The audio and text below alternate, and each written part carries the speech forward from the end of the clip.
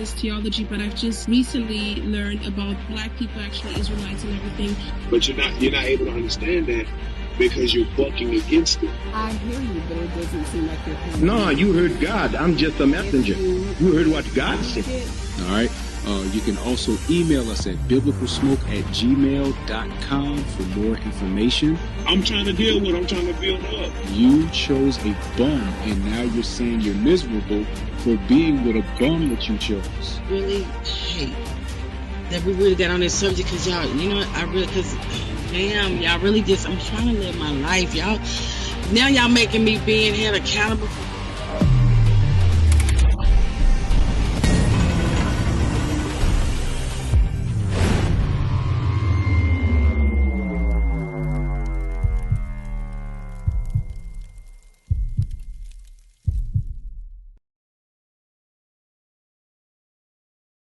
Was talked about. I mean, you know, they do like attention, so I guess we have to be the ones to give them attention, you know.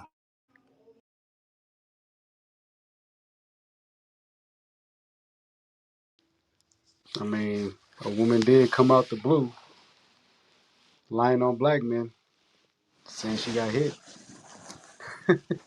Yeah, bro, she damn lied her with it. 42 rackets, bro. Hey, if if women can lie and make 42 racks, bro, I am convinced. I'm not impressed.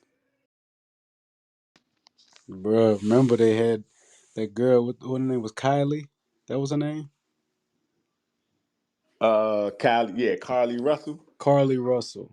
Had the whole nation in a frenzy behind a lie. Like they just be lying. And you know what's so sad? These the same women that claim to be for women, but they gonna mess it up for so many women. Like these things that they doing, these lies they telling gonna have ramifications. It's like the boy cried wolf thing. Like it's only gonna be so many times that they gonna lie before nobody gonna believe them. They just gonna be out there by this. So they gonna be unprotected for real. Yup. I mean, I remember vividly a video of a Chinese man put some hands on a black woman. Black men came to her defense, and the woman and her cohorts, they all cussed the men out. Told them they need to mind their business. Yeah, I remember that. I think it was he was like protesting the joint, and the Chinese beauty supply store like did like 50% off everything type thing. And black women just could not resist the ability to buy half off weave. Cuss my Yep. man out. Cussed them out something serious behind some fake hair, and you just got your ass whooped by the same person. Can't make this shit up.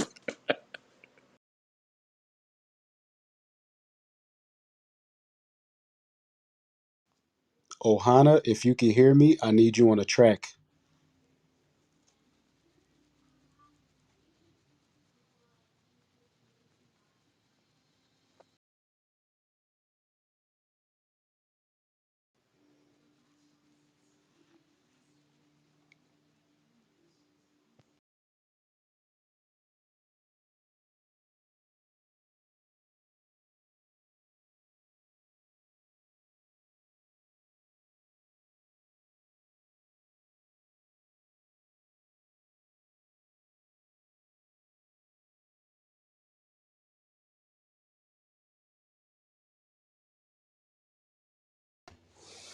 Where my man Gabe at, man? Where Gabriel at? He normally be. I don't know. You know, it was posted, right?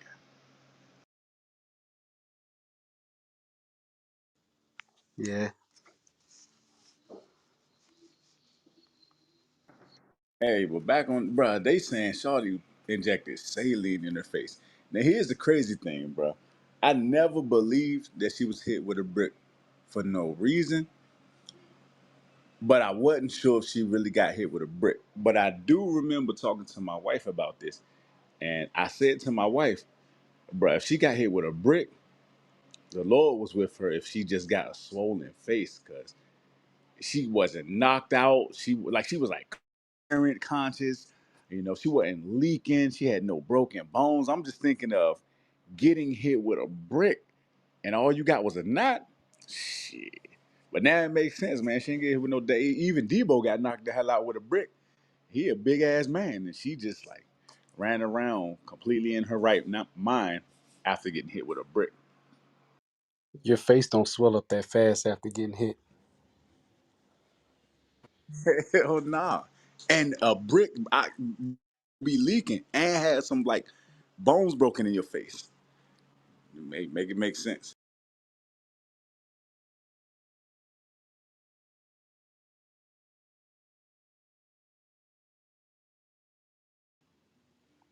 Yeah, man. Hey, and I just found out that in 2020 she did the same thing. Bro, you in the spirit. My wife was just looking at, yeah, but she did this before. I feel bad for all the people that gave her 42 rackets, man. She scammed Not the me. hell out of Not you. Not me. me. Not me. No, sir. Shit won't happen to me though. You know what I'm saying? No, I feel great that they gave her $42,000. I applaud them for being so gullible.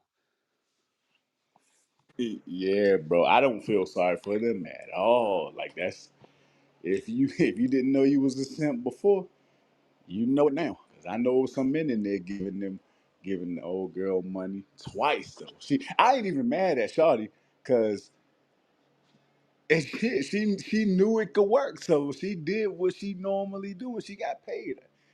The idiots that paid her, hey man, believe all women, bro.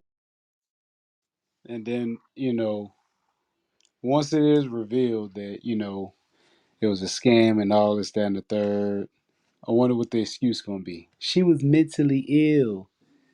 There's something wrong with her. Y'all, Oh, you know it's coming, bro. You know they about to justify her to the bank.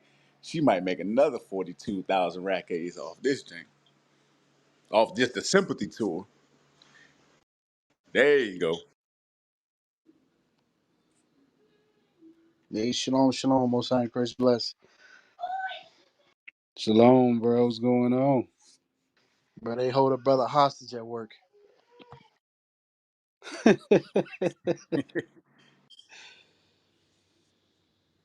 You still on the road? No, bruh, I just got off. Just got off. Just made it home. So then I think one of the brothers hit me up on the gram like, hey, they just mentioned you. I'm like, oh, let me go ahead and head over there.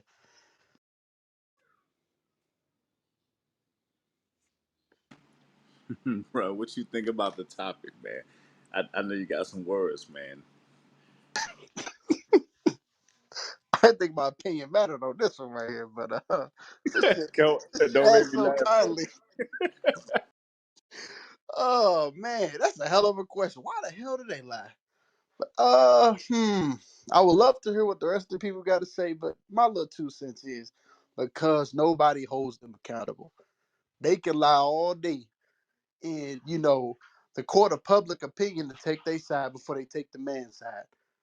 We some low down, dirty, no good men. That's all I heard about myself anyway. Hey, you know what's crazy about it? The fact that she went online and said, "Yeah, this black man hit me in the face with a brick, and because I wouldn't give him my number, and all these men just stood around and did nothing." And the the thought process and the opinion of black men is so low, people automatically believed that everything she said was true. Right, right. Nobody thought about what the hell. Matter of fact, what she did to warrant such a response. Where the hell was she at? Why in the hell you ain't in your house? Nobody asked all these magical questions, but they sure question the man's reaction to this. Yeah, and the thing was, why was she the only woman over there? Normally, if a dude asks you for your phone number, now in my experience that I've seen, okay, every time a dude asks a girl for her phone number, most times she's with her friend. She's Mm, in public with someone with her. right. So how is it that she by herself around all these dudes, no friend around her to back up her story, corroborate it in any way, shape, or form, and it was so random. That She's shit like, man, ain't I good. gotta get these 42 rack A's, bruh. You in my way, you fucking up my groove. Man, look, I don't even get me started. Don't let me go start a GoFundMe. Don't let me start. Hey, look, I'll start a You ain't GoFundMe every you time I going get to called a jail. baby. You You ain't going to jail, bro. If you do that, I'm telling you, they coming at you, bro. Start a Hey, look, GoFundMe. Start a GoFundMe. Say I want to. I'm starting a GoFundMe to change my race. I want to be transracial. Chill, bro. they gonna lock your ass up. What, man? I'm trying. I can't be a 42-year-old white man from Utah. Why Utah? No, stop watching Atlanta. That's the only place that I could think of that Hey, that that have, that have the most sophisticated and reserved of white folks. The whitest of the white. hey, hey, Utah might be the whitest place in America, bro. While I'm thinking about it. It is. The only black person in Utah is Carl Malone.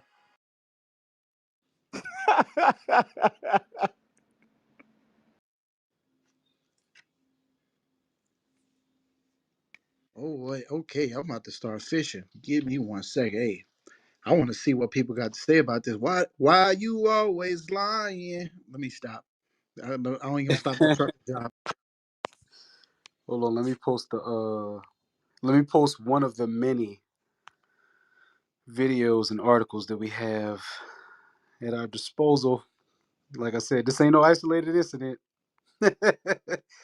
This is not no isolated incident. These sisters, white and black, that's why it's in the title, white and black, have been scamming for many a moon. Hey, we should have said have black women become the new cat. Ooh,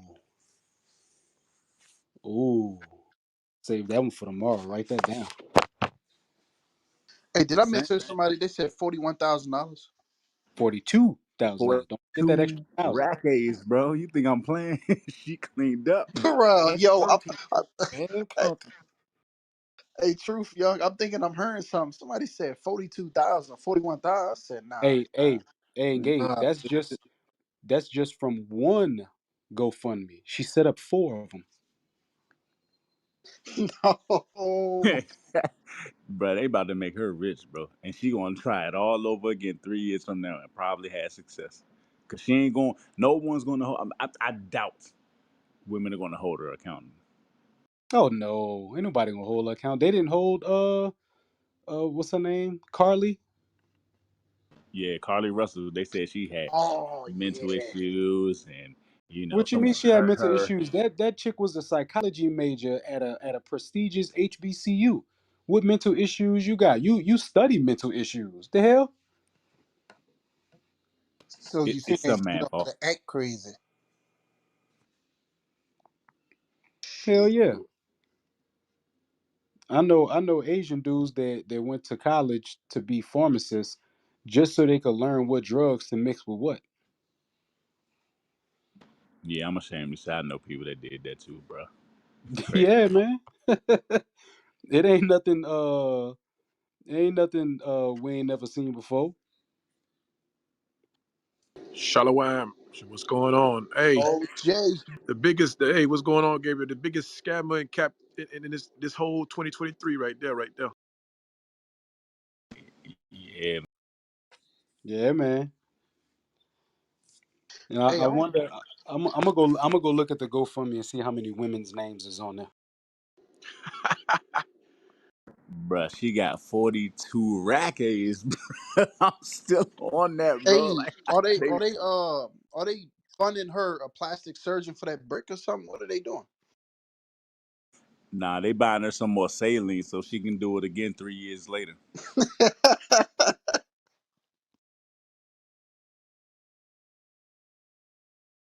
I wonder what the black woman gonna say now for a sister that's like they own that scammed the hell out of them. I wonder if they're gonna speak out against it or they gonna just find a way to justify this like they always do.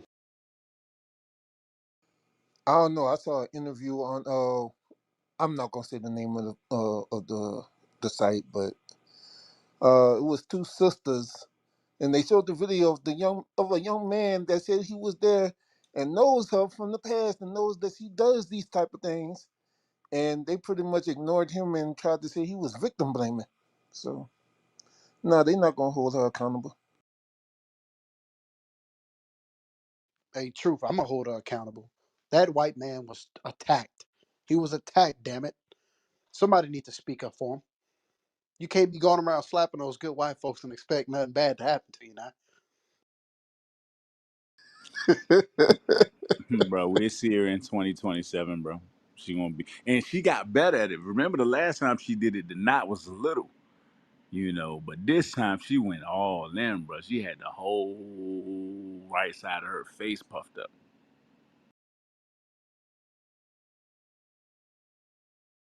Next time she gonna look like Martin after he got beat up by Tommy for real. Hey y'all, so I'm on the GoFundMe. I'm looking at the donations. An anonymous person donated $2,000. You said how much? Two racks. 2K. Damn. Wow. That's Uh, It must have been unreal. serious. Probably a woman. one woman God, donated $20. A man donated $10. Let's see. A family donated $5. Another man donated $10. Uh, a woman donated $20. Another woman $15. Another man $10. Another woman $10. Another woman $10. Another woman $25. Another woman $10. Another woman $77. That's an odd number. Another woman Must be 10. That's what she had left in her account. I'm gonna give my last, Lord. I'm gonna give my last. I know the Lord is gonna shine upon me for giving my last to this girl who got her ass whooped.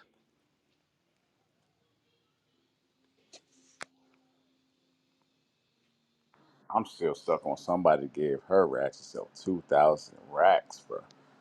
Like that, I guarantee whoever did that, either they got a real good job or they be just paying for hoes all the time.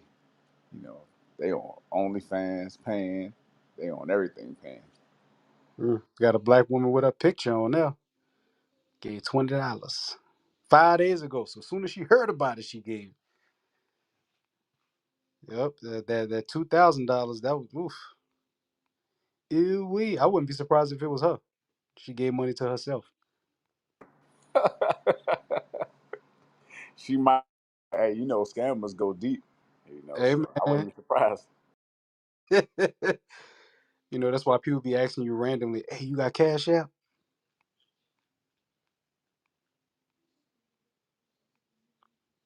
Hey man, y'all make sure you in the room, man. We're gonna get the conversation started, man. I want to know why do black and white women lie so much on black men, bro? It's this like the Olympics now. That's how out of hand it's getting. Before we had to just worry about the other races lying on this. Now we got to our own line on. It's like she made a black man hit her in the face with a brick. Then a bunch of black men stood around and watched her get hit with a brick and said nothing. Man, that's crazy. Hey, she got $42,399. The goal was $25,000. what she need 25 racks to do? But like, who need that for a knot on their face? I done had hella knots on my face growing up, and I ain't get $1. I just put some ice on my forehead and went and sat my ass down. And what's crazy is she work in the medical field. Hey, what's going on, brothers? How y'all doing? What going 504. on, King? Work, Man, you work. sound like your soul got work today. No, I'm about to go into work. I mean, Oh, I'm at work right now. I'm at work right now. Yeah, man. Yeah.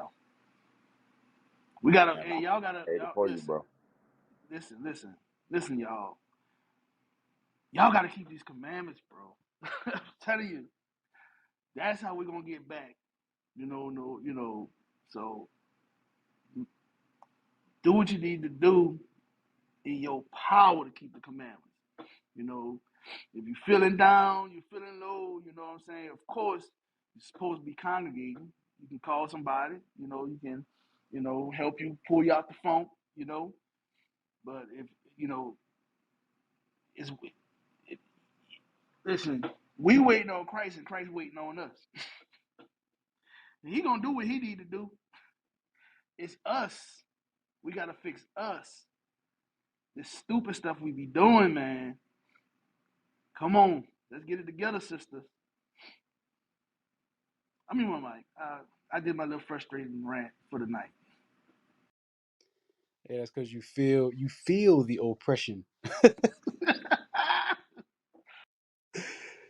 My brother feel the oppression. Like, God damn, boy. Well, we need to keep these commandments, boy. Right. That's Hey, hey, it's not even a topic. It's not even a topic. I'm just, I didn't even address the topic, bro. Come hey, on. you just sick and tired of being sick and tired, goddamn. Hey, Hey, I ain't gonna fake King. I was looking forward to you cussing somebody ass out tonight, man. They done got you on the plantation.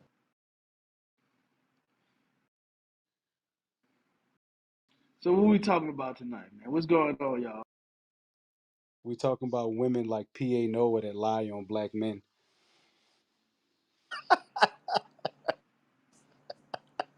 Who is that?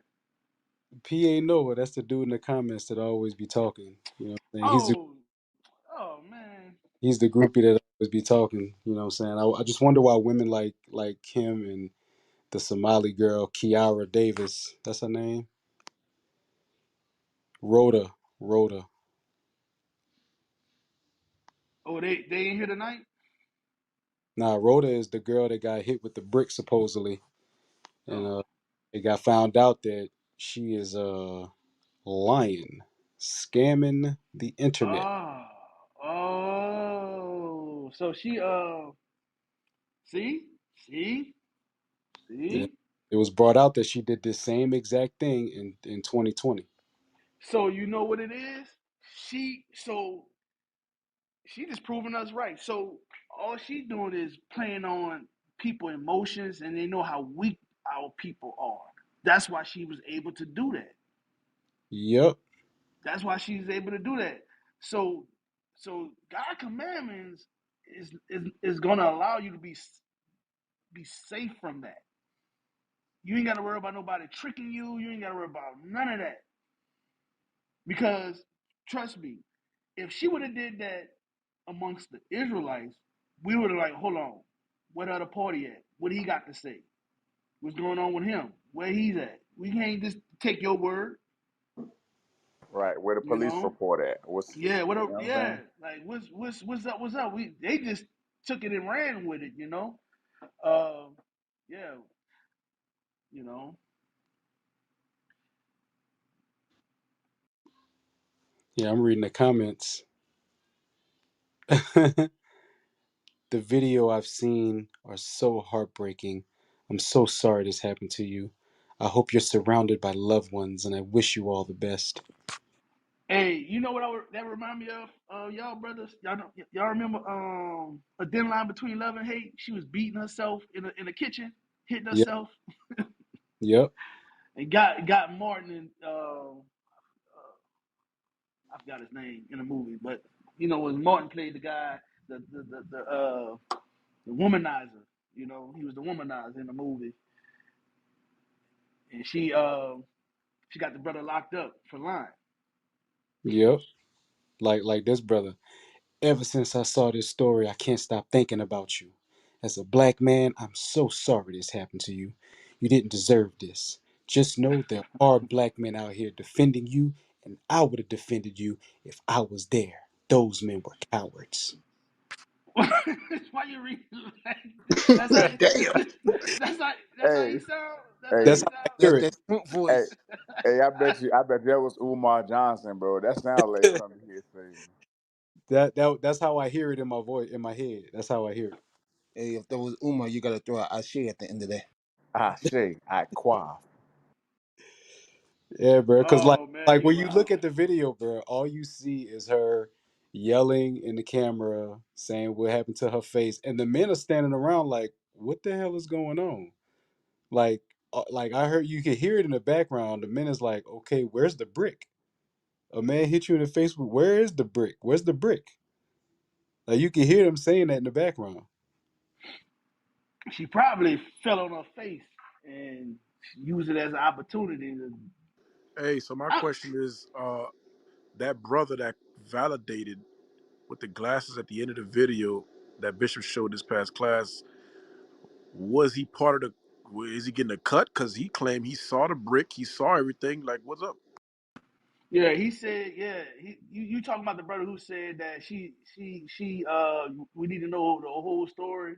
Don't listen to her. Right. Yep. Him. So that's confusing. Yeah, because he's saying don't listen to her. He said, "Don't listen to her about why she got hit with the brick." He ain't helped because she was going around smacking people, and then she always do this. She's known around that. She's known for doing that around the neighborhood. But he said she did get. He saw the brick. He was there. He seen her get hit with it. So that means he's part of the. He's getting a cut because Damn, bro.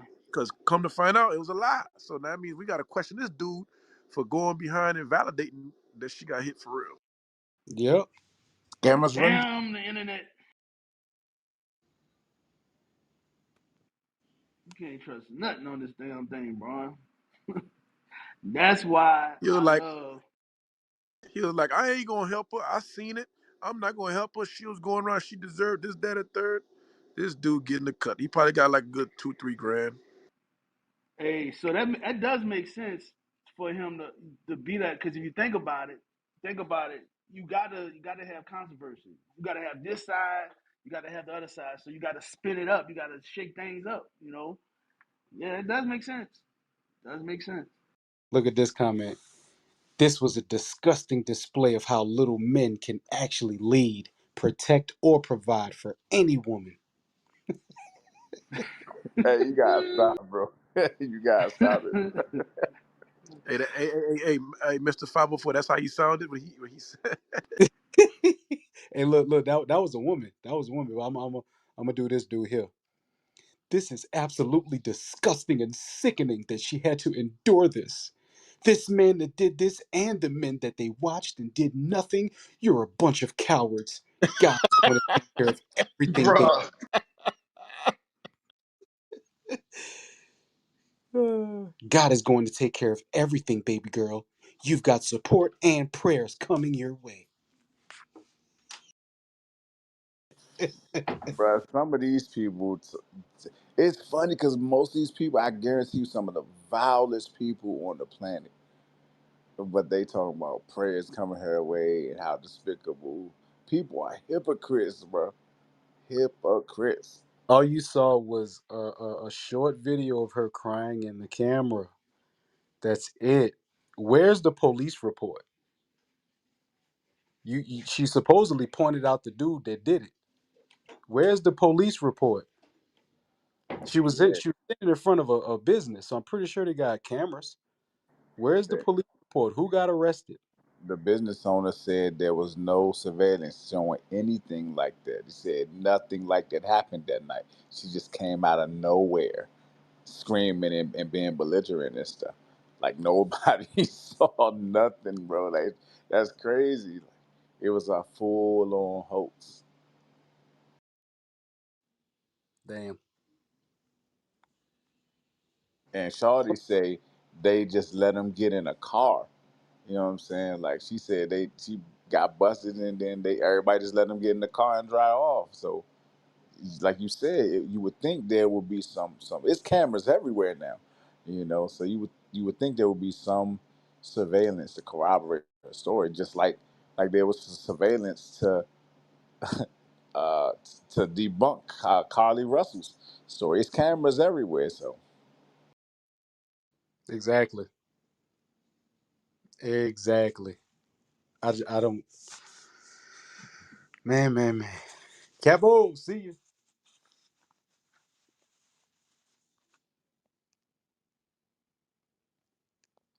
Got Emmanuel in the building. Mr. hey, Hell no. hey, hey, 504. They say you need to be the commentary for simp books. Hey, if Right. they'll pay me for it, if they pay me for it, I'll do it. Shoot. Damn right. Look. What you experienced was horrible. You didn't deserve any of it. I'm praying that the man responsible gets his karma. But I'm praying for your needy and speedy recovery even more. Take care and be blessed.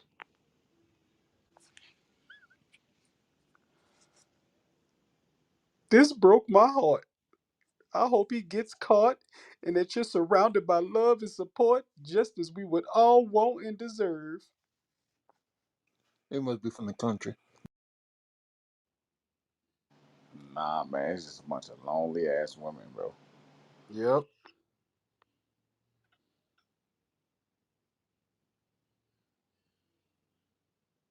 We must do and demand better for black women. This is not an atrocity that is not uncommon. Well, this is an atrocity that is not uncommon. So wait, So they got Buku sisters getting hit with bricks now. I was I about was to about say the to say same that. thing, Like, bro. yeah, this must be now. I see dudes walk around with guns, switchblades, pipes, even a parking cone. I've seen that. I have yet to see a man walk around with a brick or even pick up a brick. I don't know men today that hit people, just people in general, with bricks. Like that's some Antifa type shit. Like I've only seen Antifa pick up a brick. Say, bro, bros is walking around with loaded folding chairs now ever since Montgomery, but bros ain't walking around with bricks. Nah, man. If she would have said he hit me in the head with a chair, I'd have been like, all right, that's funny, but it's kind of believable. Man, only person I ever seen get hit with a brick was Debo, bro. That's it. I ain't seen not one person get hit with a brick other than him. Bruh, it must have been a very blunt brick because nothing broke the skin. She wasn't bleeding. I know bricks. I know bricks. Bricks are sharp. Bricks got 1, 2, 3, 4, 5, 6, 7, 8, 9, 10. 10 corners or 10 sides on a brick. And there's 8 corners altogether. So like none of them like it hit you square like flat. Like he picked up a brick and held it flat in his hand and mollywopped you with it.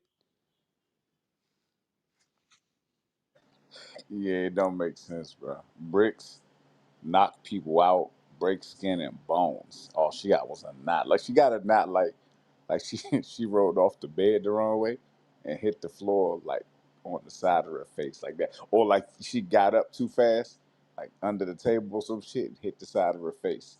Like that's the type of knot she got. That's not a brick though. Brick gonna knock her. You get hit with a brick, you might die if you get hit that hard.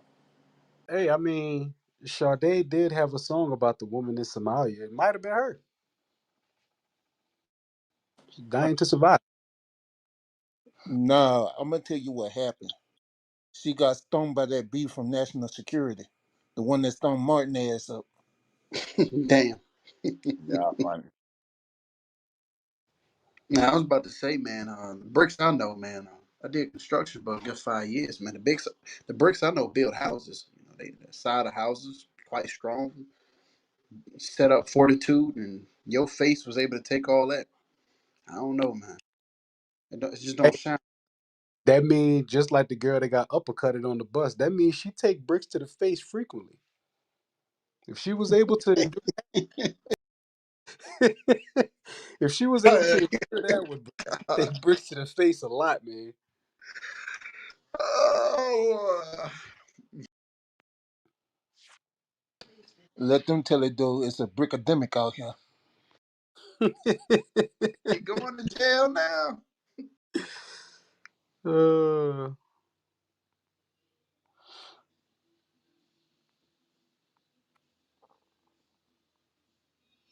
I'll be honest. There, somebody put in the comments. What they say? This ain't no way they gonna want to smoke. They can't justify this BS. Say, I don't know. Hey, we might got some voices in the house tonight. hey, I mean, from her GoFundMe, they say she's a single mother and student. She's a beautiful person who is always there for others. Because of this vicious attack, she will have to manage hospital bills, therapy, and time away from work, school, and childcare while she heals mentally and physically. Hey, 504, I would love to be her therapist. So, why did you get hit with the brick? Why? How did it make you feel? You sure don't look all right. How do you feel? I've never done anything to nobody here. Well, I'm looking here at a video that you say, black men ain't ish, and you're the protector and provider, and you want lesbians to run the world as you shake your behind in the camera. Oh, and I saw another video of you smacking a man unprovoked in the middle of a street. Care to care to? Man, where was your independence? Where was your independence at? A strong black woman. Where's all the single ladies at? Why ain't Beyonce redeem you? For real.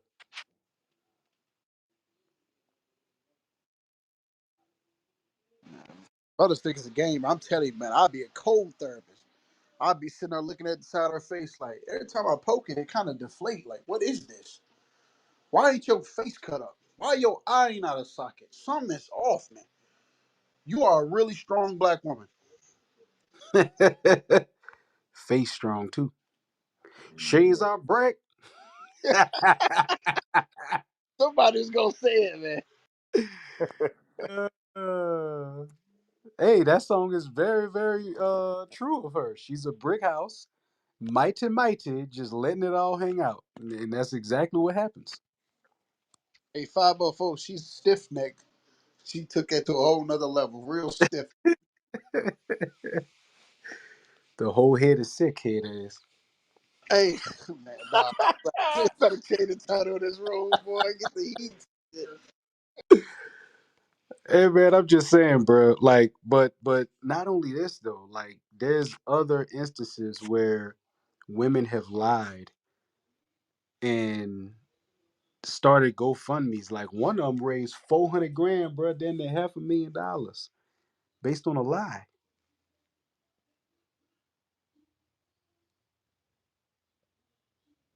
Hey man, women the only ones that can do things like that and get away with it. Like they gotta stop with it. They oppressed and unprotected. But you the only thing on the planet that can get away with scamming people out of thousands of dollars, and people literally you got white men rights at this point. You know what I'm saying? That's the only other person that can do that and get off with it. Damn. Yep, that's true.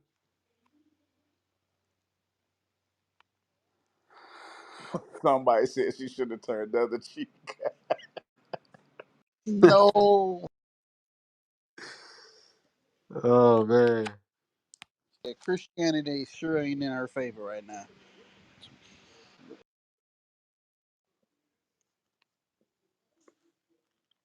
Damn, somebody in the comments said she's so stiff necked she should have ducked. Yeah, she should have, man. I don't know. Until I turn the other cheek, he crazy.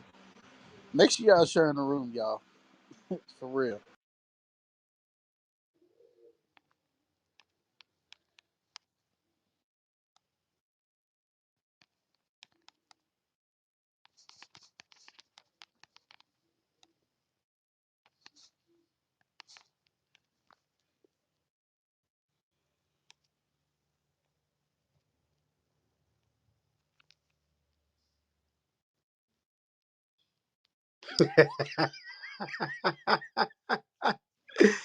Hey, I'm about to. Oh man, where does this start at?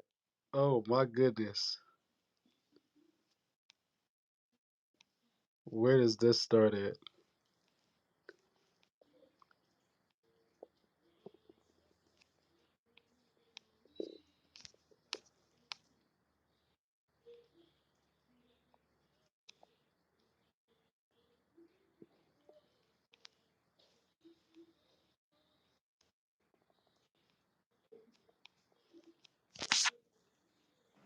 Hey man, anybody else uh don't mess with this update? Bro, this update sucks. I'm just saying, bro, like why? Like this thing stupid as hell.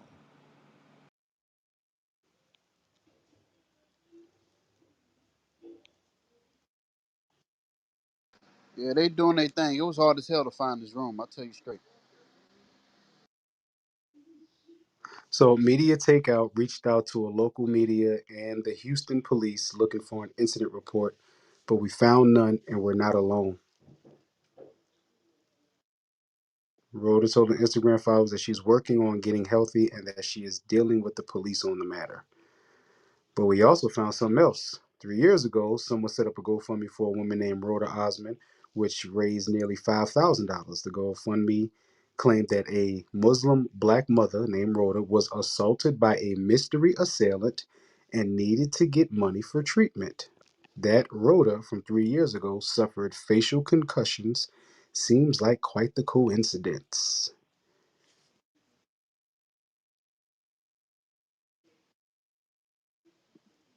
Hey, 504, just a thought just crossed my mind. Hey, if you don't think women, black or white, lie so much, why do you think black men lie on women so much? How about that? Come defend that. What do black men lie and say? Shit, that's the question of the day, 504. I'm waiting to hear it. What do black men lie on black women and say? I mean, there's only one type of lie that I know men to do regarding women, and I haven't heard that in many, many, many years. Hey, one thing I will say, I don't think men are out here lying about seeing children in the road to avoid people. I don't see that. I've never heard that. Ooh, brother said something heavy. He said we will lie for them before we lie on them.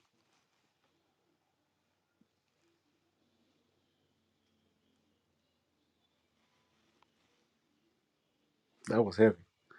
That's heavy as hell. It's sad, but it's heavy.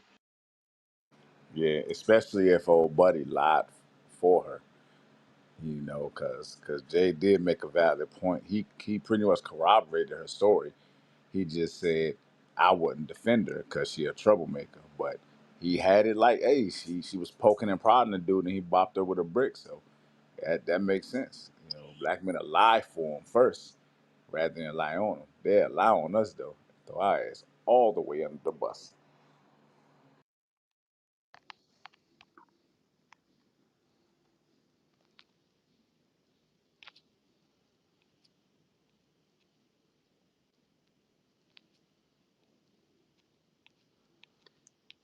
We're Yeah. including Hispanics in this too, man. Y'all be lying too.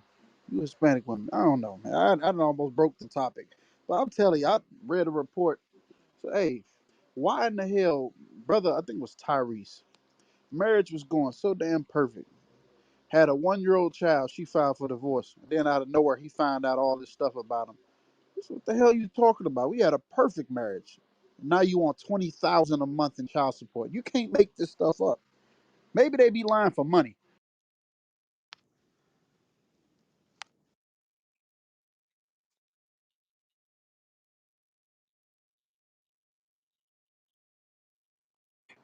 Yeah, man. I think sisters gonna sit this one out, man. They don't want no smoke on this. They like, nah, I can't come to her aid on this one, man. I wonder how many people listening to Biblical Smoke that gave her money.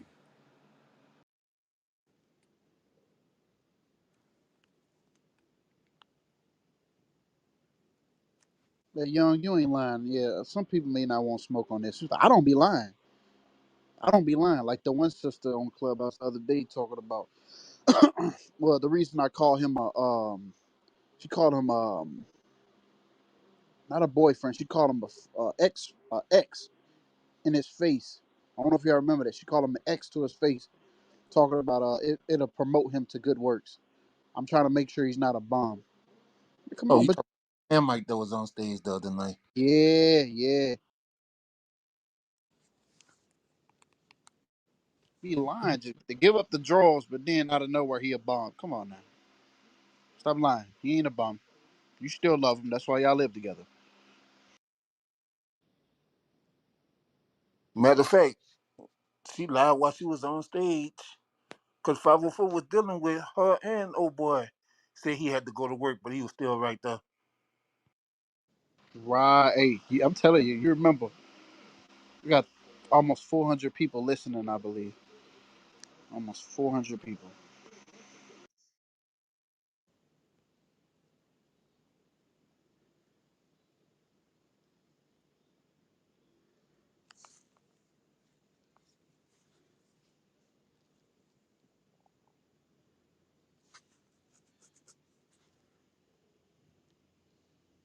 Trying to do some fishing, you know.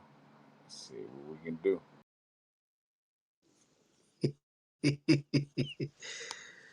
So we got that's an interesting way to spell that. We got treasure.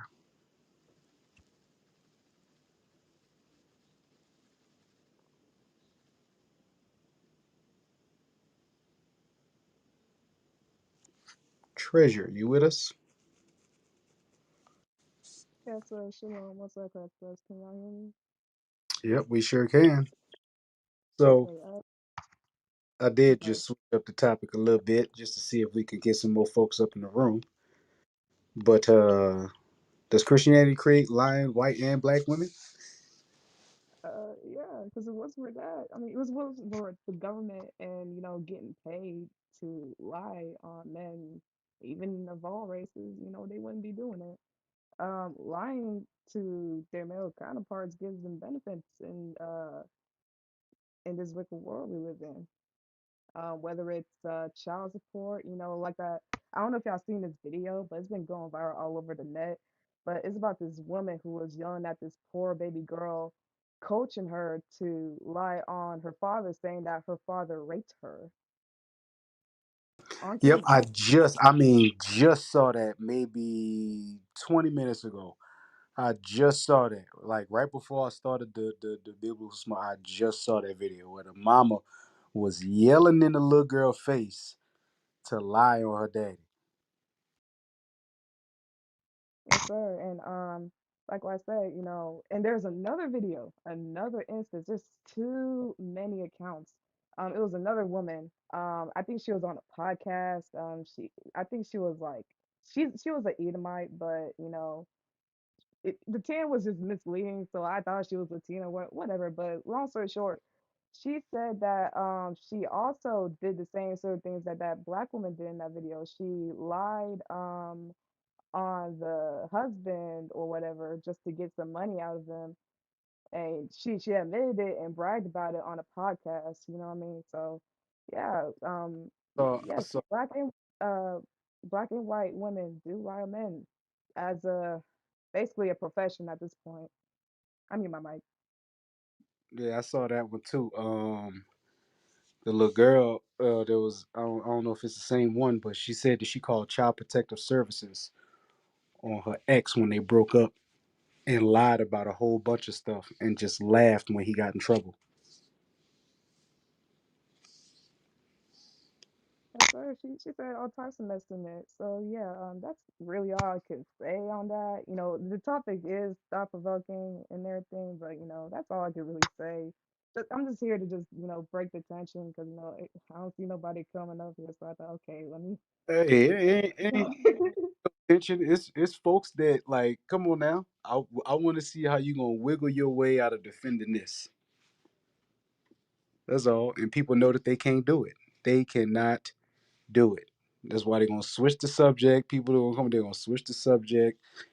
It's gonna become something that the topic ain't even talking about. All They don't want the I'm smoke. waiting on that too, sir. I'm waiting on that too. right, we got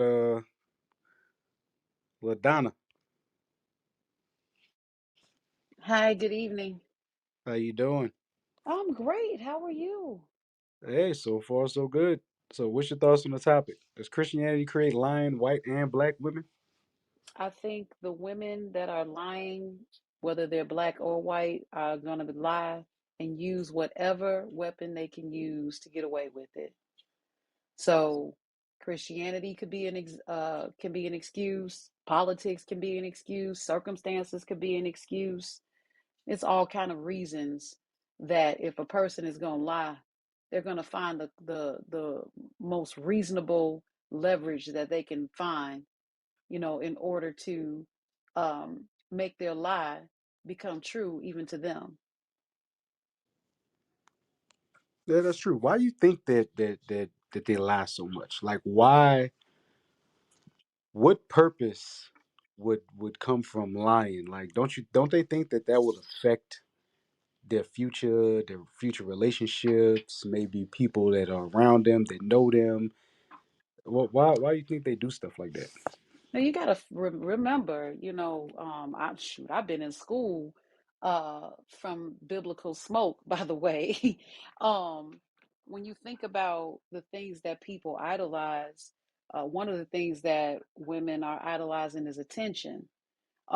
With that attention comes payment. You getting paid to get the attention. So if a GoFundMe, or if more views or more sympathy or empathy, fuels whatever foolishness you got going on, then that is their motivation. So I think that a lot of times in this society, women are encouraged to use their femininity to for personal gain. And in this sense, we're talking about lying, not being honest, not thinking about the future. I'm thinking about not me, but I'm thinking about right now. I'll deal with the future later. And unfortunately, that is what how these women come across. Unfortunately, I do say unfortunately because, like, I do PR, and part of doing public relations is teaching people how important it is to maintain your reputation. There's so many people that really don't care about reputation. They're willing to risk it all for that moment and deal with, what comes later as it may. And that's not good PR. And unfortunately, so many people think that way. Lying is definitely something that's hard to come back from, but people do it anyway. And they'll double down on it to try to Damn. make you believe. They'll try to make you believe the lie until they start believing the lie. So don't get me started. It's Hey, I Jussie like that. Smollett. Good. What you say, true? That Jussie Smollett. Justice for Juicy. But yeah, man, that's that. that's a that's a thing that a lot of women don't really and I know they don't really look at that because they don't look at their sexual activities as a hindrance to their reputation. You know what I mean? Promiscuity is at an all-time high. Like they getting bust up left and right. And it's ridiculous. Like when you really look at it, the women who do all of that lying and all of that stuff, their reputation is crap. So the men that find out about it, and sisters, we are the whistleblowers, so we're gonna tell you what men think. Once a man knows that you a liar and you set people up, he's not gonna like you no more. But he still wants to be nasty. So he gonna lie to you, you gonna lie to him, and y'all gonna mess each other life up. Probably share an STD or two, and then move on. And y'all gonna do the same thing to the next people y'all run across. And the reputation at the end of your life is going to be crap. And ain't nobody gonna want to be with you. For real. Nobody's gonna want to marry you. They ain't gonna want to be with you. You're probably gonna get stuck with some kids because brothers is nasty. You know what I'm saying? There's always somebody that's gonna have multiple women pregnant and have kids for them. Less than 20% of men are responsible for the population. Ponder on that.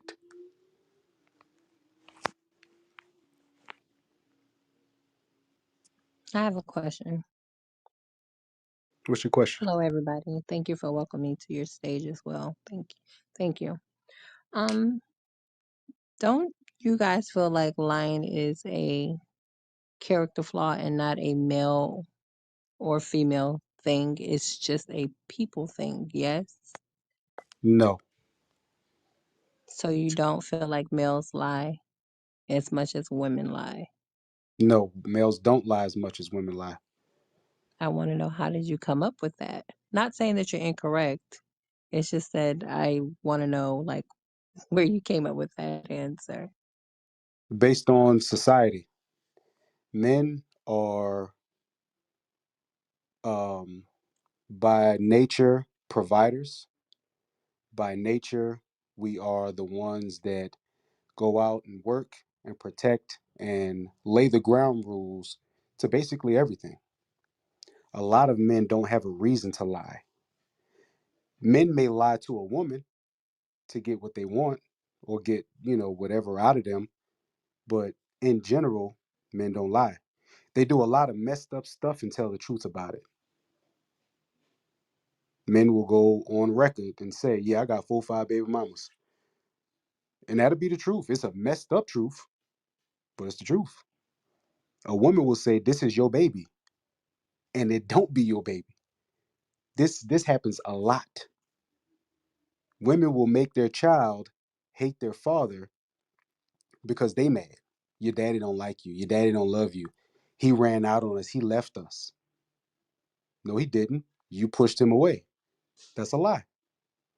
You ask a whole lot of women a bunch of questions about their past, their relationships, why they're single, they're going to lie. And until you prod and ask the right questions, they'll lie to the bitter end. They will be snotting, crying, and still be lying. Men, on the other hand, we're not built like that.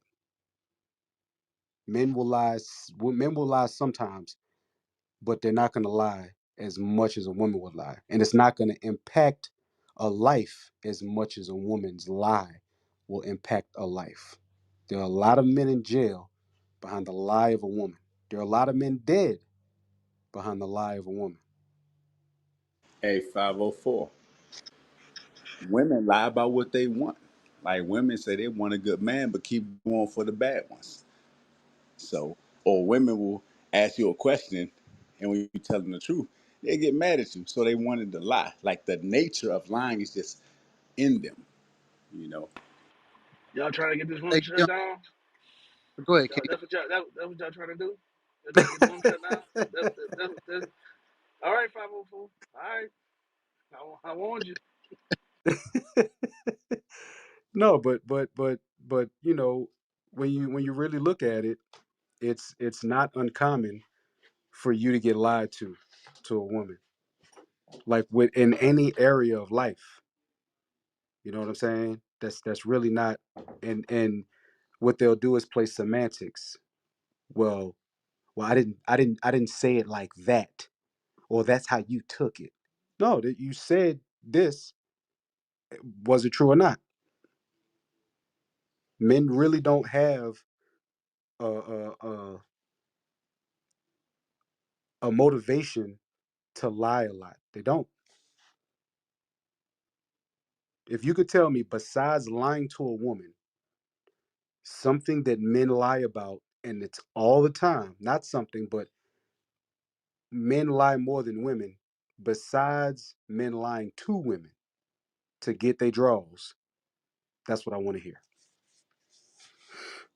Hey, 504. And just to your point, before we go to the next person, so be like, hey, I want a man that's honest. Okay, that's fine. Goes up to her sister, say, hey, all I want to do is have sex. What the hell's wrong with you? I don't want a man like that. Okay, well, the man was being honest. Well, then you have the lying brother. Well, hey, I want a relationship. Does everything he needs to get into the drawers, like the brothers before me already said. Which man would you go for? The brother that honestly tell you, this is for you, Salt. Be honest. The men that come up to you and tell you the truth, which one you be looking for? Tell the truth or the liar. I'm gonna always appreciate an honest man, always, for certain. Well, you my friend are the minority. Unicorn. A unicorn. Minority. So one major way that women always lie. You go up to a lot of women and you say, "Is that your hair?" What are they gonna say?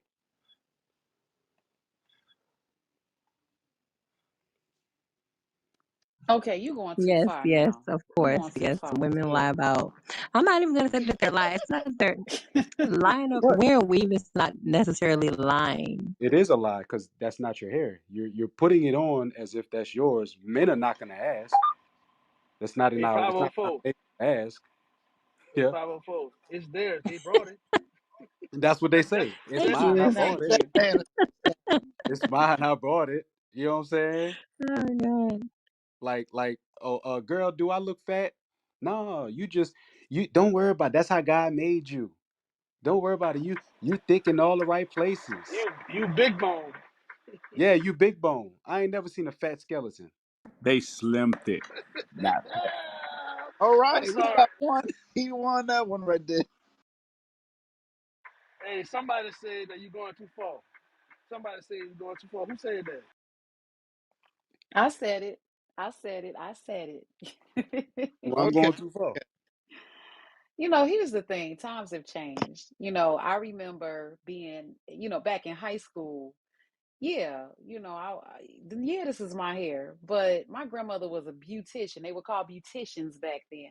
Now, women, that's like an accessory. It's like, carrying a Louis Vuitton bag or something. How much they spend on their hair. It's not, it's more acceptable now. So it's kind of like a antiquated example. You know what Accepted I'm to who? saying? Hold on, wait. Accepted to who? It's more accepting in our society today to have extensions To who? to whomever will accept it. No, to y'all. Nah, sis. You got to answer the question. There be I'm times when serious. So you No, can't just. you have some no, men that will accept extensions, and you have some men that won't. sis. I gotta be real with y'all. Just because a man will hang in your presence, Hold on, say that just again. My phone was ringing. Please, I want to hear what you had to say. I'm sorry. just because a man will hang in your presence just to get what you want, well, just to get what he want, don't mean that it's acceptable. They got brothers that I done grew up with that knew I do not like this girl, but I do want to get something out of her. So they're gonna hang around, and whatever they have to do, they're gonna do it. That doesn't mean it's acceptable. No man ever told a group of women or the majority of men have not come together and shared a common consensus and say, yes, our women would look a whole lot finer if they had extensions in their head. They don't do Okay. that. Men accept that because y'all want that. If y'all did not have that, we would not ask you for it. We wouldn't ask you for the long eyelashes.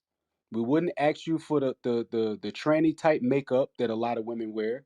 We wouldn't ask you to get hair weave extensions and all of that stuff. We don't care about none of that.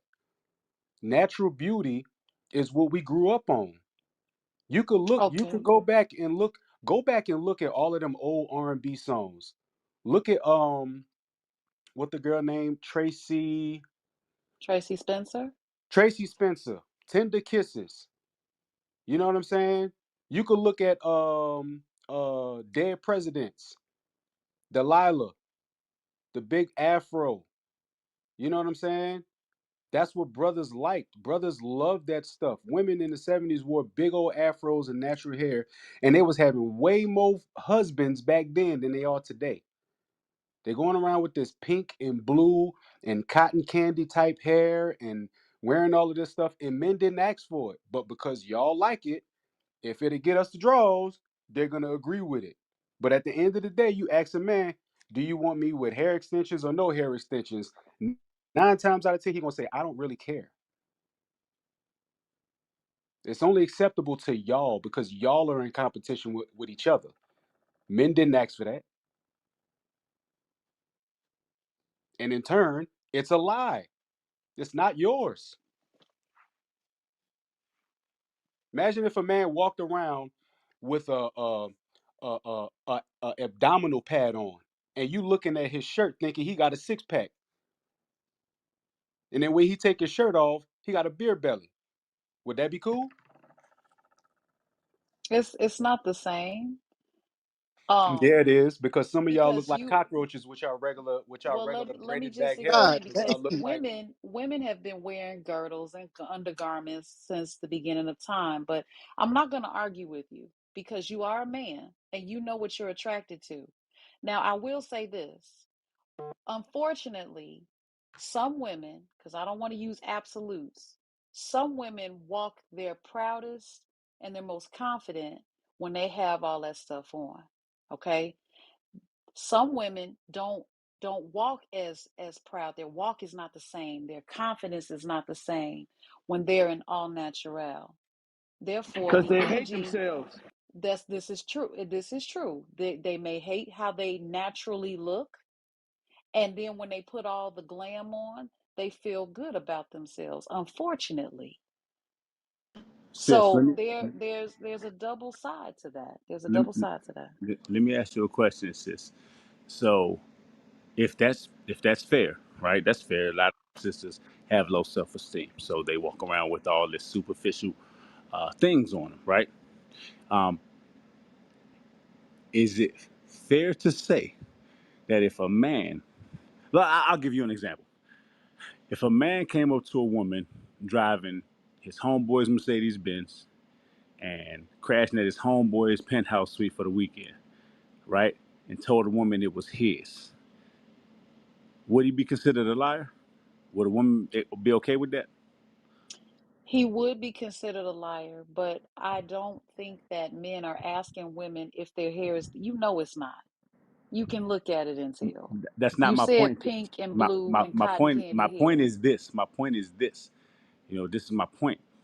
Women don't present their genuine selves. They don't. Which however you slice it is lying. That's what it is. Using filters on their photos, caking their face in makeup, a whole bunch of fake hair. Even now, a lot of women are going as far as to alter their entire bodies, right? Absolutely. So however you slice it, I get it. A lot of our sisters got self-esteem issues, and that's unfortunate. But it doesn't justify that. That's still lying. That's not your hair. Those aren't your nails. Those aren't your eyelashes. That's not your ass. Those ain't your breasts. That's not yours. That's not who you are, right? And a lot of these women claim to want real men, but they are fake women. Their whole caricature or their whole person that they bring forth is a lie. So in that, it can be argued that women lie more because typically when a woman steps out into the world, whether it's to work, to the club or whatever, who she's presenting is not who she really is. I'll mute my mic. Hey, I'm gonna give you. Formers in disguise. Hey, I'm gonna That give can you. go in many different directions, but I want to stay on topic.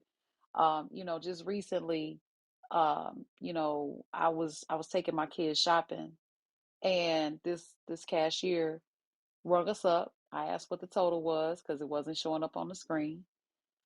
They had pink nose ring, pink hair, skirt, all that. Sounded like me as a woman. And they gave me the total. And I said, "What's the total without taxes?" And they gave me the total without taxes. And I looked at my phone. I said, "Wow, I was $3 off." And my son asked me, my 14-year-old said, "Ma, you were that close?" I said, "Yeah." He said, "Did the cashier give it to you with or without taxes?" I said, "She gave it to me without taxes." And the cashier felt the need to correct me and say, "I'm a boy." And I said, "Excuse me?" And she said, "I'm a boy. You said she." I said, "I was talking to my son. You're presenting yourself as a woman. Therefore, I refer to you as she. Why do you feel the need to correct me?" So you're right. We are presenting ourselves one way. And that's why I said there are some people that will accept it. That's why I said I don't want to argue with you because you're a man and you know what you like. But I will speak from experience. And that's why I was able to say sometimes when you don't have all your glam, now I'm older now, I don't really care. I can go either way. But, and I do mean with the glam and without, I ain't talking about the other stuff. But, but I noticed back in my day of dating that when I wore the hair, my boyfriend had me on his arm. When I didn't have the hair, he treated me like, well, old school term, stepchild. Now, Oh, that wasn't a man, that wasn't a man for me, of course, because they're not around. But I noticed this because when I had the hair, it was baby, let's go out. Now you want to show me off. But when when I was in between styles, like doing the natural, going back and forth, we didn't go anywhere. Things changed. It was very short conversations. And it made me take a notice, like that's not somebody I want to be with. so Because this. that's Go ahead. Go ahead. no. I just wanted to say that the men of today are majority of the men of today are like women. That's all I want to say. Go ahead, 504. What do you mean by that? I'm sorry. Maybe I didn't hear you. Because a lot of these men been raised by single mothers, and Hmm. the narrative, the narratives put today. I got the long hair. Uh, what these rappers be saying, I got the long hair. Whatever, light skin. They promote it. So, you know, if they don't have that, what society is promoting, they feel a certain type of way, and that's how women are. That's right. I'm a man. That's I don't give a damn about what they talking about over there. I want my woman to have all natural, like how God made her. You understand? So I listen. We got to change the narrative, sis. It's just over time. That's why people feel that way. We've been beat down in society, on the way we look.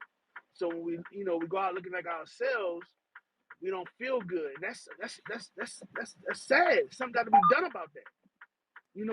I got a daughter. I got daughters, and I don't want my daughter to feel bad because the way she looked. That means she hated her father. I made her. You when That you that's do that, that's my point. you do that. You hate your father.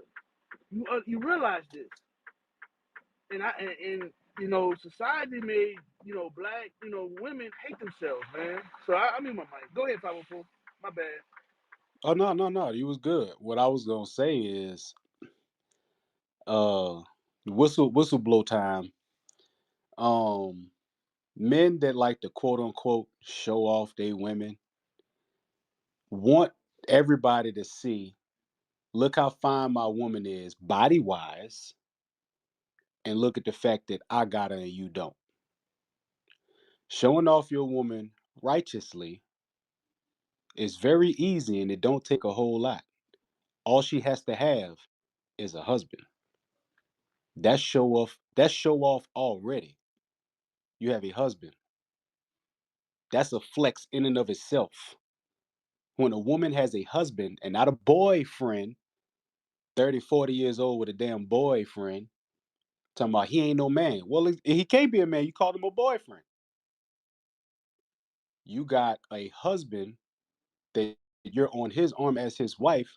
That's enough of a flex right there. Your self-esteem should be through the roof because you're actually married to a man.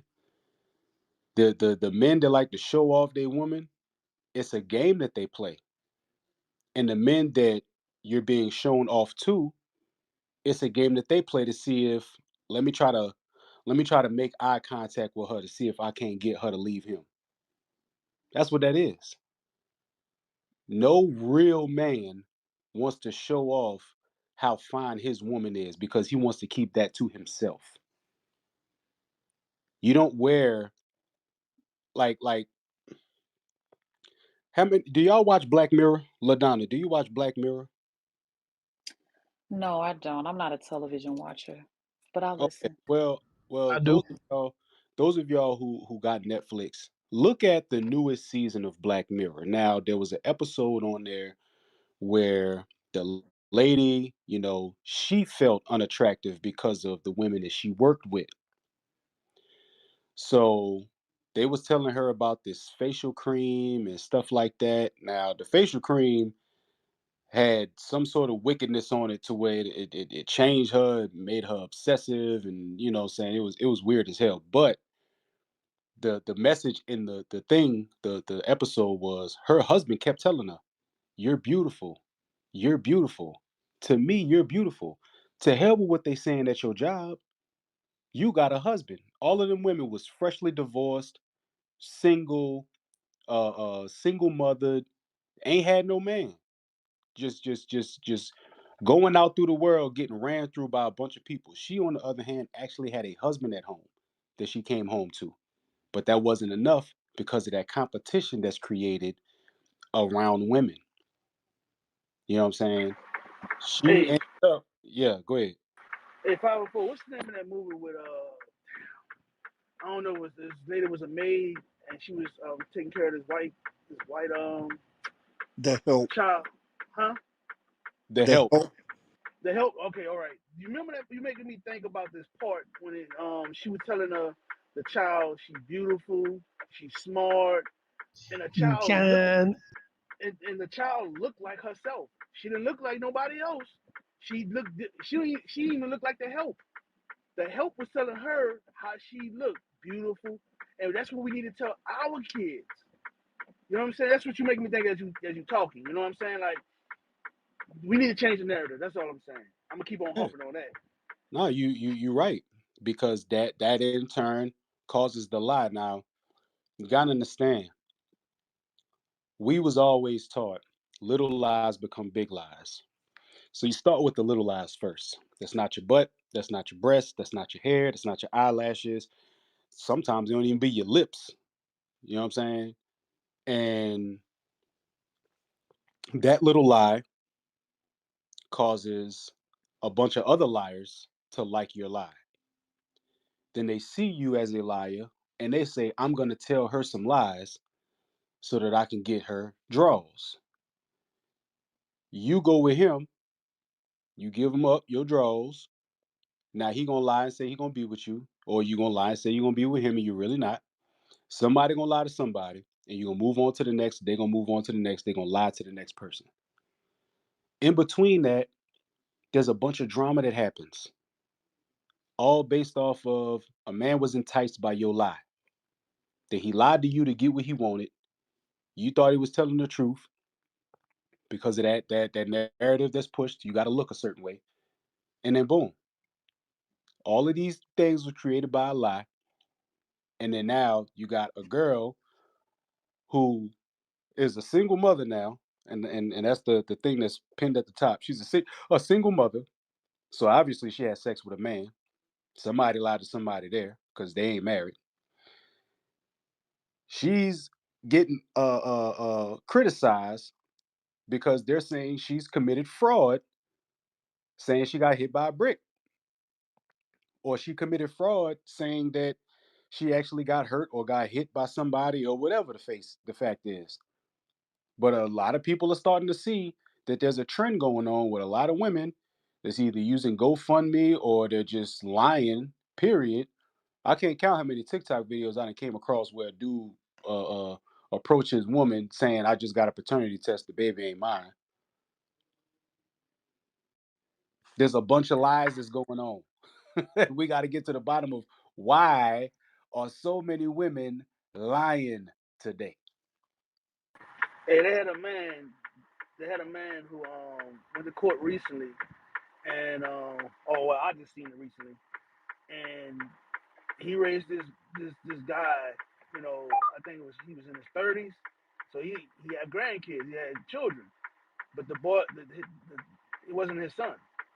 She kept that lie that whole time, bro. I Hey, mean, all you gotta do is watch paternity court. That's all you gotta do.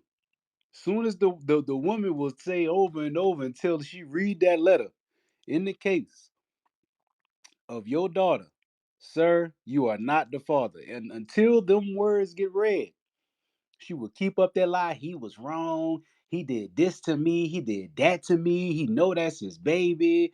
And the man be like, all right, if it's my baby, I'm gonna take care of it. You know what I'm saying? I mean, I've been taking well, care of it. he been this, yeah. Yeah, I've been taking care of it. So, you know what I'm saying? I just want to know the truth. Then come find out that ain't the baby. And you know what the judge does to the woman? And I'm pretty sure y'all sisters could attest to this. The judge always say, ma'am, do you know who the father is? What she always say? Yes. Yep. Ah! She been knew who the damn daddy was. She kept a damn lie for that long, bro. Come on, Hey, why? Shallow Pose. She said, yes, I do. Matter of fact, we still in contact with each other to this day. Exactly. She said, I'm gonna call him right when we get out of here. Right, when I get out of the car, I'm gonna call him. Because if this man decide to stop taking care of him, shoot, I got you in that corner. So, all praises, we still been in contact. Yup. Hey, so we got Lorraine. Can I add one Well, more thing before I get off the stage? I'm sorry. What you got? Don't lie. Okay, um, so since a lot of sisters on the stage and maybe the chat wants to say, well, men do it too, men do it too. See, the thing is, what we fail to realize is that men don't have to lie. And the reason why I say is because there's been so many times, especially in the world, where I've seen women pick up the bummiest of Negroes off the street. And they know these Negroes, and I've seen it. They've made it clear in their face, right in front of everybody. I don't want to be in a relationship with you. I don't want to be in a relationship with you. Yet they say, that's my man. That's my hubby. That's my man. That's my baby daddy. So I have a secret to tell y'all.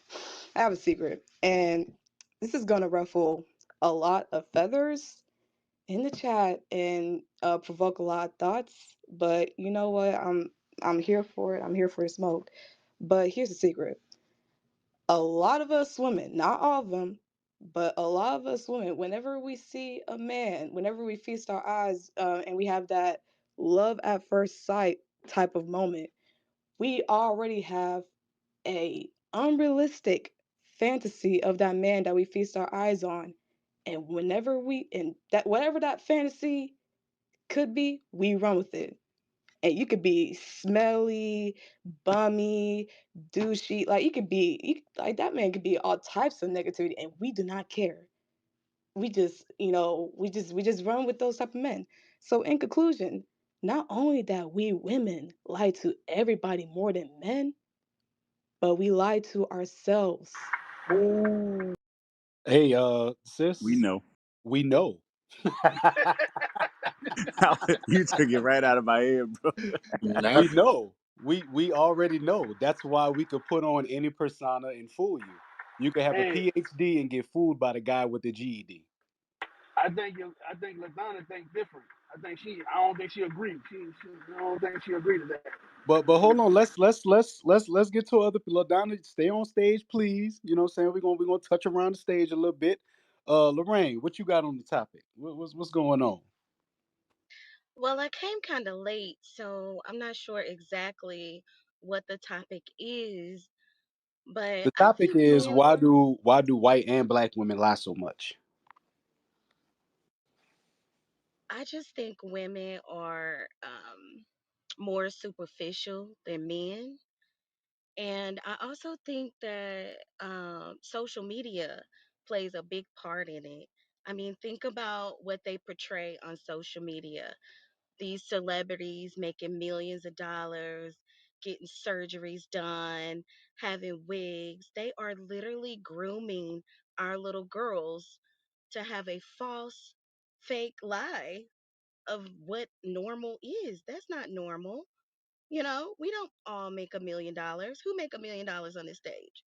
That takes thousands and thousands of dollars to look like that. And we are literally subconsciously brainwashing our little girls to formulate this perception of how they should be. And it's normally a lie. So I think the lying starts young. I think a lot of us women were raised with women who lied. So I think lying you do inherit that and you do subconsciously take on that. So I just do think women lie more. We're good at it. I mean, not trying to be funny, but we are better liars. And we always give ourselves a false perception. And we always looking at things like a fantasy. Like, who said that? Was it LaDonna? Or I can't remember No, who said it. that was treasure. Yeah, but we just sit here and we just lie to ourselves and we just come up with all these little make believe fantasies in our heads about what it should be like.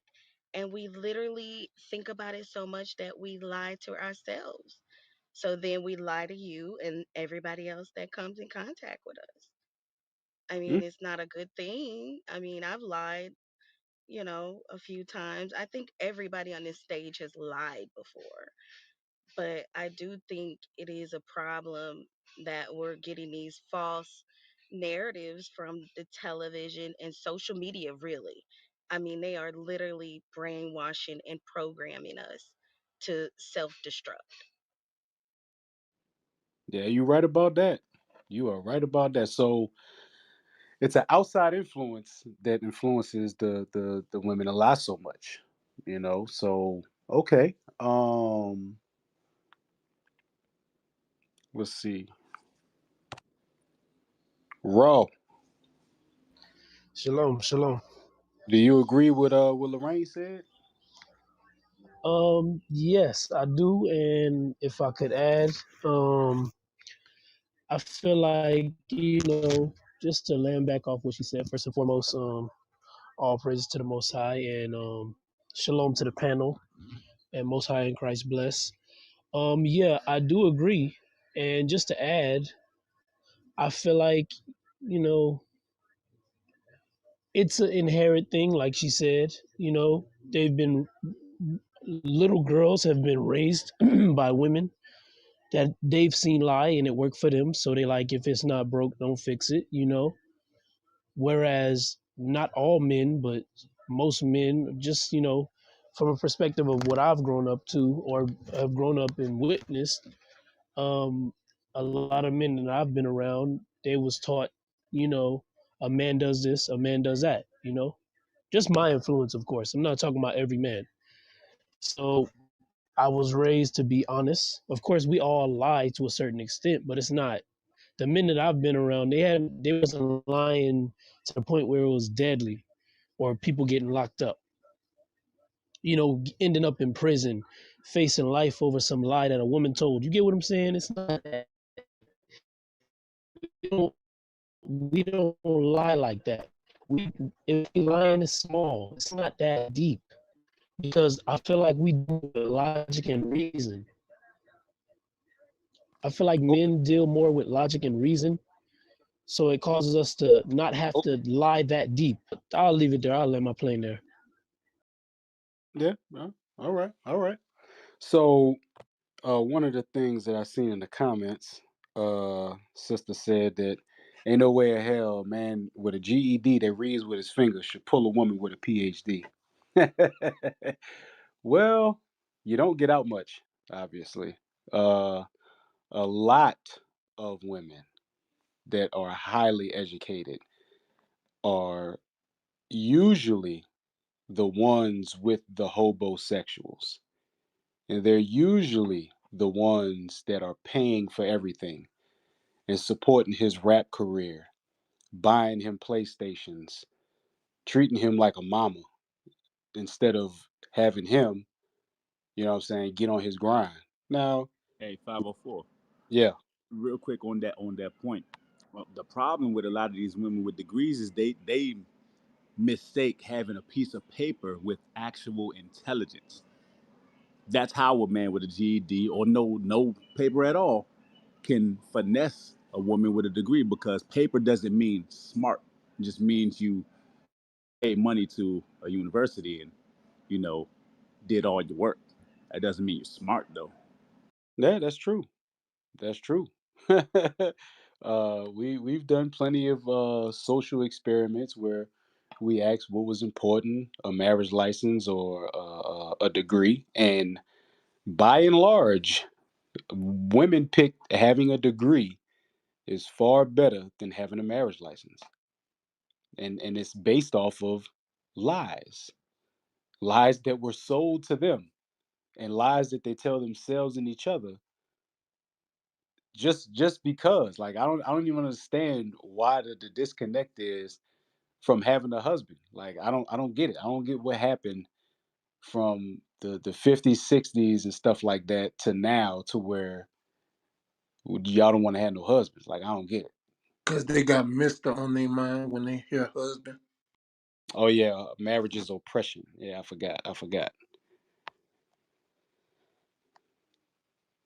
And then just to piggyback off of that 504, like a lot of people are brainwashed to think that marriage is gonna become boring. He's gonna try to control you, so we just brainwashed to think that it's just a negative thing. And I was raised in a two family household, so I value marriage. I'm not married now, but let me tell you, I want to be. I'm not one of them women that be up here just screaming, I don't need a man. That's crazy. We the only culture that do that. You Hey, don't hear white women saying that. I'm gonna You don't let hear y'all in. eight. I'm, Yeah. I'm gonna let y'all in on a little secret. I got associates who are in the psychology field and all of that. A lot of y'all cry yourself to sleep at night. Y'all will never admit it. Y'all will lie and say, "Nah, that ain't me." But a lot of y'all, I ain't saying it's everybody, but a lot of y'all that are single with nobody and you laying in that bed by yourself, a lot of y'all cry yourself to sleep at night. This has been said multiple times by hundreds of women. They cry themselves to sleep at night because they don't have nobody. Why you don't got nobody? Because you to believe the lie. You to believe the lie. And then when men come with the truth, you reject it because the truth hurts. The lie is sweeter. The lie is sweeter. You know what I'm saying? You cook something, or matter of fact, just just wait. WEIGHT. Just that thing alone. That's a red hot topic for a lot of people. That's why every time we talk about it, we're like, might get shut down for this one. But just your weight. A man come up to you and tell you, man, you need to lose weight if you want to be with me. Oh, you ain't about to know, cause now you got to set me for who I am. But he got to make a certain amount of money. He got to live a certain way. He got to act a certain way. He has to have all of these different criterias. But you just can't lose weight for him because somebody lied to you and said that You don't have to listen to no man. You find the way you is. The man got to get on your program. Can I add if you was done? Is that okay? Can I add to what you were saying? Yeah, what you got? I mean, I feel like it's very hypocritical because every woman that I've ever encountered, they'll tell me about how, oh, love at first sight, when I saw you this, when I saw you that, because they think that I'm just supposed to accept them for the way they are, want me to change. And I'm sitting there like, why I gotta change all that? If I tell you one thing, you lose your mind and explode on me. That means you didn't really want me to be honest with you. You wanted me to lie, and I don't do that. I'm not in this. It's called the truth. It's not called a lie because I love you. It's the truth because I love you. That's what it is. But you don't want the love. You want the lie. So until it changes, you're going to stay lying in your bed alone. You get what I'm saying? Yeah, yeah, I get it. I get it.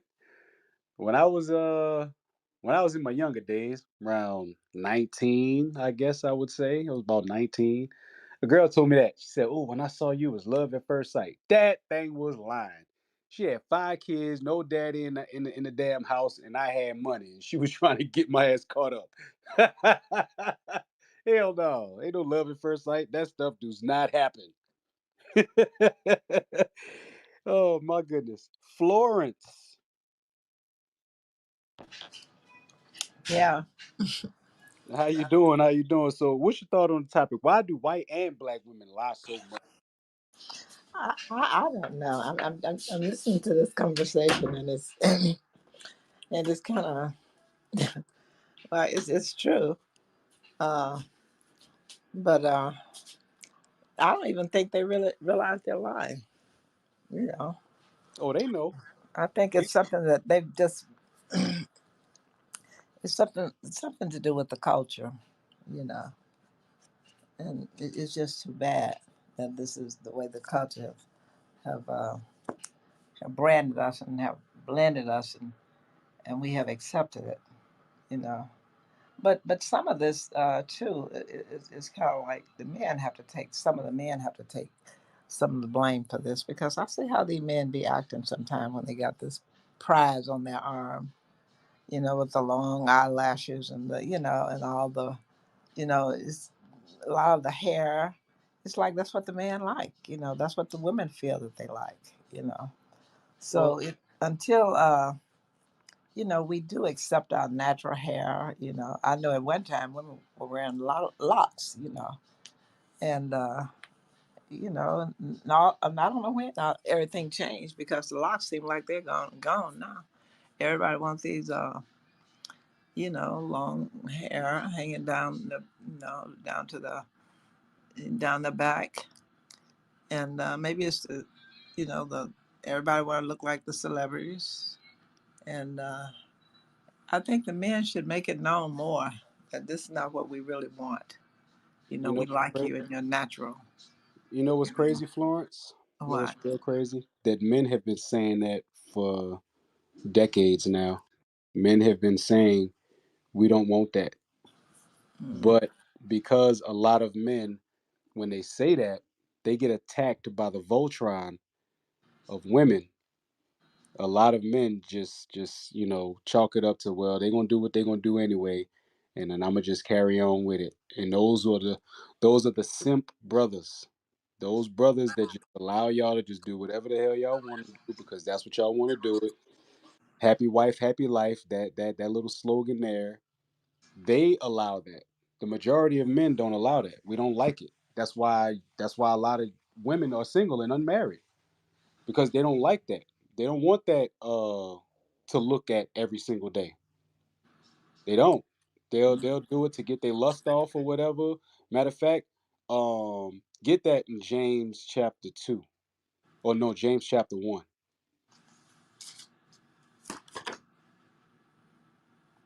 Every man is enticed. I would think it's verse 13. James chapter 1 and verse 13. Let no man say when he is tempted, I am tempted of God.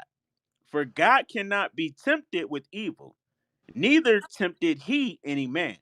So God don't tempt you, but watch what does tempt you. Go ahead. But every man is tempted when he is drawn away of his own lust and enticed. So certain men have a little boy lust where they look on social media and they like what they see. They like the BBLs, the fake eyelashes, and all of that. And then they find a woman like that. And then do those people end up in a marriage, Florence? Mm, not too much, I don't think. No. Hardly ever, if ever. They never end up in a marriage. They end up in a wham bam, thank you, ma'am. They might get an STD or a baby out the deal. And then they move on to the next person and mess their life up. But those things never end in something to gain, something substantial. It doesn't end in something like that. It always ends in grief, and it starts with the lie that women have been fed and that they continue to perpetuate. You know what I'm saying? Yeah, men do have to take their blame, and they do. Men will tell you, "I was lying like hell to that woman just to get her in the drawers." That's it. Men lie to women to get certain things. That's it. Other than that, men don't really have a reason to lie. They don't. Where was you at? I was at work. Why you so tired? I was at work. Do you have a job? No, but I'm looking for one though. You know, I get my hustle on. Oh, I like that. Oh, I like that. I like hustlers.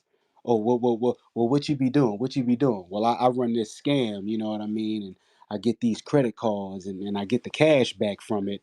And you know, women like that, especially the younger generation and some of the older generation too. I grew up in New Orleans where the barroom was the place to be. You go there, you listen to music, you get a little drunk, and you know, from 60 to 40, they doing the same thing that the 20 somethings is doing. But it's all based on lies. And a lot of women, y'all want lies. Y'all like it. Hmm. That's too bad because I don't know, maybe housewives and the social media, how do you correct this? Because, you got a lot of young girls coming up. How do we correct that with young girls? We have a Black Women Closed Door Conference coming up in February. The Council of Elders, we put them on several times. And the man said, well, it should be a Black man closed door conference. Then the women come together. It's something that we have to work on because, it's really sad, and I hate to see it. And I hate to see these houses with the women talking so about the men and the men talking about the women.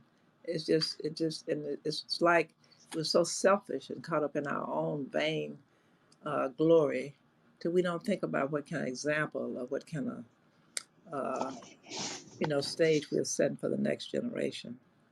So I Well, think that's something that, here in this room, yeah, we're gonna talk about it, but we also gonna provide solutions.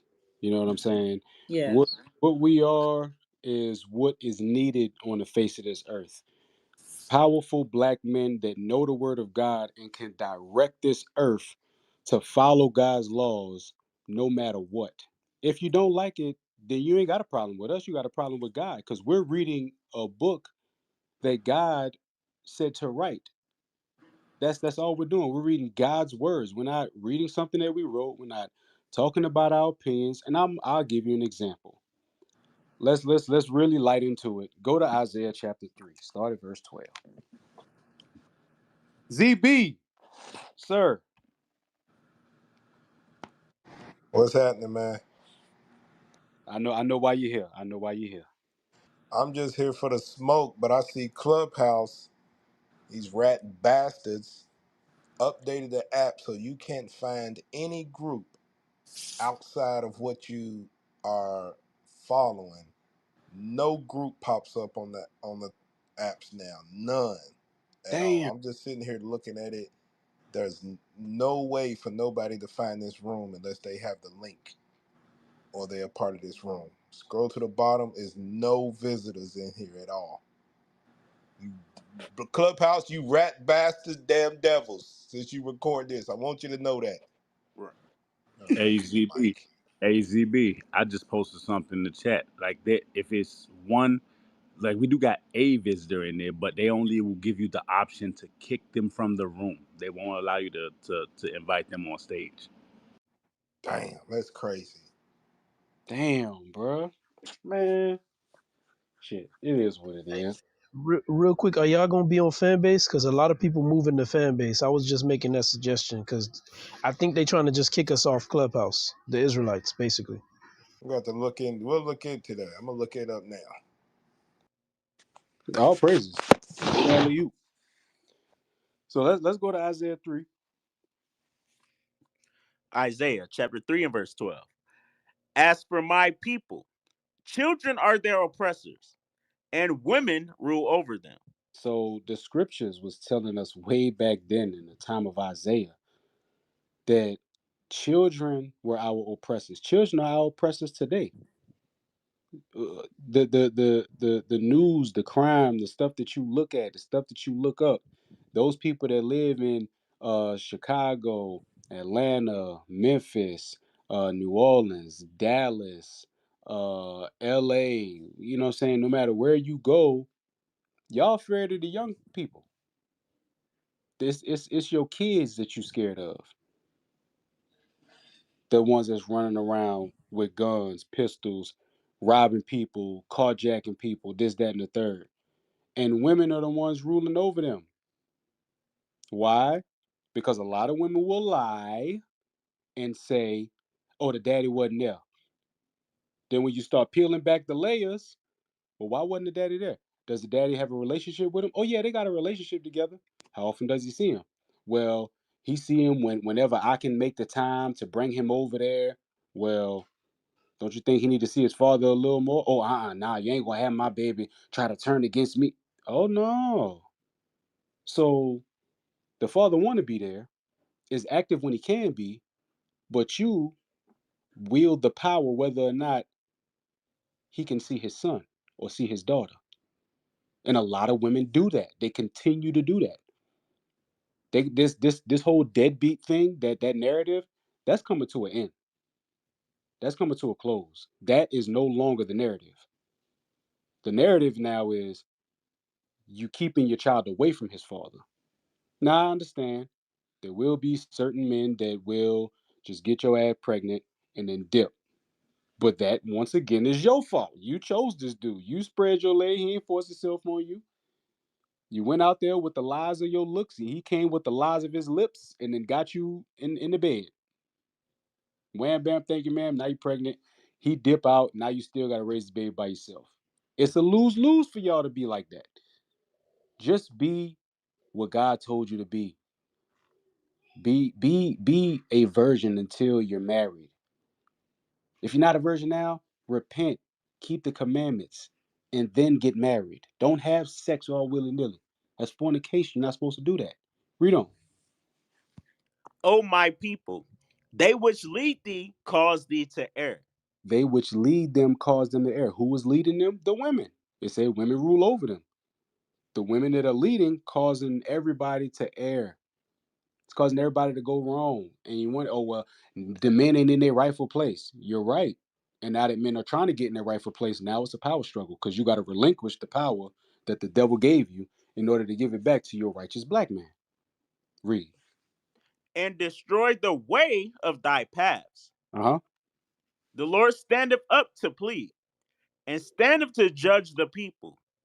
The Lord will enter into judgment with the ancients of his people, He gonna make sure that those leaders they get held accountable. Read on.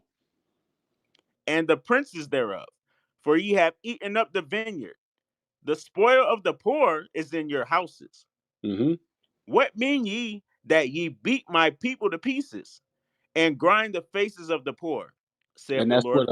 that's what a lot of politicians, Christian pastors, Catholic priests, and I'm talking about our people. They do that. They beat the people down. They ruin the people. You got pastors that's saying, "I wish I could line up everybody that don't give tithes and shoot them with a Uzi." You got pastors that got people that catch the bus to their church and they riding around in a Bentley, in a Rolls Royce, in a Phantom. You got pastors that got $65 million jets and won't give 15 grand for somebody's hospital bill. You know what I'm saying? They beating the people down. Read on. saith the Lord God of hosts. Moreover, the Lord saith, because the daughters of Zion are haughty. So now it goes back to the daughters of Zion, which is you sisters, blacks, Hispanics, and Native Americans. You Hispanics, y'all ain't getting away. Y'all are not getting away. Trust me. Yeah, they are people. So you can put the jealousy down. Some of them are fair skinned. Hell, some black people are fair skinned. It is what it is. You call them red bones. Read.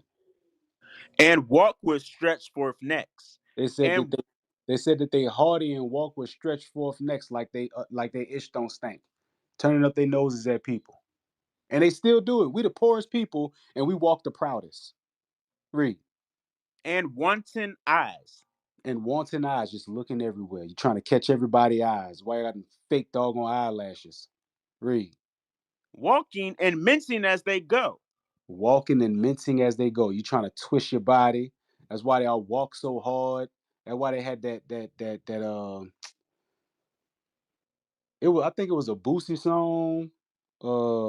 Truth, you from Baton Rouge. What that thing was that they was doing where they was walking in the camera. They was the walk that they was doing looked like an ostrich. I don't know, bro. You know what I'm talking about. I don't. I really don't.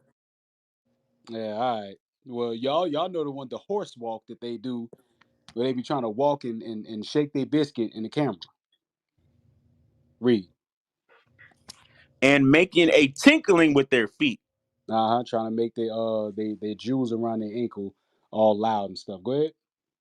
Therefore, the Lord will smite with a scab the crown of the head of the daughters of Zion.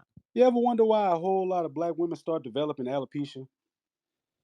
Now, half of it is due to y'all putting them chemicals in y'all head. The other half is due to the Lord judging your behind. So whether it's natural or chemically induced, y'all be having alopecia. Why? And it ain't that y'all be bald, because Jada Pinkett, her hair wasn't bald. She was just losing a little bit of hair. Very mild. And then she wanted to walk around looking like G.I. Jane having her husband that she ruled over smack another black man in the face in front of white people. So he smite with a scab the daughters of Zion. That's why the wigs come out. That's why the extensions come out. That's why all of this stuff happens, because you're losing your hair and you don't like your natural hair. So you do what society says. They've been wearing wigs since Egypt. They've been wearing fake hair. Read. And the Lord will discover their secret parts. They gonna discover their secret parts. That's he's gonna get into that. Go ahead. In that day, the Lord will take away the bravery of their tinkling ornaments. So the Up tinkling ornaments, the jewels that y'all used to have, because y'all used to be decked out. Um, if anybody can, Young, Gabriel, Jay, Yosef, if any of y'all could look up when they did it, I think it was the late 1800s or the early 1900s, where they forced our sisters to cover their hair up because the way that they used to wear their hair was enticing to white men, and white women made our sisters walk around with their heads covered. There's a point in history where white women wanted all the black women to cover their hair up because their husbands was getting enticed by them. They thought that the black women was looking good. But read on. about their feet, and their cause, and their round tires like the moon. Yeah, y'all big old head wraps. Go ahead. The chains, and the bracelets, and the mufflers, the bonnets, and the ornaments of the legs, and the headbands, and the tablets, and the earrings, the rings, and nose jewels, the changeable suits of apparel, and the mantles, and the wimples, and the crisping pins, the glasses, and the fine linen, and the They had hoods. all they had all of these things. clothes, jewelry, style, flash. Back in the day, the best hairstyle was the one that was halfway braided to the back with the big old afro puff in the back, and they'll put like a headband on the front of it, and they just had the big old afro puff in the back. Men still like that. Men still like that. Them extensions, that's on y'all. That's on y'all. Y'all competing with all of them inches of fake hair that's sacrificed to idols. Go ahead. And the veils. And it shall come to pass that instead of sweet smell, there shall be stink. Instead of your body smelling sweet, your body smell like seafood, ocean water, the Mississippi River. Damn. Damn. That was a judgment. You used to smell sweet. They got women nowadays that know they stink. They know for a fact they stink. But that's what happens when you walk away from God. In order to get all of that back, what do you have to do? Walk back to God. Keep his commandments. Keep his laws, statutes, and commandments. It's not hard. Don't listen to them damn Christian pastors talking about can't nobody keep the laws because they making people pay tithes. That's a law. They keep the white man laws. They teach a white Jesus. They teach a white Jesus doctrine. They have a Christmas service. They got an Easter service. They got a Thanksgiving service. They got a service for New Year's. They got a service for 4th of July. They got a service for depending on your pastor, you might have a service centered around the football team in your area. Because I know they used to always have service sermons about the Saints where I'm from. Pastor be talking about you gonna get $1 million. It's your season. It's your season. And all of a sudden he throw the Saints in there. Yeah, because you know the Saints is 10-0. And I just got a message for you today. You gonna be 10-0 with the devil. The enemy is not gonna have no victories over you. You gonna be 10-0 like the Saints. And we are the Saints. Nah, bro. Bruh, I done heard it, bruh. Yeah, No, no way. Truth, am I lying? yeah. No, you're not. I'm telling you, bruh. Depending on your city, you might have a sermon centered around your football team. They will end the third service early so they can go catch the game. The whole sermon will switch if the team lose the week prior. Oh, we going through it as a congregation. We got bills to pay. We got medical bills. Some of us is sick. We don't know how we gonna make it. Even our football team lost last week. I'm telling you, they tie that stuff in, bro. Wow. That's crazy, man. New Orleans, something else. Yeah, like Virginia don't do I plead the fifth. that. Hey, but let me get with Ryan Frazier. Am I saying that right? Ryan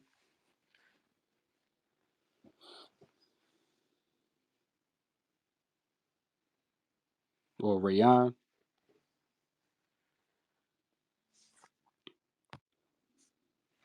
Mr. Frazier, you with us?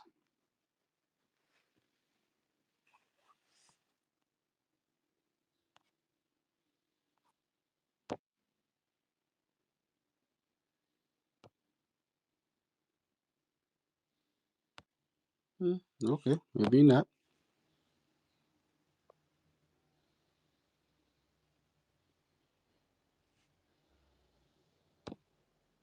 So I'll keep on reading, Jonah. Instead of sweet smell is gonna be stank. What else? And instead of a girdle, a rent. And so And instead instead, of a girdle, hold on, don't slide past that one. Don't slide past that one. Instead of a girdle, a rent. You know where a girdle go? Around your midsection. What's gonna rent it or rip it? Your belly fat, mushroom tops, Fupper. Muffin tops. You know what I'm saying? Muffin tops. They call them Fupas. poopers.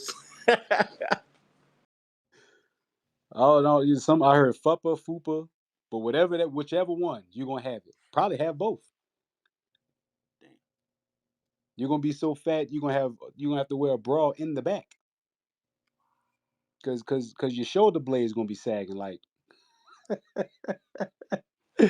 Rito instead of a girdle or rent, And instead of well set hair, baldness. and instead of well set hair, baldness, baldness.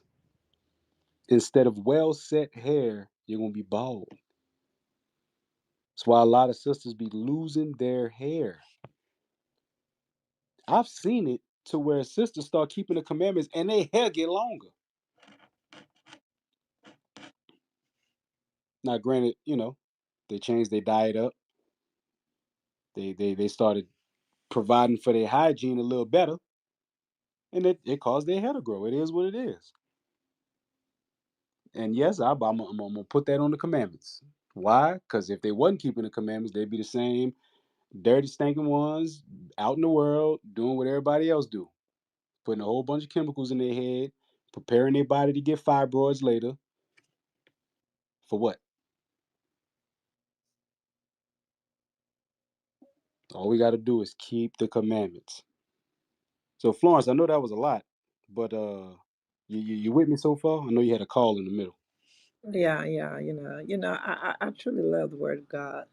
It hurts sometimes when you hear it, but it's really the only way.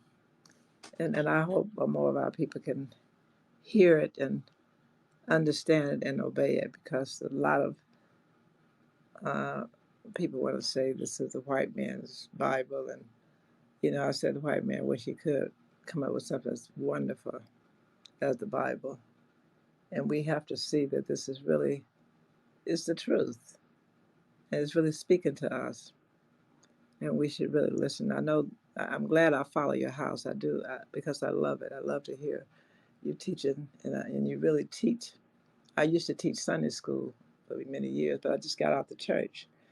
But when I heard the Hebrew Israelites down on Venice Beach, I guess maybe about 15 years ago, and since then I've been listening to you guys and hearing you and seeing the real word being taught. It really makes a difference. So yeah, I'm still with you. I'll always be here, and I hope that you stay on Clubhouse. Wherever you go, I'll follow you. Hey, Thank you for the truth. all praise to the Most High. You know, but like it's crazy, bro. Like people they getting crafty, man. Like nah, I can't even. Like they getting so crafty with this stuff, bro. Like how they updated to where like Clubhouse was supposed to be a place to find several different rooms. Like how you take that away? That's crazy, bro. So it's Broke. not a clubhouse. We It's broke the app. yeah, man. But why? But why? Why switch it up, bro? Like people still coming to your app because of us. Let's not let's not get it twisted, man. We People pay the coming to your app. bills. We keep the lights on. Yeah, you know what I'm saying? It's like Netflix. Now we wanna charge y'all if y'all share your password. All right, well you about to lose customers. We'll see what happens in a few months. You know what I'm saying? When y'all got that quarterly meeting, and y'all company is bleeding. Like man, you better let these people share their password.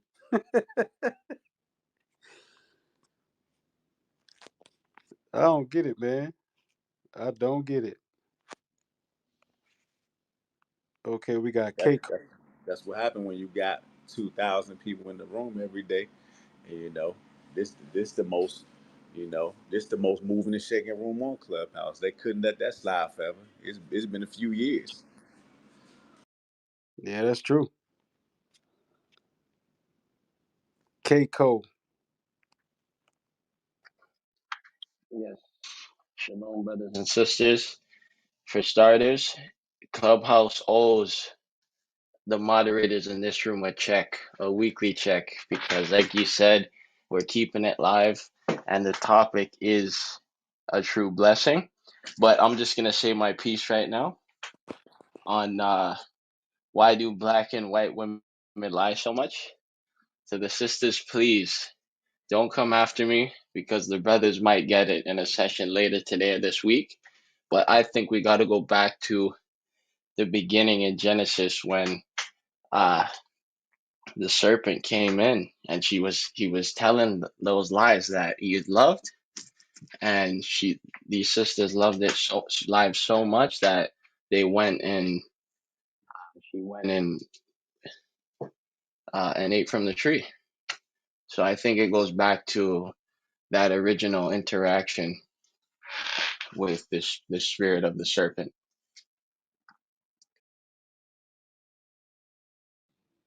Yeah, you're right about that. Go ahead, Young. Hey, that's a heavy point.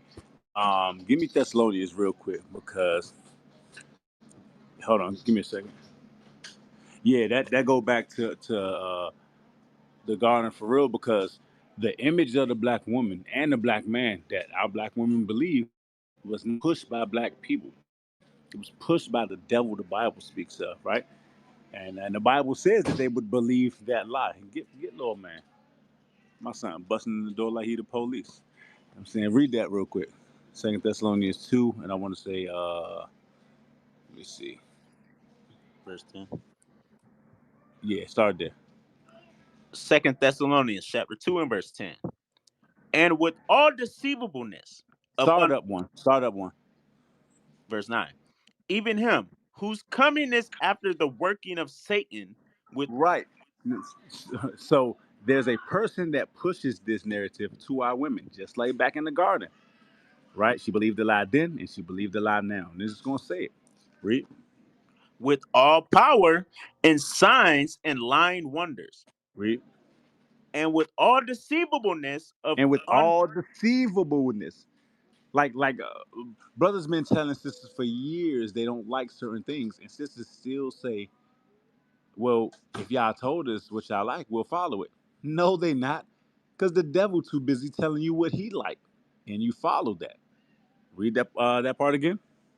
and with all deceivableness of unrighteousness in them Breaking that God's laws. perish, Read. because they receive not the love of the truth, that they might be saved. A lot of our sisters don't want to be told the truth. They would rather believe the lie.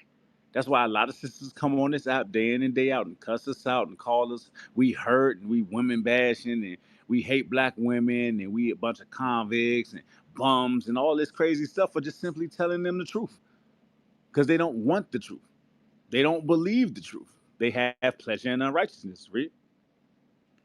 And for this cause, And for God that shall reason, because they don't want the truth, read.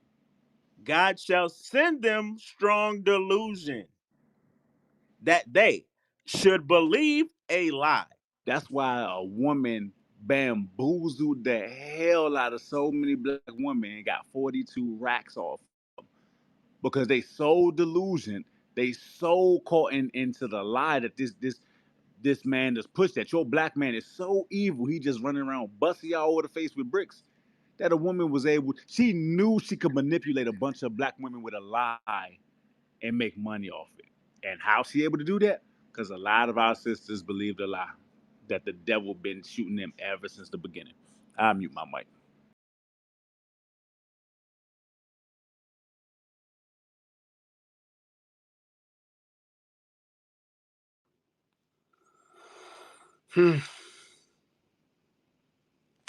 This is crazy.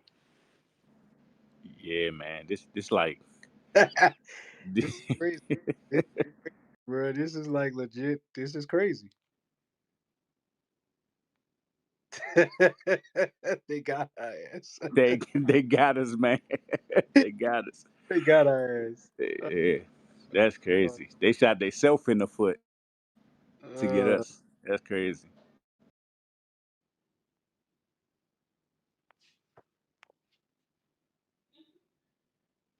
Yeah, bro. I just saw. like two more visitors in the room, and when you click on them, it will not allow you to invite them up. You can only remove them from the room. That's crazy, bro. Damn. Damn, Gina. I'm Crazy. ass out. Straight up, bro. That's crazy, man. Hey, but that's just more proof that this man is the devil. You know, when we come up here every day teaching the truth out of this Bible, the devil is wroth. The dragon is wroth. He not gonna, just heads up, brothers. If you ain't been paying attention, man, you better get your spirit right. You better, save them classes and and do what you need to do, cause like we just saw, this man had the power to, you know, in a moment change a whole. This man created a whole update to stop us from teaching people the Bible. That's crazy. Hey, but that go to show you that what we're doing is more of a threat than anything that they could come across. You know what I'm saying? Like, I was watching Oppenheimer recently. You know what I'm saying? And looking at the arms race between the U.S. and Russia, and everything that was going on, and them trying to maintain military superiority, and fighting communism and all of that stuff. But we are the biggest threat, bar none, because we're gonna bring about the end of the world, and we ain't gonna have to lift a finger to do it.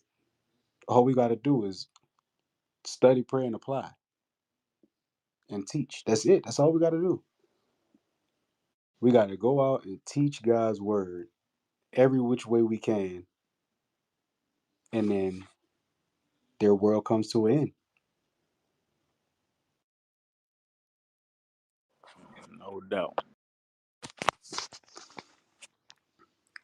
Yosef, man, what's up, bro? What's going on, man? I texted you the other day, bro. I ain't getting no response.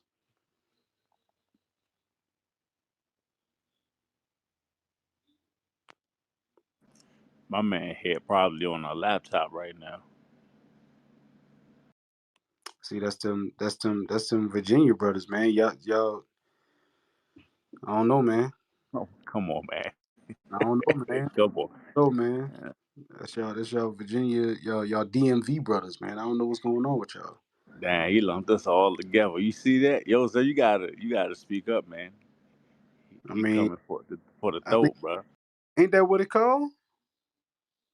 I mean, that is what they call it, but hey, Y'all, y'all, man. y'all three places at once. You know what I'm saying? Y'all a false doctrine. Y'all a Trinity. Like, come on, man. Damn. Nah, man. We Galilee of the Gentiles. Oh snap! And we have M Betty on stage. How you doing, M Betty?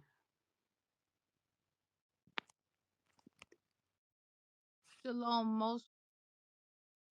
most high Christ bless. Um, yeah, I agree with y'all with this new app. But first, let me answer the question about why do women lie so much?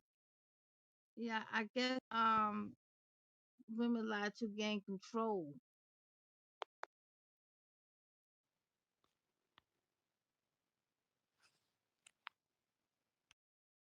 That's very true. That's very Yeah, true. and then another issue is with this app. This app I had a problem with this app for a couple of days, and that came through the same thing. The thought that you statement that you made, I agree. They created this app so you have less control.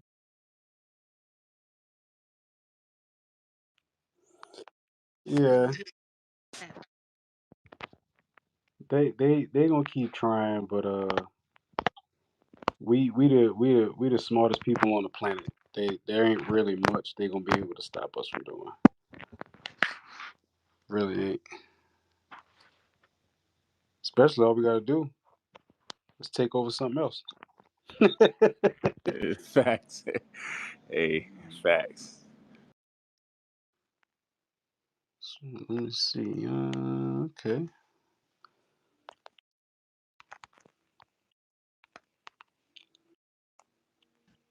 Hey, you know that other app with all the trends already let you go live and have rooms too. You know, I don't want to say the name because but the one with all the trends.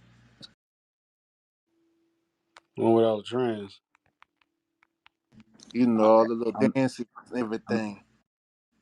I'm not a social media guy, man. Like I'm surprised I have as much social media as I have, but it's like for the truth. But past that, I definitely wouldn't know what the hell you're talking about. You talking about whatchamacallit, TikTok. Oh, that thing's stupid as hell, bro. I think I hate that one the most. Well, me and Dion, we was getting it in on that thing.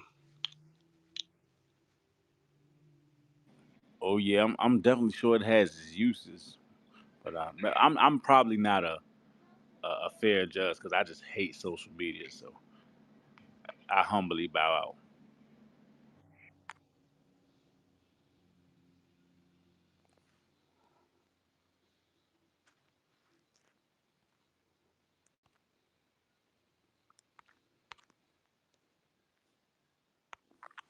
Hey man, and this was a topic too for the smoke, bro.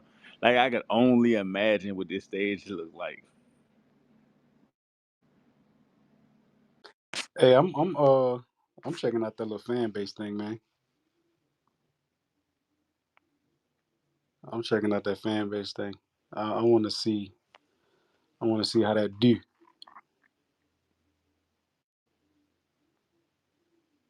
Okay, so you can go live.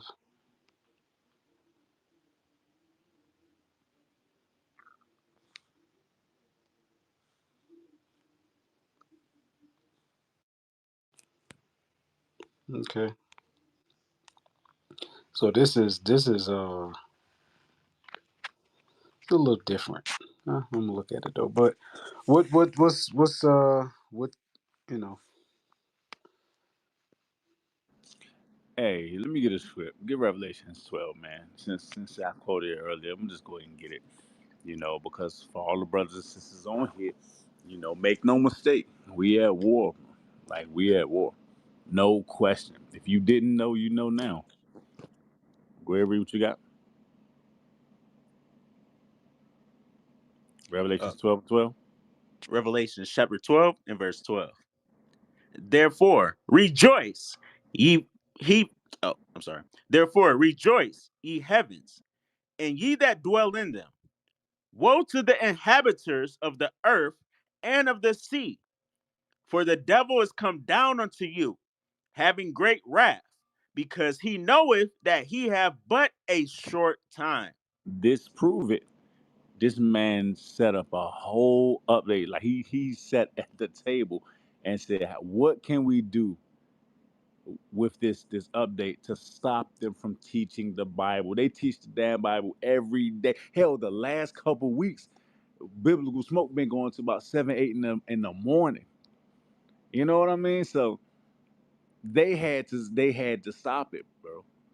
We was pissing them off. I wouldn't be surprised if a lot of our sisters and brothers went to the nobles and complained to get that figured out. I wouldn't be surprised. But that's how you know that we at war. Because the devil coming down on us, because he don't got a lot of time left. This going through all corners of the earth. So yeah, man. It's some more bullshit.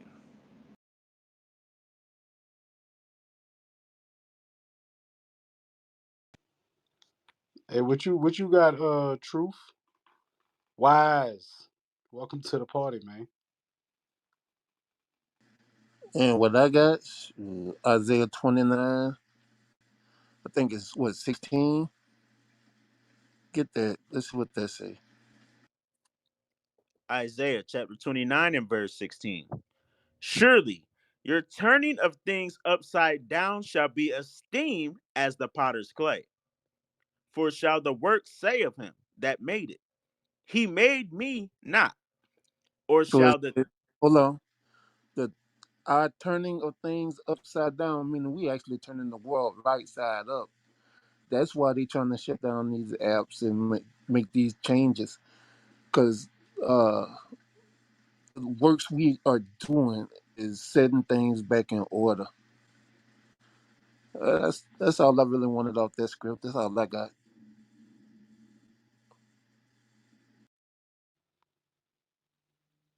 What you got, Gabriel, Jay, Barnabas, Wise? Yosef just up here just so he could be here.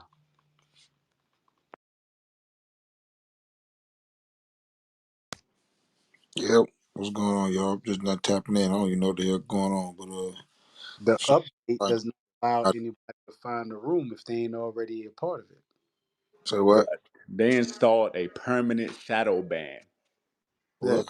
the update on Clubhouse will not have anybody find the room unless they already a part of the Clubhouse.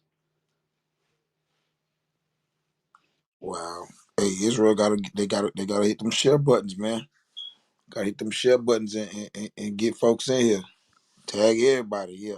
Mama, daddy, pastor, everybody.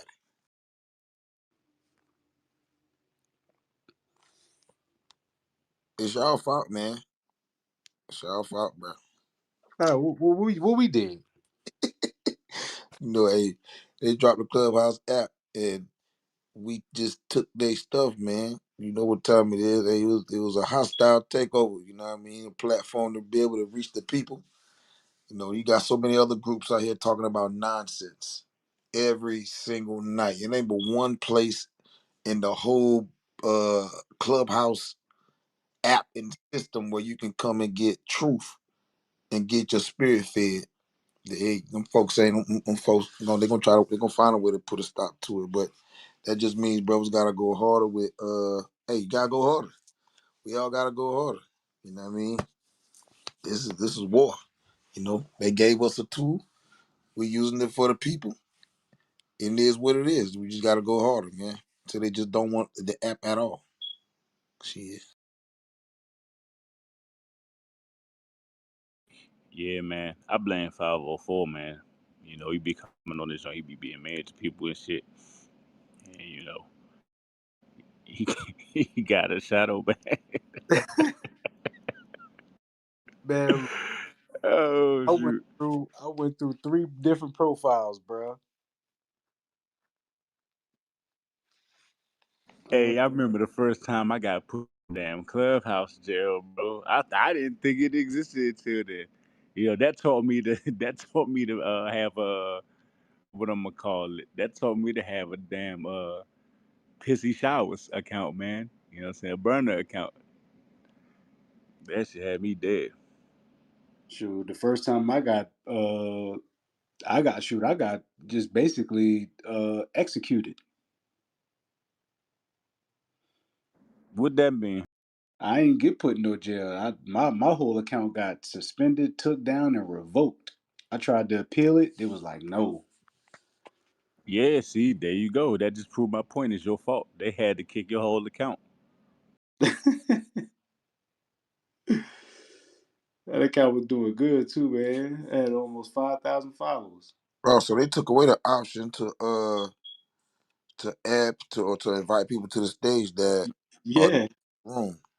Oh, yeah. Yeah, bruh. I've been trying to do that the whole time. The only option they give you is remove them from the room. That's it. Oh my goodness. yeah, they trying to make it hard for the team. So if they knew, because they still got the little tag by their name, but that just means oh no, you can't even see their profile. Bing So bang boom. if you're a guest and this is your first time in biblical smoke, raise your hand. Raise your hand. Come on the stage.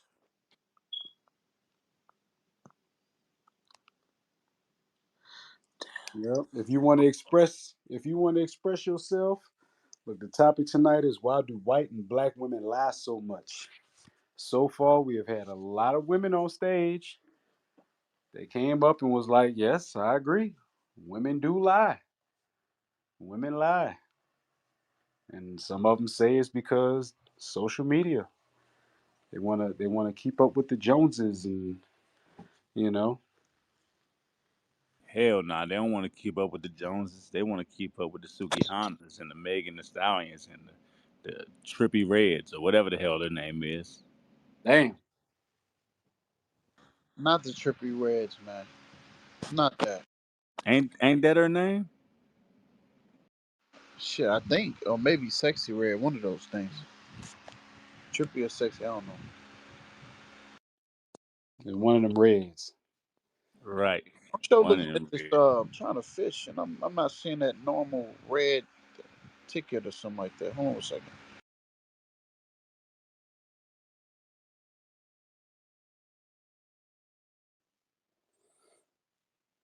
Yeah, man. So the topic: why do women lie so much? Basically, what we've been hearing so far is some really honest conversation, even from the people that I think it was a few of them that wasn't part of the fold. You know, one said that I was going too far.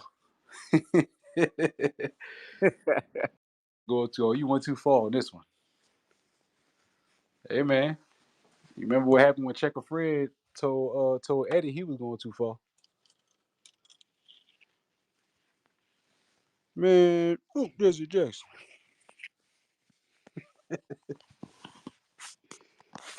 We got somebody on stage, Go ahead, deal with. brother Marcus. What's your thoughts? Oh man, you want us, bro? What's your thoughts on the topic, man? Hey man, just my little input. What's going on, guys? Man, do it was why do women lie so much? Man, women first lie. That's all they've been taught is to lie. That's all everybody been taught is to lie. Everything was created as a lie. So you can't do nothing but lie because that's all they've been teaching. Women learned it, men and the men learned it. We've been learning a lie. Their whole every So the only truth is that you telling the truth about that lie that you learned, that lying lifestyle, that wrong lifestyle. You've been telling the truth about it. It's your truth, but that shit started in a lie. It's all been lies. You can't get out of it unless somebody come with the truth, which you guys have come with the truth. So until you come into the truth, your ass gonna be lying because that's all you learn. That's all you want to know is that horrible lie. That shit feel good. You can be right about that lie. That horrible life you live it is a lie, and you love it. It feel good to live in lie. Everybody lie. Them white people lie. I've been doing, they man, and they lie with straight faces. They lie right to your face, and they cool with it.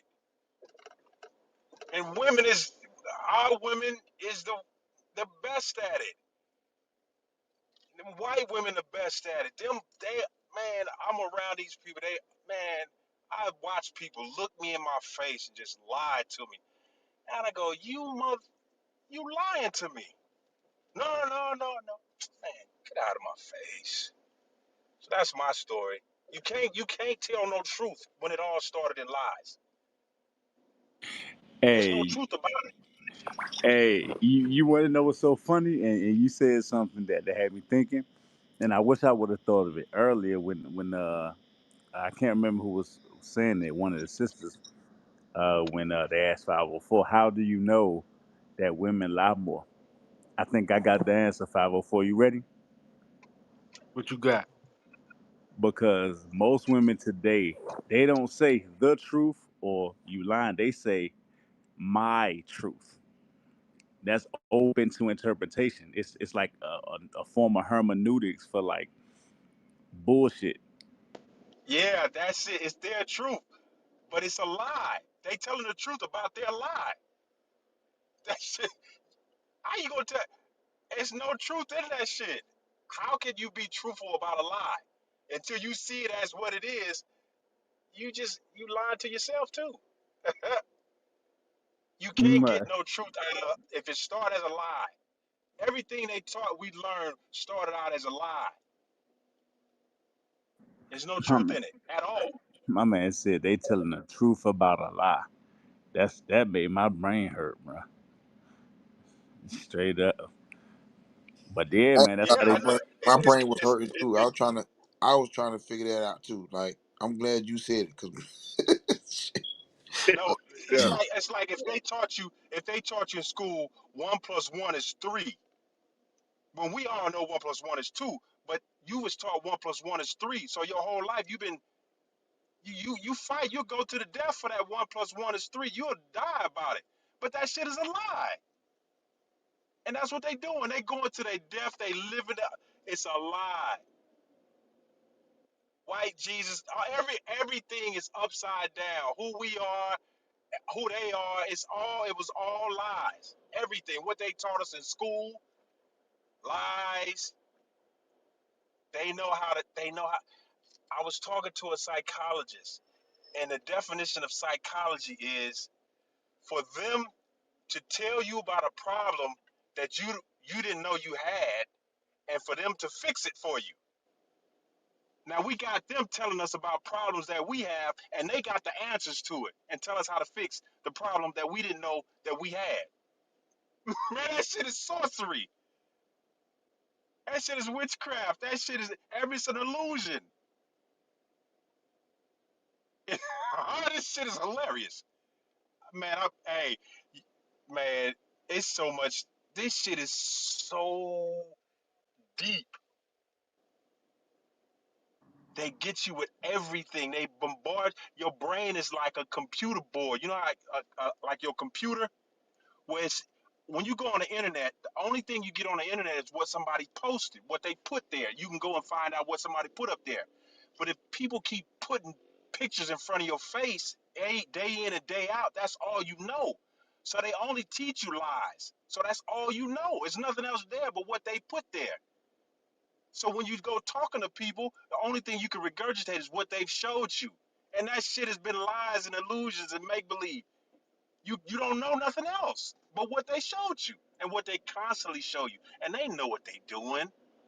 They know exactly what they doing. They bombard you with all kind of garbage, horrible stuff to your kids, and that's all they know because that's all they see.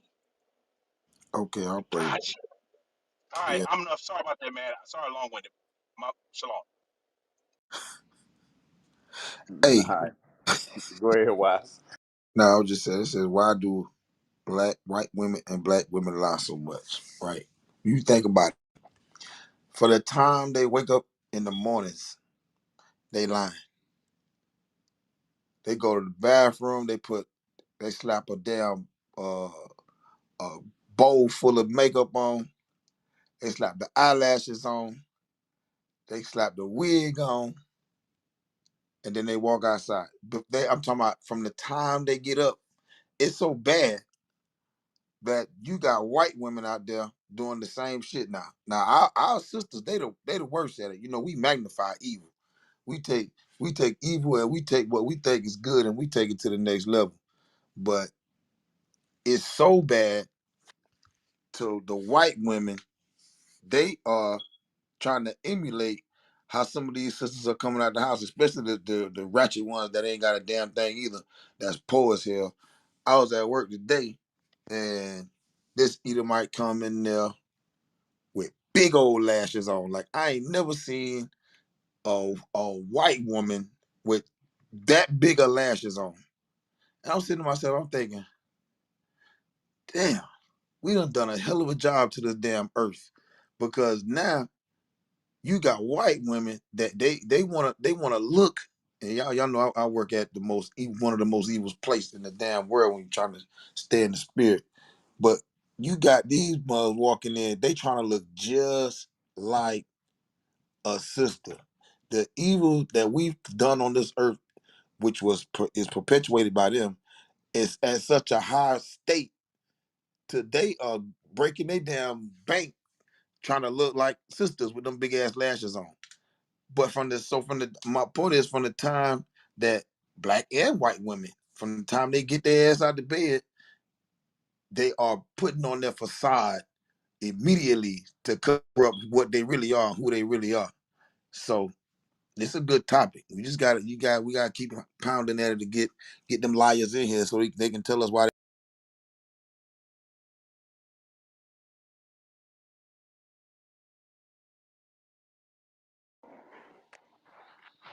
What happened? Hey man, I think we gotta blame Wise now. I don't know, like man off the stage. They booted my man. Oh, he got Bro, the what the hell Timothy happened, ban. bro? What Hey, happened, you I'm sitting here almost got talking put to that myself. Timothy ban, bro. You What's saying going too much. down? bro? And you know what? That happened to me earlier. I had got booted off stage and got invited back. That shit crazy. These folks got yeah, Bro, what if they got they got keywords? bro. They got they got AI controlling our goddamn room, man. I'm telling you, that's what it is. Damn. Anything we say negative, you probably got AI detecting and damn booting folks off the stage. I don't even know what happened. I'm just talking to the phone. You talking about the fact that a lot of women are fat and they lie a lot. So Hey, why you say fat like that, bro? because because I'm trying to see if it's for real. You know what I'm saying? You got a lot of brothers that's fat. You got a lot of women that's fat. And us as a people, we the best. Why, since we the best, why are we accepted accepting being fat?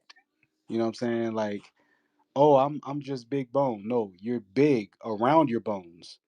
You're not big bone. I've never seen a fat skeleton. I've never seen a skeleton with extra large hip area or whatever the hell they call them. Adipose tissue. Yeah, you know what I'm saying? It's just straight up fat, aka adipose tissue. Oh man, that's funny, bro. Yeah, Wise, you almost got perpetually shadow banned, bro. Gotta watch yourself. I mean, so what it is. See, I'm gonna tell you what it is. The brothers been going in so hard. They gotta find a way to stop this thing, but you can't stop it. Like it can't be stopped.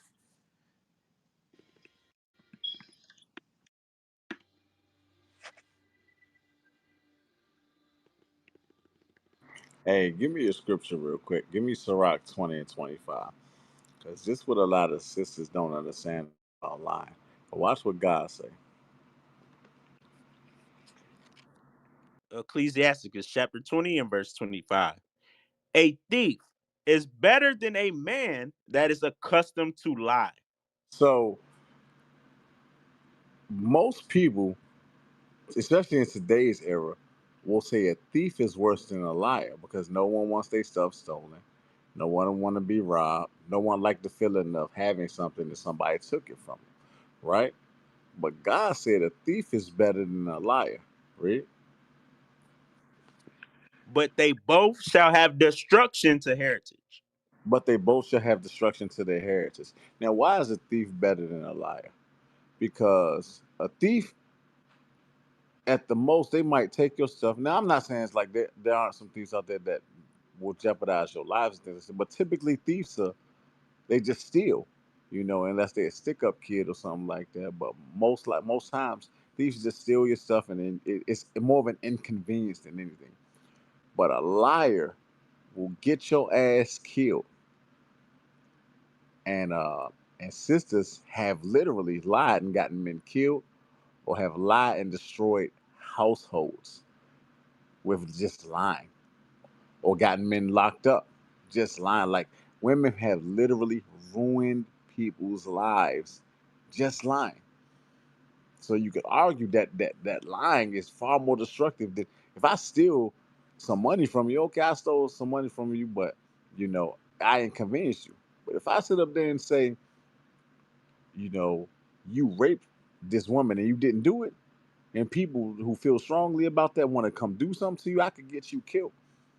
You know what I mean? So, one more. Give me Ciroc 20. 5.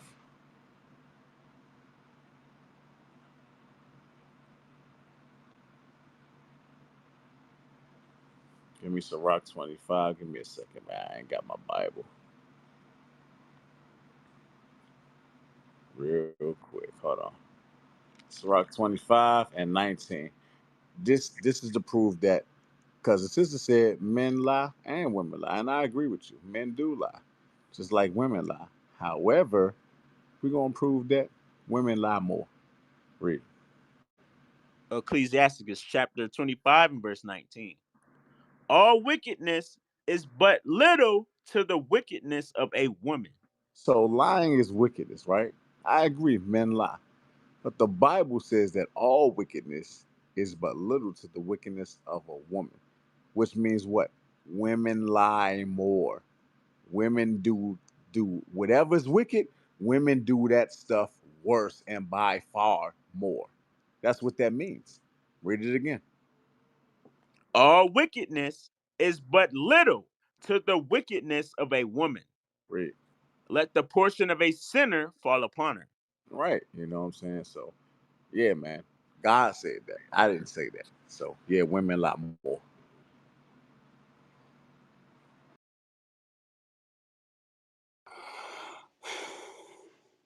Welcome to perpetual UGL. Right. Upload. Oh, bro. Hey, yeah, I think we're oh, he not on the stage no more. I was looking for King. Yeah, man, this might be UGL nighttime edition, bro. I don't know. I don't know how to operate with that one. Yeah, me Somebody either. better go get Ralph, man. Get Ralph and True Life and UGL in the building. Put that. exactly. Huh? Yeah, we need the UGL guys, man. We come up here to offend people at night. Yo, yo, funny. For real, man. I like ruffling feathers, man. Like you know, I just want to be controversial.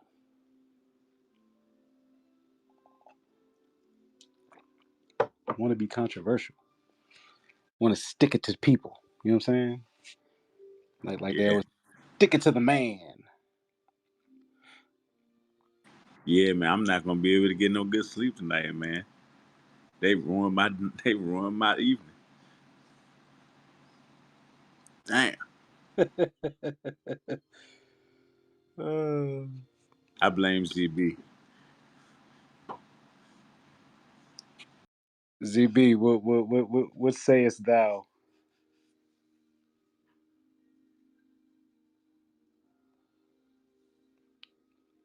He probably walked away from the phone, man. Ain't no smoke, man. Ain't no smoke, man. I I blame wouldn't. Christianity. Yep, it was a Christian that did it. Yep. A Christian made the update. Well, hey, maybe shut the room down and start it over again. I don't know. Try that. What you said? Maybe shut the room down and start it over again. I mean, it ain't gonna make no difference. You know what I'm saying? It really ain't, cause it's gonna be the same. Like nobody's gonna be able to see the room. You know what I'm saying? Unless they already a part of our house. You know what I'm saying? So we So good. there's no Yeah. hallway, right? No, there ain't no more hallway. That's gone. Uh, uh, Yeah, that's gone. The hall. If you go to the hallway right now, all you're gonna see, all I'm gonna see is biblical smoke and flam bleep bleep. That's it.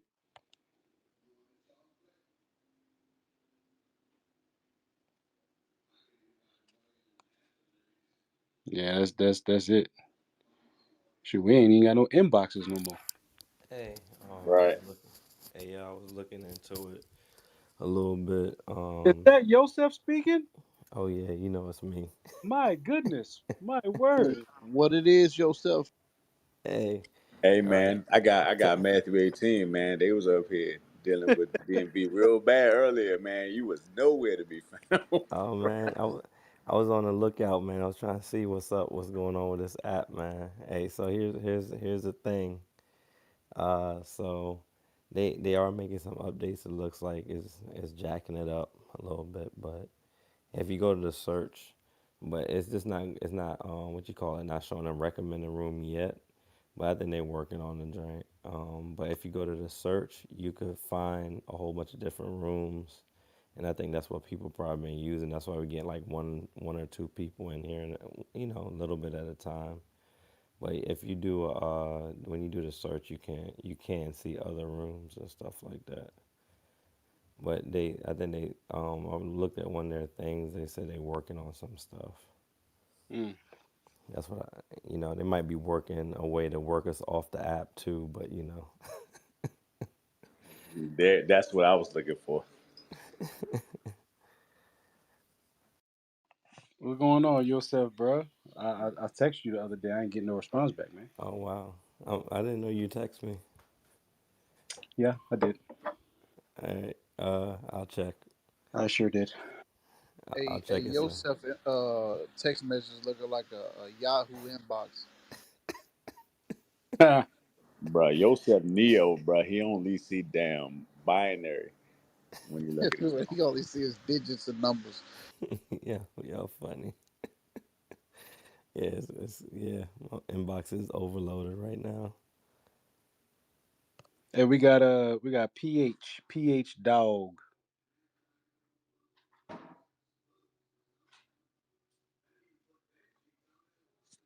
PH dog. Or is it for dog?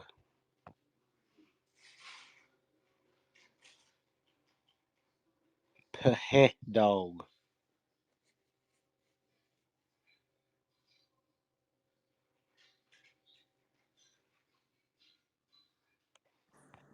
Bro, they done made this out boring as hell, bro. I don't even know what to do with myself. I'm twiddling my thumbs. Like I'm pacing. Like if you can see me right now, I'm pacing and shit. I don't pace at all. This shit done made me mad.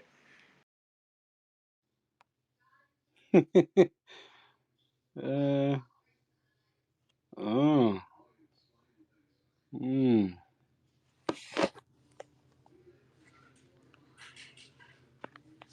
mm, interesting. Interesting.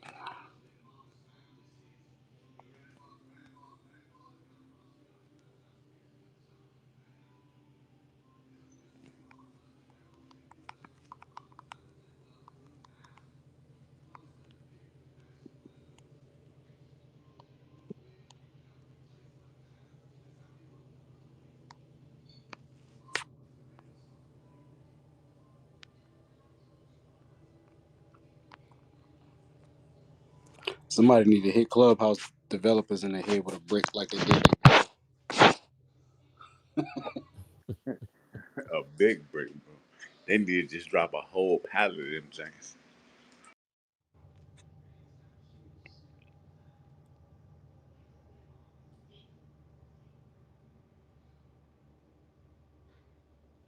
If you in the body, don't be using AO's picture, please. Don't use A1's picture if you in the body. I thought it was just me. Who the hell is this? Yeah, don't Curious. use his picture. And if you in the body, don't use his picture.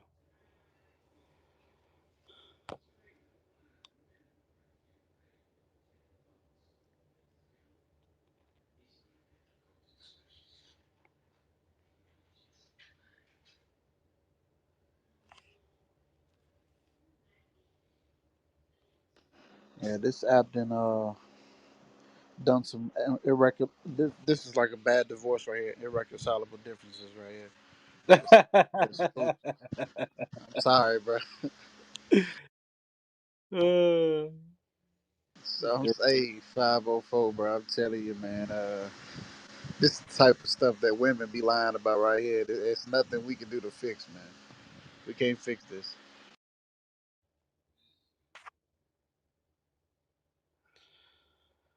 oh my goodness.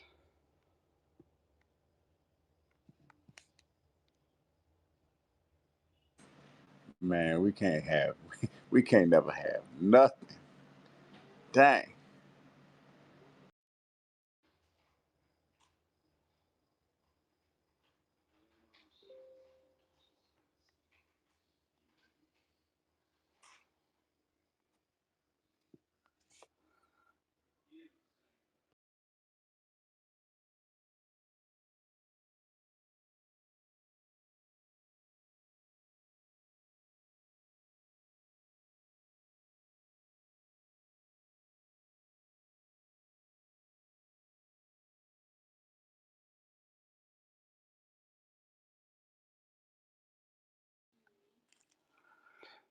Hmm.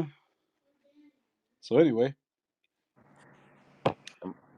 This joint the Valley of Dry Bones, bro. anyway, let me see. Let's see. Let's try to let's try to do something a little different. Um, Bring Israel on stage. sure. They just won't. A lot of them just won't listen to music. Go ahead, rap for them yourself.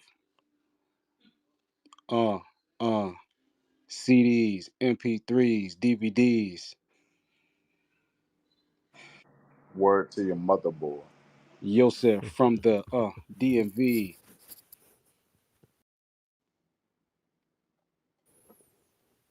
Computer love, baby. Computer love. Little Roger, huh? Little Roger Troutman.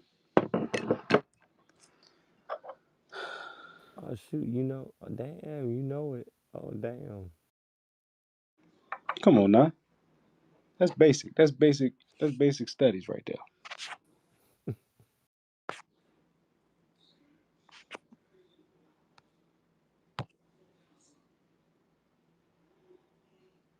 People saying they want to ask questions. You know, which would technically make this upload God's laws. Oh man. I mean, if people want to ask questions, they can come up and ask questions or whatever. I mean, that's I, really basically all we got. You know what I'm saying? Don't want to make it a whole waste.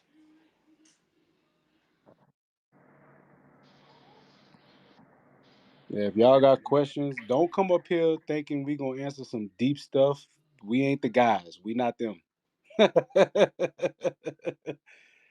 Don't come up in here asking me what kind of sandals Adam had. We ain't breaking down no damn Revelations, Second Esdras,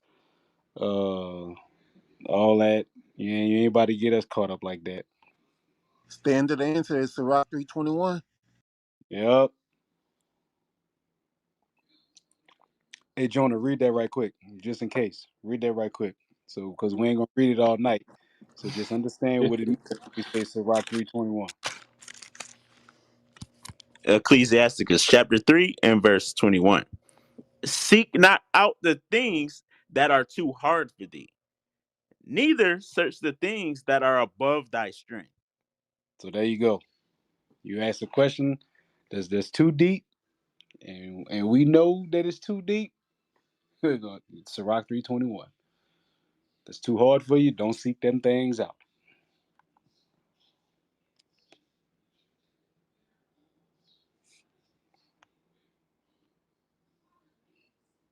Plus, Gabriel gonna answer all your questions anyway. Not right. that, not Hey, I think I got about 10 hours before we hit upload God's laws.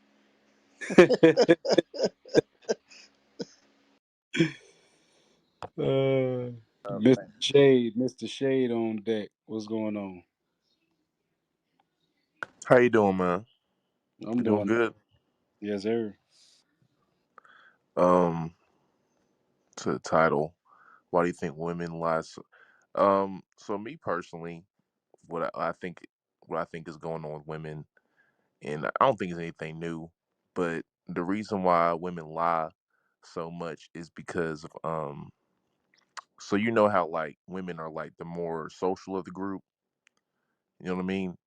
Like I think that women I don't know if it's like innate or something, but they have like this high obligation to like come off as like um socially like flawless, like above the standard or per se. Like they they could do their dirt, but they try to have that self preservation socially to like to be the quote unquote at least look the good girl per se. Um so that's why I think they do that. 'Cause even in conversations, right? Like a lot of women, they be dead ass wrong about whatever they're talking about. But like instead of saying, you know what, I was wrong, or I told like a half truth, they typically double down on what they was saying until they just double down on it. Um, and then on Clubhouse, in instance, right? You know, it's always funny when we talk about women who do, you know, they're promiscuous, they do certain things, they be, um, you know, just all kinds of craziness. It's never them. It's always, you know, this friend that I know who does it, or, you know, I don't see these other women who do it. It's never like themselves that ever come up and say, you know what, at one point in time, I was doing these things, or currently I was doing these things. And it's all because women socially want to come off as, um, like, I don't know how to say perfect. I wouldn't say perfect, but like they try to appease they're like, yeah, I would never do those things. Like that's not who I am. Like I'm just I'm a like a better type of woman. But y'all do the same stuff. So that's what I think it is.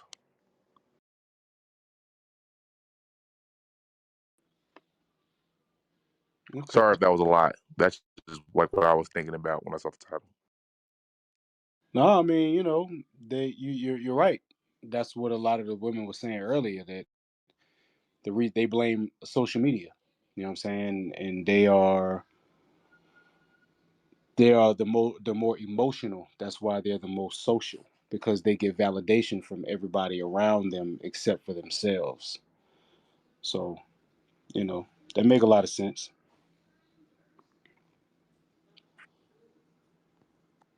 But I think men, I think the reason why men can kind of be more honest though is because like you know, as men we can't really like run away from like the truth.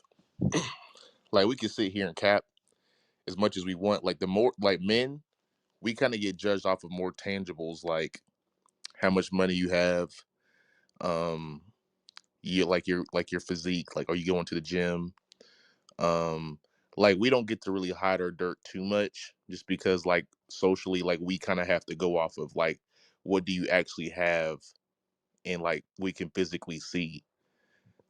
And also like in today's society, it's really like it's kind of like nothing to like speak ill on how men are because it's kind of like okay, well, he's not a good guy, like he cheats on his girlfriend, stuff like that. That guy's like, well, shoot, I ain't no different than a lot of these other guys, so it ain't really nothing new. It's just another, you know what I'm saying? So like as men, we don't really have to like we can't really lie too much. And then also like it's not anything to as a man to like do whatever per se socially because it's always been like the guy like men are just bad inherently anyway. So it's kind of like it's just different between the genders. They were always painted like that because it's easy. It's a scapegoat. That's all it is. Yeah. That's all it is. All right. Let's see what Kim got to say. How you doing, Kim? Shalom. I'm good. I'm good. How about you? Well, we doing good. What we got? Okay. Um, I was just wondering. I'm new to the truth, and I was just wondering, where should I be at in the Bible? What do you mean? What do you mean? I'm like, where should I be starting out? Because I read the whole chapter of John. I had a few questions about that, but then I was thinking I was in the wrong area, so I was thinking maybe I was supposed to be at the beginning. Yeah, I every mean, book like, if there's starts. something. Mhm. Every book starts at the beginning. I would say start at the beginning. Like in Genesis. Yes, ma'am. Okay. Okay, and then also, how does it work? Like if I have a question, I mean, do I supposed to go up, like to, like at the end of the class, and ask for, like, if I have questions, do I supposed to? I don't want to like be overburdening. Can I mean, like, how often should I go up with my questions? You currently congregate? Yes. Okay, so you should be able to ask. Are you married? No. Okay, so you should be able to ask questions. No problem with that. I'm sorry. I say you should be able to ask questions. No problem with that. I mean, yeah, but what I'm saying is, I just don't want to be overburdened. I mean, like, should I Were you like ever limit it? told that you were a No, virgin? no. So don't think that. It's our job as leaders to question. Oh, okay. I don't know if it's my phone or yours, but it just keep going in and out. It might be mine. You got a big echo in the back. Oh, okay. Let me turn it down.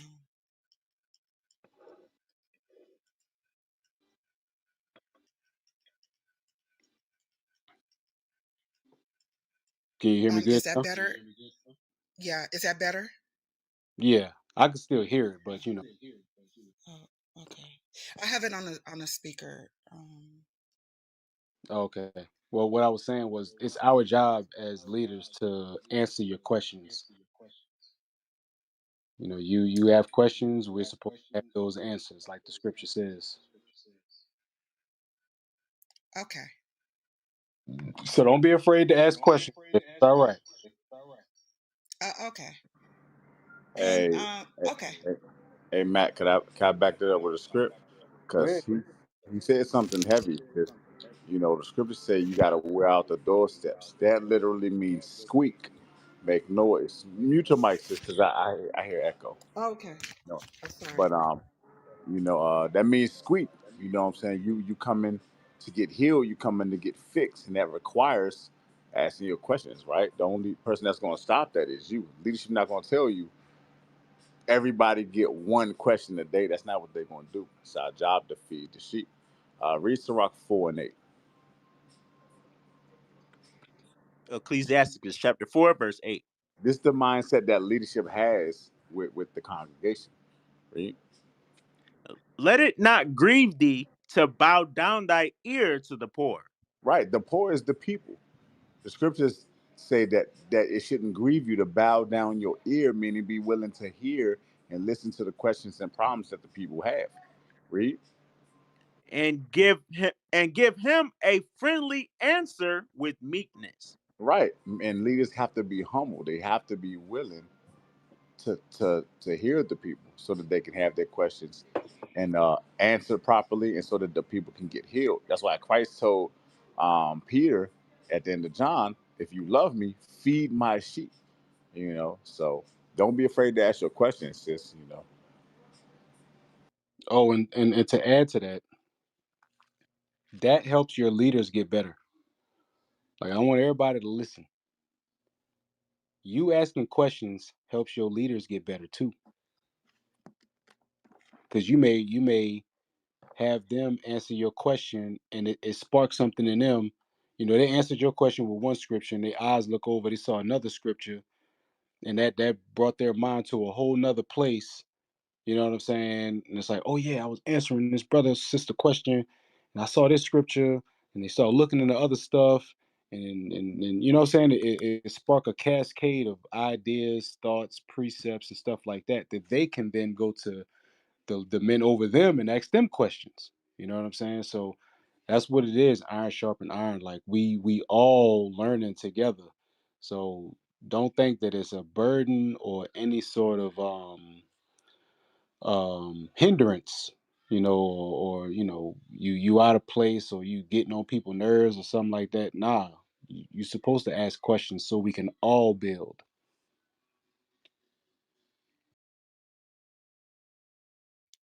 Okay, thank you very much. I really appreciate that. All praise to the Most High. All praises. All right, we got Manessis on stage. Shalom, sign Christ bless. Appreciate y'all for Hey, opening up the door for questions. You shocked me. hey, Clubhouse shocked us. Yeah, everything on here that happened, that shocked me. I got a question though. My question is about 2 Corinthians 13 and 5. How do I apply examining myself to know if I'm actually doing Matthew 6 and 12, forgiven? You know what I'm saying? Like I would go down the list. Myself, I think it's Ephesians, what, 34 or 31? Where it says let go of malice and all that stuff. I can go down the list. But what am I missing?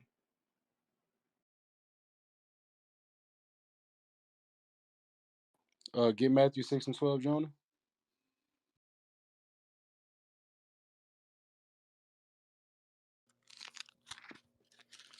Matthew chapter 6 and verse 12.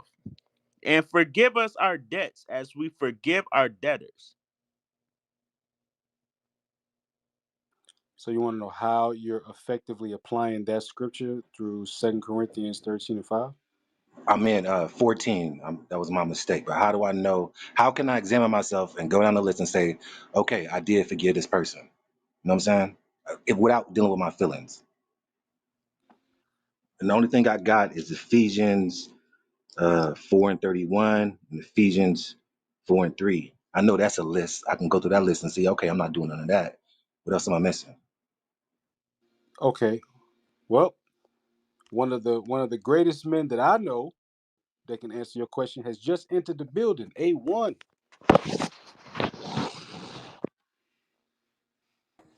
Shalom, shalom, mighty man of God.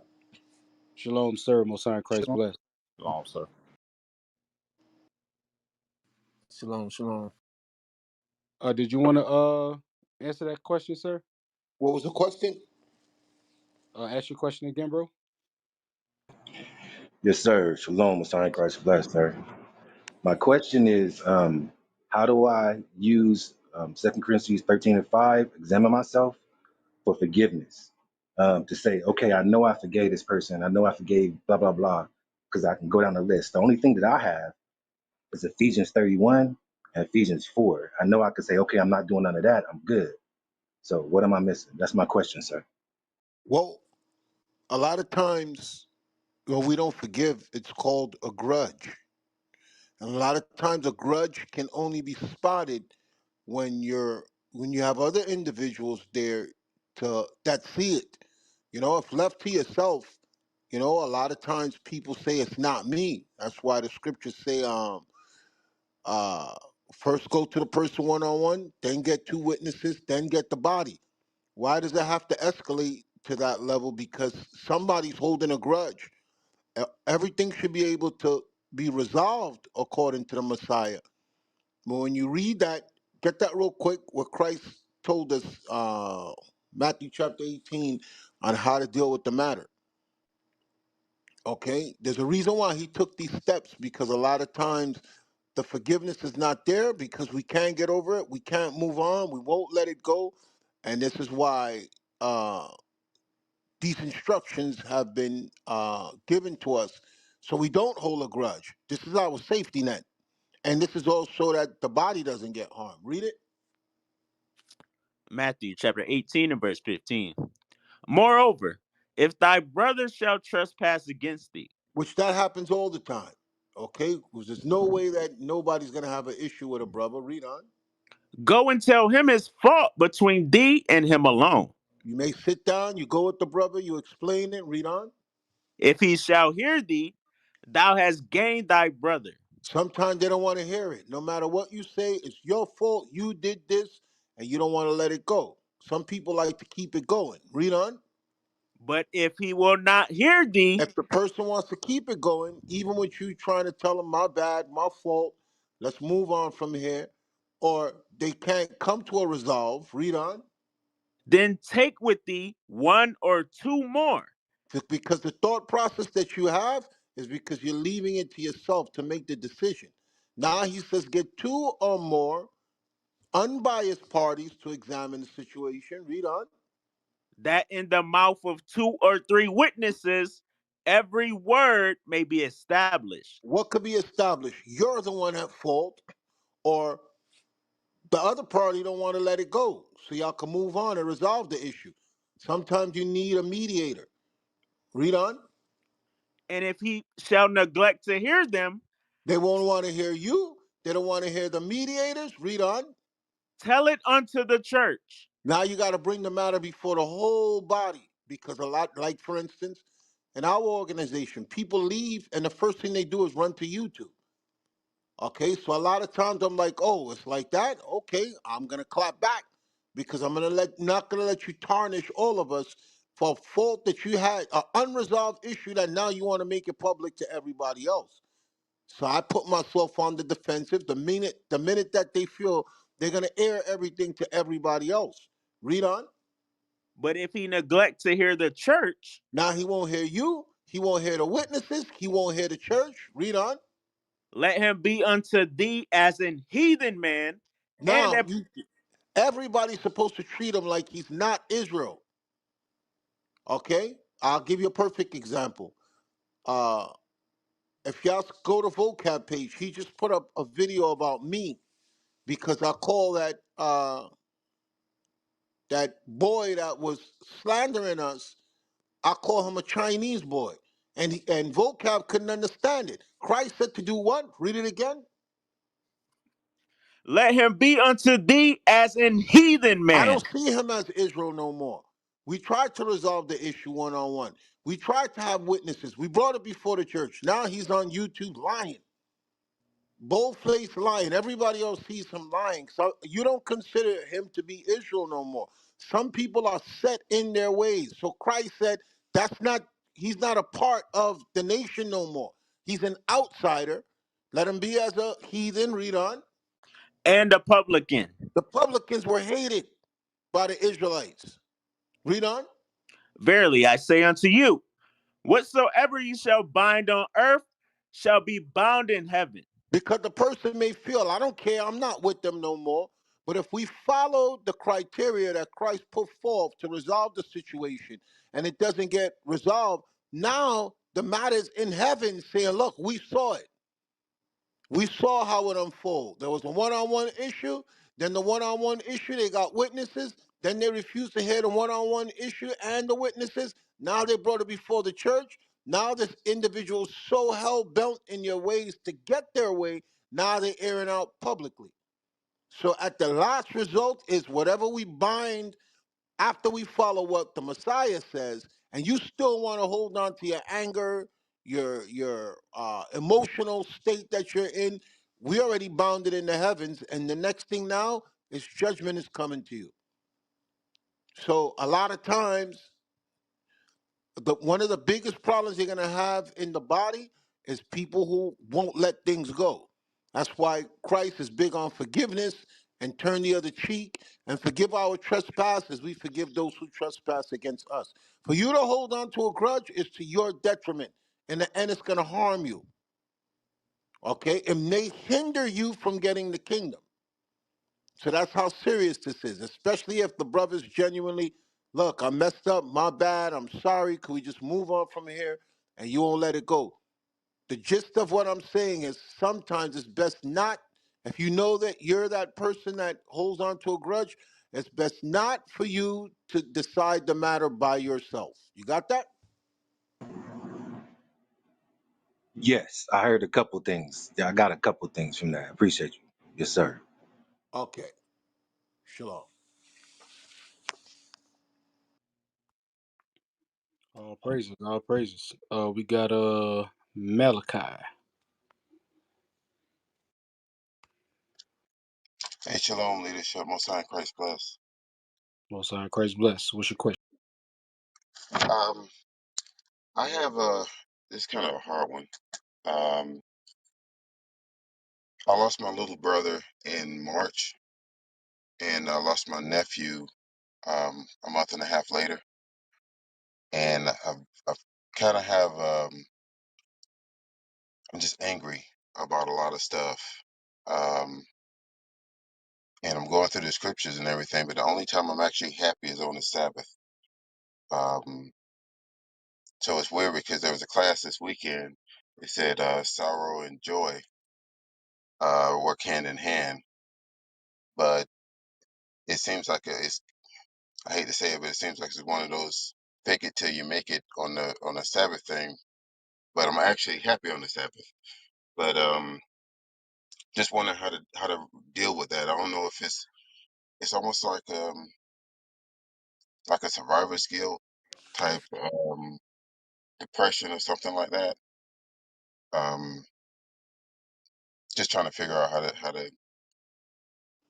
to You, deal with them. Going through scriptures, you said and you lost who? Who did you say you lost? I lost my little brother. How did your little brother die? Um, he took something that was mandatory, and um, he ended up going in the hospital on in February, and I became a truck driver, so it's a new job. So I had to fly out to see him, and he had what they call it, a heart.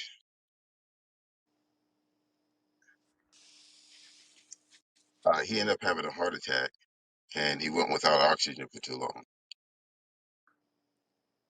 Okay. And then, And and you said who else? and my youngest male nephew, he I asked my family not to have a memorial on the Sabbath, and of course they didn't listen. So after the Sabbath, he was driving back home, and he was involved in a head-on accident where the person, he and the person who hit him, they both passed. Okay. It's okay for you to be upset, for you to have tragedies like that back to back, but I want you to think on give me the Ecclesiastes chapter 9 verse 3. Ecclesiastes chapter 9 and verse 3. This is an evil among all things that are done under the sun, that there is one event unto all. That's death. We all die. Read on. Yea, also, the heart of the sons of men is full of evil, and madness is in their heart while they live. And after that, they go to the dead. Watch this, verse 4. For to him that is joined to all the living, Which is there is you, hope. which is you, which is you, which is you. You're giving up hope for people that's not here now. Read it again, verse 4. For to him that is joined to all the living, there is hope. And that's how we got to look at things, okay? As long as you're alive, you're supposed to hope for something better, not look at the people that are not here. And then that's why Christ told when he was calling the men when he was starting his ministry, and the guy said, "Let me go back and bury my father." It wasn't that Christ was not sympathetic. He said, when he said, "Let the dead bury the dead," that was a message to us right now, okay? Those people are spiritually dead because they're not connected to the Father the way you are. You're alive. There's hope for you. There's better for you than you dwelling on people that are not here now. There's not nothing you could do to change it. Same thing with King David when his son died. And he was crying for the Lord not to take his son. And then when his son died, he just got up and he ate. And they were like, "Yo, what's wrong with this guy? You should have seen the way he was acting, begging God to save his son." And then as soon as his son died and he realized there was nothing he could do, he just got up, got dressed, he ate, and he returned back to the same state. And it's because of what we're reading right here. Read it again. For to him that is joined to all the living, Which is there is you. hope. As long as you're still alive, read on. There is hope. So you cannot move like in hopelessness. Okay? Because what you're saying is you don't believe that God has better for you. That's what you're saying there. When you allow yourself to be depressed about something you cannot control, there's nothing that you could do to bring them back or to change the outcome. There's still hope for you. Read on. For a living dog is better than a dead lion. Meaning you could be alive and everything is bad around you. Okay? A lion has things better than a dog. He said a living dog is better than a dead lion. Why? Read on. For the living know that they shall die, You know that you're gonna die. That the end result is death for you. So you can rectify anything that you did wrong before you go before the throne of God. Read on. but the dead know not anything, neither have they any more a reward. For the memory of them is forgotten. It's forgotten. After a while, you don't even think about it no more. So the problem is you have people bring themselves into depression. I just had a sister who she was like, both her mother and her father died, one right after the other, like real close. And she's like, I can't get over it. And I had to explain to her the same thing. The Most High has better for you right now. Yes, it's nothing wrong with you grieving and feeling loss of a loved one. Give me that also in Sirach, where it says how to grieve. Uh, uh, I think I forgot the time that it said. Lest thou be hated. If you don't know where it is, let me know so I don't come back to you and then we're searching for it. But there's numerous scriptures where the Lord instructs us to strive for the truth unto death. Okay, because eventually you're gonna be where both the people are that you miss. It's gonna be your turn. And you cannot explain to the Most High. There's no explanation that you could give to the Most High of why you was upset. Because the key thing is you're mad at him. You're mad at him. You're not mad at the situation. You're mad at him. And this is why. Real quick, Deuteronomy 32, verse 39. Or your depression is towards him. Because the Most High has your birthday and your death day, which we're going to read right now. Read it, please. Deuteronomy chapter 32, verse 39. See now that I, even I, am he, and there is no God with me. Why did he explain this? Because he wanted to let them know, I am the head man in charge. Read on. I kill. I what? I kill. A lot of Christians don't believe this. They say, oh, it was just an untimely thing that happened. Oh, we didn't expect it. He was too young. They make every excuse to comfort themselves. But the bottom line is what? Read it again. I kill. Read on. And I make alive. God already made it clear from the beginning of the Bible, whether someone lives or die, it is my decision. Read on. I wound. If you get injured, read on. And I heal. And if you get healed, read on. Neither is there any that can deliver out of my hand. So what God is telling us is this is above our pay grade. And we need to stay out of it when he makes a decision. The ultimate decision of why your loved one is not here is because of the Most High. And we can't wrap our. I've heard a lot of people say, I don't believe there's a God. Why? Because he killed my baby. He killed my mother. He killed my aunt. Okay, that's misplaced anger. We don't know why he did it. We don't understand what's going on right now. So that's why he says, to the living, there is hope. And you focus on the hope that the Most High has for you to better your situation, because he tells us in Matthew chapter 19, I think is 38. Go there real quick. And this is what we got to believe. Matthew 19:38. What Peter said, I'm sorry, I'm just shooting from the hip, as the bishop would say. When Peter said, I've lost everything to follow you.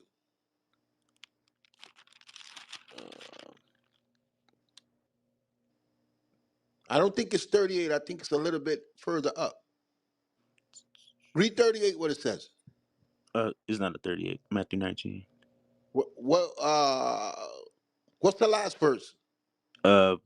Verse 30 says, but many that are first shall be last. Go back up further. It's right there. I don't remember how far down it is. When Peter tells him, Oh, 27. Read it. 26. But Jesus beheld them and said unto them, with men this is impossible, but with God all things are possible. As far as make it into the kingdom. Read on. Then answered Peter and said unto him, behold, we have forsaken all and followed thee. Their whole life was changed around, which is a lot of us. Okay? A lot of us changed our life and forsook family members, everybody to follow the Messiah. Read on. What shall we have therefore? What is it worth it, Christ? What am I gonna have in the end? Read on. And Jesus said unto them, verily I say unto you, that ye which have followed me in the regeneration, He said something that we don't want to hear. He said something you don't want to hear. What he was telling Peter was, you're not getting nothing now. He said, your reward is going to come when your soul is regenerated back to the earth. As far as this lifetime, you're dying and you're not getting nothing. You may die just the way you are. That's why when he said regeneration, our souls are regenerated and sent back to the earth. So he let them know right there something we don't know. He told them straight, you're going to get the promises in the regeneration when your soul comes back to the earth. Read on. when the Son of Man shall sit in the throne of his glory, When all the destruction is said and done, and then the Most High established the Son of Man, the Messiah, as King of Kings and Lord of Lords. Read on. ye also shall sit upon 12 thrones, judging the 12 tribes of Israel. So a lot of people can't wrap their mind around that. They want instant gratification now. He says, you're not getting nothing until I'm sitting on my throne. And then you will be a judge with me, judging the nations of the earth and the 12 tribes. Now he switched to the other people. Read on. And everyone that hath forsaken houses, Some of you are going to lose your house in this walk. Read on. or brethren, You may lose a brother in this walk. Read on. or sisters, You may lose a sister you was tight with in this walk. Read on. or father, Your dad. Read on. or mother, Your moms, which I'll always love my mama. Read on. or wife, Or a wife. Read on. or children, or lands for my name's sake, Some of you may have to move someplace totally different. Relocate. Your life is going to be disrupted, is what Christ is saying. Read on. shall receive 100-fold, So he's telling you whatever you lose, family, property, land, relationships, I'm going to give you back 100 times what you lost. Read on. and shall inherit everlasting And life. on top of that, you're never going to die or suffer death again. So you have two options. Let go of the pain that you have right now and focus. Like I showed you, a living dog is better than a dead lion. Or wallow in your pain and your anguish about something you can't change. There's nothing you could do. You have to make yourself depressed. You have to make yourself feel like, oh, only on the Sabbath I'm going to be happy. It's a place that you took yourself mentally that's going to harm you and eventually not allow you to get the kingdom. Do you want that? I want the kingdom. Okay, so that's where you got to keep your focus. Christ said, keep your eyes on that. We're going to suffer losses. We're going to, our lives are going to be disrupted. And that's why Christ told the sons of Zebedee when the mother said to them, grant them that they may sit on your right and your left when you're ruling. He said, listen, that's not of me to do. That's up to the Father only. And he said to them, can you drink of the cup I'm going to drink of? They said, hell yeah, we could do it. He said, oh, you shall surely drink, meaning things are going to go bad. And that's the hardest thing to deal with in this truth. When things are going bad and you can't understand it and you don't know where it's coming from and you start to second guess yourself, am I in the right place? Am I in the right space? You know, so don't let those feelings beat you up. They will cost you the kingdom. Okay? They will cost you the kingdom. That was a big problem for me when things was going wrong, because it has been good for me since I've been in this truth. Okay, as far as everything that can go wrong, it's like they say, Esau calls it Murphy's law. Whatever can go wrong will go wrong. That's how it's been for me. And has not been no walk in the park. And I'm never gonna come on here and tell y'all that bullshit that they say in the Christian church and start telling you how good God has been to me. The only thing good God has done for me is show me that I'm an Israelite. I'm not going to tell you how great my finances is. Everybody just loves me. Nobody dies around me. Everybody's happy on all the time. No, I'm not going to tell you that. I'm not going to tell you that. I deal with a lot of people, and most of the news is bad news. Okay? I just lost my job. I just found out I got cancer. Pray for me. Okay? I got diabetes. They want to do amputations on me. Pray for me. Okay? My wife is leaving me. My husband is leaving me. All right? All right. So with So all that with stuff all going wrong, you got to make you sure that gotta Satan don't pull you in the wrong direction and make you start to question, is there a God? What's the proof? Remember when the Messiah, when he asked the Father to take the cup away from me, and the Father didn't answer. His own dad didn't answer him. He said, if it be possible, could we do this another way, please? He knew what was about to happen. Who wants to know the exact moment that they're gonna die and how bad it's gonna be? That's a horrible psychological experience to have. And we take that lightly when we read it. He was bawling to his father, please don't do this to me. Can we do this another way? And when his father didn't answer, he said, look, I got my answer right here. This is what my father wants. And I just hope I got the strength to go through it. And when that pain hit him, what did he cry out and say when that pain hit him? Do you know? When he was saying, if it be thy will, let this cup pass from me. That's right. And when the pain hit him, what did he cry out and say? He said, Father, why hast thou forsaken me? Why have you, Christ is powerful. He's the most powerful human being to walk the earth. But even he got to a point where he felt like his father turned his back on him. Mm. So the analogy of what I'm giving you is don't let your place go, don't let your mind go mentally to that space. That's what Satan wants. That's why he's called the tempter. Okay? That's why the Bible speaks of the hour of temptation. It's that moment that you get to where you realize, where you start to wonder, is God really dealing with me? Satan's job is to break your faith, not to make you do bad. That's already inside of you.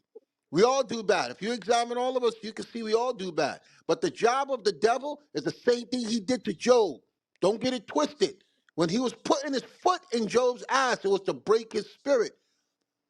And then the Lord said to him, you move me against this guy for no reason, and still he holds his integrity. What did Satan say?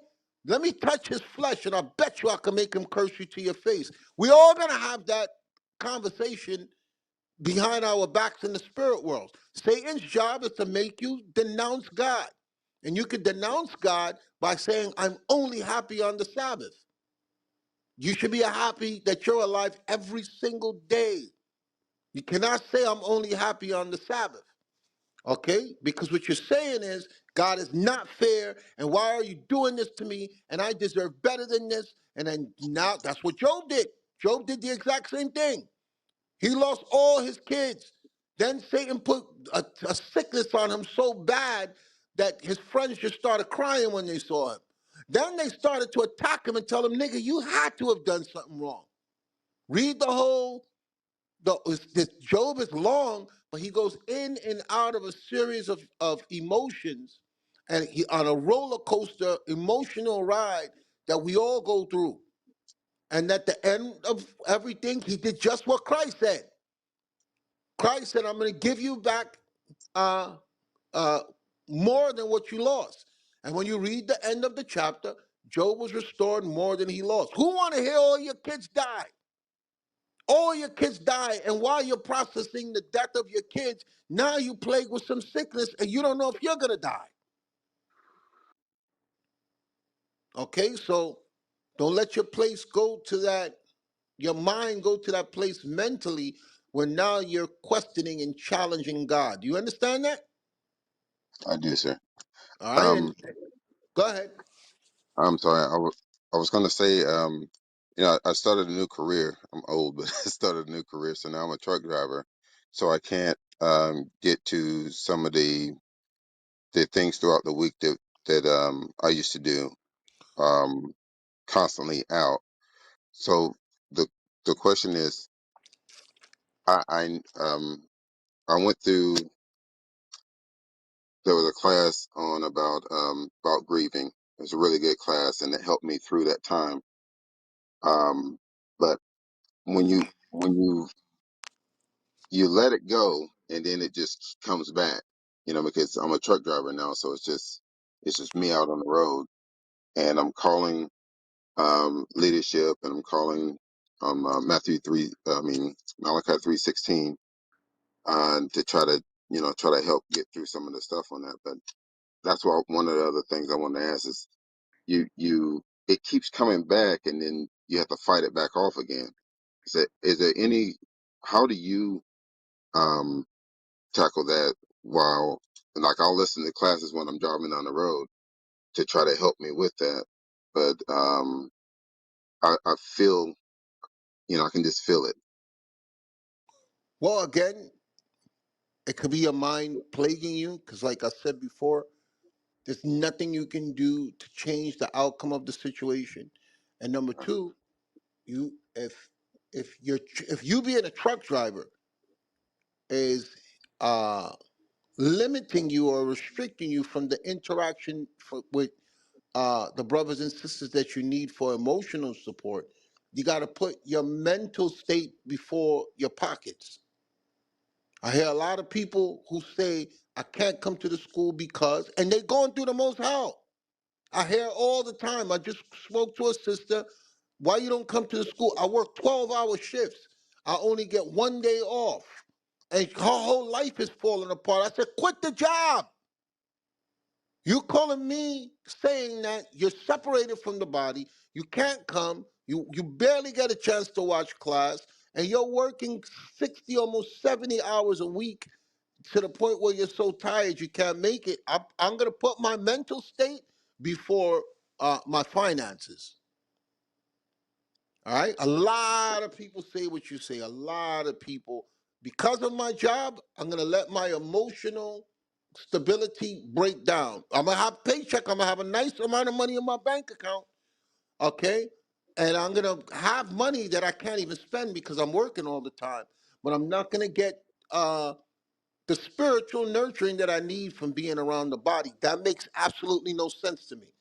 And I've been hearing that ever since I came in the truth and I started taking phone calls for my organization. And I can never wrap my mind around it. Some people, I'm working two jobs. So you're putting two jobs. Uh, Give me in Sirach where it says, wisdom comes from the opportunity of leisure. Wisdom of Solomon, I don't remember which one. Whichever one. They say he's saying the same thing that I'm saying right now. Okay, what you need as far as the nurture and the support, you've chosen a paycheck over that. And me, I'd rather be broke, but in a place spiritually where I need to be with the Lord than have a whole lot of money and I'm falling apart. And a lot of people choose that over the stability that they have in God. You got it, reader? Yes, sir. Read it, please. Ecclesiasticus chapter 38 and verse 24. The wisdom of a learned man cometh by opportunity of leisure. Meaning you made time for God, so you're wise. You may be wise in your job. That only suits the company. You may be the employee of the month. That only suits the worldly company you're with. I care about being employee of the month for the Most High. I've seen a lot of people make good money, and they know nothing with the scriptures, and emotionally they're a mess. Read it again. The wisdom of a learned man cometh by opportunity of leisure. I had to structure myself because I was making very good money before I came into the truth. But mentally, I wasn't in the place that I needed to be. Okay, it's time to go home. They mandate you for a double. And everybody will brag about how big their paycheck was. But half those people working with me, they dead, they sick, their wife left them, their children is on drugs, their daughters having sex because they're never home. I said, I ain't doing this shit. I'm here. And that time I wasn't in the truth to the capacity that I was. Okay? I didn't know what I know now. Okay? The base salary was 65, but with the overtime, you easily went to 110, 120, and people bragged about it. People would pull up to the job with nice whips, nice cars, nice everything, and their life was a mess. Nothing, none of the money that they made was worth the way their life turned out now. Me, I left the job. I'm at the worst, the lowest money I ever made in my life, but I'm where I need to be with the Most High. I'm helping the people I need to help with the Most High. I'm connecting. I'm involved. I'm interacting because at the end of the day, I work for God, not man. Read on. And he that have little business That's shall how be I felt. I felt I'm gonna have little business. Read on. shall become wise, Because I need to be wise with God. To hell with the company, to hell with the paycheck, to hell with me having the new such and such car this year or the new this or the new that. I'm not keeping up with the world. I gave my finger to the world. Read on. how can he get wisdom that holdeth the plow? So everybody says that. Brother, why you not in school? I'm on the road all the time, on my job. Sister, why you not in the school? I do double shifts. And then when I come out, I got to take care of my kids and I got to take care of my mother or whatever. I've heard everything that y'all could think of. But this is all that matters. Read it again. How can he get wisdom that holdeth the plow? So you got a decision to make. Keep making your company rich and stacking that paper, or not go to the place spiritually you need to be to have status in God's new heavens and new earth. It's a simple decision. This is not hard. Read on. And that glorieth in the gold. Glory is in the gold, meaning your glory is in your job. They're looking at how much hours they put in. Okay? I said, sis, uh, what shift you work? She said, I work from 7 a.m. to 7 p.m. And I said, okay, come later on after class. She's like, nah, I gotta go to sleep. I'll be too tired. So I'm like, what do you want me to tell you? I can't tell you nothing from there. There's nothing I could tell you. She's situated her life so that God comes second and her job comes first. And eventually, that's what Satan wants. Satan wants you in that place where you're chasing paper instead of chasing the kingdom. So just be mindful. That's not only for you, that's for everybody else that when we tell them, come to the school, because we didn't become the men that we are being by ourselves. Okay, the scriptures tell you iron sharpeneth iron. Get that real quick from. And woe to them that are alone. There's nothing good that the Bible says when you isolate yourself. And that's how Satan destroys a lot of you. He leave you alone in your own feelings, your own thoughts, and you don't know how to resolve them. And Satan is like, let's just keep this between me and you, nigga. You don't have to go nowhere. Keep getting that paper. I'm gonna take it when you die. I'm gonna give it to somebody else, but you keep your mind on the money. Forget it. What's this kingdom stuff? Take your mind off this kingdom. And it works. I've seen it with my own eyes. I've seen Satan destroy people year after year after year because he took their mind off the kingdom and he put their mind on the things of the world. Read it, please. Proverbs chapter 27 and verse 17. Iron sharpeneth iron, so a man sharpeneth the countenance of his friend. So you cannot get no one to sharpen your countenance if you in your truck all the time. Okay, it's impossible. There's no scripture I could give you. There's nothing I could give you because I have a thought process for me. What everybody that I interact with is to make them better. If I don't make them better from my interaction, I've done them a disservice. So I got to stay sharp so I can sharpen my brothers. Okay? I'm going to show you that Christ said the exact same thing. Watch this, watch this, watch this. Give me, I'm going to show you Christ said the same thing.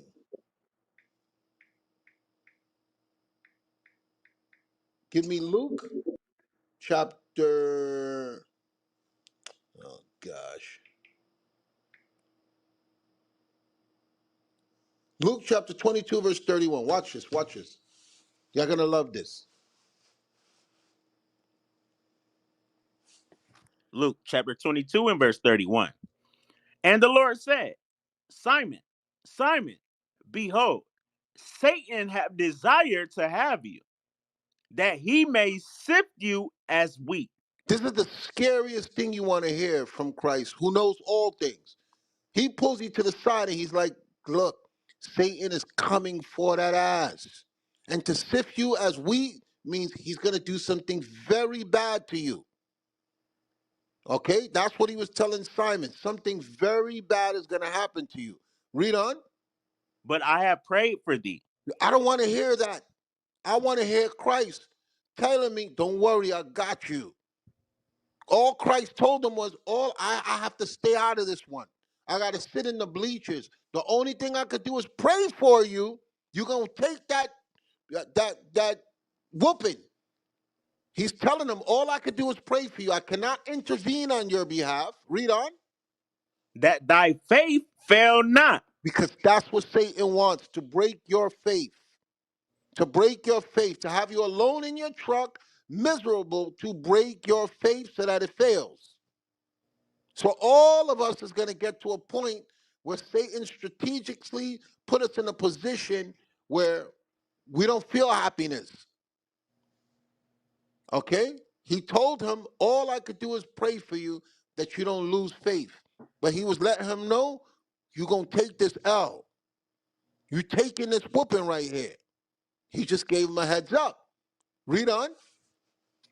And when thou art converted, Because the ass whooping, the depression, the pain, the hurt is going to bring forth a conversion. That's what's supposed to happen when you hurt. After a while, that's where this is where the saying, whatever doesn't kill me makes me stronger. This is it. If God don't kill me, I'm going to come out stronger. That's why he says a living dog is better than a dead lion. He said, when thou art converted, after Satan gives you that ass whipping, read on, strengthen thy brethren. go help your brothers out. So you're of no good use to nobody. If you're alone, depressed, and you're being broken, who could you help at the end of the day? And that's why I say, whoever is in my presence, I'm going to make them stronger. If I can't make them stronger, I've done them a disservice. Okay? And that's what Satan wants. Satan is going to put his foot in everybody's behind, but what is the outcome? Are you going to come out swinging? Are you going to come back better and stronger? Or are you just going to let him break you, then take you? I mute my mic. Thanks, sir. All praise to the Most High. Next up, we got Jonathan.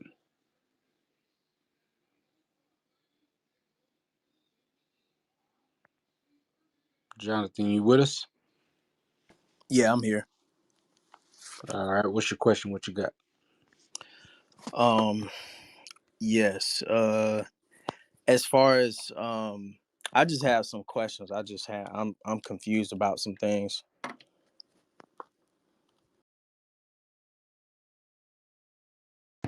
All right. What you got? All right. So a lot of times I see that the devil is mentioned, right? And like I said, I've been coming in this room for a minute.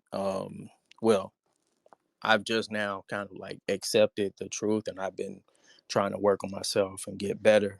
But I see a lot of times that the devil is mentioned, right? And you know, I've spoke with some people in here asking, like, how do he work? You know, like he's on God's payroll, pretty much, basically. But if that is the case, and like I said, I am gonna bring out, you know, I grew up Christian, but if that's the case, why did he how come he's supposedly going to be destroyed? Like what's the reasoning for destroying him if he worked for him?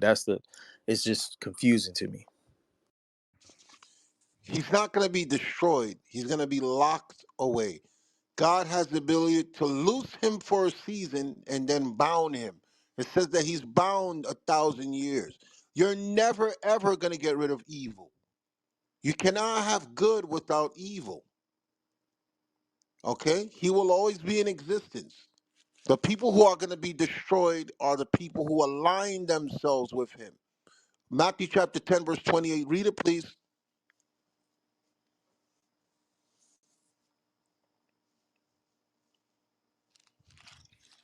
Matthew chapter 10 and verse 28. And fear not them which kill the body, So what he's telling us is, look, stop making a big deal out of death. Okay? Read on. but are not able to kill the soul.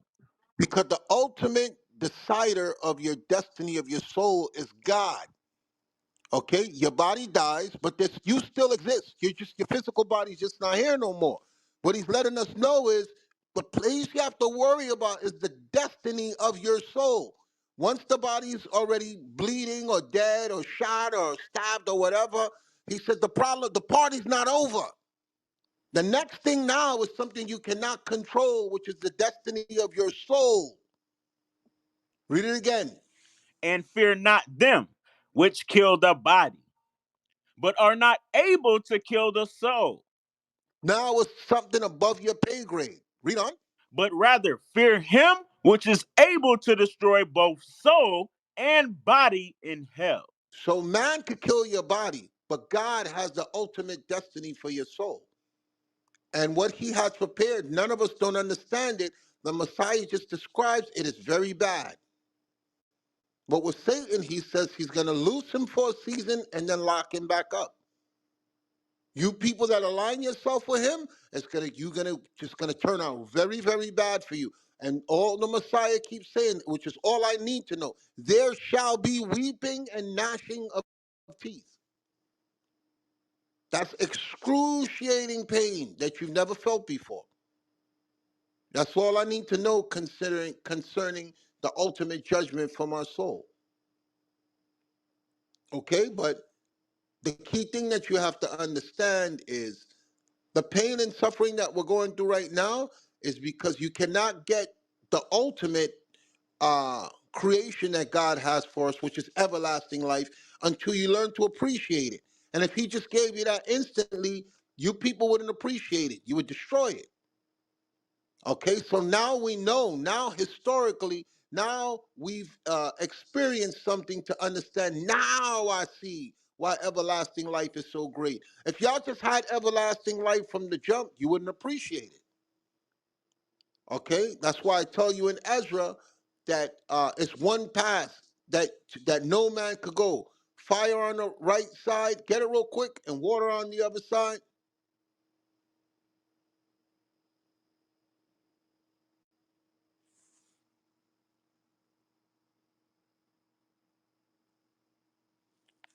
Reader, you got it, or I got to look for it?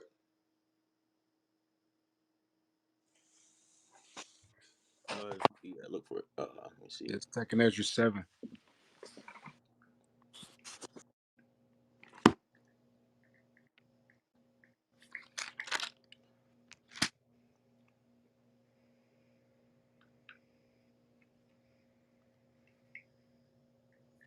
Is it Second Ezra 7? Verse 6. Second Ezra chapter 7 and verse 6. There is also another thing. A city is builded and Which is the set upon kingdom. The kingdom is builded and set upon what? a broad field, and is full of all good things. Everything that you could think of to mankind that's good is in that kingdom. Read on. The entrance thereof is narrow, And it's a narrow passage to get to it. Read on. and is set in a dangerous place to fall. And we're going to go through dangers to get to that place.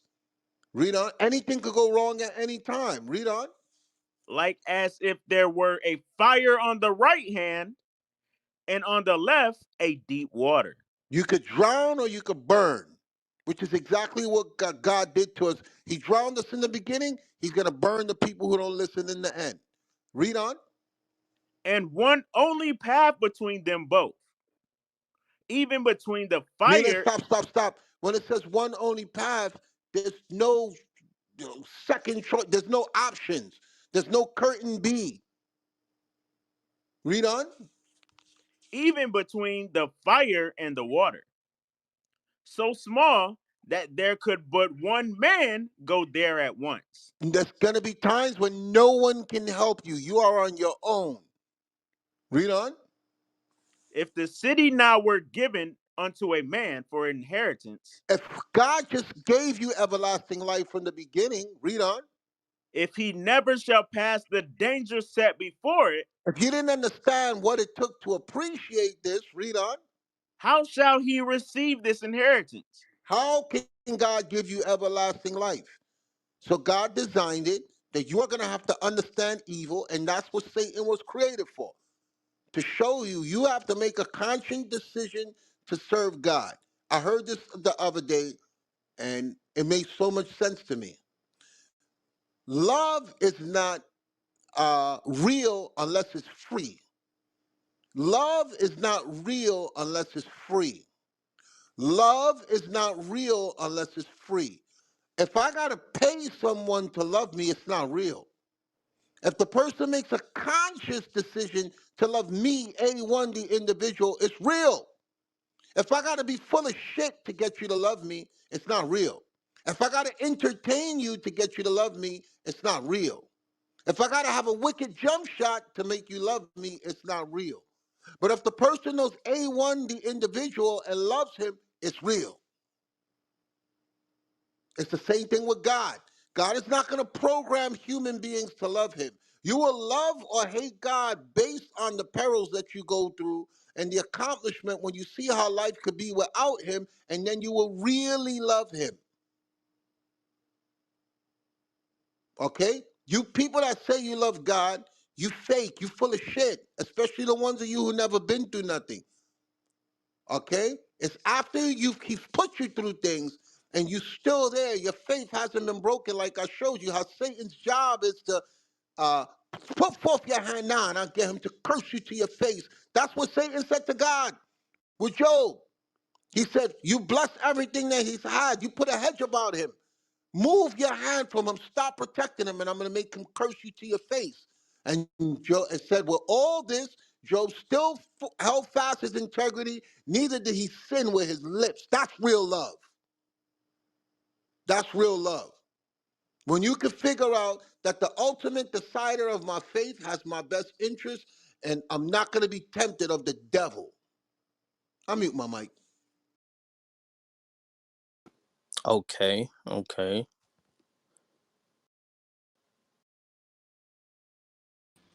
Um, You had another well, question. I can say something about the topic. Um, Pretty much why like women lie so much. Um, I One of the reasons why is because they believe they are smarter than men. I had um a past girlfriend that told me, she said, you know, we're smarter than y'all. And then I told her, hey, look around you. Look at everything that's been built by men. And so that's the reason, that's one of the reasons.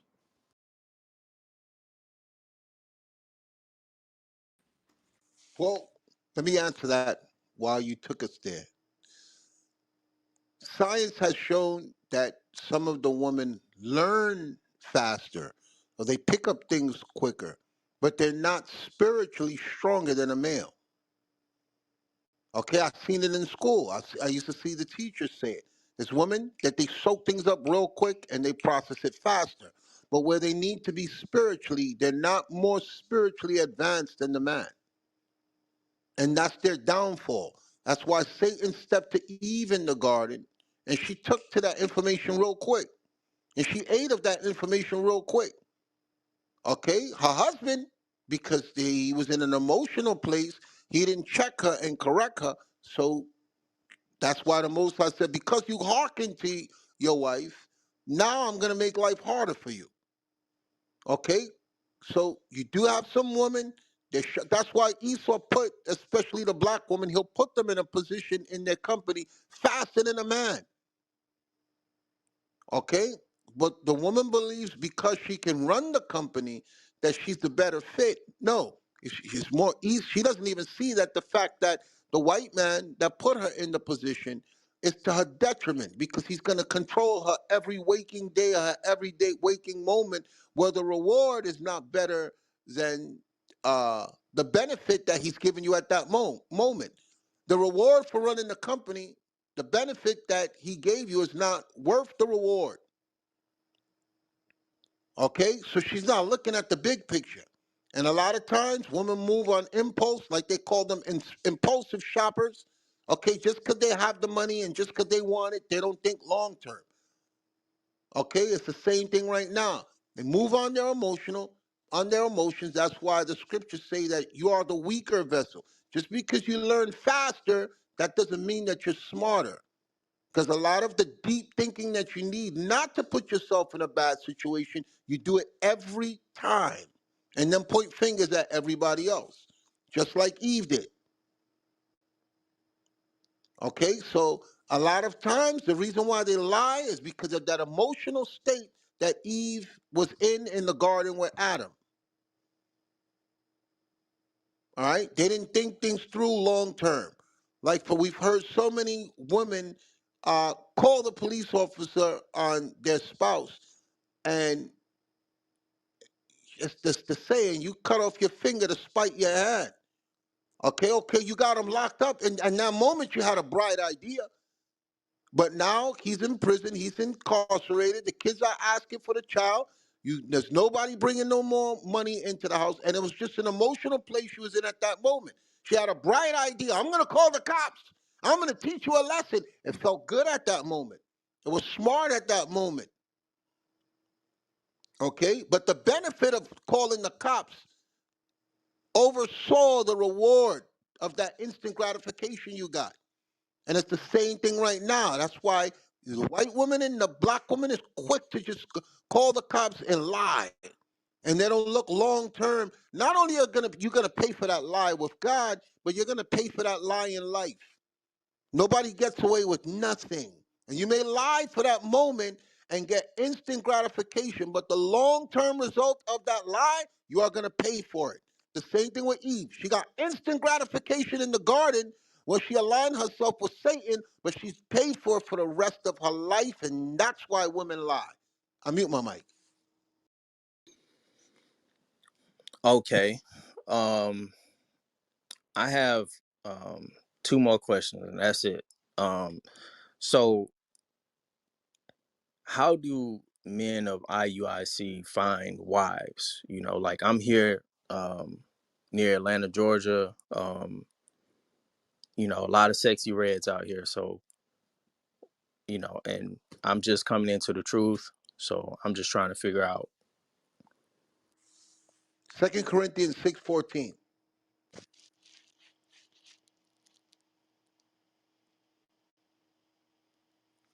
Second Corinthians chapter 6 and verse 14.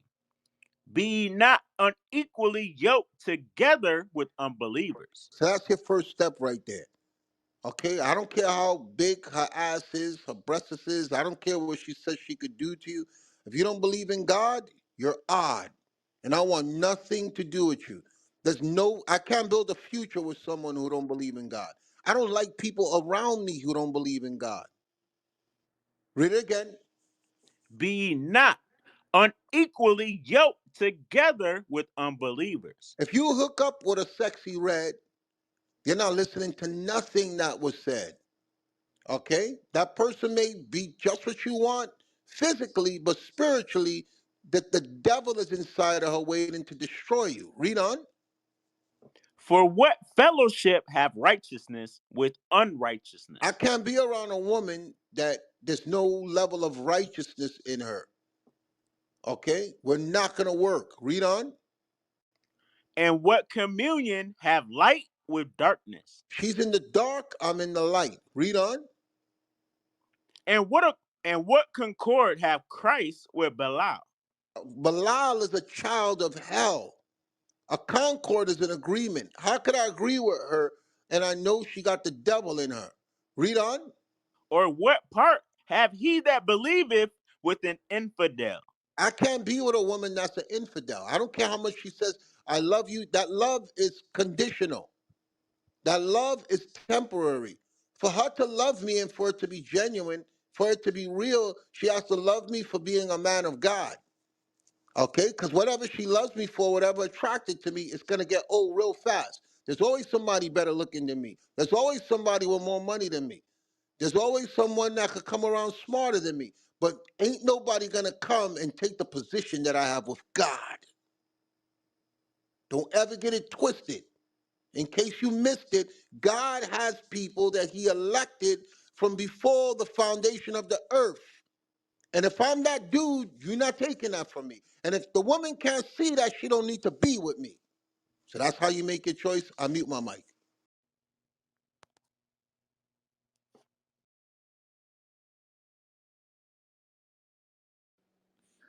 You got that, Jonathan? Yeah, I got it. I had to address someone in the chat. Okay, now as for okay, so this is why I believe everyone don't need podcasts. But yeah, basically someone in the chat was trying to call me something. I'm like, no, I'm here learning the truth. I'm trying to do the Hey, right Word. some of thing. those people in the chat, Jonathan, they're just there to start trouble. Ignore them. Listen to the speakers. Ignore them. We don't know who they are. We don't know where they came from. So you cannot. If I'm speaking scriptures and you're paying attention to the chat, I'm wasting my time. Just think about it. You understand? Okay. Yeah, I'm It I'm says that in listening to Mark. you. Get that from the Mark where it says where the word is being sown. This is what's happening to you, Jonathan. Watch this. I'm gonna show you what's happening to you. These are they by the wayside where I'm sowing the word right now. So you should be focused on me. Okay? Read that real quick. Mark chapter 4, verse 13. And he said unto them, know ye not this parable? You know, go ahead. And how then will ye know all parables? The If you don't sower, know this parable, how will you know all the other parables? Watch this. Read on. the sower soweth the word. Because God always refers to us as agriculture. We're his plants, we're his vine. Okay? We got to be purged. So I'm sowing the word of God in you. Read on. And these are they by the wayside, where the word is sown. Where But the word is being sown, there's other people there. Read on. but when they have heard, Which is what I'm doing. I'm speaking the word to you to sow it in your heart. Read on. Satan cometh immediately. Satan moves through other human beings. He will never pop up and knock at your door. Hey, what's going on? Let me in. I want to talk to you. Satan moves through other people. So if someone is interfering or hindering you from learning, they got the devil on them. And that's their job. Satan's job is to distract you as you learn. He may come in the form of a woman. He may come in the form of a job. He may come in the form of alcohol. He may come in the form of drugs. He may come in the form of someone that's just contentious. Satan's job is to take your crown. And the way that he takes your crown and brings you down is when you don't listen to what God is trying to impart upon you. Read it again. And these are they by the wayside, where the word is sown. But when they have heard, Satan cometh immediately and taketh away the word that was sown in their hearts. Well, now you're focused on them. Satan has you right where he wants you. You missed what I was trying to sow in your heart. Okay? So you missed the jewels that were dropped on you to put inside your crown. Okay? The job of Satan is to take your crown. I mute my mic. Thanks. Thank you so much. I actually have it paused on YouTube. I saved the replays. I over the weekend I listened to around like 3-4 hours of this. I was fasting, doing some great things. Now I do have another question because I feel like, um, there's some podcasts or whatever out there. This is why everyone shouldn't have a podcast. So basically, there's one guy on TikTok, and some friends showed this to me. They for some reason they, I don't know. They're not like close friends. They're more like associates. Like I have some other friends that are more like in the Christian church, but basically they were saying like, they showed a TikTok where a guy said, Solomon said that, he who find a wife find a good thing, and they said, but Solomon had 400 wives. That's what they said on the podcast. Now I know that's got to be cap, but I want to hear your take on it. He has 700 wives and 300 concubines. That's biblical. That's what's in the Bible. 700 wives, 300 concubines. Wow, I didn't know that. Yes. Let's get that. 1 Kings chapter 11, verse 1. 1 Kings 11, verse 1. This was the outcome of him dealing with so much women. First Kings chapter 11 and verse 1. But King Solomon loved many strange women. How much he loved? Many strange women. Read on. Together with the daughter of Pharaoh, women of Moab, women of the Moabites, Ammonites, Edomites, Zidonians, and Hittites. He turned into a sexual deviant. He was trying to stick everything that moved. Okay, so you got a lot of black Hebrew Israelites that tried to align themselves with Solomon. And the end result was bad for him. What God was showing us with Solomon is just because you got a lot of vagina, that doesn't make you better. Okay? And what he did was he used his power to get a lot of vagina. Let's see what happened in the end. Read on. Of the nations concerning which the Lord said unto the children of Israel, ye shall not go into them, neither shall they come in unto you. For surely they will turn away your heart after their gods. Because the other nations that he was having sex with, they had other beliefs. It starts off with lust, but they're not women you can trust, as I said to you before. Okay? I want a woman that I know their heart is aligned with God, especially while I'm at war now. I don't want no woman that's confused and she's into Oprah and Michael Jordan and Beyonce and Rihanna and the things of the world. She's easily distracted. Her mind needs to be where my mind is at war with me to serve God. Read on. Solomon clave unto these in love, and he had 700 wives, princesses, and 300 concubines. So let's just stay right there for a minute. That's 1,000 women he had sex with. 1,000 women he had sex with. It's 365 days in a year. Okay? Let's say these women decide to come in with him on those relationships, when will they ever get to see him if they set up a schedule for 1,000 women and it's only 365 days of the year? That means each woman will only get to see him every 3 years if he was to give equal time to them. Okay? And no, only a stupid woman would join themselves in a relationship like that. So I'm sure what they're showing you here with Solomon's life is this is what happens when a black man goes unrestricted. He'll try to stick his penis in anything that moves. And eventually it cost him the kingdom. Okay? It cost him the kingdom. There's no need for you to be having sex. Let's say all those women, he was dealing with them equally. Okay, let's just say the 700, because the concubines, you only use them for sex. So Solomon was a sexual deviant. He is nothing to glorify. Only stupid black Hebrew Israelites. That's why we stay away from a lot of the camps. They keep bringing him up. That makes no sense to live your life like that. Who has time for 700 women? Forget the concubines. Let's just stick with the damn wives that he had. Who, if 700 wives, that means you see one wife, that woman, you see her once every 2 years. 350 and 350 is 700. So if a stupid woman aligns herself with a sexual deviant, she only gonna get this because if you cheat on that man, you get stoned. So for him to equally share his time between 700 women, she's only gonna see him once every 2 years for the rest of her life. So I don't know why they brought it up. I don't know what they were trying to prove. There's no logical sense for a man to be that way unless he's a sexual deviant. And we know he was because it turned out bad for him in the end.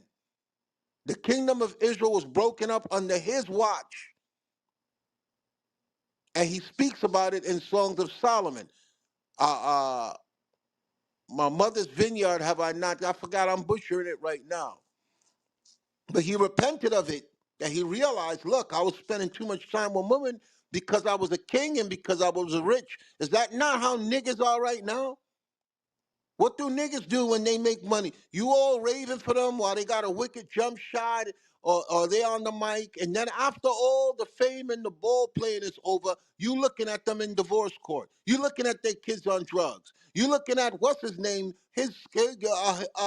Magic Johnson's son is a damn woman. Is it worth it after all that? After all the endorsements, after all the cheering at you at the game, you didn't spend enough time with your son that your son now wants to act like a damn woman? Okay, so again, I don't know why they brought up Solomon in the podcast, but they whatever they pulled, I will rip them apart. I don't care who they are. Because I look at things through God's eyes, not man's lies. And you got some stupid black Hebrew Israelite camps. And I'm calling you stupid because you know what I'm saying is right, but you still try to challenge us and use that as a premise to stick your penis in everything that moves because there are black Hebrew Israelite groups. That's all they do with the women. They call the women into their places of learning to be wife number one, wife number two, wife number three, wife number four, and that's not what God called us to do to rebuild a nation.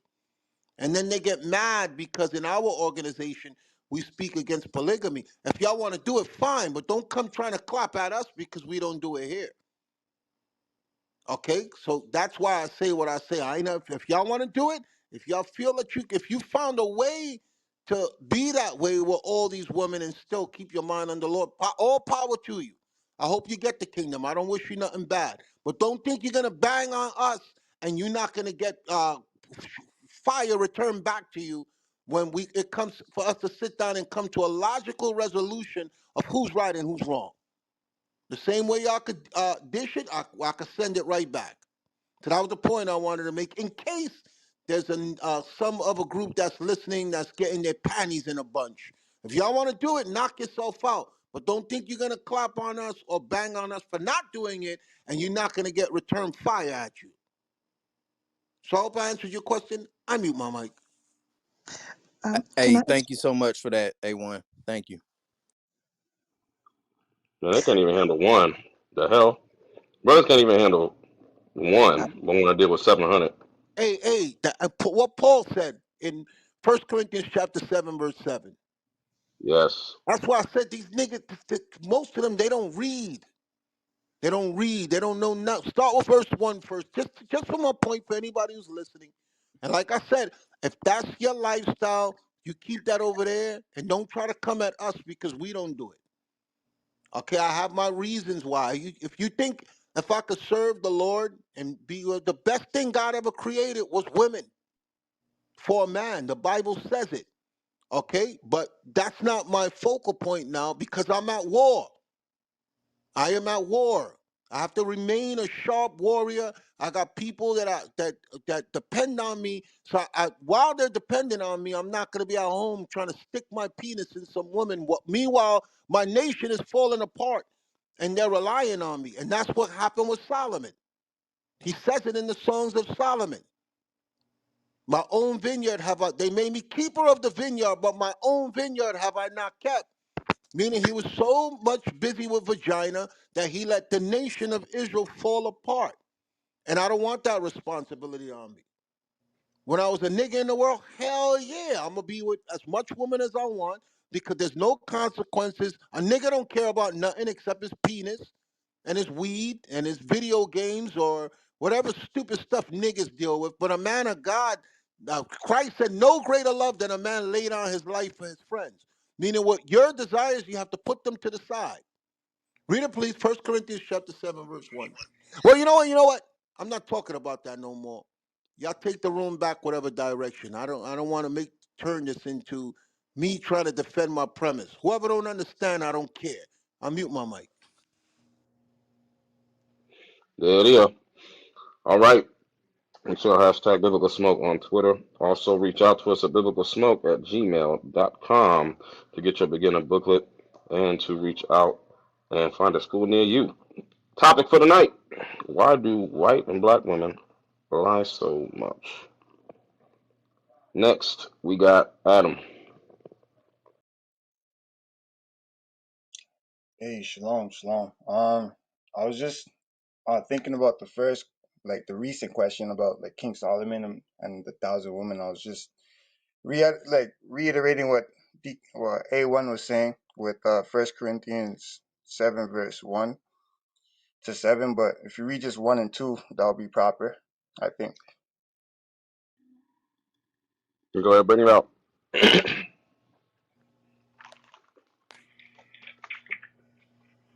First Corinthians chapter 7, verse 1. Now concerning the things whereof ye wrote unto me, it is good for a man not to touch a woman, nevertheless, to avoid fornication. Let every man have his own wife, and let every woman have her own husband.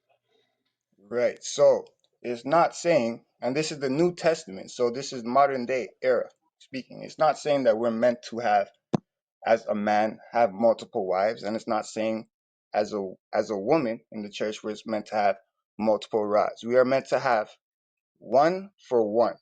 God made them male and female. King Solomon's era was having multiple women, a thousand women, and just like A1 said, it would take 3 years to deal with these thousand women one by one. So if we follow the scriptures correctly, if we read the scripture again, 1 Corinthians chapter 7, verse 2, please read it again. Hey, I'm sorry. I left out one thing. Not only will it take him 3 years to deal with them one by one, but you're evil. Well, you're using the woman only for sex. Remember what I said, it's 365 days in the year. If you give them all equal time, you get them once for the day and you never see them again. You've objectified them. And a lot of Absolutely. you women, that's how you are right now. You're an object of a man's desire. He has no future with you. He don't care about a family with you. He don't care about what you think. You're just a place. You're a human condom. You're just for And him to just bust off in and send you on your way. And that's what Solomon was doing. I mute my mic. Go ahead. at that point, how can you take God's love properly when you're dealing with so many women? Because if God loves you and you are meant to love your wife and you're dealing with 1,000 women, then there's no way in hell then you're going to be able to deal with one woman sacredly the way that the Most High is meant to be dealing with you as a man of God. So that question with King Solomon is meant for the Old Testament and it's left in the Old Testament because there's no men on the face of the earth with 1,000 women today living correctly in Christ. I mute my mic. All praises. We appreciate you, bro. We appreciate you. And I don't know why. Give me that and Cleave to his wife. Give me that. I want to belabor the point, but since we on it, I think brothers And also, underestimate. Yeah, go ahead. a lot of times, people who are against the Bible, they reference men's lives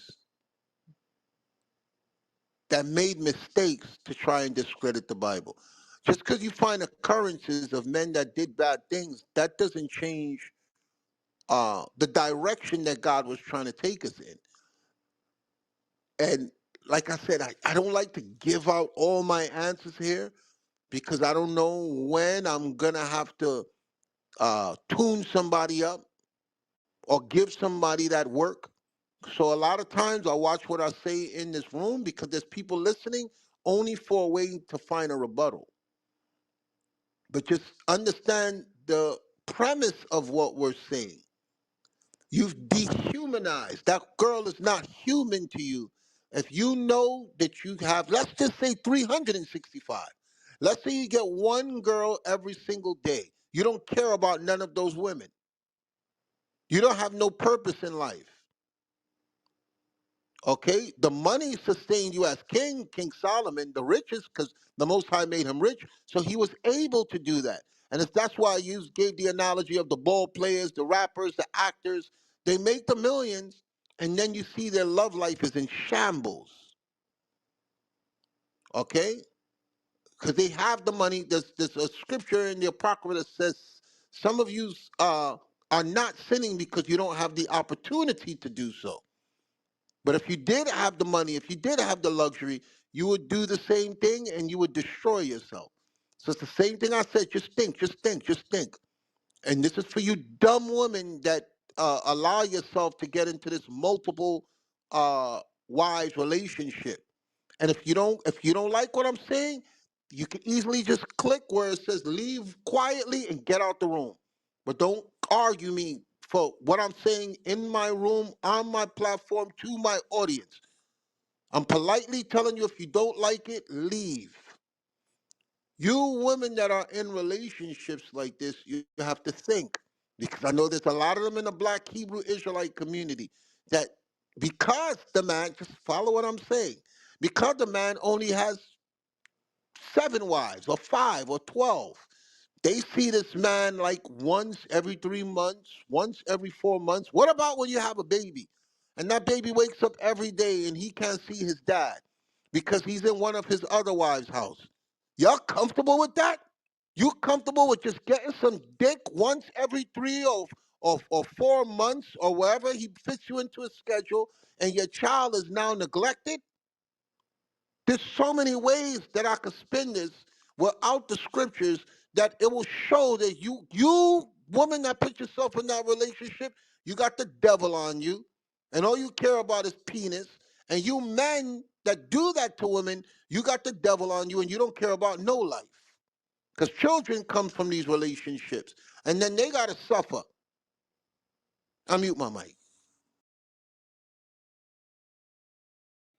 Yeah, and the big point to that, just off of the celebrities, they make the money.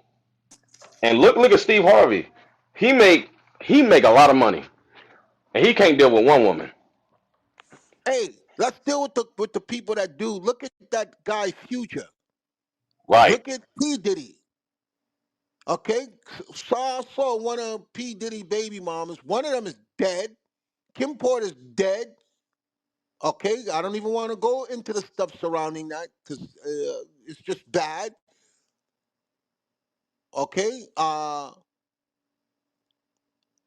just gotta look. Is it worth it at the end of the day? I wouldn't want my daughter. I don't care if she's with a billionaire and the billionaire decides I'm gonna give you a nice house. I'm gonna give you this. I'm gonna give you that. But you're gonna be alone. And whenever I decide I want to deal with you every 3 months or every 4 months, that's how many times you're gonna see me out of the year because I'm getting money and I'm paid and you're not nothing. And whenever I want to stick my penis in you, you make your vagina readily available. A lot of you women are comfortable with that. I mute my mic. Can I ask a quick Yep. question concerning? Yeah, go ahead, Ken. I was wondering, is it true that Christ is the reincarnation of Solomon? There's scriptures that suggest that. Okay, and the reason why I say there's scriptures that suggest that is because of this. Go to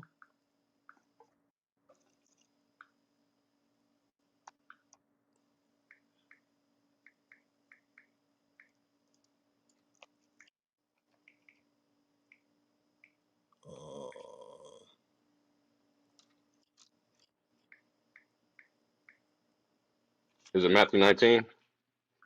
What it says? If you can receive the same. Yes, yes, yes. That's what I want. Thank you. I think it's might be 11.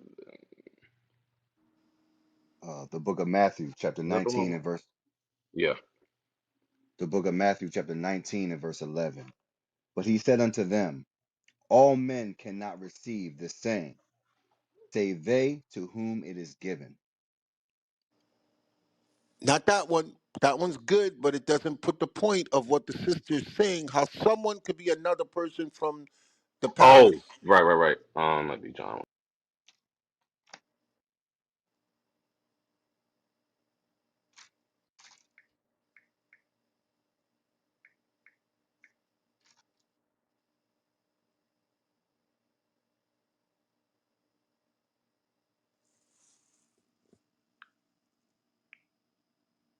11. Elias. Hold on. I think it might be 11. 11.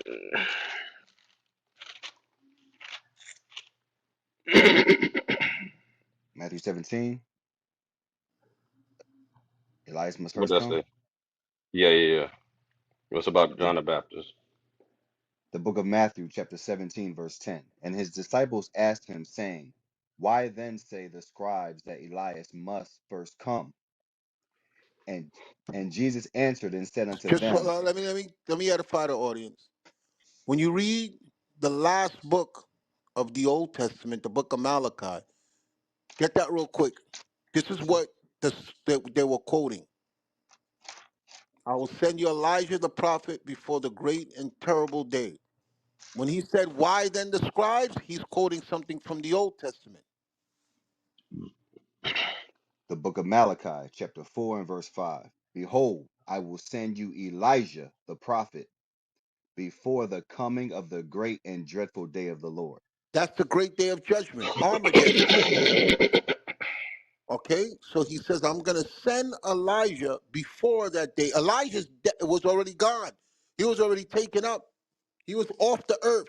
This is hundreds of years later. Malachi is saying that Elijah is going to come back because us now, we've lost understanding of God sending spirits back to the earth in different bodies. We don't know that, okay? Because we're just starting to relearn God in the Bible again. Now go to Matthew. The book of Matthew, chapter 17, verse 10. And his disciples asked him, saying, why then say the scribes that Elias must first come? And Jesus answered and said unto them, Elias truly shall first come and restore all things.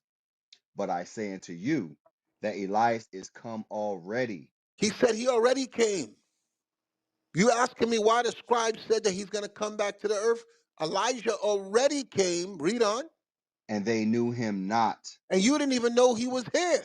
Read on. but have done unto him whatsoever they listed. Likewise shall also the Son of Man suffer of them. Then the disciples understood that he spake unto them of John the Baptist. So Elijah and John the Baptist are the same person. So the reason why I don't answer what people say about Christ and King Solomon is because most people can't receive that a person from the past is here in the future. All of us here listening to this, we've all been here before in past lives. God recycles our spirits. He has our death day and our birthday. And when you die, your body dies. Your spirit goes back to God. And every 3 to 4 generations, he sends it back to the earth. Read on. Verse 14. And when they were come to the multitude, there came to him a certain man. Wait. Near, He didn't mhm. say if you can receive it. Oh, Matthew chapter 19 and verse 10. His disciples saying unto him, if the case of the man be so, excuse me, verse 11. But he said unto them, all men cannot receive this saying, save they to whom it is given. Now I'm talking about when he said, if you could receive it. Or did you say it and I missed it? When he said John the Baptist was Elijah. Just repeat that again where you was. The The reason book of why he Matthew. said if you can receive it is because the Sadducees was a group that didn't believe that you could die and come back. They believed that there was no resurrection of the spirit. So that's why he said that. At that time when Christ was trying to explain this, there was people who didn't believe, just like today there's people who don't believe. Read it, please.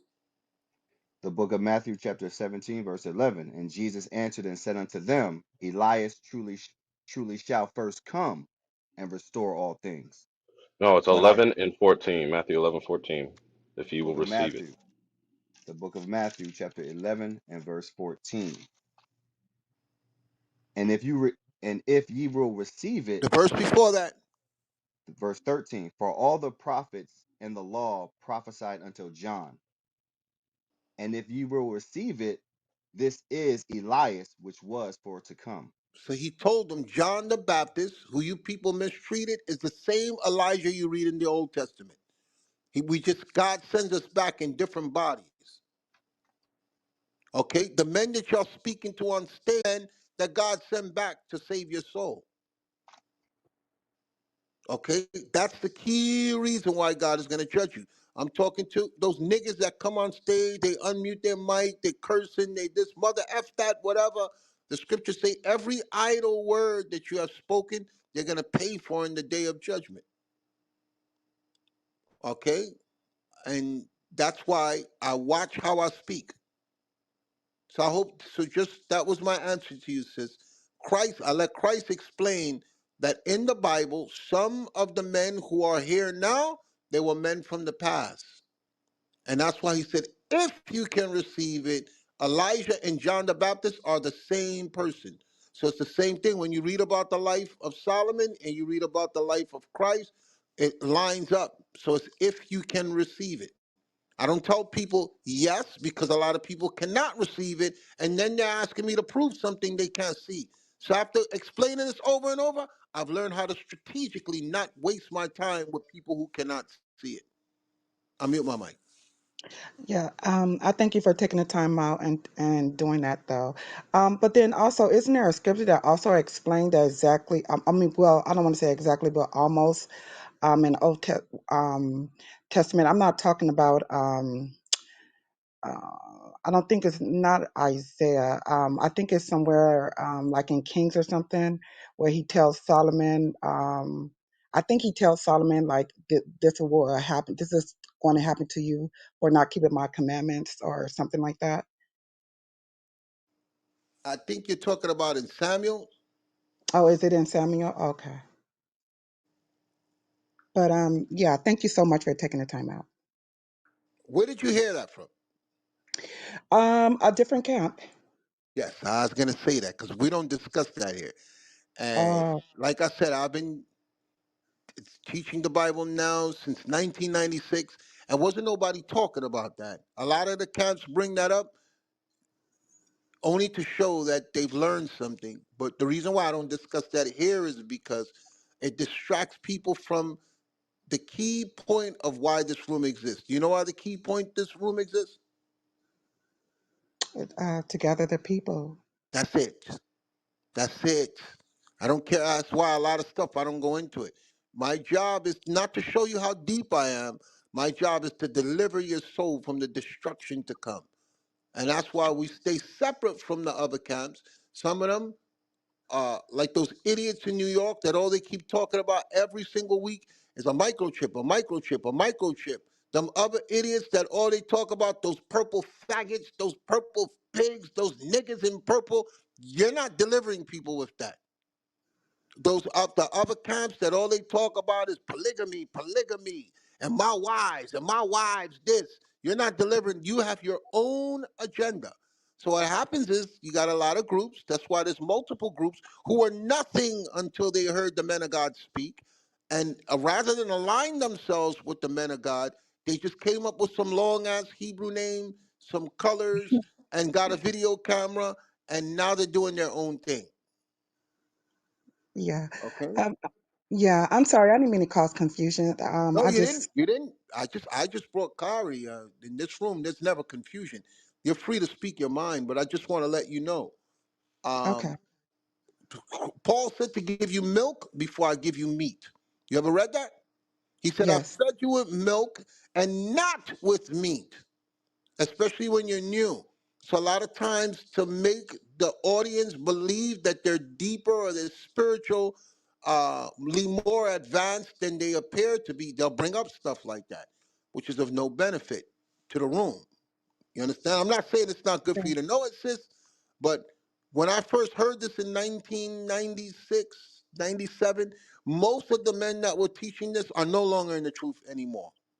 And Wow. they've missed the mark on what you're supposed to do, which is bring the people to salvation. And that's why Paul said, I fed you with milk. Get that real quick. Yes, sir. The book of First Corinthians, chapter 3 and verse 1. And I, brethren, could not speak unto you as unto spiritual, So they're but telling you about spiritual things when you're about battling with things of the world. So he said, look, I cannot speak to you about these spiritual things. Read on. as unto carnal, even as unto babes in Christ. Babes meaning you just got here. So I'm not going to have that discussion with you. Because I'm supposed to be making you, perfecting you in the scriptures. So a lot of people who can't perfect you, they'll be like, I bet you didn't know this. So we get those deep questions here in this in our room, and the person has not been perfected to be ready for the commitment to the Messiah. So I'm just giving you the scripture to show you. Don't apologize for your question. You didn't cause no confusion, but I'm just showing you why I answered you the way I answered you. Okay? Because I'm following the protocol, the blueprint of what is written here, which is read it again, verse 1. The book of First Corinthians, chapter 3 and verse 1. And I, brethren, could not speak unto you as unto carnal, unto spiritual, But but okay, I'm not gonna have that spiritual discussion with people who's battling with their relationships, with their health, with drug addiction, alcoholism, depression, their finances. Okay, read on. as unto carnal, Because the carnal things of the world are trying to devour us. Read on. even as unto babes in Because Christ. that's why Christ said, for you to get the kingdom, you must be born again as a little child. Read on. I have fed you with milk So I'm going to give you and the basics of the Bible. I'm going to give you the milk of the Bible. Read on. not with meat. The meat is those deeper spiritual things that are of no value to you until you've overcome those carnal issues that you have when you come into this truth. Read on. For hitherto ye were not able to bear it. Meaning, a lot of the spiritual things, that's why I gave you the analogy. I saw a lot of guys who I was attracted to the spiritual things they knew in the Bible, but the things that they were battling with carnally are why they're no longer here. They never overcame their weed addiction, their alcohol addiction, their anger, their hatred for women, their all the other carnal things that we had to deal with. They were never instructed in that. But they'll start. They know all the deep stuff that they heard other men speak about, and they use that to attract the audience. So that was the point that I wanted to make. I could show you a lot of groups that they do some good numbers, but their whole congregation is or hell on wheels. Their relationships are in disarray, their family, their job, everything, but they're intrigued. It's no different. I'm gonna give you a perfect analogy. I'm gonna give you a perfect analogy. When I first Hmm. got on YouTube, I was a conspiracy theorist. I would listen to Alex Jones. I would listen to I forgot these other white devils that was always talking about all these deep mystical sculling bones and the Bahamian Grove, and then it switched from that to these rappers that did a blood sacrifice, and look at how Jay-Z put his hands, and I was very educated in that, but I didn't know a damn thing about the Bible to save somebody's life. So now I skip over those videos. Those videos get the most views. And it's just the same bullshit after bullshit every single week. And they draw large numbers. And everything they're showing you about Jay-Z and Beyonce and the blood sacrifice and why this person died and why Left Eye crashed in the plane. They're getting a lot of views with that. But most of the people listening to that, they are going to die. So that was the point I wanted to make. So you don't have to apologize for your question. I'm just telling you why that dialogue exists. And most of the Okay. people that's going over that, it's not because they care about the salvation of the audience. It's just to show people how deep they are. I mute my Right. mic. Oh, and A1, before you go, one more thing. So how do you get over the carnal? How you get over what? I'm sorry. The carnal. The carnal things of the world. Yeah. I mean, no, Uh, like your flesh, your own flesh. I'm going to show you. Give me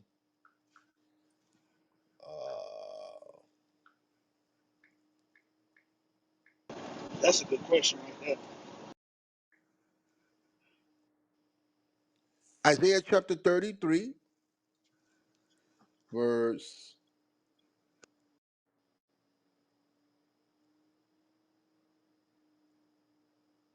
Let's start with verse 1. The book of Isaiah, chapter 33, and verse 1. Woe to thee that spoilest, and thou wast not spoiled.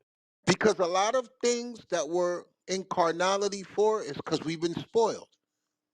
Okay? Follow me, follow me, follow me.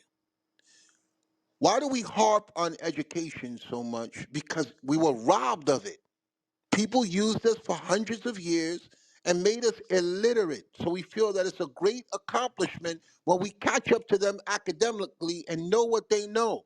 It ain't no victory, it ain't no glory. You're in survival mode. You ever had no great accomplishment because you got paperwork that says you could read? The people who are advanced over you that set the stage for who's smart and who's not smart, they spoiled you. And you don't know what's right and what's wrong. So you kill your life to get that paper to be on their level, and you still don't realize you're still walking with the devil. That says that's in Revelation chapter 3. Because thou say I am rich and increase with good, and know it's not that you're wretched. Okay, I can show you a lot of scriptures to back up what I'm saying. But we're not going to go there right now. We're just going to stick to your one question you asked. 33 verse 1. Read it, please. Isaiah 33, verse 1. Woe to thee that spoilest, and thou wast not spoiled. That's why America has to be judged. That's why the people who are ruling, they need to be judged by God because they've been living lovely. How long hast thou lived deliciously, as it says in Revelation chapter 18? So much sorrow and torment give her. God said, I got to put my foot in your ass because you've been living good and you've been spoiling other people. Read on. And dealest treacherously. And they've been dealing treacherously with us. Even when we try to get on the right path, they're still trying to hinder our growth. Even with this Clubhouse app, they saw how phenomenally successful we was. Now they made it so nobody can find us. The numbers are down. The room is cut in half. Every change they made was to keep you people from listening to the men that you're hearing on the stage speak. People cannot find the room no more. We can't get people from the world to come up. The only way that you could come in this room now is if you're friends with somebody already in the room. We were getting new people on stage all the time. Y'all don't see the difference now, moderator? You can't find nobody to pull up Yes, You're because sir. right. they You're right. That's blocked what's this going on. room. They blocked this room from the world. That's why they Hey, can't up here. hey, yo, even if they come in the room, you can't pull them up. Okay? Because why? Because they have to be a friend, right? Oh, yes, sir. Okay, so they put strategically treacherous things in place so you can't interact with us. And I told y'all they was gonna do it. I said they're not gonna let us rock like this because they saw people calling us from uh, uh, St. Lucia, St. Martin, from Ghana, from Sierra Leone, from Australia, from Germany, from Iraq, from Pac. People were all over the world talking about us and sending people here. They said, we gonna fix you niggas. We gonna fix you niggas. Your voice, the scriptures tell you in Psalms, it says, let us break their bands asunder and move their cords from us. The end of the day, they know that this room right here is a room that's going to change people's lives. Read on. And they dealt not treacherously with thee. When thou shalt cease to spoil, thou shalt be spoiled. And Meaning, if things are going to be reversed. We're not dealing treacherously with nobody. We're just teaching the word of God. Read on. when thou shalt make an end to deal treacherously, they shall deal treacherously with When thee. when they realize, because the enemy's gonna realize there's nothing we could do to stop this. Let's try to change. God says no. The minute you decide to align yourself with doing what's right is when I'm gonna put my foot in your ass. Read on. O Lord, be gracious unto us. We have waited for thee. Be thou be thou their arm every morning, our salvation also in the time of trouble. So you ask how to deal with the carnal things of the world. This is how. We first gotta learn how to worship God. When you worship something, you deem it ultimately worthy of being honored in your life. And a lot of us are worshiping the wrong things: our job, our finances, a man, a woman, our children, our friendships, our car. Okay? We have to deem God ultimately worthy of all honor in our life. That's what worship means. So he says, "O Lord, be gracious unto us. We have waited for thee." Why? Because there's a lot of stuff carnally that could pull us into the world. Okay, I know the man that I used to be before. Okay, and I know what I used to like in this world. Okay, you couldn't tell if it wasn't for the Bible, I would still be that guy because it felt good. It felt good sleeping with a whole bunch of women and getting them to love me and not taking no responsibility and then bragging like I've accomplished something. It felt good with no uh uh concern for their emotions and they're crying and I'm just look at me, look how much women I got. And then I realized from reading the Bible, that's how black niggas are. Only niggas think like that. Okay, when you reduce someone to a point where they can't move or operate because you intervened in their life to put them in a worse place. Okay, that's how niggas operate.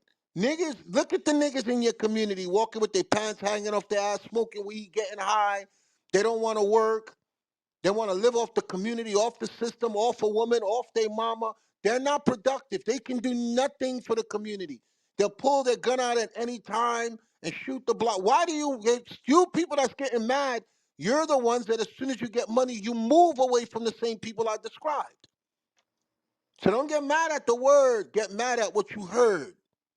What you heard was the truth and it bothers you because you know that these type of conditions in people exist. And the only way for you to survive is to remove yourself from the people that I just described. Okay? And we can't because it's all around us and people are dealing treacherously with us, and there's carnality everywhere. When we look to escape, we watch TV, we listen to music, there's carnality there. We're looking for somebody to talk to, they're carnal. They don't have no useful information. Okay, our family members, they're no different from us. I remember growing up and realizing every single grown up around me has nothing to bring to me to make me a better person. Okay, there was a point where my dad, he put food on the table, he made sure I had money, he made sure I had the basic necessities of life.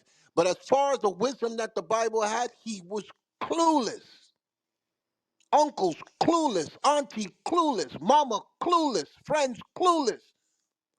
I evolved to a point where I came into the Bible where I realized none of these people are any benefit to me, to make me a better person.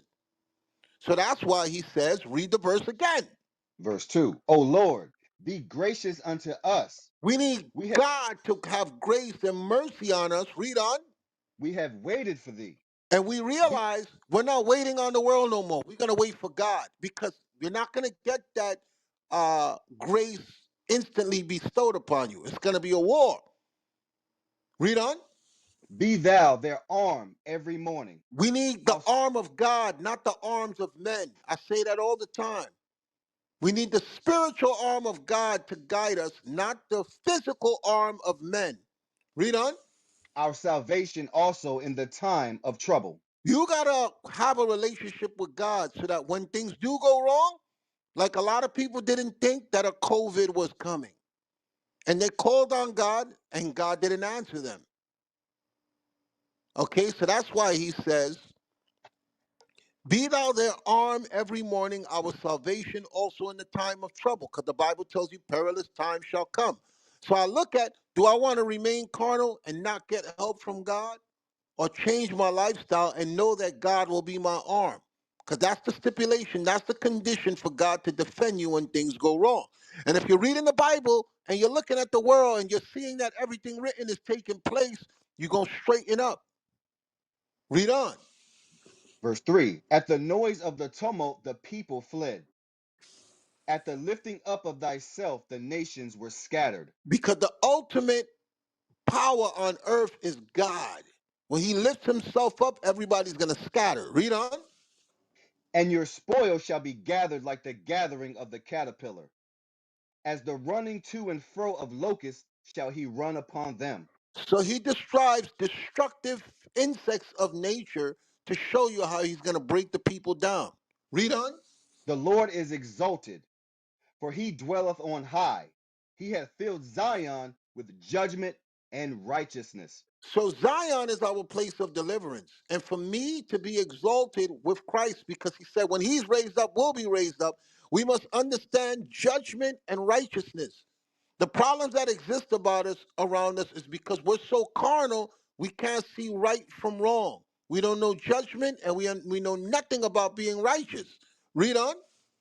And wisdom and knowledge shall be the stability of thy times. So that's how you deal with carnality.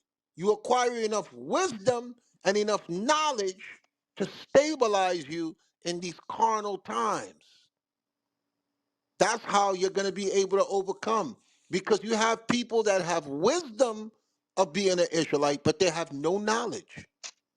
I'm sorry, they have knowledge of being an Israelite, but they have no wisdom. You need wisdom to navigate through life. You can have knowledge of something, but no wisdom of how it works. Okay, so that's why it says, read it again. The book of Isaiah, chapter 33, verse 6. And wisdom and knowledge shall be the stability of thy times. You need to be stabilized when carnality presents itself. Read on. And strength of salvation. The fear of the Lord is his treasure. So the reason why I stopped being the man that I was before is because I realized I am nothing. I should be happy for every time my heart beats, for every breath that I take. When I realized, when I looked at things through God's eyes and not man's lies, I realized I'm nothing. And I realized bad things await the people on this earth. Okay, so that's why it says, and wisdom and knowledge shall be the stability of thy times. You will only be stabilized through this carnality is if you have the wisdom to apply the knowledge that you've accumulated from God. And wisdom and knowledge shall be the stability of thy times and the strength of salvation, because we all going to get weak.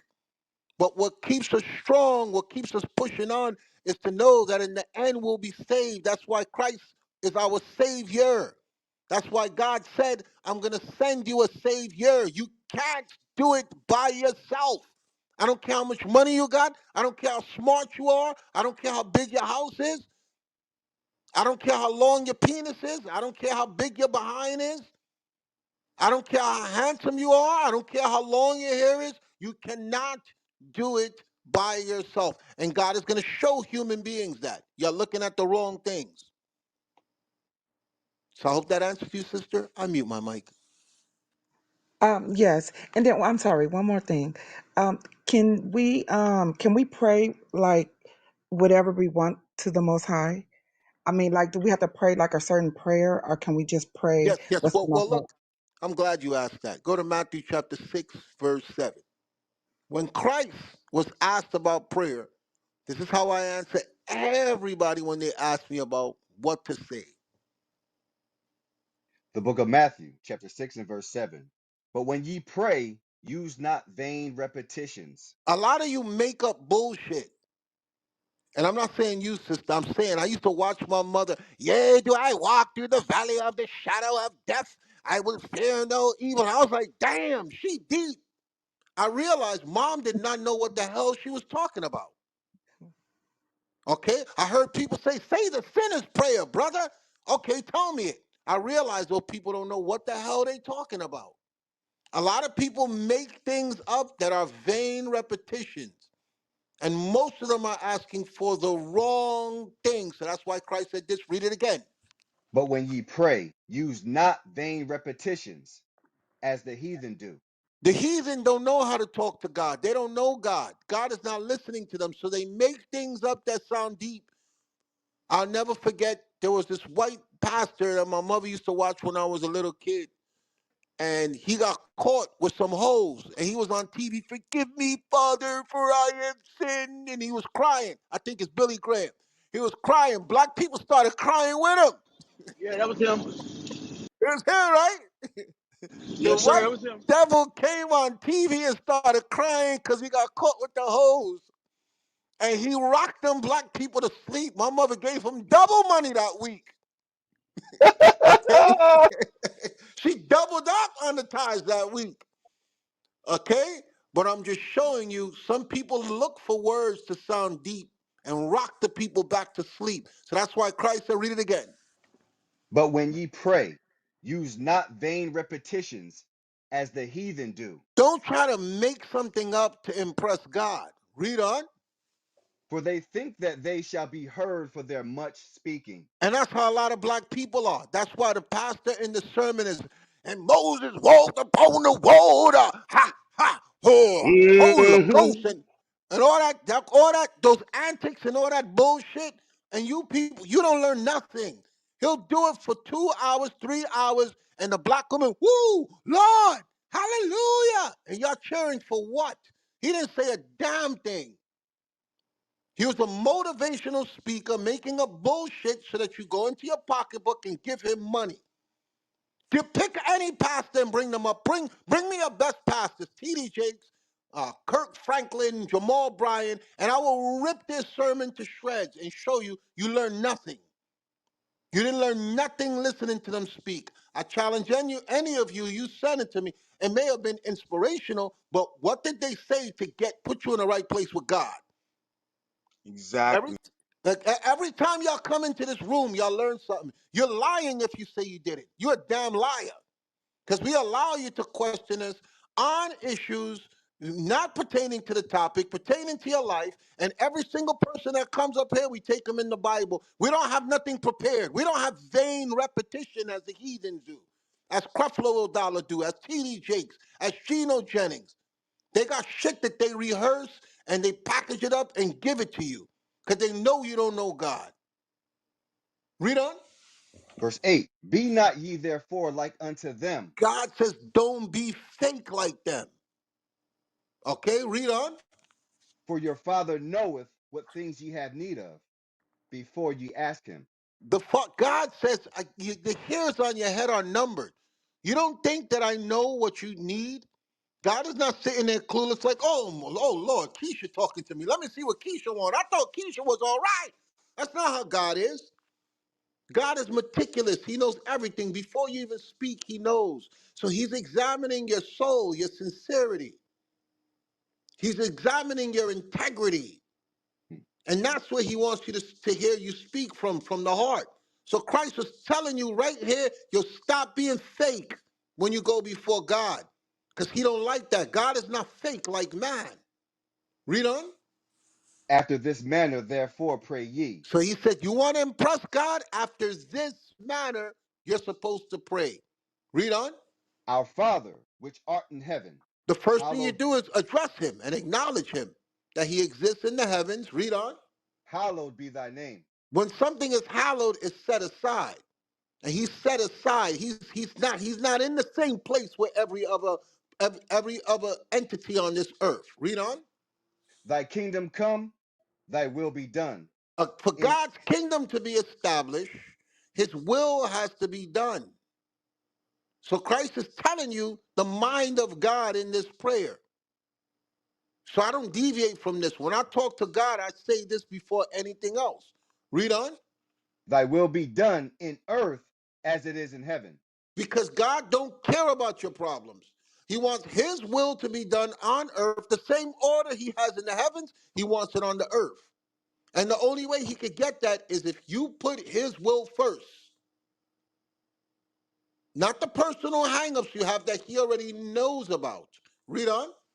Give us this day our daily bread, Meaning, Lord, sustain me. Just give me enough to get through the day. Read on. and forgive us our debts, And as we forgive whatever I did wrong. Read on. as we forgive our debtors, And I forgive everybody else around me. This is sincere. This is genuine. Read on. and lead us not into Lord, temptation, please keep me on the right path. Read on. but deliver us from evil. And there's a lot of evil around me. God, I can't do it by myself. Help me. Read on. For thine is the kingdom Because the only thing that matters is your kingdom, the way you want things on this earth. Read on. and the power And your power, there's no power above your power. and the glory forever. And we have to bring glory to you so you can bring glory to us. How long? Forever.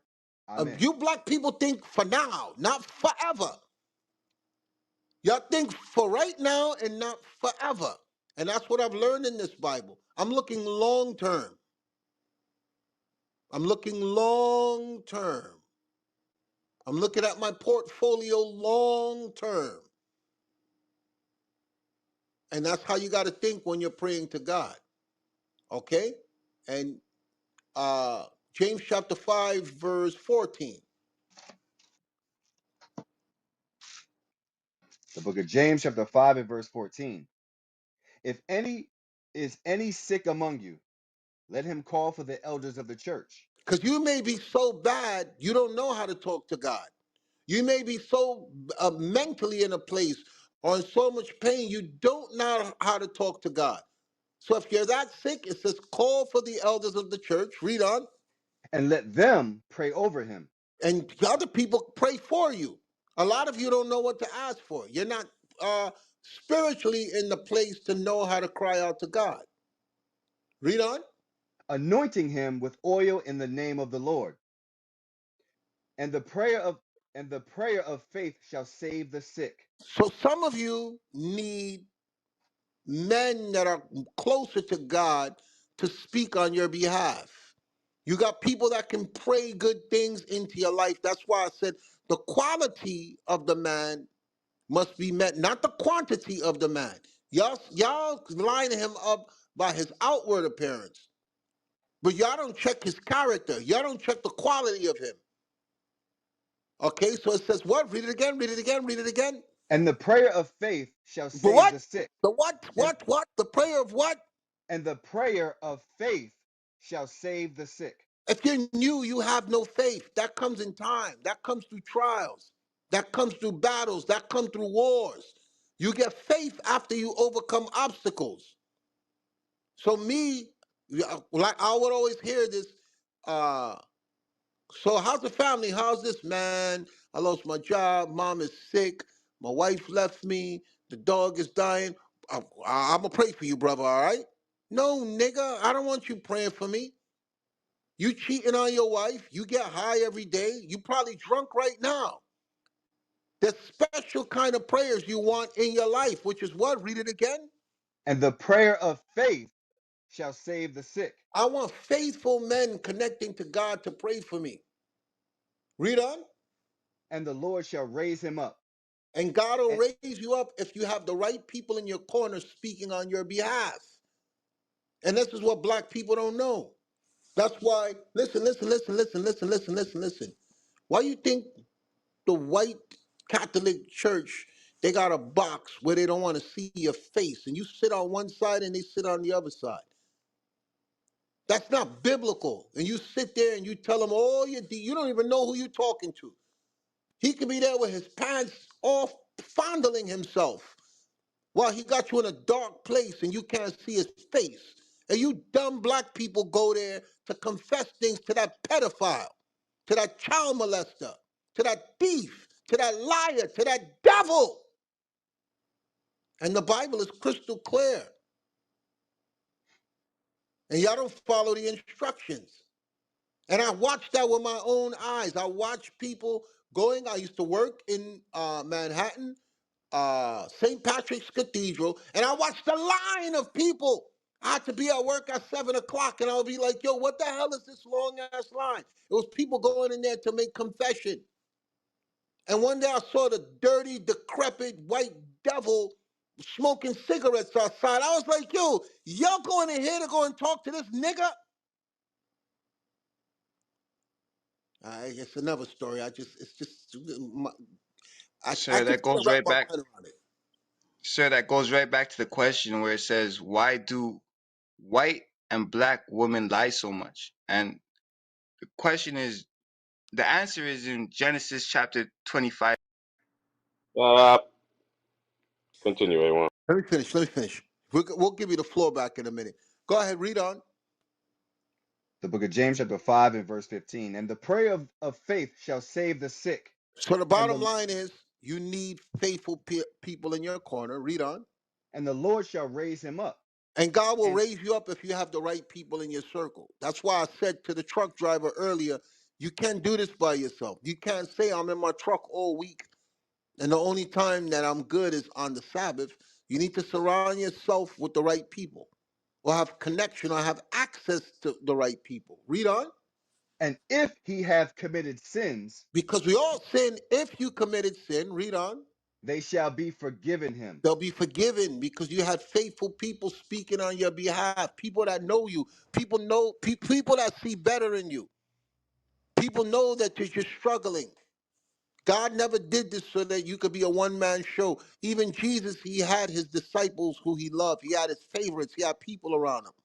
That's why you people that make excuses not to come to the school, not to come to the places of learning, you're going to fall. It's not a matter of if, it's when. Because you're social media Israelites. And that's not enough. Read on. Confess your faults one to another. Say that And again. confess your faults one to another. Say that one more time. Confess your faults one to another. Read on. And pray one for another. So you That ye only confess your. Just slow down with me. Follow my lead. I know I'm long-winded, but follow my lead. You're gonna learn something. He says, confess your faults one to another. Then what? confess your faults one to another and pray one for another. How many times in the world you confess your faults to somebody and all they did was repeat it to somebody else? Ooh, girl, let me tell you what Keisha told me. Yo, I was just talking with Tyrone. Yo, you ain't gonna believe what this nigga told me. Yo, don't say nothing, bro. Swear you ain't gonna say nothing, nigga. That's how black people are. Men of God don't operate like that. It says what? Read it again. Confess your faults one to another and pray one for another. You only confess your faults to someone who's connected to God that will pray on your behalf once you've given that personal, intimate information about yourself that's destroying you or hurting you or breaking you down. You don't confess your faults to black people that's just going to gossip and add injury to you. The Bible is very clear. That's why I'm taking my time. Whoever you confess your fault to is someone that you trust, someone that you have a relationship with, someone that has a reputation that this person is sincere and genuine, and you're not going to hear your business from somebody else. Read on. And pray for one another that And the ye may be person, when they healed. hear what you're going through, if they can't help you, they're going to pray to God for help to come your way. Read on. That ye may be healed. That The later effect on, whatever you're going through, you're going to be healed. You're going to be healed. Why tell your personal, intimate detail to someone for them just to gossip or look down at you? And that's the problem in the black community. Can we openly come to someone and say, look, I'm going through this. I don't have nobody to talk to. And it stays there? No, because you niggas, you're full of shit. You gossip, you lie, you talk, you throw things back in other people's face when you get mad, and that's the problem that we have. You behave like niggas and not like God figures. God created to be figures of a reputation of representation of Him on this earth. That's why He says in the Psalms, "I have said ye are gods, but ye shall die like men." Because we do the stuff that black people like to do. You throw things in other people's face. You threaten them with the information that they gave to you. Okay? You break their trust. So it says what? Read it again, read it again, read it again, read it again. Confess your faults one to another and pray one for another So you that only ye confess your faults to someone who you know has a reputation for talking to God and communicating with God to make things happen. Read on. may be healed. And you know that healing will come when he can speak to God when you can't. Read on. The effectual, fervent prayer of a righteous man What kind of availeth man? much. What kind Of of a man? right of a righteous man Okay, not availeth some much. deep nigga, not Steve Harvey. Steve Harvey ain't righteous. Steve Harvey ain't righteous. You black women, I know you think uh, act like a woman, think like a man is life-saving information. It's bullshit. The Bible tells you what? Read it again.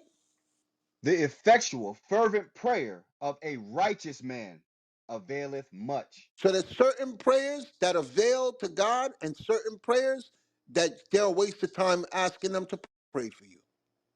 So I just gave you two places on prayer.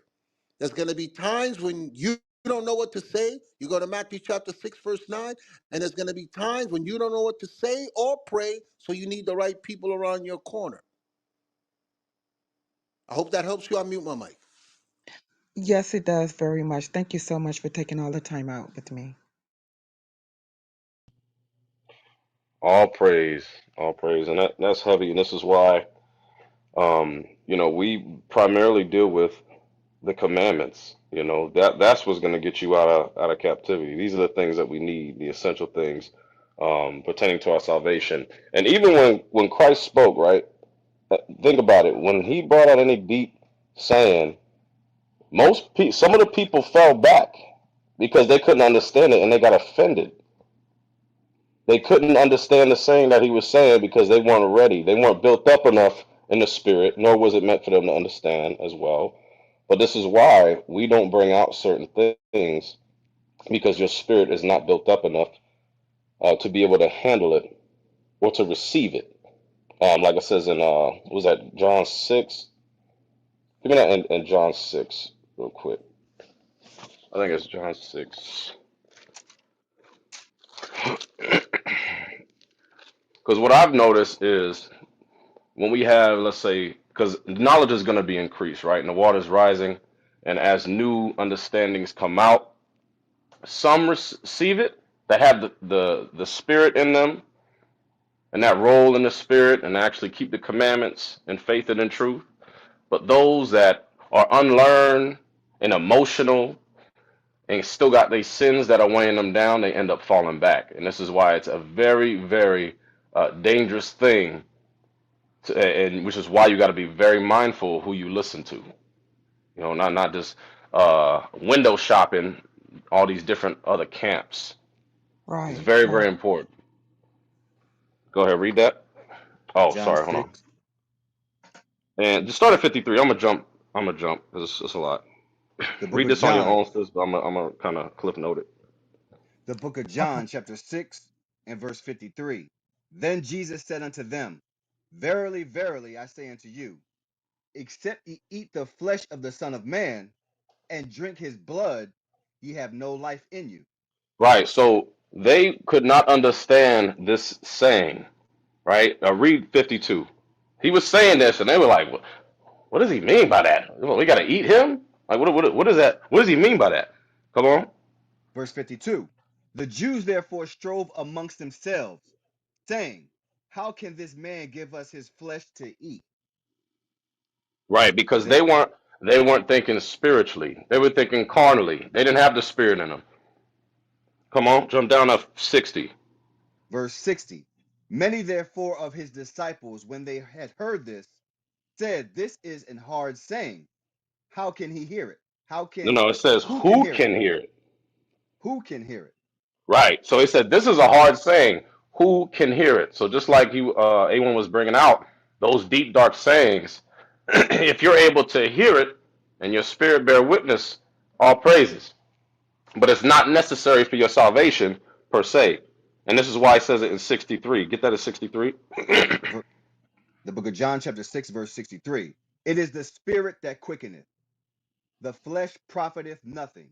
Mm-hmm. The The words that I speak unto you, they are spirit and they are life.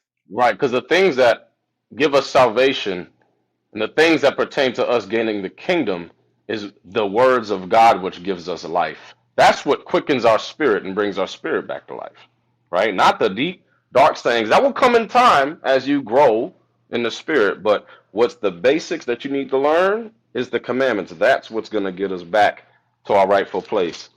Read on. Verse 64. But there are some of you that believe not. For Jesus Mm. knew from for Jesus knew from the beginning who they were that believed not, and who should betray him. And this is why we can't, not everybody is meant to receive certain knowledge. It's not meant for everybody because those will receive it and then they're going to betray you. They'll betray you. They'll get offended. They'll turn back. They'll turn their back on you. Read. And he said, therefore said I unto you, that no man can come unto me except it were given unto him of my Father. Right. Come on. From that time, many of his disciples went back and walked no more with him. Right. So after the parable came out, some went back. Some went back, meaning they turned away from walking with Christ. They didn't walk with him no more. They gave up. They fled, they went away, they went back to the world. And this is what you'll see even to this day. You'll see knowledge increase, something may come out because they ain't built up in the spirit and they did not conquer their sins, just like we were talking about the carnal, getting rid of that carnal. They were easily offended because they don't understand it. Hmm. And then they go back into the world, make an excuse to leave the truth. Come on. Then Hey, said and he Jesus, did that. Yes, sir. He did that because he wanted to separate the fake from the real. A lot of fake people was following him. So he put out something and he did not explain it. And that's why they said this is a hard saying. Who can receive it? Okay, because faith is the evidence of things not seen. You may not see it right now, but you look at the integrity of the person and you keep your faith. And that was all Christ had to do is explain what does it mean to eat of my flesh and drink of my blood. But he didn't explain it. And he knew that they were confused. So he just let them leave.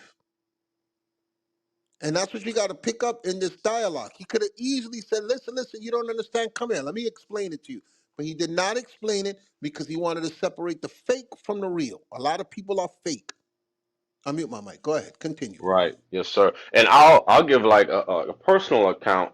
Because when I came in the truth, for example, new moon, we were keeping it when it was dark outside.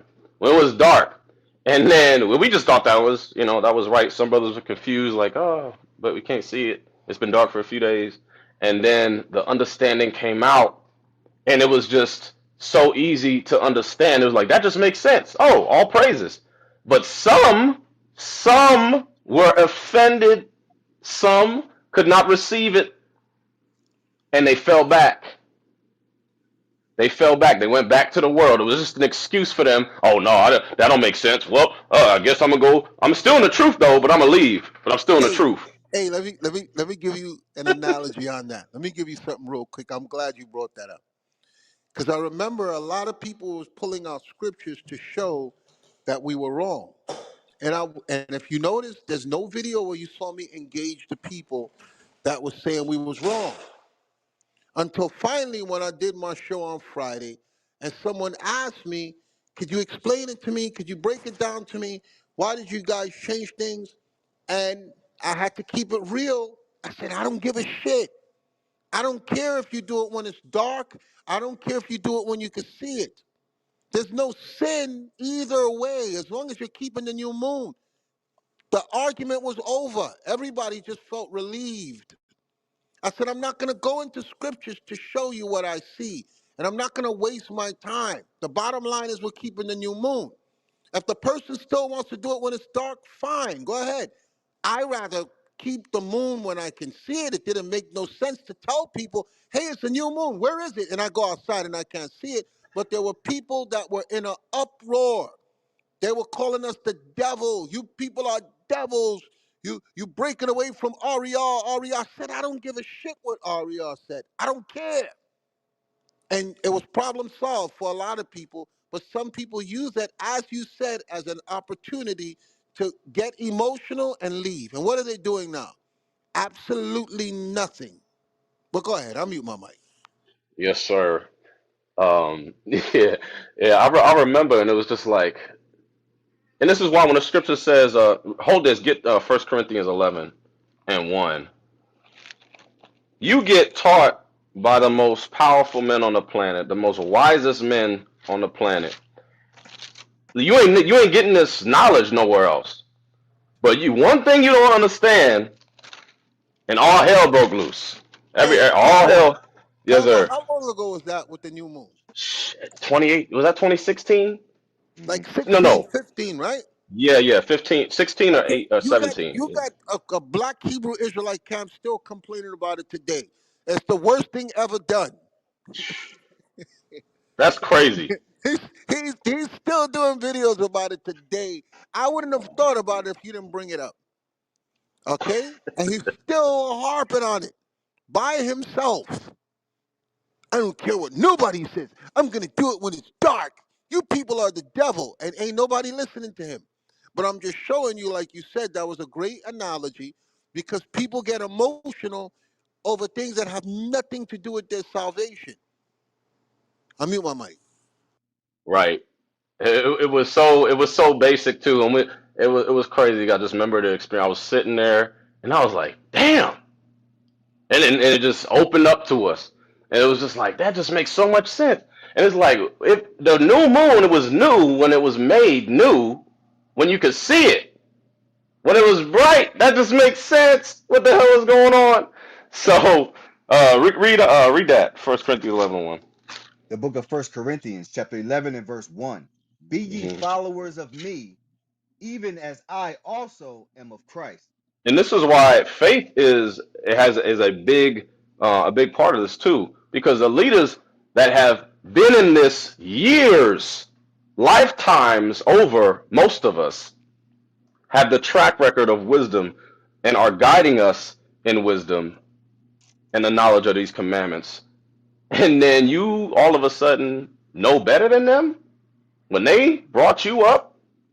You was their child, and they raised you up as a newborn babe. And you ain't getting this knowledge nowhere else, but all of a sudden you know better than them. And this is why faith is a big motivator as well when it comes to this. Because I just know, you know what, I'm in the right place. I'm just gonna keep keeping these commandments until the wisdom starts to trust me more, and then it will be revealed to me, even if I don't understand it. It's not meant for me to understand yet. It may take a little bit of time. Maybe take me a year. I'll read it like 2 years from now. Oh, man, it makes sense now. Now go back. The book of John, chapter 6, verse 66. Mm, For from that time many of his disciples went back and walked no more with him. right. It says some of them went back and walked no more with him, and we'll see this happening today, multiple times. Every year this happens. Every year around feast days throughout the year, there's certain main feast days where you see a purge. There is a purge that happens. But just in general, when you see these new understandings that come out and knowledge is increased, Negroes get offended and they leave and they make an excuse to go back to their sin. Go ahead, read on. Then said Jesus unto the 12, will ye also go away? Mm, come on. Then Simon Peter answered him, Lord, to whom shall we go? Thou hast the words of eternal life. And this is how I feel. I'm like, wait. First of all, he's so they left, right? And it's just like, okay, we left here. Well, they went back into the world, but we still here. Y'all gonna leave too? Y'all gonna leave? They left, so what y'all gonna do? I'm sitting here like, shoot, this knowledge? Where am I gonna get this? I ain't getting this nowhere else. Where the hell you think I'm going? Back to past the pork chop to go foam at the mouth and fall over? You think I'm going back to that? After hearing what the knowledge that y'all got in this truth and the Bible, you have never learned the things in this Bible than you've learned even in this room. Pastor have never taught you that. Never taught you nothing that we go over. You've never heard it. Hey, they want to hear the pastor saying, I saw John the Baptist and Elijah sitting with Christ. And I said, Jesus! Hmm. And in the cloud, there was a cloud that overshadowed, and there was a voice that came out. Yo, you black people are crazy, man. They will go every Sunday to hear that bullshit. And it has no relevance to their life. It's the same thing in the black Hebrew Israelite community. Okay? Y'all want to hear something deep? Y'all want to follow a persona and not God. And Satan knows that. So he will create a persona. He'll create something to appeal to you to keep you in the wrong place so you never make it to God's face. But go ahead, cowboy. Go ahead. No, but that's funny as hell. Because if you think about it, right, that's witchcraft. They know how to them vocal patterns, even with the music, the organ, the way that they talk. It's like it promotes that hypnotism spirit. That Yes. and that's that witchcraft. It's only to provoke emotion. Okay? Not create devotion is to provoke emotion. We have devotion for God. That's why we come here every night. Those people on Sunday, they're emotional concerning God. And your emotions is bullshit. That's why the scriptures say, lean not toward thine own understanding. So it's usually a bunch of emotional black women jumping up and down. They can't sit in their seat. They're agreeing with anything he says, whether it makes sense or not. Emotion, but no devotion. I mute my mic. Man, that organ is the demon. That organ start playing, it's a wrap. It's a wrap. Go ahead, read that, man. Verse 69. And we believe and are sure that thou art that Christ, the Mm. Son of the living God. Because we ain't never heard these words. We've never got this wisdom nowhere else. Ain't no doubt in my mind. I know that the Lord working with these men. The Lord is working through these men. And where else am I going to get this knowledge? Who the hell else going to tell me what revelation mean? Because pastor ain't telling me. Who going to tell me how to keep the new moon? How to properly apply these commandments the way that these men have taught me? Read it again. Verse 69. And we believe and are sure that thou art that Christ, the Mm-hmm. Son of the living God. Right. Come on. Verse 70. Jesus answered them, have not I chosen you 12, and one of you is a devil? Oh, snap. Oh, snap. So not even the people that left, not just the people that had left, he still knew some of them was still around. There were still some of them that were around that weren't ready to be activated yet. They'll sit around here, get this wisdom year on, year out until it's ready for them to be activated. And Satan, like, all right, it's time for you to activate. Satan's like, all right, I need you, my son. I need you to cause confusion here. I need you to start this heresy here. I need you to hate your brother over here. I want you to put hands on him over here. I want you to kill this brother over here. It's time for you to activate, betray him. That's what it's gonna be like. You gonna. That's why it says, and they will betray one another. And betrayal is you don't see it coming. It's your brother sitting right next to you or So the sister. brother, so the sister or the brothers that's doing the portrayal, do they know that they are a demon, or I don't know, like Yeah, absolutely, absolutely. And this is why you know. Well, I'll say this because I remember what happened with who hung themselves. Who was that? Peter that denied Christ. oh no, that was Who was Judas. that? Say it again. Judas. No, no, no, no. Someone who denied him thrice. Oh, Peter. Right. Um, so this is why it's important to stay girded up in the spirit, so that you are able when the devil starts to creep in, you're able to repel him. You're able to repel those thoughts. Get that in. Ephesians. I want the whole armor. Give me that, the whole armor of God. But yeah, remember that Satan knows who his kids are. No, I meant It do was the kid know that they're Satan? Like their works. Yes, their works will manifest. Their works will manifest. It's not like you just wake up one day, oh, I'm a demon today. No, there was things that you were doing that you weren't checking. Read that. The book of Ephesians, chapter 6 and verse 11. Hmm. Put on the whole armor of God, that ye may be able to stand against the wiles of the devil. Right. So it says we have to put on the whole armor of God so that we're able to withstand the fiery darts of the devil. Come on. For we wrestle not against flesh and blood, but against principalities, against powers, against the rulers of the darkness of this world, against spiritual wickedness in high places. Hmm. Wherefore take unto you the whole armor of God, Right. that that ye may be able to withstand in the evil day, And and having if we go back to 12, right, it says, for we wrestle not against flesh and blood, because we're not taking up arms. We're not about to go start no war with no guns, because we run out of bullets. We over. We ain't got nothing else. So this is not a physical battle, right? It says, but against principalities, against powers, against rulers of the darkness of this world. It's a spiritual battle. This is a spiritual battle, which will eventually manifest in the physical. It says, against spiritual wickedness in high places. And this is why when it goes into the betrayal, when the persecution comes, just like when Paul was doing, he was pulling out the believers out of the sanctuaries, out of synagogues, right? And he was thinking he was doing it righteously, because he was persuaded in his mind, and this is what's going to happen in these last days again. It's gonna happen again. Go ahead.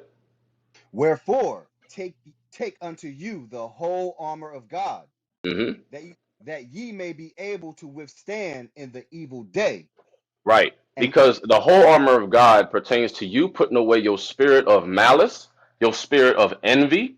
These are the spirits that we got to kill within us so that they don't manifest themselves. But those that get activated in those days is because they didn't check them spirits. They sat around with that grudge for years. They sat around with that grudge for years and was just plotting. They just sat in the back until it was time for them to activate. Come on. having done all to stand. Hmm. Verse 14. Stand therefore, having your loins girt about with truth, and Give me having on the give me Colossians now. Colossians 3 and 5. the book of Colossians, chapter 3 and verse 5. Because the ones Mortify, that get hemmed up, they weren't doing this. They were allowing those spirits to fester within them. And they were allowing them to grow. They weren't checking them demons. They weren't praying. They weren't fasting. They were meddling with their sins. Come on.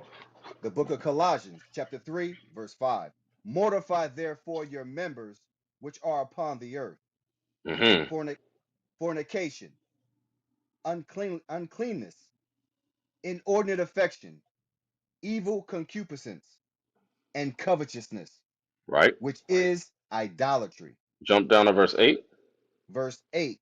But now you also put off all these: anger, wrath, malice, blasphemy, filthy communication out of your mouth. Right. So these are the things that we have to focus on within our spirit. These are the things that we have to remove from us. And we have to keep them in check. You got to keep them in check. You got to check yourself before you wreck yourself. Because there's some that don't check themselves. They're around enablers, or they are separating themselves so they don't get correction. They don't know what it means to get corrected. They meddling with their sins. And those are the ones that's going to get caught up because they're not in the fight. They're not in the fight. They what the scriptures calls it lukewarm. You lukewarm. You are lukewarm. And this is why when I bring out when he denied, because think about it. The scripture says that we have to gird up our loins, meaning gird up our mind to prepare for what's to come. And we read about when he denied Christ thrice, right? Three times he denied Christ. And then ask yourself, if you had, let's say, the police come to you, guns drawn, right, and ask you the same thing, what you gonna do? This for all of us. What are you gonna do? Are you gonna be able to withstand and keep the faith, or are you gonna act like you don't know? You gonna act like you ain't got nothing to do with that. You gonna put your fringes away. You gonna tuck your fringes in. You gonna act like you don't know. No, I don't know them, bro. No, hell no. Or are you gonna sell us out? Oh, they hiding over here. They over here. They over there. This is what you're gonna see in these last days. Betrayers, betrayers of their own brethren. This is what's gonna happen. And this is why in give me an Esdras when it says, hold on, let me find it. But don't worry about how the unrighteous will perish. Oh, You know what I want? Wisdom of Solomon. Is that it? Probably. Oh no, you're talking about the Oh, second hold on one Ezra. second. Second Esdras 9:13. The book of Second Ezra, chapter 9 and verse, you say 13? I think so. Read up a little bit, but the point is this, because whether they, because the question he was asking, right? Well, do they know, or is it, like, do they know that they're going to be used, or this and that? Don't worry about that. What you need to worry about is your own salvation. Make sure that you're not one of them. That's what you got to worry about. Come on. The book of Second Ezra, chapter 9 and verse 13. And Hmm. therefore be thou not curious how the ungodly shall be punished and when, but inquire how the righteous shall be saved. Right. It Who says, read that again. and therefore be thou not curious how the ungodly shall be punished and when, but inquire how the righteous shall be saved. Right. Come on. Whose the world is, and for whom the world is created. Right. So don't worry about how the ungodly is going to be punished. Don't focus your how you say, don't put your focus on that. What we need to focus on is how we're going to get the hell up out of captivity and get back to our immortal bodies. That's what we need to worry about. Getting back to those immortal bodies. Yes, it was Peter. Peter denied Peter denied Christ thrice, right? But Judas killed himself. Correct. Judas is the one that killed himself, right? After he, realized what he'd done, he couldn't live with that, and he killed himself, right? But because he allowed Satan to enter in, because he had it was a lust that he did not check. He didn't check his lust, the sin that he was dealing with. He wasn't able to check that, and so Satan utilized that to enter into him. Read that again. The book of Second Ezra, chapter 9 and verse 13. Hmm. Verse 13. And therefore be thou not curious how the ungodly shall be punished and when, but inquire how the righteous shall be saved. Right. Jump up to verse 9 real quick. Verse 9. Then shall they be in pitiful case, which now have abused my ways. And they that You kind have of cast, hold on. You sound far away, man. Is it just me? Kind of sound like you far oh, away. okay, I'll read a little louder. Can you hear me? Yeah, there you go. The, Yeah. the, the book of Second Ezra, chapter 9 and verse 9. Then shall they be in pitiful case, which now have abused my ways. And they that have cast them away despitefully shall dwell in torments. Meaning they did not check those demons that was on them. They didn't check that spirit of hatred.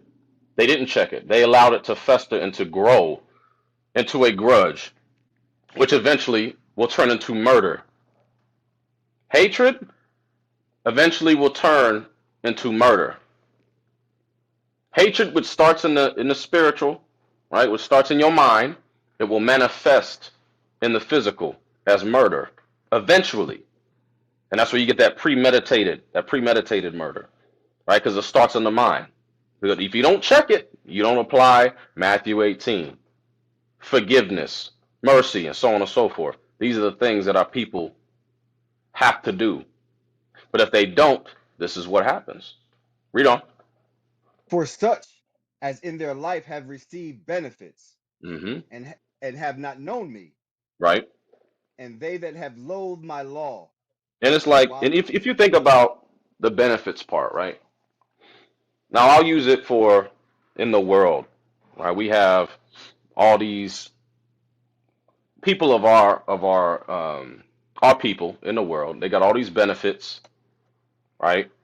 Pastors, they got all these benefits. They got the damn private jet, the Rolls Royce, right? And even us, we had the mercy. We have time. A lot of our people had the ability to get it right, but they didn't check it. But they didn't regard to go to the commandments and repent correctly. Come on. and they have loathed my law while they had yet liberty. They had liberty to repent, but they hated God's law. They had liberty to repent, but they hated God's law. They read, "Thou shalt not hate thy brother in thy heart," and they hate that. "Thou shalt not avenge or bear any grudge against the children of thy people." They hate that when they read it because because that means that they have to acknowledge it, but they're not acknowledging it. This is what we got to focus. But what we got to focus on is keeping the commandments. That's what you got to worry about, sis. That's what you got to worry about. Was that it on that? And when as yet place of repentance was open unto them, Hmm. understood not, but despised it. Right. You had a place to get your ish together. It was open to you. You had grace. Hey, this is why Christ came. He gave us a grace period to correct our steps. But you abuse that. Some of our people will abuse that grace, and they will not apply these commandments. And that's why it says, but despised it. Go ahead. The same must know it after death by pain. Right. And this is how you know. This is why 2/3 of our people that they gotta go. They're gonna get put to death. 2/3 gonna have to feel that eternal flame because they didn't check the demons that they had. And it's like a lot of the 2/3 is gonna be a lot of the Israelite community who don't check them spirits. As a lot of us think it's just the Christians and the people in the world. No, this judgment first begins at the house of God. Those that know better. This is why we gotta check them spirits. Come on. And But that therefore was be it. thou That was it. Go to Wisdom of Solomon 105, and then I'll move on. the book of Wisdom of Solomon, chapter 1 and verse 5. Hmm. For the Holy Spirit of discipline will flee deceit. Right. So remember, the Holy Spirit is a spirit of discipline, right? A deceitful soul cannot dwell in a holy spirit. The spirit will not enter a deceitful soul. I'll say it that way. The Holy Spirit of God will not enter into a deceitful soul. So you got to make sure that you checking yourself. Worry about that, sis. Worry about that. That makes sense? Is he still there? Yes, yes, absolutely. I'm listening. I'm taking it all in. Everything you're saying is deep. Everything Okay. you and Abraham said. Yeah, I'm taking it all in. All praises. You got any more questions? I don't want to hold it up too much longer. I'm good. I really appreciate y'all. I listen every night. I appreciate y'all. I mean, you guys, y'all put in the work. Y'all put in real work. I'm All telling you, praises. like you said, like I've been in church. I didn't grow up in a church. I went when I was a kid with my Hmm. grandmother. But then when I got older, I started going to church, and I was going to church, for most of my growing up life. And Yeah. then, so I was uh, in a church before I came into the truth. I was in a church for I think 7 years, or no, longer than that. Mm. But I'm talking about solid.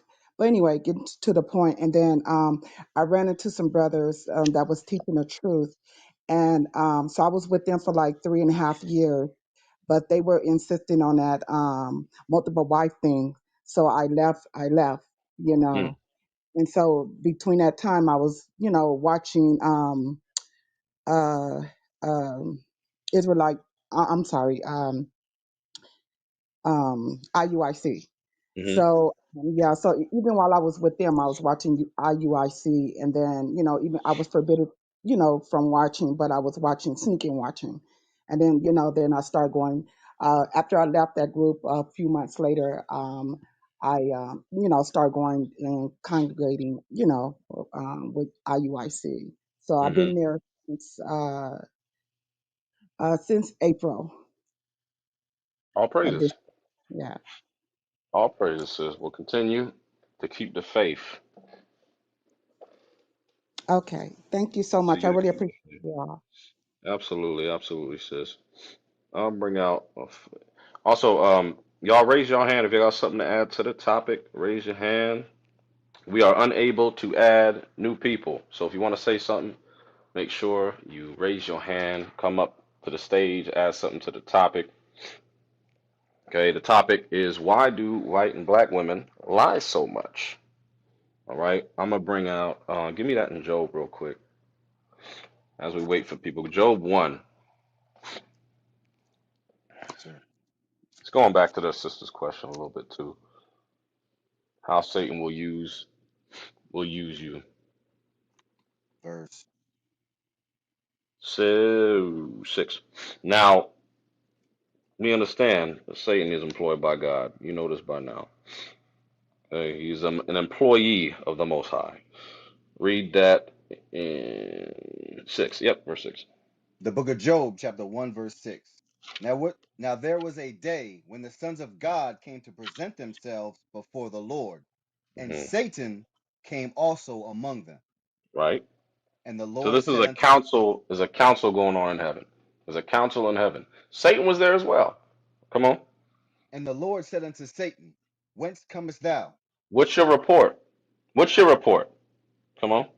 Then Satan answered the Lord and said, From going to and fro in the earth, and from walking up and down in it.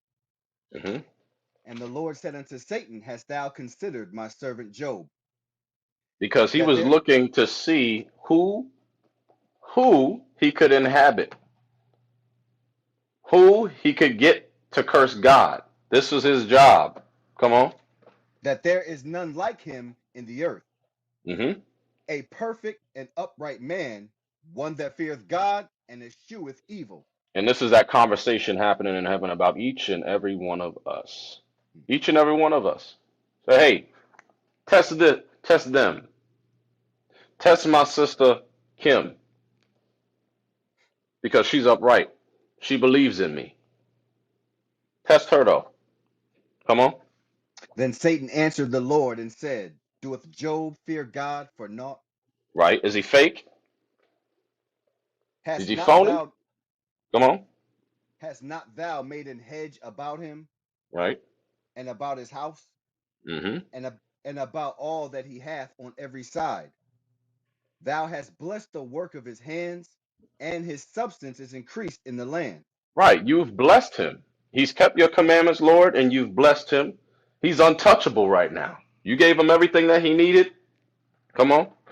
But put forth thine hand now, and touch all that he hath, and he will curse thee to thy face. But I bet you, listen, I bet you if you took all them riches away, everything that you blessed him with, you made the car, get in a car accident, now you got to toll out the car, but it was his fault, so you can't get a new car, you ain't got the mortgage, you can't pay the mortgage no more, shoot, you lose the house, you lose your job, I bet you he gonna curse you to your face. I bet you he go back in the world. I bet you he gonna do that. Come on. And the Lord said unto Satan, Behold, all that he hath is in thy power, Mm-hmm. only upon himself put not forth thine hand. So Satan went forth from the presence of the Lord. Right. So the Lord gave Satan the power to take everything from Job, but his life. The Lord gave him that power. So when you go through them trials, that's to try you. Them trials is to try you to see what you gonna do. Are you gonna abuse the mercy that the Lord gave you? The grace period that the Lord gave you? Because listen, some of us abuse that grace period, but that time runs out. As some of us don't think that the Holy Spirit can leave us. This is why David prayed that the Lord would not take away the Holy Spirit from him. And that's heavy because I've seen this happen firsthand. It's very, very scary. You don't know what Deuteronomy 28 mean no more. You don't Christ is black, like all of that, it don't mean nothing to you no more. I've seen it happen. I've seen it happen because you did not check them spirits. And even when you think about what happened with Saul, right? King David and Saul, right? An evil spirit entered Saul because he didn't check that grudge spirit. He didn't check that. That hatred he had for David, he didn't check it. So he was able to use that to enter into Saul. And then the Lord left him. That's when he started going into witchcraft and all that other nonsense. So be mindful. Be mindful. Hope that makes sense, sis. Let me see. Yes, it does. All praises. All praise. Anybody on the stage? Y'all got something that y'all want to add? Give y'all a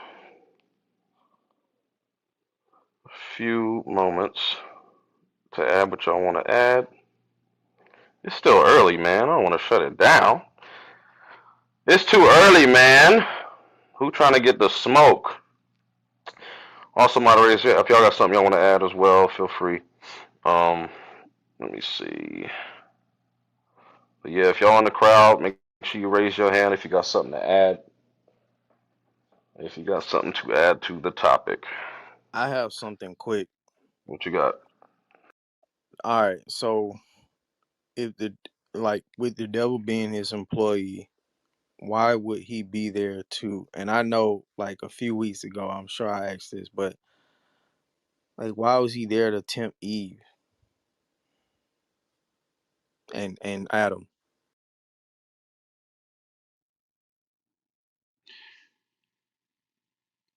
Adam let his guard down.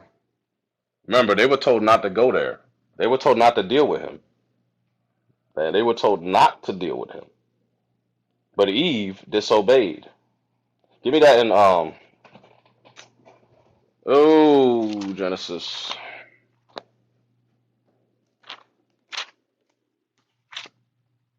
Give me that in Genesis chapter. I'm just wondering why was he there? Because couldn't all of this been avoided? No, no, because the God. Listen, this is God's plan. This is God's plan for the beginning. Don't you think God had a plan, bro? What you mean? Couldn't this have been avoided? Couldn't we have not gone to slavery? And this is why the Lord said, give me that first in Isaiah. Hold on. My ways.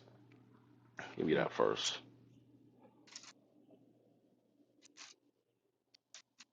That's Isaiah 55 and 8.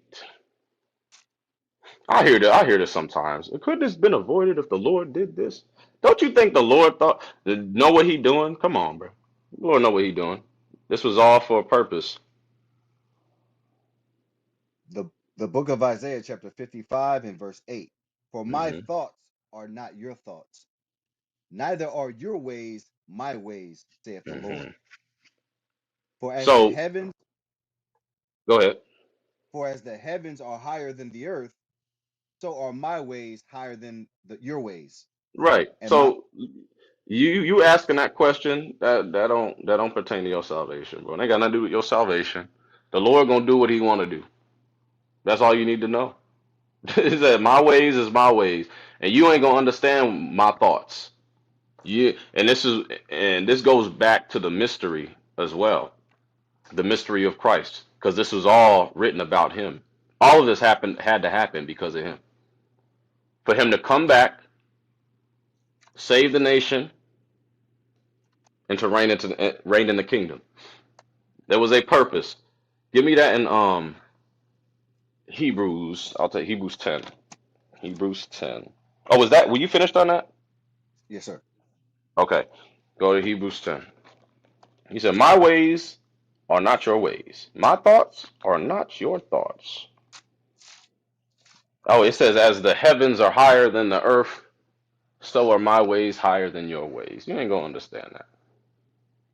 Could the Lord have done this? I had somebody ask me that years ago. Couldn't you not that's the question, but something like that. Couldn't the Lord have stopped the flood, and all this kind of stuff? Like what? Couldn't you have not been born? Like what are you talking about? Come on. Hebrews chapter 10, verse Oh, 6. can Oh, hold on, the hold book on, of hold on. Let me look at it. Let me look at it. Start at 5. About the sacrifice. Let's start there, and we'll go down. the book of Hebrews chapter 10, verse 5. Wherefore, when he cometh into the world, he saith, Sacrifice and offering thou wouldest not, Hmm. but a body hast thou prepared me.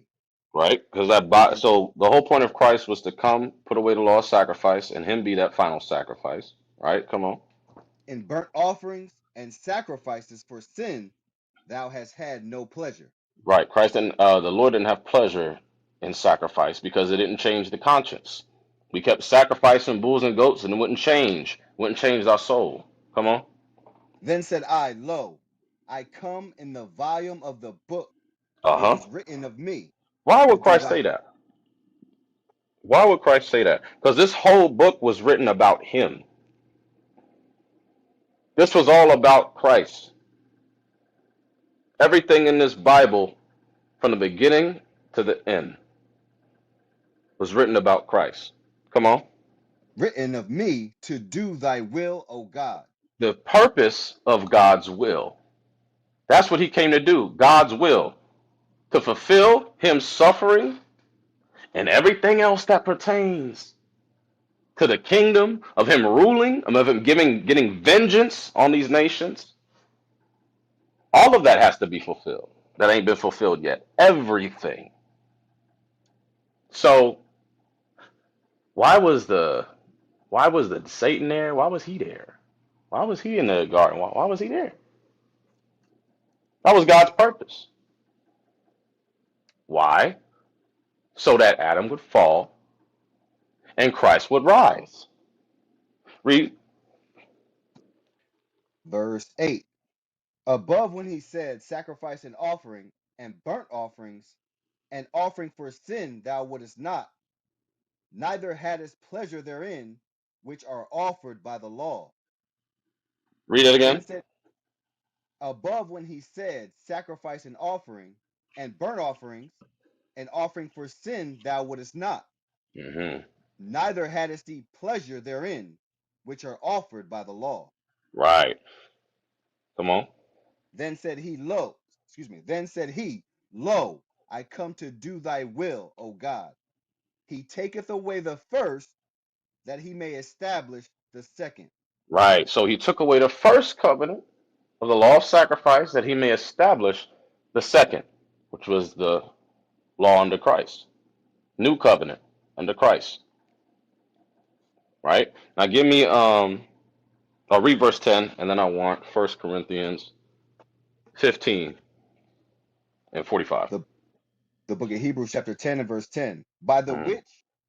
By the which will we are sanctified through the offering of the body of Jesus Christ once for all. Right. Once for all. So now we don't got to worry about sacrificing bulls and goats no more. We actually got to change the conscience. The conscience has to change. It said that in Hebrews. I think I skipped that. Did we read that part? Up Oh yeah, above, read. Yeah, yeah, yeah. Just 1 and 2. the book of Hebrews, chapter 10, verse 1. For the law having a shadow of good things to come, and not the very image of the things, Mm-hmm. can never, with those sacrifices which they offered year by year continually, make the comers thereunto perfect. Right, because so the law of sacrifices couldn't make us perfect, just like I just said, right? But what did it teach us, Jonathan? What do you think the law of sacrifice? What did that actually teach us? Because it wasn't changing the conscience, but what did it teach us? What do you think? Um, it taught us that, you know, they're just gonna keep sacrificing the animals and just keep doing sin. Like basically they just put that as a way out. So No, no, no, no, no. Okay, let me re-ask the question. So we understand that the law of sacrifice it didn't make us perfect, right? But the actual act of sacrificing, the sacrificial law in general, what did it do for the nation of Israel? I'm unsure. Okay, what did it teach us? Let me ask it that way. What did the law of sacrifice teach us? Um yeah, we're talking about the one where they're sacrificing the animals, right? Hmm. Yeah, what did it actually teach us? That you know what? I'm not sure. Okay, give me Galatians 5. I believe. Wait, hold on. I need. Like, Is it Galatians? Galatians 5:24, 3:24. The book with, of Somebody say Galatians, something. Somebody say something. I heard something. hey, Barnabas, man, I'm with you, man. Hey, No, Shalom. we listen to you, man. All right, do your thing. I'm here. I'm finna. Yes, sir. 3:24. Galatians 3:24. the book of Galatians, chapter 3, and verse 24. Wherefore the law was our schoolmaster Mm-hmm. to, to bring us unto Christ. Right. So the law of sacrifice, it was our schoolmaster to prepare us for Christ. It gave us discipline. There was a specific discipline that came with the law of sacrifice because there was very specific things you had to do in the law of sacrifice. You couldn't just offer up anything. You had to offer up a bull, a goat, turtle, dove for certain offerings. You had to put blood on one finger and this finger and that. It was very particular. So it taught us there was discipline involved with that, which prepared us for Christ eventually. Come on. That we might be justified by faith. Hmm. But after the faith, but after that faith is come, After we Christ are has come, we are no longer under a schoolmaster. that's why we don't need the law of sacrifice no more, because Christ came. Right? So Christ was that faith that came. So we don't need the law of sacrifice no more. Right? It just prepared us. It was our schoolmaster, right? At first, but now we have Christ. You know what I'm saying? That makes sense? Yeah. Okay, all praises. Now go to yeah, go back. Hebrews 10. Yeah, yeah. I think we need to finish that. The book of Hebrews, chapter 10, and verse 2. For then would they have not ceased to be offered, because that the worshippers once purged should have had no more conscience of sins. Right. That's the point. It didn't change the conscience. It wasn't changing our conscience. Right? We would just, oh, I'm gonna go sin and I'm gonna just offer this bull afterward. So we was doing, we black, black people was doing crazy stuff. So that's what was happening. Now give me that in First Corinthians. The book of First Corinthians, chapter 15, and verse 45. Hmm. And so it is written, the first man, Adam, was made a living soul. Right. So Adam was made first. Adam was made. He was made a living soul. Right. The last Adam was made a quickening spirit. And Christ was made. He was the last Adam that was made a quickening spirit. A quickening spirit of repentance, which would bring us back to eternal life. Come on. Verse 46. Howbeit, that was not first which is spiritual, Mm-hmm. but that which is natural. Right. It's because Adam was made susceptible to sin. Once once Eve jacked up, he was made susceptible to sin because he was made of the ground. Remember this, the Bible says, what did it say? Shall not inherit the kingdom of God. Flesh and blood. Flesh and blood shall not inherit the kingdom of God. Right? So with that body which was susceptible to sin, he could not inherit the kingdom. So that was all a part of God's purpose, which is why after Eve did what she did, now he was not able to be immortal. Now he died. Now he was only able to live a certain amount of time, right? And this is why we can't live past 100 because Hey, those that yes sir. the young man was asking a question earlier. Are you still there? Jonathan, I think. Yes sir. Yes, I'm still here. Yes, he was asking about why the Most High created the devil. That's what they said. Yeah, he said why couldn't he just remove Satan from the garden? Why did he put him in the garden? Why couldn't he just remove him in the beginning? Because there had to be an adversary Ren, there. that ain't for you. Sorry? That ain't for you, Ren. 1 second. I'll get to you. John, if you're still there, clarify your question or what you said to me. Yeah, I think you just said it. Basically I was just saying earlier that why if Satan is this employee, why would he have the serpent there to tempt Eve and ultimately end up tempting Adam? So, what is a serpent? What tempted Adam or Eve? What was a serpent? That was the devil.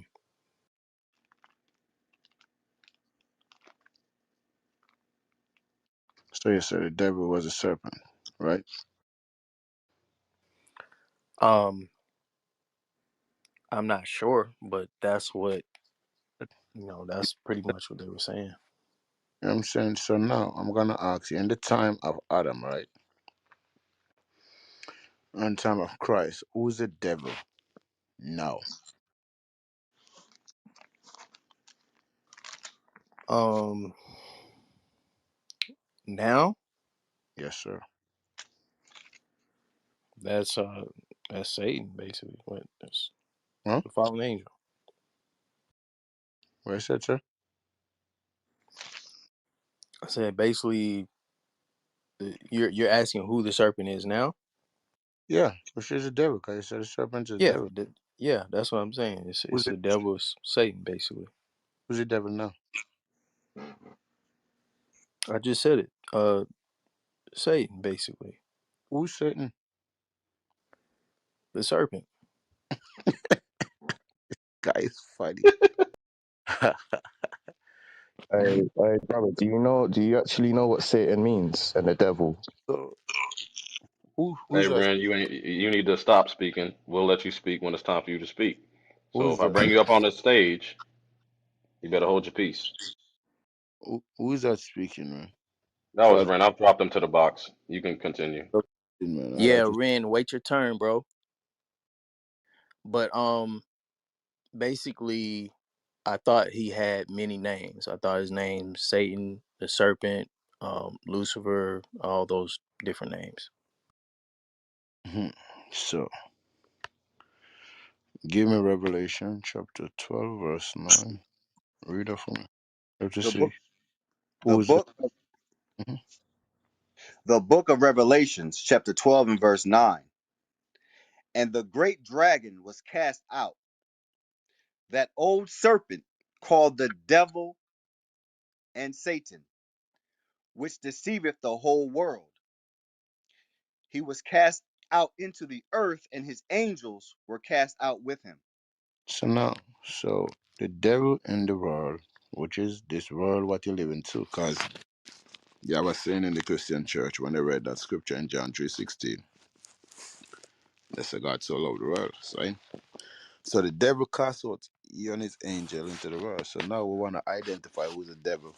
No, right? Because the devil cast out in the world.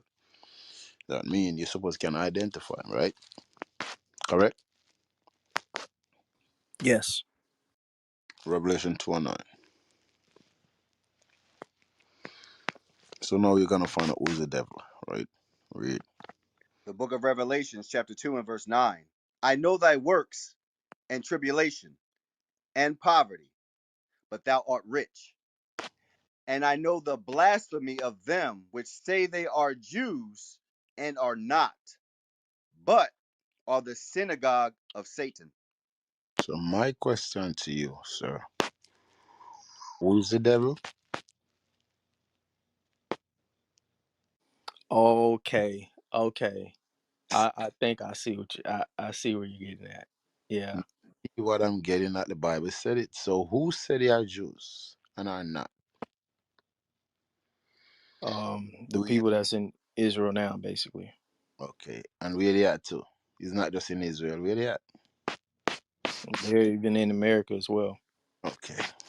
You ever go to Brooklyn before? You said what? You ever go to Brooklyn before? Brooklyn, New York? Yes. Yes. I got some family there. You ever go to the parkway, like, you know what I'm saying, and the 4th of July, you ever go there? Yeah. You know what I'm saying? You ever go there? You ever go to the parkway, Eastern Parkway? Um, I probably have been. I don't remember going there. On the parkway, you understand? That's where you see a great multitude of them because they have bunkers there. The police their own self. You know what I'm saying? They make rules. You know what I'm saying? For real, they can shut the whole city down whenever they want it. You know what I'm saying? For real. And they make laws. You feel me? So the Bible said, for you to identify to know who is the serpent or who are the devil. Read it again one more time. The book of Revelation, chapter 2, verse 9. I know thy works and tribulation and poverty, but thou art rich. The Bible said, I know your struggle what you go through. You know our struggle. We are in poverty, but God said, we are rich. The real Jews are in poverty and rich. Why? Because all the blessing in the Bible belongs to them. Read on. And I know the blasphemy of them which say they are Jews and are not, but are the synagogue of Satan. So you know who's the devil now? Who's the devil? Um, Basically the people that's claiming to be like Jews. yeah. They are not. They are the devil. 3 and 9. Read 3 and 9 too. So you know just The fake Jews, basically. one place the Bible say that. You understand the Bible say it all over. So we have to identify who's the serpent or what the devil. It wasn't a snake that deceived Eve, because no snake can deceive you, son. And the snake will bite you. Alright? Read it for me. The book of Revelation, chapter 3, verse 9. Behold, I will make them of the synagogue of Satan, which say they are Jews and are not, but do lie. They are lying. They are not the Jews, they are the devil, what the Bible speaks about. You hear me? They are not no Jews, bro. They are the devil, but do lie. Watch this. Behold, I will make them to come and worship before thy feet, and to know that I have loved thee. So them act like they are the superior one. They act like them govern everything. But God said that they're gonna come, but they have to come and bow before your feet. You see that? Watch how dangerous the devil is. Because remember, the devil Christ and bring him up into a high mountain light and show him all the kingdom of the earth, right? And say, if you want to worship me, you just bow to me, correct? Yes. All right. Isaiah 14, start from verse 12. And I read and show you, sir, the Bible is on point. Yeah, read it for me. The book of Isaiah, chapter 14, and verse 12. How art thou fallen from heaven, O Lucifer, So, son of... in the church of Lucifer, as well, as Satan, right? Yes. All right, so we're gonna find out who's at Lucifer today. You know what I'm saying? So Lucifer, do you ever went to New York and go look at the Statue of Liberty? The Statue of Liberty, do you ever go there and look? Yes, I remember it. Yep. What she had in her right hand? It's like a torch. Ah, see that? So read it again. How art thou fallen from heaven, O Lucifer, son of the morning? So that torch represent they said giving light to all the world. That's why they popped up in everybody's country and want to run it and want to rule. You see, Africa tried to get them out right now. Tired of them, right? You see that, right? Yeah. You see that? So that light in our hand represent that they are the light of the world. They give light to everybody. They rule the earth. But watch this. I'm gonna prove it to you that they are the devil for real. Watch this. Come on. How art thou cut down to the ground, which didst weaken the nations? And they weaken the nation. You understand? For real. Through the trading. You understand? For real. Through the democracy. That's what they use on weaken the nation. You see what I'm saying? For real. Come on. For thou hast said in thine heart, I will ascend into heaven. So now you can tell me in what year the first man ever going to heaven, who was that man, and what year it is? Can you repeat that? You can tell me, or you can tell me what time of history someone is the first man ever going to the heaven? What year was it?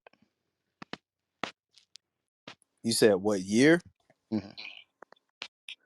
Um, are you talking about like humans trying to Human going to the heaven. What year was it? that? I'm not sure. 1969. Neil Armstrong. I tried to learn it in school. Neil Armstrong. Okay, I remember that. You're saying about them trying to go to the moon, basically. Don't try. They go to the moon for one shot to the moon. You pitch on the moon and say the eagle has landed. They can watch it. It's live. It's same way. It's live and it's real. It's not fake like what some people think it's fake. Yeah, they pitch on the moon. And until this day, they still use space shuttle to go to the moon. You've seen it for a fact. I think every 4 years they launch, you know what I'm saying, a shuttle to the moon. They did it the other day. And they were to launch one more. You know what I'm saying? So 1969 Neil Armstrong's pitch on the moon. Read on. For thou hast said in thine heart, I will ascend into heaven. I will exalt my throne above the stars of God. You see that? That's what he did. You see that? He exalted his throne above the stars of God. That's what he did.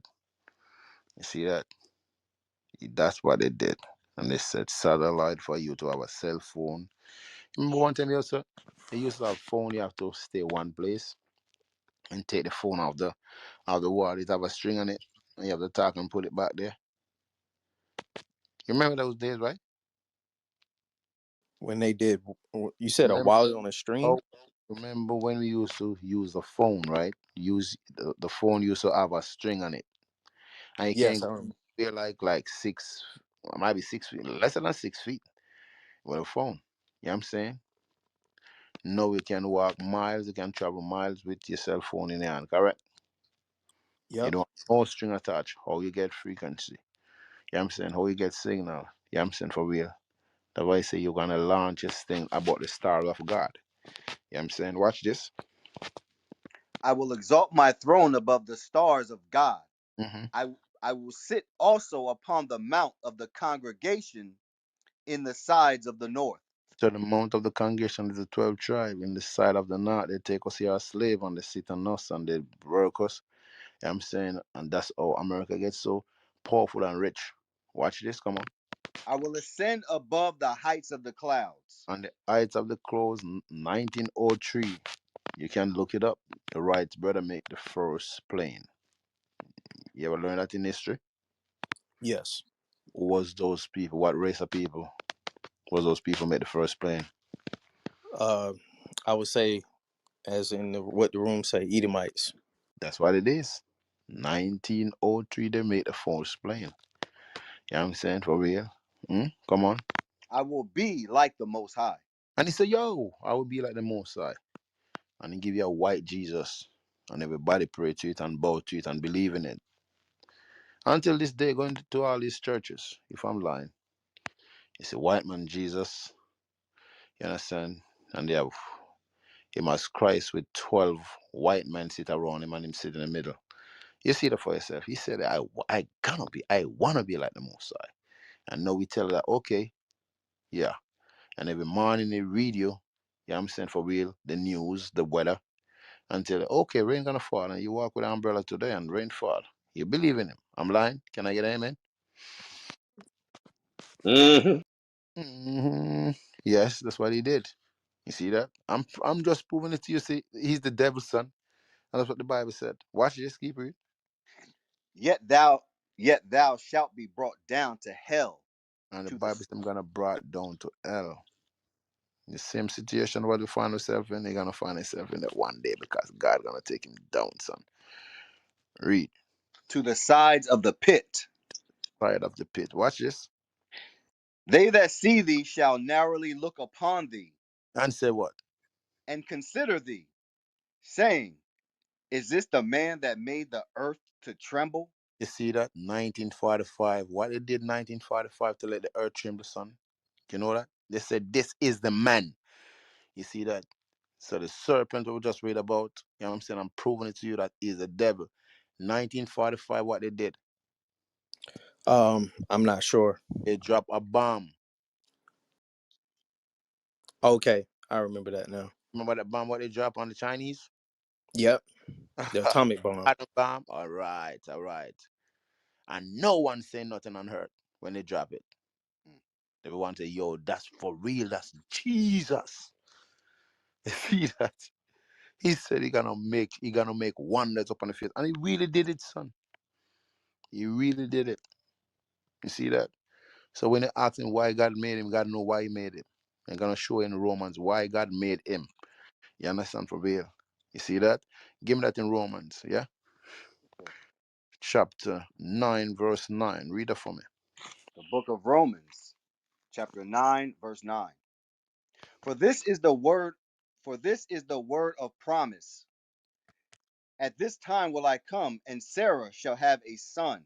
hmm And not only this, but when Rebekah also had conceived by one, even by our father Isaac, Read.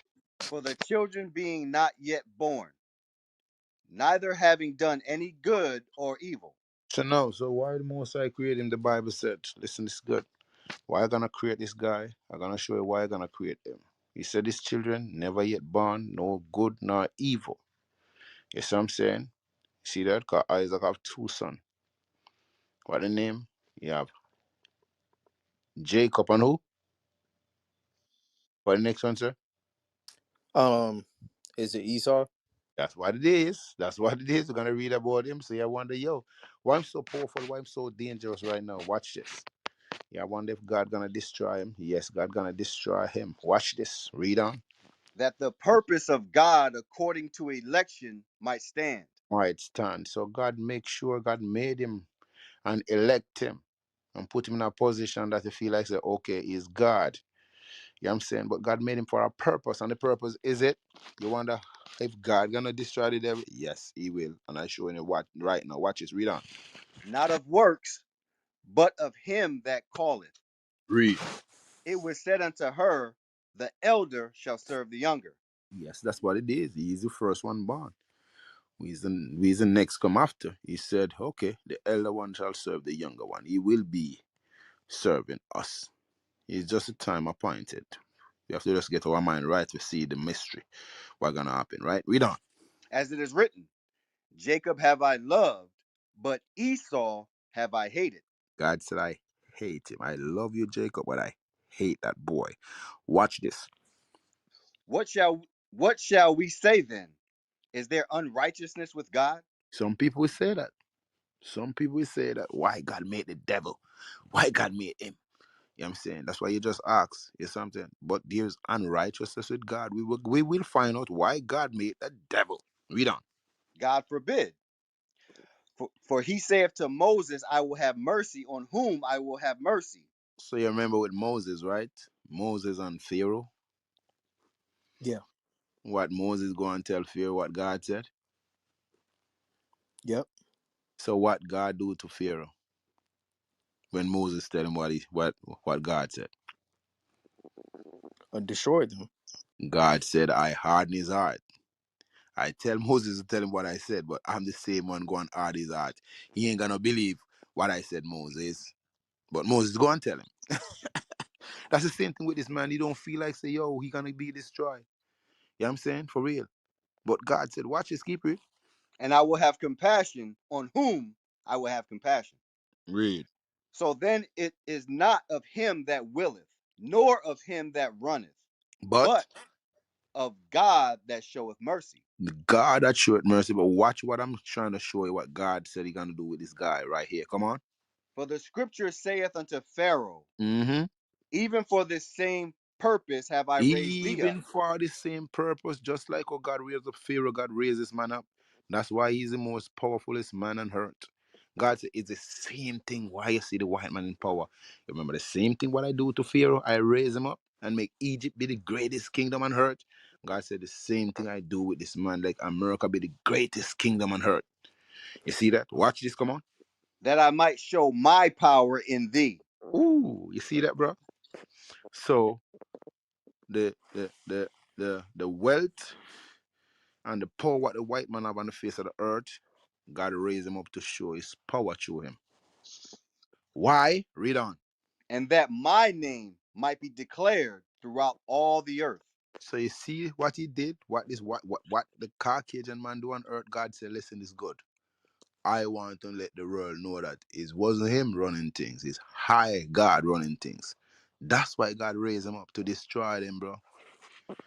God said, I want to show my power through him. That's why all these things we see him doing on earth, God let him doing it. God hardened his heart to do all these things. To shoot us down in the street, and the white judge said, oh, he ain't guilty. No, he's free. He can walk. The same brother was killed, was shoot, you understand? The brother in Florida, you know what I'm saying? And they sold his gun for over $500,000. You see that for a fact. You know what I'm saying? For real. It's God made this thing happen. You see that? God said, okay, you don't want to obey what I said. Okay, watch this. But you have a day coming, son. You have a day coming. I'm just showing so who's the devil. You know what I'm saying? For real. Who is the devil? You just know who's the devil, right? Yeah. Now I know. Okay. Hmm? I said now I know. Now I know. Okay. So now we want to go to Sirach chapter 15. And I want to read, I believe, verse 16 or verse 15, where it said, I said good and evil before you. So that's what God said it. You know what I'm saying? For real. Watch this. Verse 12. It's verse 12 when say I said good and evil before you. Pick one. The book of Sirach, chapter 15, verse 12. Mm-hmm. Say not thou, he hath caused me to err, Read. for he hath no need of the sinful man. You got this that I don't have no need of a sinful man. Do not say it's God let me do wickedness. It's not God, it's God let me do evil. You see that? Watch this, come on. Verse 13. The Lord hateth all abomination, So the God said I eat all abomination. But watch this, keep read. and they that fear God love it not. And they that fear God do not love to do abomination. Read. He himself made man from the beginning, and left him in the hand of his counsel. And left men in the hands of his counsel. Because God is the one who make everyone from the beginning. Watch this, come on. If thou wilt to keep the commandments and to perform acceptable faithfulness, Mm-hmm. he hath set fire and water before thee. This is what I want. So God said, I said fire, and he said water before you. Watch what he said. Mm-hmm. Stretch forth thy hand unto whether thou wilt. Anyone you want. If you want fire, you can get it. If you want the road, because that's what the fire going into. If you want what? The water, you're going into what? The law, which is righteousness. Watch this. Come on. Before man is life and death, So him said before you is life and death. Watch this. and whether him liketh shall be given him. Anything you want, bro. If you want life, you get it. Life is to keep the laws and statutes and commandments. Your mama said it cannot keep. Your grandparents said it cannot keep. No one cannot do it. But God said, that's life. You understand? For real. You'll find out if you cannot keep, if you don't keep it. All right? Before man is life and death. Stretch forth your hands to what? Stretch forth thine hand unto whether thou wilt. Read. Before man is life and death, Mm-hmm. and whether him liketh shall be given him. Anything you want, bro. If you want life, you keep them commandments. You want death, you stay in the sin. You know what I'm saying? For real. That's what the Bible said. You see that? That's why this man can never do nothing right. You see what I'm saying? Why? Give me that in the back of chapter 2, verse 4. This man where you see right here, you want to get good from him. No, God said, I'm the one who had his heart. I'm the one who put the heart in him. He can't do nothing right. And I'm going to read it right now. Read it from me, Habakkuk 2, verse 4. The book of Habakkuk, chapter 2 and verse 4. Behold, his soul which is lifted up is not upright in him. Oh, you see that, bro? The spirit what God put in him, it cannot be right. So I don't care what you want to say. Oh, this one is good. No, you're lying.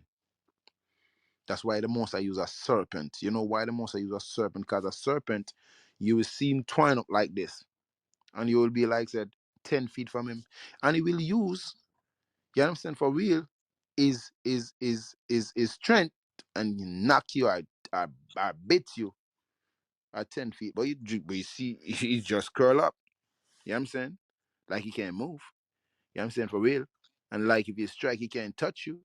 But yes, that's why God said, yes, God used him as a serpent. God said, yo, listen, don't trust him. He cannot do nothing good. You know what I'm saying? For real. Like a woman, right? She have one of them top on one of them huge snake. She have the snake from the snake was small. And the snake get so huge in the house. You know what I'm saying? So she always take the snake to the vet because she say it's a little tame snake. They know the snake start to play like he dying. But when the woman take the snake to the vet say, it's a good thing you take the snake here. The snake was lining her up to eat you. Yo! Yes, that's what it is. That's the same thing what they did, son. You know what I'm saying? They lined us up, just like Chicago. You know what I'm saying? They say, okay, all the brothers and who will do shoplifting and, you know what I'm saying? They let them back in the street. And you see what they've been doing in Chicago? The men, he roll just like what God say he is. You know, after they destroy Chicago, right? You know what they're going to call for? Martial law. That's what they're going to go to, bro. Just look at it. When the prophet said it, believe that thing. You know what I'm saying? So now they're going to shut them down. Can't touch the street. You know what I'm saying? But stay inside. You see that? So all what they've been doing right now, bro. You know what I'm saying? They're just setting up themselves. You see that? How and who make laws and change it? The devil. You see that? Guys, they have power to do that thing. God the most I said, that's what the most I give him. You know what I'm saying? For real. You see that from the beginning, when you read Genesis, the 27th chapter, the 38th verse, he told you that's the blessing what the Father give to him. By his soul he shall live. You know what I'm saying? I will live in the best place of the earth. And you see that for a fact. Who's him? The devil. The devil. The devil. The devil is not a puff of smoke like how some people take it. You know what I'm saying? For real. You see that? So if you never know who's the devil, you just know who's the devil, right? You see that the same man who you're brushing shoulder with, the same man who hire you and you be on a job. You know what I'm saying? For real. You see that? He is the devil. What the Bible speaks about. You see that? Because same thing like Christ. When he come out of that heavenly farm, do you have to take on to flesh? The same thing the devil. He came out of that heavenly farm, you have to take on to flesh. You have to find yourself into a body. You know what I'm saying? And those people, that's why God put that mark upon him. That's anywhere on earth you see him, you will know him. You know what I'm saying? Whether every race on earth is him alone of that color, son. Whether British, Russian, Italian, name it. Caucasian are the same people, son. They are no difference. You know what I'm saying? For real. So those are the people what God let you know that who are the devil, what the Bible speaks about. You know what I'm saying? And devil just mean that somebody who can deceive you right in front of your face. Because they give a white man Jesus and everybody worship that on earth. Everyone until this day, people still worshiping that thing. And when you ask them what, they said, oh, it don't matter where they get it from. The same person who teach them and break them, whip them, and strip them, take everything from them. Yeah, tell them that. See that? So who's the devil again, sir? Edomites. That's what the Bible said. And it's a fact, you think they don't know that? They know that, brethren. They know that they are the only one, they are the only race what deceive the whole earth, bro. Every country you go to, you see a church. You know what I'm saying? And people in it. And they will know who them call them up to. You know what I'm saying? They call them up to the devil. Even on the money. You know what I'm saying? For real, if you take it out right now, you have $20 to take it out and look at it. You know what I'm saying? They say in God, we trust. You see that? And when they ask them how God look, he said, this don't matter, no one know it look like. But they say in God they trust. You see that? For real. You see that? So watch this. You ask about, watch this. God, give me Isaiah 45 real quick in verse 7. Read that for me. Mm-hmm. The book of Isaiah, chapter 45, and verse 7. I form the light and create darkness. I make peace and create evil. What? So I make God create peace and God create evil too? Oh, I thought God just do everything is good. God just create good. God do not create evil. Read it again one more time. I form the light and create darkness. God said, I I'm the one who formed the light and I'm the one who make night. Darkness. Read on. I make peace and create evil. And create evil. Come on. I the Lord do all these things. You see that? So God is the one who do these things. You know what I'm saying? God have to make good and God have to make evil to balance. You understand? That's what it is. You see that? God made that. Watch this. If God said he make peace and he create evil. Isaiah, give me Psalms chapter 78, verse 49. You see what I'm saying? The book of Psalms, chapter 78 and verse 49. He cast upon them the fierceness of his anger, wrath and indignation and trouble by sending evil angels among them. See that? Same God. God said, I have evil angel too. I will send them amongst the people to do evil. God said, I'm the one who do that. You see what I'm saying? So we cannot question God. God is God. We cannot come out of our earthly form and want to go in the heavenly things and go ask God heavenly things. No. God is the one who do it. You know what I'm saying? God make all spirit. God make good spirit and God make bad spirit. God said, I'm the one who do all these things. You see that? So same like the devil. When the devil, God said, okay, wait, how you consider my servant Job? You know what I'm saying? Say, oh, damn, God. Job, you know, oh, no, you know I can't touch him. You put a hedge around him, God said, listen, this good. The only thing what I want you to do what I tell you to do. Go and do it. You know what I'm saying? Because God is the one who kill. I'm not going to read for you. The devil can't do nothing. It's God. I'm the one who make him do it. Though God said, I'm the one who hardened the heart of Pharaoh. God said, I'm the one who make the mind of this man. God said, I'm the one the same way like how I do Pharaoh, the same way where I make this man to show my power in thee. Yes, God is the one who do that, bro. So we can't even ask these questions. You have to just know, say, okay, seek your life. How you going to seek it? Keep them laws and keep it. You don't seek them laws and keep it, bro. You die, son. Every one of us die on this planet, bro. Because remember, when he said fire on earth is only this place alone, God gonna burn up, son. On the island of the sea is gonna move out of the place when these things happen, bro. You know what I'm saying? So don't let no one trick you, bro. The laws have to keep. They tell us say it don't matter, but it have to keep. That's the only way out. You see what I'm saying? Give me that Deuteronomy 32, 32, 39. Let's read that for the brother to show that evil is on earth. Who made it? Who killed? It's not the white man that's get up and kill. It's not the brother that's get up and kill. God is the one who over everything. Oh, God, yes, God. That's what God stay like that. God kill everybody on earth. Only leave 8 people, the one who do according to what he said.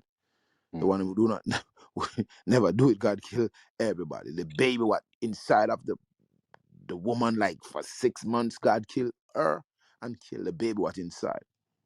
That's God. So we can't question God, bro. Read that. The book of Deuteronomy, chapter 32 and verse 39. See now that even I am he, and there is no God with me. I kill and I make alive. Whoa. God kill? I thought it's the devil kill. Let me see who kill again. Read again. See now that even I am he, and there is no God with me. I kill and I kill. I kill. God said there is no one with him. I am the one who kill. Come on. I make alive. And I make alive. I can make a baby born as you die, a baby born. Read. I wound. I what? I wound. 'Cause God is the one who make chess move. God said, I will wound you.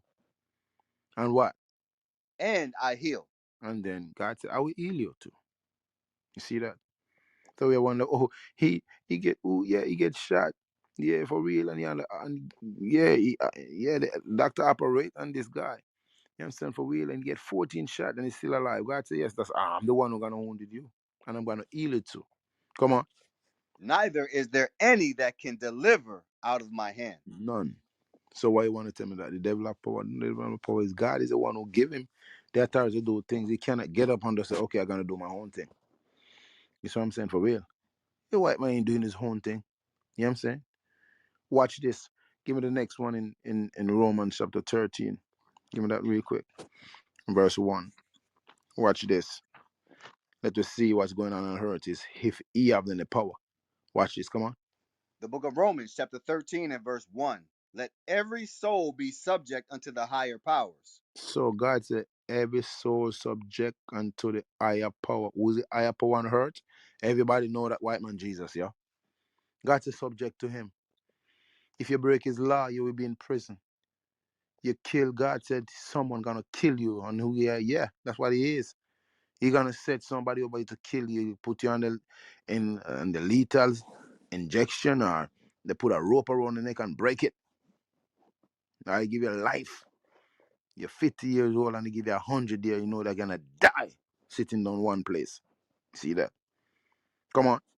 For there is no power but of God. No power on earth but of God. So God is the one who gave him power. Set him up. Why God set him up? God said, I want to show my power in thee. Read on.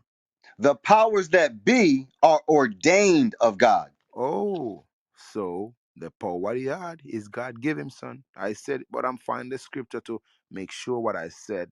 It's scripture. God said the power that ordained, it was ordained of me, God. Come on.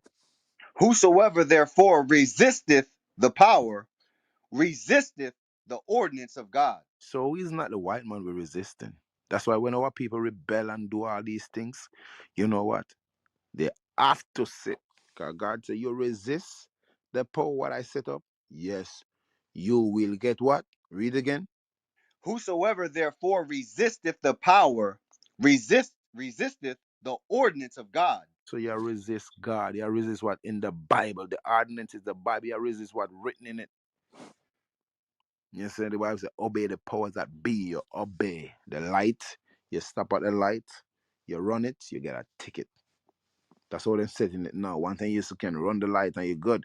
No, you run it, a ticket coming the mail. You wonder, wow, I never see this. Yes. You drive by the next day, you see, yes. Yeah, a camera is right there. Read on. And they that resist shall receive to themselves damnation. That's what it is. So when we resist, what you see set up on earth, God say you will get damnation to yourself. And you see that for yourself. We're getting it from left to right. You see what I'm saying? For real. You see that? You resist. You know what happened? This man can tell her, okay, let's put a mask over your face. He can tell her that tomorrow again. And they will Oh yeah. shut you down if you do. I'm lying. No, you telling the truth. The Bible saying it, man. I'm just here to just, I'm saying, just glean to all it and just show you the light.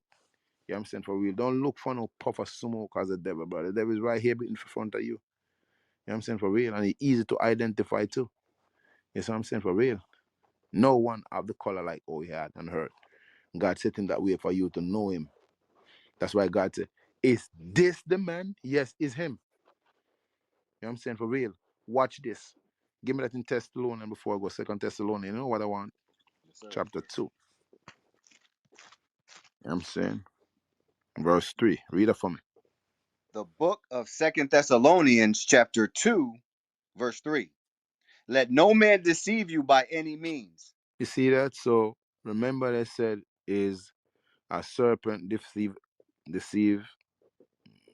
the sister Eve, right? Yep. But now we know it wasn't a literal serpent. It was a man. Read again. Let no man deceive you by any means. So a serpent cannot deceive you. Man deceive people.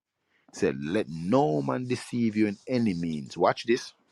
For that day shall not come For ex- that day shall not come except what? except there come a falling away first. Except the falling away come first. Do we fall? Yeah, we fall into the hand of our oppressor, which is slavery. Read. And that man of sin be revealed. You see that, brother? Who's that Oh, man? The man of sin have to reveal, and that I just did. I reveal him for you to know that it wasn't a serpent, it was a man. You get it? I got it now. That's what the Bible I said. And the got it man now. of sin may be revealed. Finish that, yeah? The son of perdition, The son of hell. Come on. who opposeth and exalteth himself above all that is called God, Do he oppose himself above all what is called God?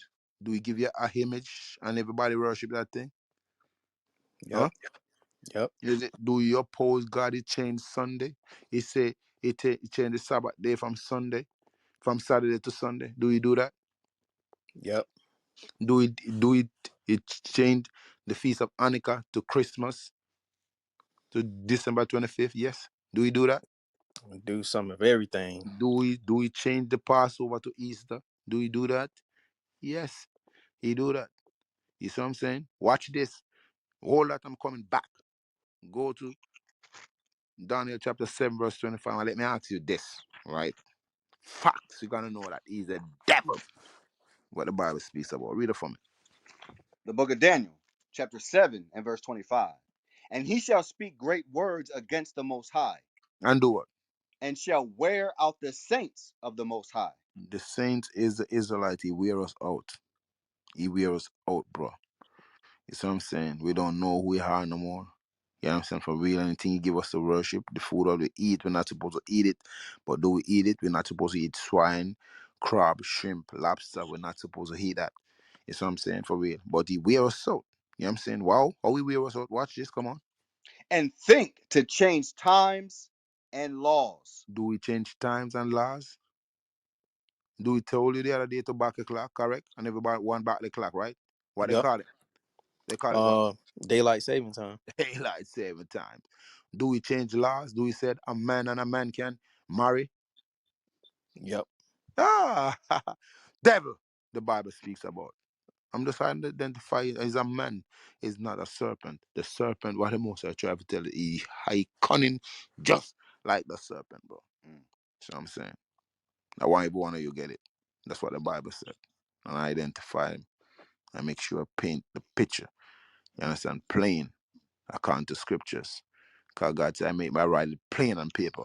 When you go in the Bible, it's plain. But if these dumb pastors don't know nothing about scriptures, they will never break it down like this, never bring in the understanding like this because they don't know it. You know what I'm saying? Why? Because they do not keep laws. And the most I ain't open up to them.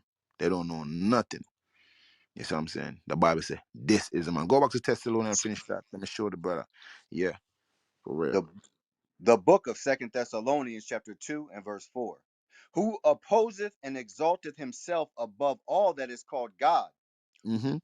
or that is worshipped, Oh, that is worship. Come on. so that he as God sitteth in the temple of God, showing himself that he is God. So when you go inside of all these churches, when you look on the wall, you're gonna see white man Jesus on it. Hoping those pamphlet what those dumb Jehovah wickedness giving out, you're seeing it for a fact.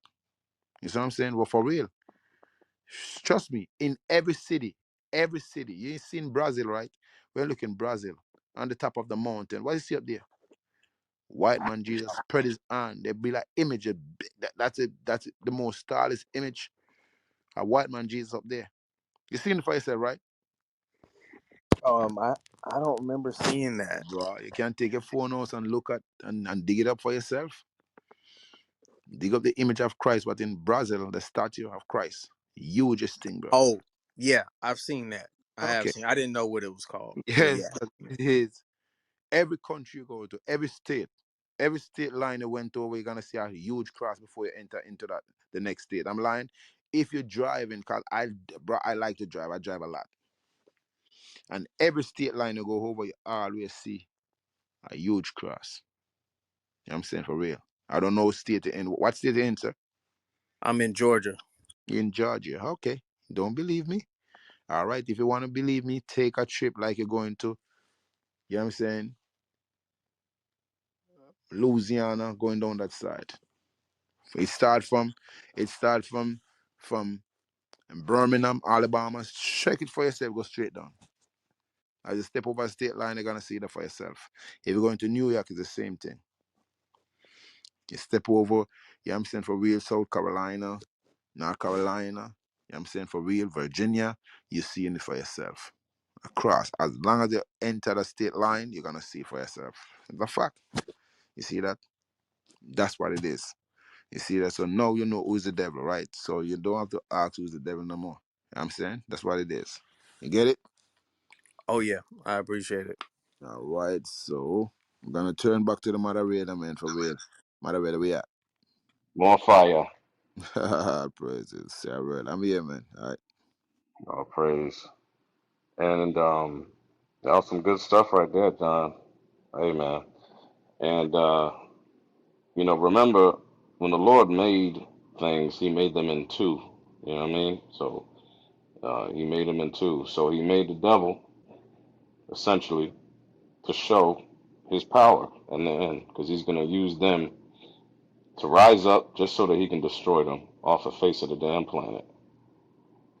Give me that in Sirach 33 and 15. I think that's where it's at. 33 and 15. The backup Barnabas was saying about the good and the evil joint. I think is that what it is? The book of 33, 15. Yeah. 14. The book Yeah. of Sirach, chapter 33 and verse 14. Good is set against evil, Mhm. and life against death. So is the godly against the sinner, Right. and the sinner against the godly. Right. So the sinner was made to stand against the godly. Good was made, and then evil was made to be set against good. That's why it says good is set against evil, life against death, godly against the sinner. Read on.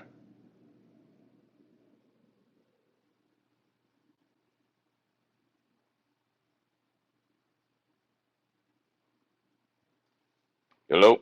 Y'all still there? Oh, I think the reader fell off. Yeah, Hold on. man. You You stay can here. still hear me, right, John? The All right. reader, the reader open his mind. Yeah. Open him, reader. Yeah, yeah, I think he might have fell off.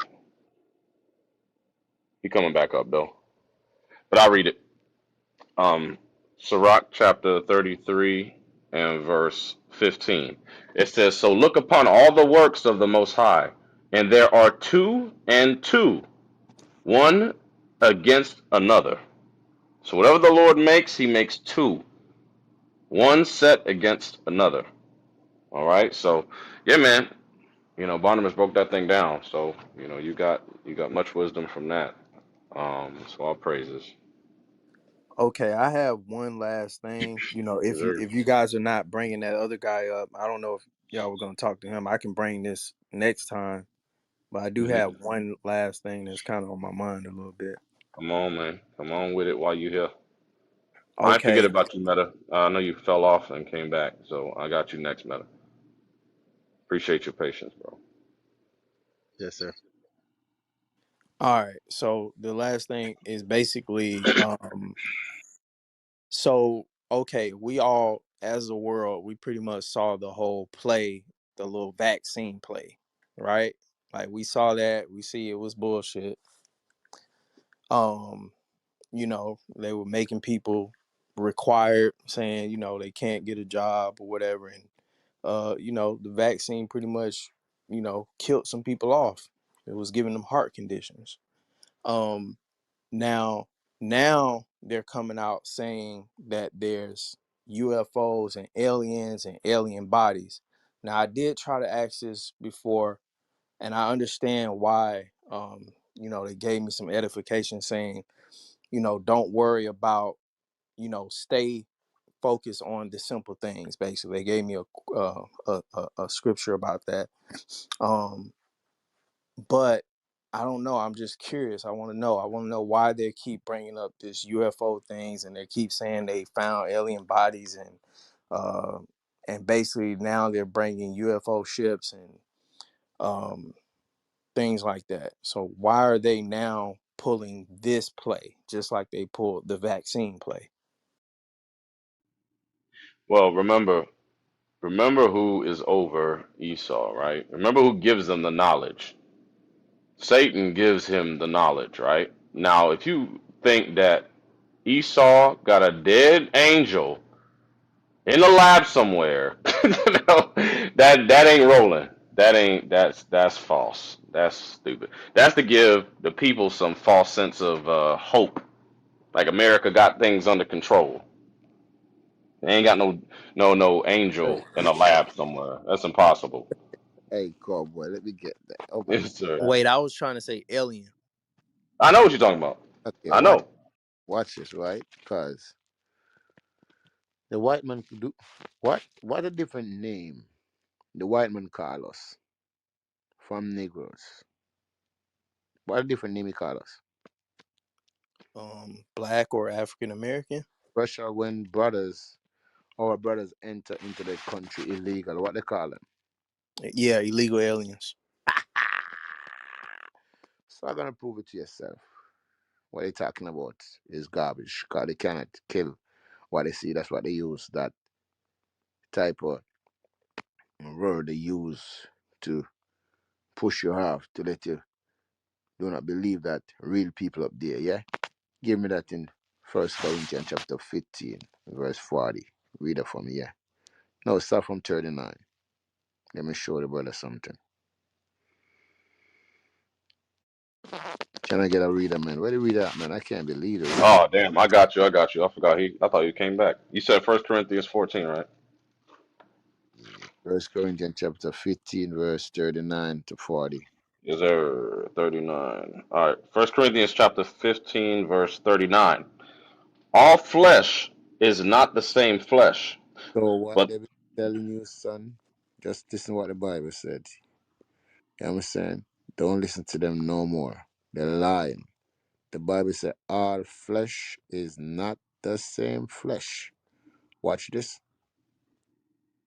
there is one kind of flesh of men, One kind of flesh of men. Come on.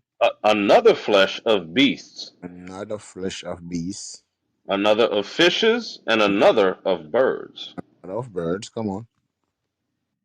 There are also celestial bodies. Oh, so I was reading to see if I find out there was another flesh of aliens. Yeah, I'm saying so. The scripture said there also celestial body. Come on. And bodies terrestrial. So my question to the young man, right? Who have celestial body and who have terrestrial body? Um, Honestly, I have no idea. I have no idea what that is. Okay, okay. Watch this. Give me that in Zechariah chapter 5, verse 9. So want to find out who have celestial body and terrestrial body. Because remember they told you that they find aliens and they have body in the lab, right? Watch this. The book of Zechariah, chapter 5 and verse 9. Hmm. Then lifted I up mine eyes, and looked, and behold, there came out two women, and the wind was in their wings. And what? And the wind was in their wings, And the wind was in their wings. Come on. for they had wings like the wings of a stork. Okay, so now, brother, what let me ask you, right? What type of heavenly creature you know have wings? Um, We just read could it. he We could he just read repeat that last part? He said wings of what? Wings of two stork? women have wings. You ever seen a one on earth have no have wings? No. Okay, so what are you talking about right there? Um. Angels, angels, son. Okay. You understand that? So now we go back to Corinthians again and read it again.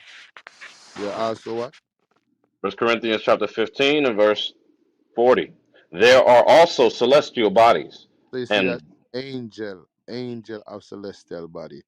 No one cannot kill angel. Angel cannot die, bro. Angel have life eternal. You hear me? So don't let Ah. pick your boy. You see that? You understand? Okay. I'm starting to get it. Yep. Yeah. So he said there's one kind of flesh of men. You know what I'm saying? You see that? You see that? Yeah. So read about all type of flesh. We didn't read about no alien son. So don't let this brother trick you and tell you no lies, man. God said do not believe in. Never trust your enemy, yo. You see that? That's what the scripture said. The scripture said never trust him. All right. We're gonna read it too. Give me that, yo. You know what I'm saying? In Sirach chapter 6. Read it for me. Sirach chapter 6. You know what I'm saying? Read verse 13 for me real quick.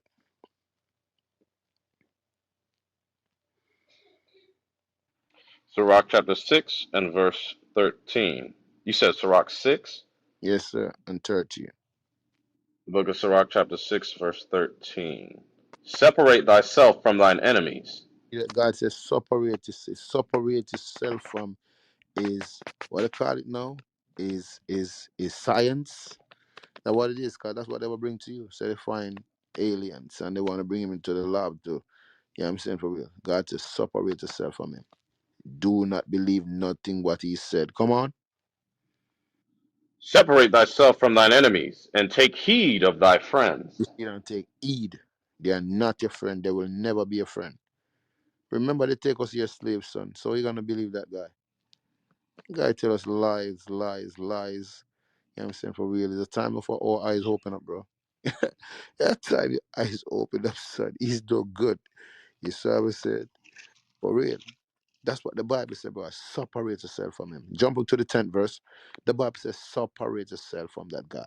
He's a liar. Read it for me. Verse 10. Again, some friend is a companion at the table, Mm-hmm. and will not continue in the day of thy affliction. Mm-hmm. But in thy prosperity he will be as thyself, and will be bold over thy servants. You see that? So you feel like he's a friend? You see that? For real. He's Hmm. not your friend, bro.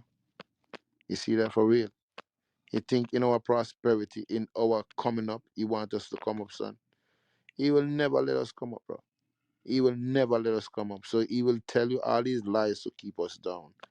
You understand? For real, his lies is over with, son. You know what I'm saying? The Bible said, do not trust him. Do not believe nothing what he said. He's a liar from the Right. beginning. You see I'm that? going to get you Sirach 12. Sirach 12 and Yeah. 10. 12 and 10, yeah. Yeah. Book of Sirach chapter 12 verse 10. Yeah. Never trust thine enemy. But the scripture said, Never trust thine enemy. do you believe that, brothers? You believe Yeah. that? Yep. Bible said, do not trust him, bro. Stay away from him. You know what I'm saying? For real. It's 400 years worth of lies been up. It's an over, son. You know what I'm saying? For real. Watch this. Jump up to Deuteronomy 33, the last verse, the 29th verse. Read it for me. Let me show you. That's a fact. You know what I'm saying? Watch this. Deuteronomy 33. Yeah, and 29. The book of Deuteronomy, chapter 33, and verse 29. Happy art thou, O Israel! Who is like unto thee, O people No one saved, like unto you. They said, people what? saved by the Lord? By the one who only gonna get out of your life if you keep them laws. Saved by the Lord. Read on. The shield of thy help, and who is the sword of thy excellency? Read. And thine enemies shall be found liars unto thee. And that's what this prove to you that they are lying. God said, as long as you understand for real, you have to show your brothers and sisters they are lying. But the Bible said, well, they will find liars unto you. There is nothing that tell us is right, bro. It's what I'm saying for real. God said, do not trust him. Never trust him. Do not trust him. Do not. He said, never trust him. He said, like iron rusted, so is his wickedness, bro. See that? So that's what the Bible said. No aliens, bro. It's real people and they cannot.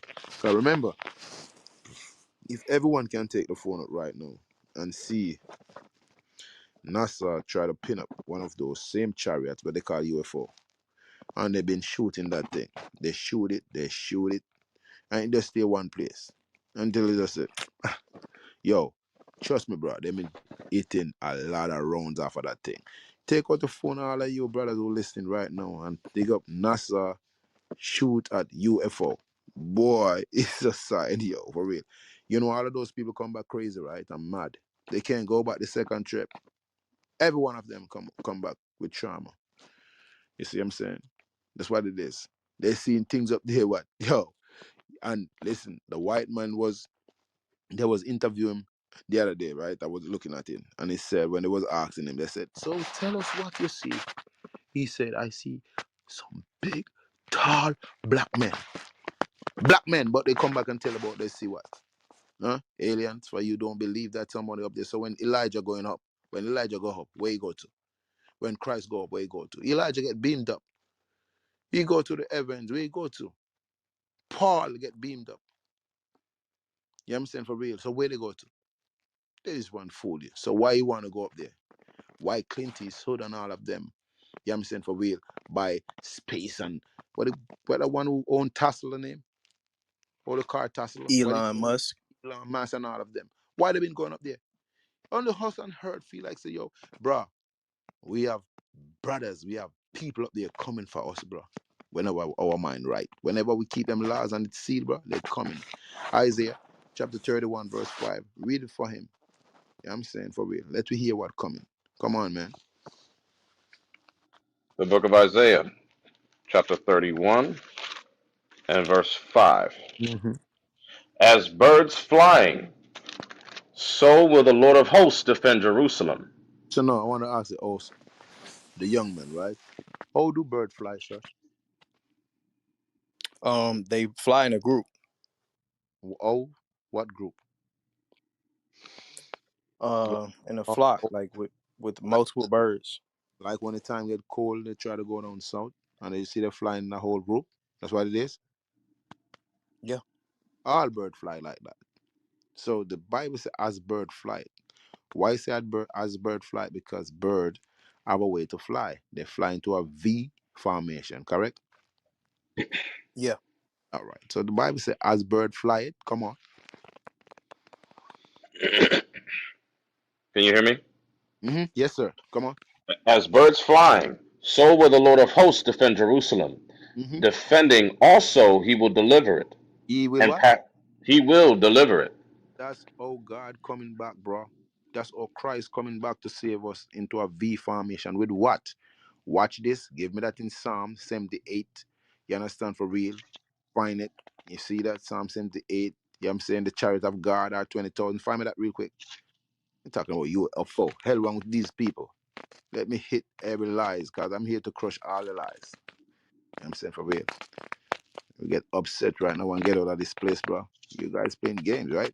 Psalm chapter 78, verse 27, 20 something. Find me that. As bird fly, as chariot of God at 20,000. Find me that. Mm-hmm. Let me see. Verse 18. Find verse 18. It's verse 18. 1878, verse 18. No. The chariots of God are 20,000, even thousands of angels. Find me that. It's right up there. It's right up there. It might be somewhere higher than that. Yeah, yeah. 68. 68. Psalm 68. Hmm Let me see. Psalms chapter 68 and verse 17. hmm The chariots of God are 20,000, even thousands of angels. Whoa, The whoa, Lord. whoa, Mhm. whoa, whoa, whoa, whoa, whoa, whoa. Bruh, the Bible said when God coming back is 20,000 chariots coming to deliver his people out of this place, bro. Read it again, man, for these brothers who feel like said, yo, white man say you believe that? No, don't believe him. You tried to block your eyes, you try to put that veil over your eyes that you cannot believe or see and build and respect and know that God gonna come and take us out, bro. We don't bro, is no banana boat taking us back. You know what I'm saying? For me, is no cruise ship taking us back, bro. You're gonna be too That's gonna take too long, bro. The Bible said the Most High God have chariots, 20,000 chariots coming back for you. Read it again. The chariots of God are 20,000, even thousands of angels. Even what?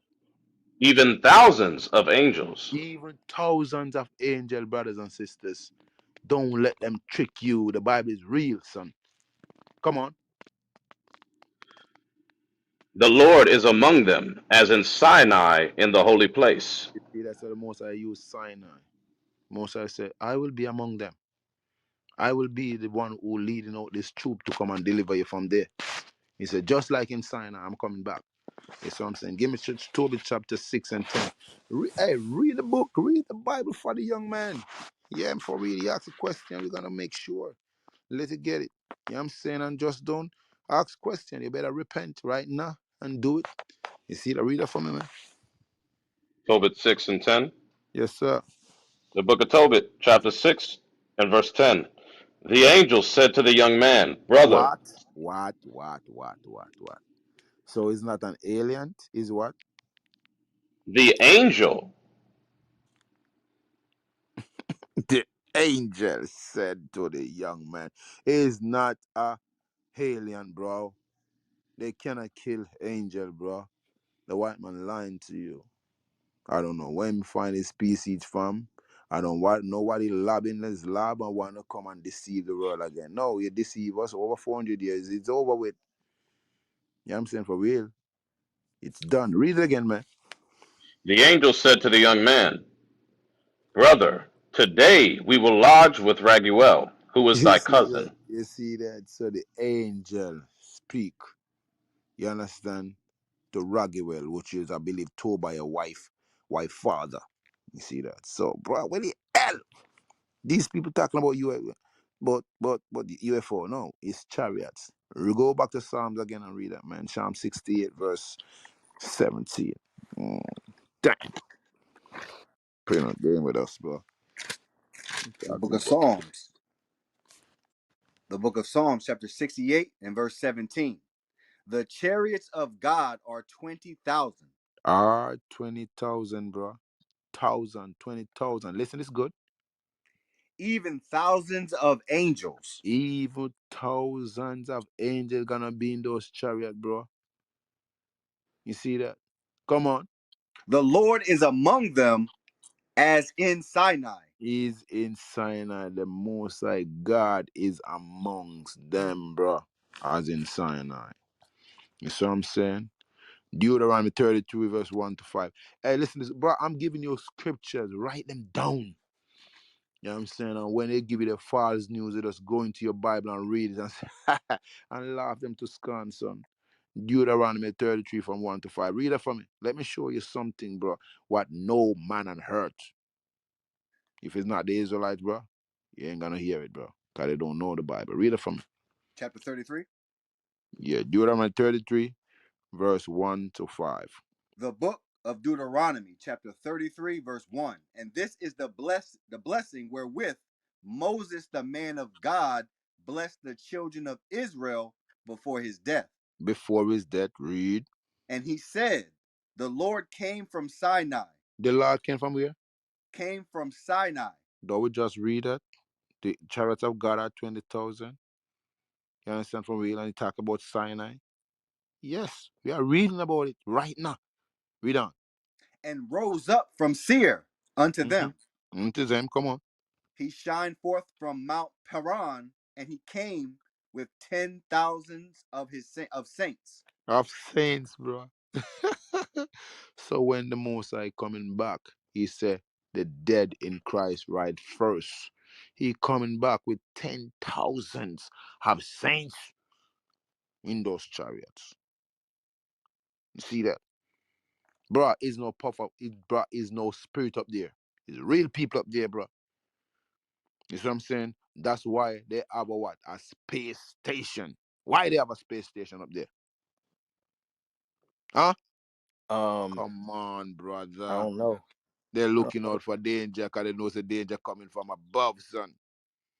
That's why they try to control the airspace. They know that somebody above them gonna run, bro. Somebody are gonna attack, and they say they're gonna attack like thief in the night. And they say I'm gonna come broad daylight, but they're gonna attack just like a thief. A thief don't let you know when they coming. I'm lying. If somebody gonna broke your house, they're gonna know, let you know they coming. Nope. No, they're gonna attack. That's what They gonna Christ is let gonna you do. look. They gonna be in the club partying and just like, hey, we everything That's what good. it is, son. That's what and it is. So they then gotta get it. They gotta get it, son. But finish that, man. Let me read the Bible for you, son. As he came with 10,000 of saints, from his right hand went a fiery law for them. Yea, he loved the people. All his saints are in thy hand, and they sat down at thy feet. Every one shall receive of thy words. You see that? So the saints, brethren, the saints. Let me show you the saints. What coming back from Mount Sinai in those chariots. Give me that Psalms chapter 140. You know what I want. 48 verse what? 14. Let me show you who's the saints. You see me? You see that? So that's why I say, bro, if you really want life evermore, bro, this is the only way out. You know what I'm saying it's not marching, it's not block the road, it's not to sit down with great speech and talk to them. Bro, the Bible said the saints of the most I will take the kingdom, bro. We ain't gonna ask for it, we are taking it. You see that? You want to sit down and have a nice meeting with them? No, got to speak my word unto them. Read that for me, man. The book of Psalms, chapter 148, verse 14. He also exalteth the horn of his people, the praise of all his saints, The praise of all his saints. Let us see who are those saints coming back from Mount even Sinai. Come on. even of the children of Israel. Yes. The A, one who you feel like die, we coming back in full effect. Full effect, son. You see that? hey, that's amazing. That's That's what the amazing. Bible said, son. So you don't acting like we don't know what, bruh. I want him to have it that way. But the doubts with them have, bruh. Do we gonna believe what they're saying? No, we don't believe what they say. That type of belief is over with, bro. You see what I'm saying? We ain't paying them no mind with what they want to put in their lab. We're gonna teach God's word and make it known unto our people. Open the understanding to our people. Open the eyes, let they see. You understand? For real. That's the Bible is real. The Bible is true. And the only way out is to keep them laws, bro. You see that? And God chariots gonna roll up and pick you up and take you out of your life. You know what I'm saying? That's what it is. So you get that right. Oh yeah. Oh yeah. All right. All Hey, praise. thank you. Yes, sir. Moderator, we at. Hmm. That's some good spiritual food right there. Some good stuff right there, man. You got any more questions, Jonathan, my brother? Hey, that's all I had. Listen. Everybody better go ahead, follow those laws because like I said, you're gonna be in the club having fun and it's gonna come like a thief in the night. And Yep. so Think about it though, man. Like, how you think they gonna have aliens in a lab, Area 51, but then they can't understand how the chariot moved the way it moved? How they don't understand how the chariot can go right through their bullets, absorb bullets, and not be phased? and can turn on a dime. And they talking about Mach 2 speeds can go on a 90-degree angle, which they can't do. You think they catching that? You think they shooting that down? Now, Man, you know what I'm saying? Like the Lord gave him knowledge. I'm not the Lord. Satan gave him knowledge to make the space shuttle and the material they needed to get to space and all that kind of stuff, right? But the Lord ain't gonna allow them to have an angel chilling in a. They eternal, just like Barnabas said. They immortal already. So how the hell you gonna kill an angel? The hell? It's a different body, bro. It's a celestial body. You ain't messing with that, or God would be a liar. See what I'm saying? And that's why. man. Go ahead. Oh, I was gonna say, yeah. And they're pulling another game just like they pulled the vaccine game. And Hmm. and honestly, when 2020 was happening, I didn't know half of what I know now. And Yeah. I was out there marching with the people because our men was dying in the streets. And I was out there, like, hey, we're not standing for that. Right. And I was out there with my heat, ready for anything to go down because we were mad about what was going on. Yeah. And so but then I noticed how they pulled the little Black Lives Matter thing into the vaccine thing. They was like, okay, you're here with us, so go ahead and take that vaccine. Yeah, And that's when man. I literally chose not to take the vaccine, and I chose, like, no, there's something going on here. And that's when I really dive deep to see they're both on the same side, playing the same side, and they're trying to fool you guys. And, Hmm. so Yep.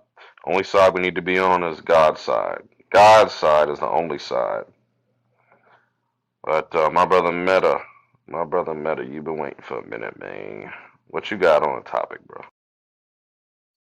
Hey, I appreciate that, cowboy. I wanted to just basically, I mean, I'm in agreement with Captain Barnabas, and Jonathan as well. And I was just thinking, like, you know, how Cap was bringing out, basically saying, how we have to discern who, the time that we in, and again, like, we have to know who the enemy is, because the same reason the black woman is lying so much, that's one of the reasons. We brought it. He brought it was brought back to Genesis. That was just one of the reasons. Because we can't completely blame them. We understand as far as well, the understanding is being brought out as far as why we're in the condition that we're in, and we can look at the deceiver for a multitude of things, and whether it be from the self hate, or what, just to bring it home though, because again, it's being brought out. But what I was going to specifically speak on is the fact that um you know the black woman is lying, is because that would be out of the ordinary for them to not lie. It, because we live in a delusion. We live in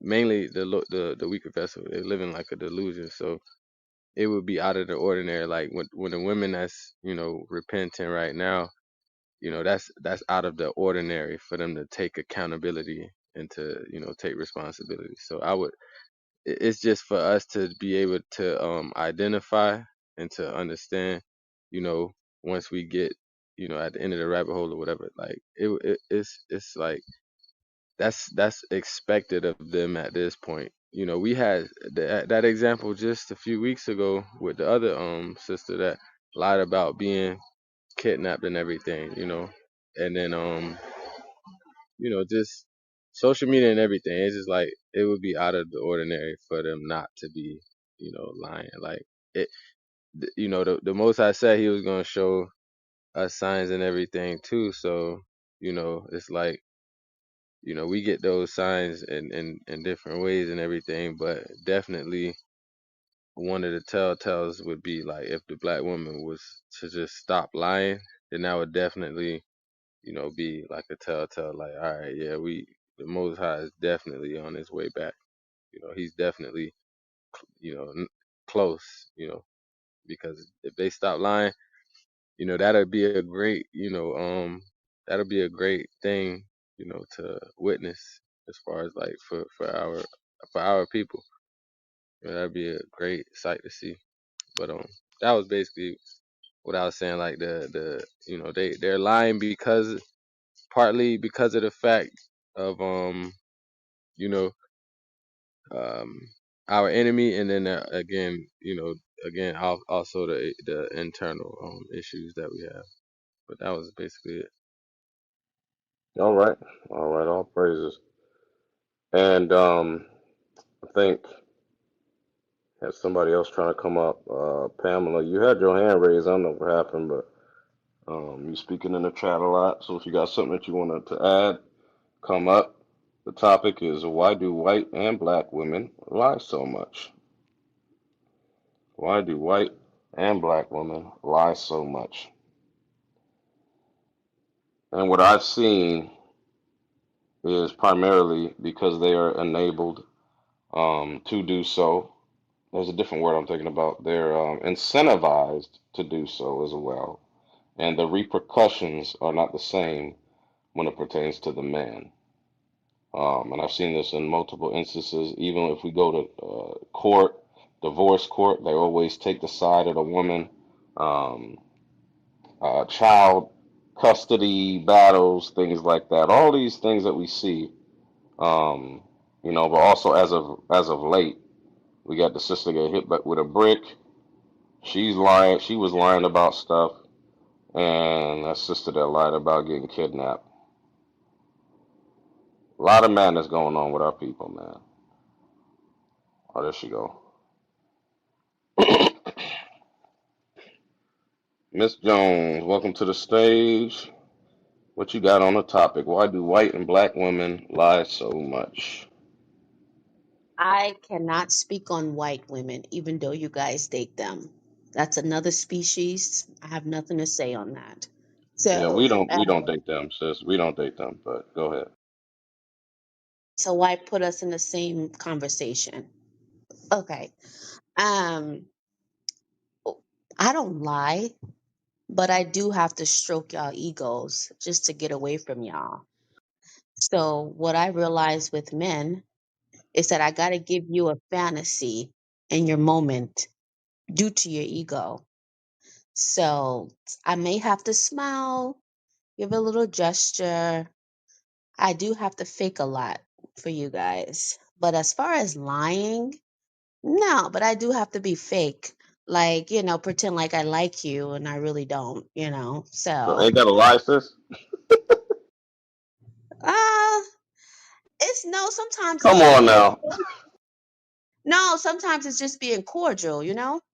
Sometimes I just want to be cordial with men, but they don't know how to do it because they dick comes before anything. So sometimes that's why women don't smile, because the moment we smile and we be friendly with y'all start following us. So that's why women have these straight faces. And so I can respect these Muslim women that's covered up, because yeah, the moment you give one smile to one man, they all feel like you're interested. So that's why a lot of us got that bitch face that you guys complain about sometimes, because the more we're smiling, we look vulnerable to you guys. That's what caused rape and misunderstanding and bricks thrown at you. So yeah, so I got to stay in my masculine with a lot of you sometimes so you can back off. And yeah, it works. So essentially, you're lying, sis. You can't say that faking is truth. Faking is lying. You have to lie, and the thing is, yes, you have to do that with niggas, niggas in the street, brothers that don't keep commandments, that don't know nothing about this Bible. You talking about, oh, I have to stay in my masculine, and this is what I've seen is our sisters use this masculinity as like this camouflage or defense mechanism against their trauma. They use this defense mechanism. I got a resting bitch face because I don't want to smile and think a man think I'm interested in him. A real man is not going to do that, sis. It's the men that you deal with. It's the men that you deal with that you're attracting. That's how they're experience. That's how you're experiencing them. You're attracting the wrong men, and this is why the Lord says, um, "Give me this in Second Timothy, or is that Titus 2? Hold on, Second Titus 2 and verse 2. I'll start at 2. The book of Titus. I'm sorry. Mm-hmm. The Go book ahead, of roll your Titus. eyes, sis. It's all right. It's gonna be all right. It ain't gonna hurt to read a scripture. Come on. The book of Titus, chapter 2, verse 2. That the aged men be sober, grave, temperate, sound in faith, in charity, in patience. And this is what men are supposed to be doing. This is how we're supposed to be acting. The men that you deal with, sis, they don't have these attributes, these godly attributes. They're not keeping the commandments. So you're saying that you got to put off the defense mechanism against these men because you're dealing with niggas in the world. Read. The aged woman likewise, that they be in behavior as becometh holiness. Right. So this is how you're supposed to be carrying yourself according to God. Hey, Sis Pamela, do you believe in God? Yes. Okay. So do you subscribe to any specific denomination? Are you Christian or do you go to church? I'm a Christian Baptist. The same thing. Baptist? Hmm. Okay. All right. So read that. The aged woman likewise, that they be in behavior as becometh holiness, Hmm. not false accusers. So it says, in behavior that becometh holiness. My sister Pamela, what is holy? What does holy mean? How do you conduct yourself in a holy manner? What does that mean? Meaning to me is just giving grace in a holy manner. Okay, giving grace. Give Yeah. me Romans 7 for the sister. So when it says that our aged women, or just women in general, their behavior is supposed to be holy, right? So according to the Bible, let's see what holy means. The book, Romans 7 and 12. the book of Romans, chapter 7 and verse 12. Wherefore the law is holy, Hmm. and the commandment holy, and just and good. Right. So the law is what makes a woman holy. The application of God's laws, that's what makes you holy. So the opposite of that is not keeping God's laws. So my question to you, sis, what laws pertain to you, meaning being a woman, on how you're supposed to conduct yourself, that you should be keeping according to the Bible? I think we should be fit, friendly, and a little bit submissive. A little bit? Um, Hey, we can't get a lot of it? Come on now. She said a little bit. because I don't want to submit to every man I see.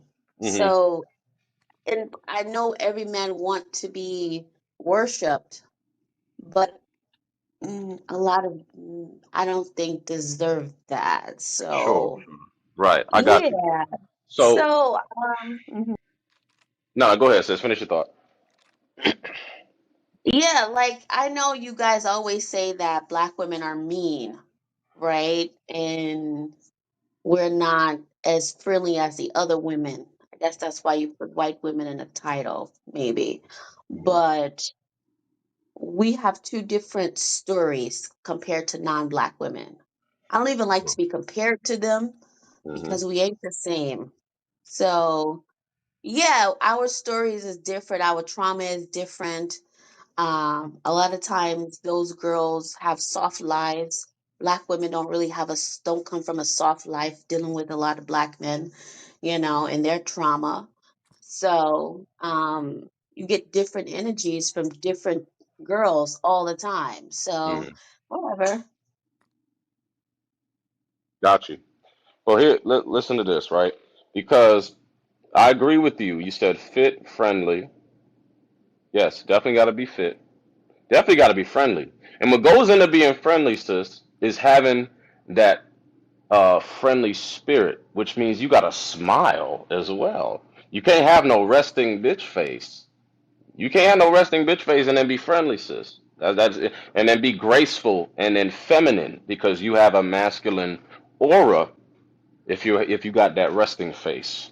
You know what I mean? Um, Now, go ahead. well, I've noticed when I'm smiling and I'm nice to guys, Mm-hmm. I don't want all of them following me. And that's what normally happens. Mm-hmm. They will bother me all day. And I that bitch face is like a protection type of thing where I want certain men to back off. Mm-hmm. I don't want all of you following behind me. So I have to do something because I may be by myself and it's not that type of party. Right. No, So I got you. I got you. I got you. Here's the thing, sis. You're messing with the wrong men, and you're in the wrong environment if you're attracting those type of men. You're in the wrong environment. Read that. Read the rest of that in Titus. Mhm. Titus 2 and yeah, finish 3. The book of Titus, chapter 2, verse 3. The aged woman likewise, that they be in behavior as becometh holiness, not false accusers, not given to much wine, teachers of good things. And when it says not false accusers, not given to much wine, meaning we ain't supposed to be out here getting drunk, partying in the clubs, because that's where a lot of these men are. And I'm talking about ungodly men, men in the world, men in the street, trying to pick you up, sleep with you, wham bam, thank you, ma'am, all that. Those are the men I'm talking about.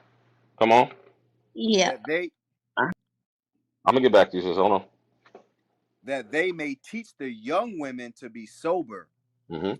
to love their husbands, to love their children. So you have to be taught again. You have to be retaught how to love your husband, to love your children, how to be sober. These are all things that you have to be taught. Sister Pam, are you married? No, not interested. Not interested. Okay. Let me ask you, why aren't you interested in marriage?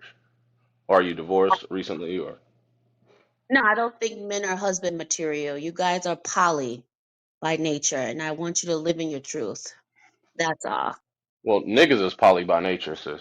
But godly men, according to God, have one wife. Read this. Right. So We're why gonna should get I that. settle into misunderstanding? No, I get you. If you're talking about the men in the world that you're talking about, that's poly and sleeping around and all that kind of stuff, I get that.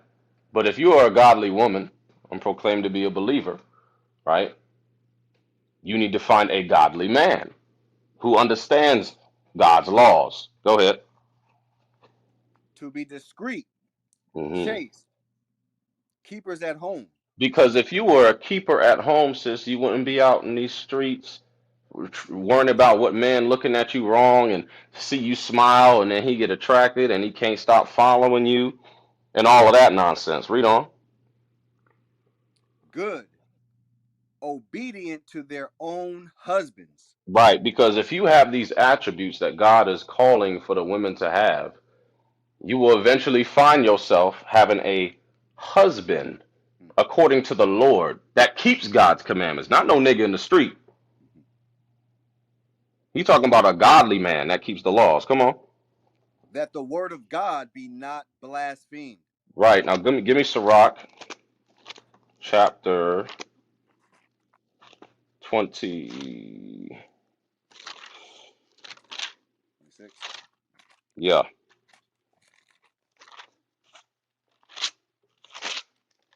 yep, give me that. 26 and verse, let's say 13. The book of Sirach, chapter 26, verse 13. And The these are grace of a attributes that you have to be retaught, sis, because the church ain't teaching you that. Because pastor ain't gonna tell you, according to God's laws, this is how you're supposed to conduct yourself. Pastor just worried about his money. That's why people are leaving the church. The ones that fill the church now is baby mamas, single women, and maybe old feminine men, and a lot of sodomites. That's what I see in the church now. Come on. the grace of a wife delighteth her husband, Mm-hmm. and her discretion will fat his bones. And to have grace, you got to be taught that. Because just like you would say, our sisters had different trauma, right? So it's hardened you. You've become hardened because of your trauma, your past life, or what have you.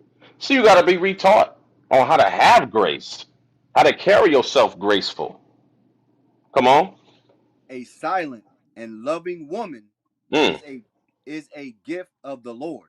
So a gift of God is a silent and loving woman. This is a gift to the Lord, to be silent, to be submissive.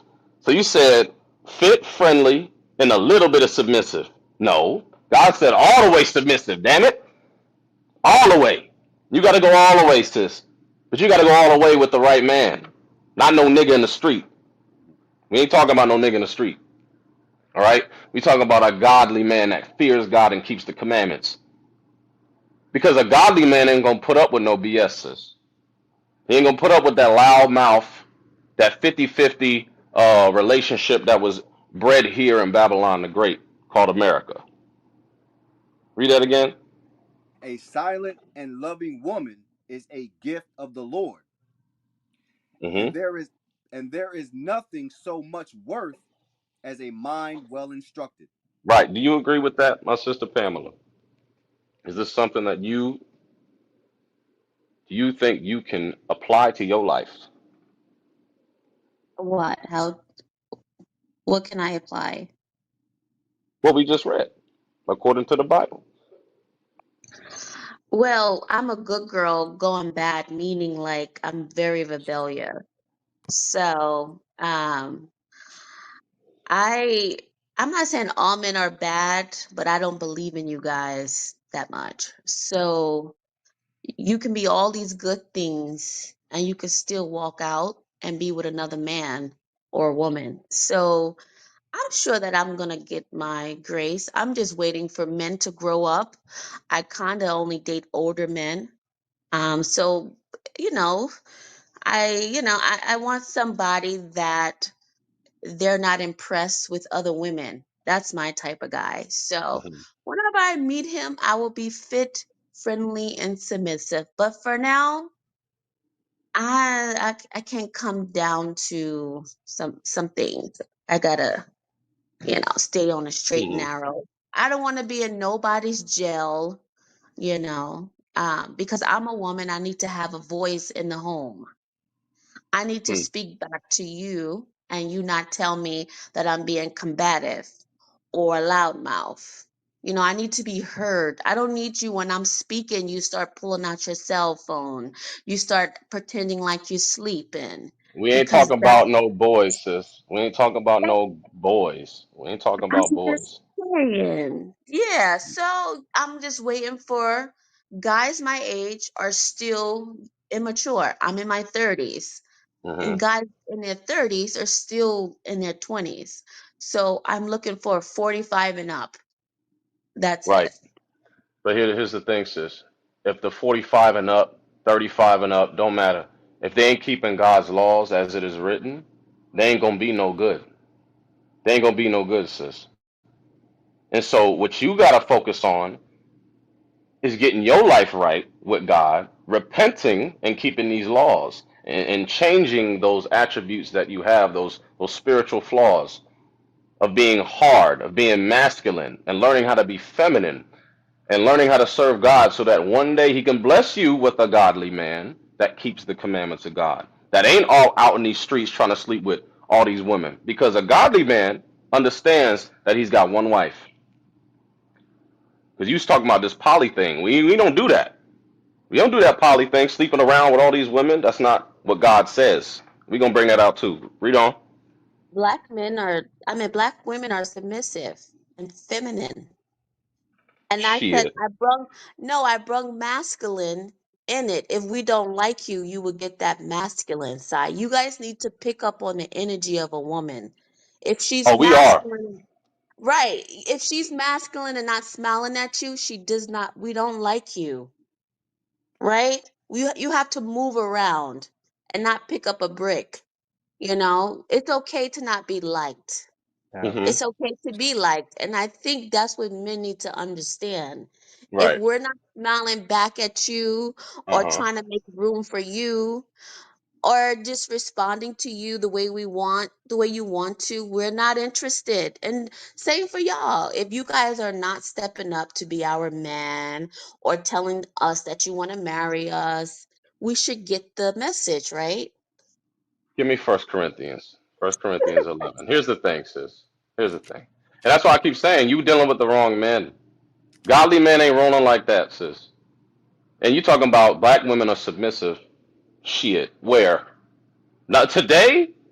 Oh, our sisters is out of order, sis. And this is why the men of God have to set the nation back in order. Starting with us, yes. But then we got to get y'all in order too. Go ahead, read that. The book of First Corinthians, chapter 11 and verse 3. But I Hmm. would have you know that the head of every man is Christ, Right? So the leader of man is Christ. Our head is Christ as men. Come on. and the head of the woman is the man, Uh oh. Come on. and the head of Christ is God. So what does that mean, sis? What did we just read? What did the Lord just break down to us?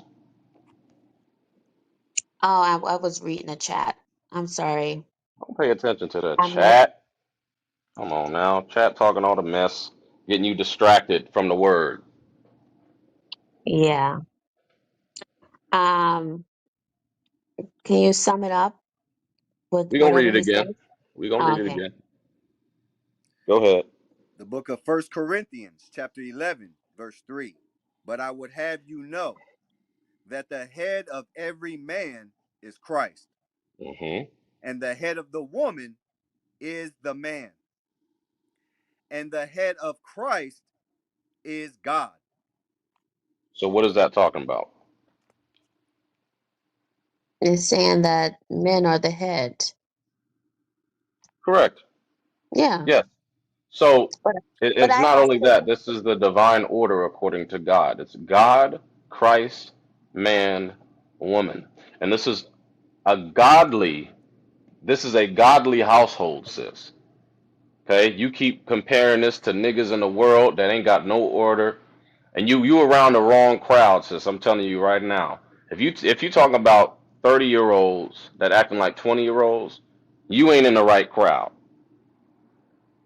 You ain't you you attracting the wrong niggas. Go ahead, can I sis. say I just want to say something because I hear one thing I know about men, especially when black men talk down or think we're doing something wrong, black women follow. It's always how we're dressed, where we're hanging out with. So black women Mhm. start to pick up y'all talking points as well. I realize is no, you could just be an attractive woman and men gonna follow you. And I just got that zest. Okay. So it's not about how I dress or whatever. Um, Whatever. Men are going to be men at the end of the day. So I should have been a Muslim to cover up because some women like me don't need to be outside for Well, real. sis, the Bible just said that.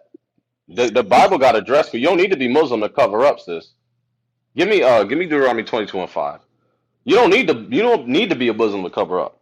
God told you to cover up. Give me that first. The book of Deuteronomy, chapter 22, verse 5.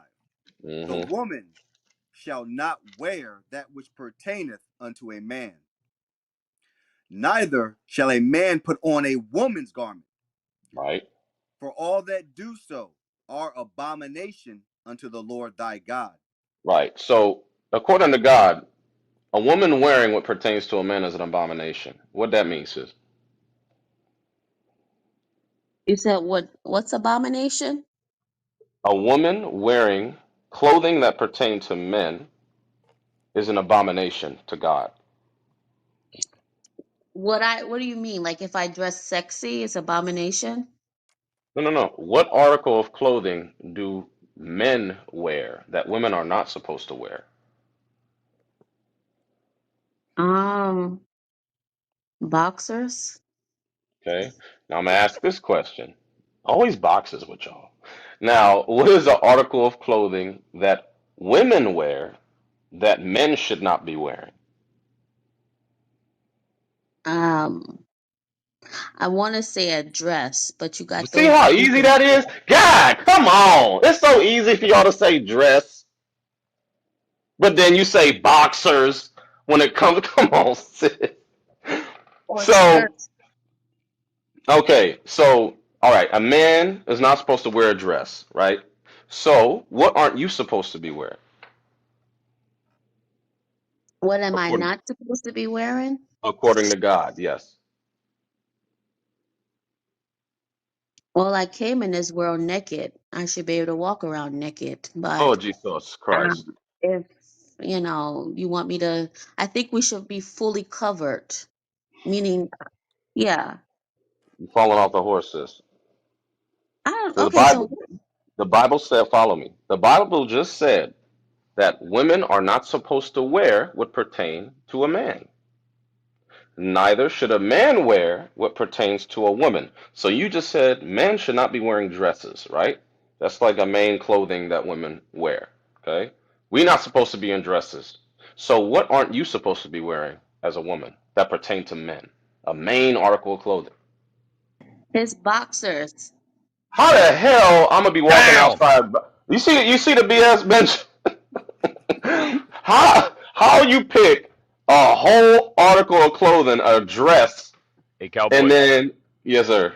Hey, good morning, brother. Good morning. Good morning. Hey, can I? Maybe I could Yes, make sir. it understand it this way. My sister, Pamela, how you doing, sister? Hello. Okay, we're trying to make you understand the articles of clothing that pertain to men and the article of clothing that pertain to women. Remember now, this is our forefathers Moses in the wilderness. Okay, so before we were taken out of slavery. You ever heard of the Exodus out of Egypt? You heard of that before? Like No. Moses. Okay, you heard of the Israelites? Yes, I'm Okay, originally from Newark, New Jersey. You guys are heavy downtown Newark when I was okay, living here. okay. Good, good. You heard of the the forefather Moses, right? You heard of Moses? No? You ever watch the Ten Commandments movie, Yes, sis? I'm not, I can comprehend. Just you can just get straight to whatever Okay, you're trying to all say. right. No, Thank no you. problem. Yeah, no problem. Okay, sis. Got you, got you. So in the land of Egypt, we were doing a lot of debauchery and following our slave masters. So, and that was in their culture, the way they dress, the way they eat, who they have sex with, everything, right? So, even down to the men wearing dresses and women dressing like men, they're all dressed the same.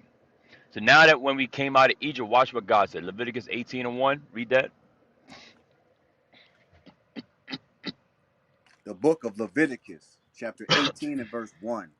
And the Lord spake unto Moses, saying, Speak unto the children of Israel, and So, say unto sis, if you don't know, you are the children of Israel. We are the children of Israel, the so-called blacks, Hispanics, and Native American Indians. We are God's chosen people, the Israelites. Before we came over on this side of the earth, we were never niggers, blacks, African Americans, Jamaicans, Afro Americans, all that's garbage. All right? That's what God called us, the Israelites. Read it again. Speak unto the children of Israel, and say unto them, I am the Lord your God. After the doings of the land of Egypt wherein ye dwelt, shall ye not do. You see what the Lord says, sis? Don't be like the Egyptians. The Egyptians were our slave masters, sort of like today in America. The white man has been our slave masters. They give us the clothing to wear, they give us the food to eat, they give us the holidays to celebrate, and they give us the quote unquote God to serve. Now, go back to Deuteronomy 20:22 and 5 again now. So now God is separating us from the Egyptians and the way the slave master did things. Now he's showing us what he wants. Let's see it again. The book of Deuteronomy, chapter 22, verse 5. The woman shall not wear that which pertaineth unto a man, So in this society, let's start with the man. Read on. neither shall a man put on a woman's garment. And we all agree a woman's garment is what, sis? You said it earlier. It's a dress.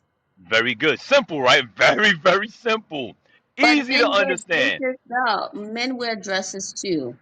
Men were not supposed to wear dress because we just read in Egypt, don't be as the slave master. Okay? The Lord gave men pants when you read Exodus 32.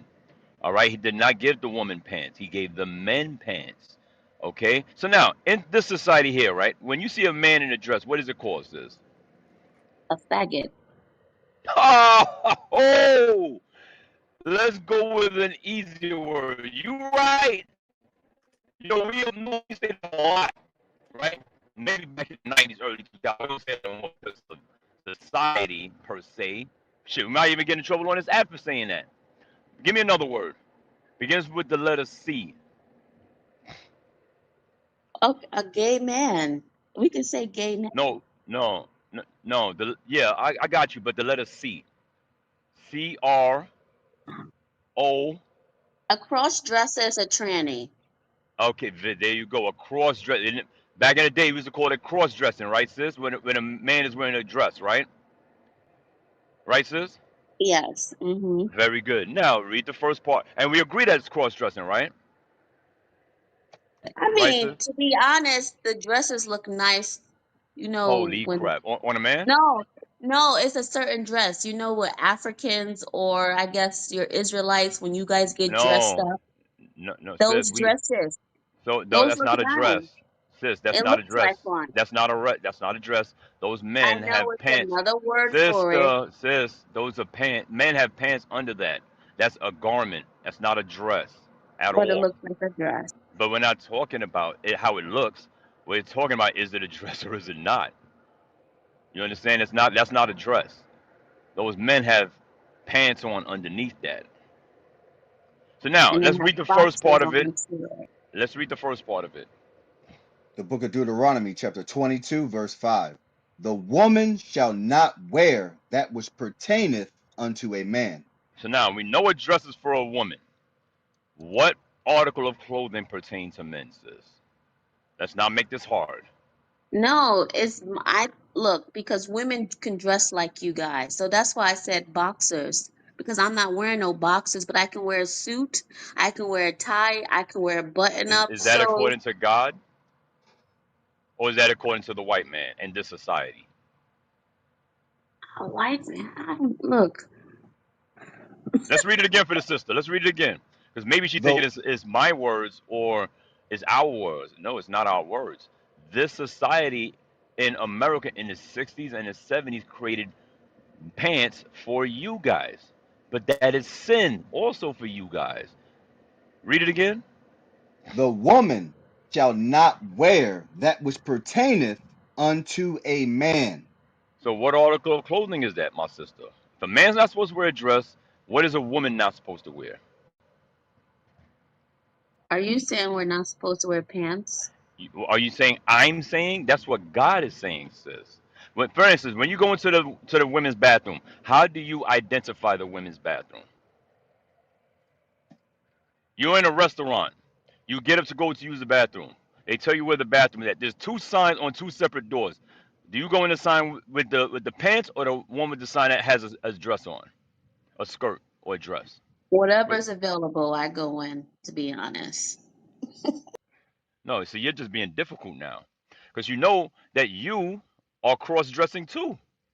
Okay, because the man is very simple for the sister to say, hey, yeah, that nigga's a faggot or that nigga's cross dressing. But what about when the swindle comes back and swings to you? All of a sudden we lose all kind of common sense. We lose all common sense when it's time Crazy. to look in the mirror. No, you're a cross dresser, sis, and you gotta repent. You understand? If you wear pants, which I more than 95% I believe you do, guess what I now, do sis? not. I wear skirts, nice fitted shirts, and I have high heels. So I'm a girly girl. I buy all these jeans. I don't wear jeans. I wear skirts, dresses, So and you I'm a said sexy. I dress so you sexy. said you said you buy the pants but you don't wear them. You buy jeans but you don't wear them. Is that what you said?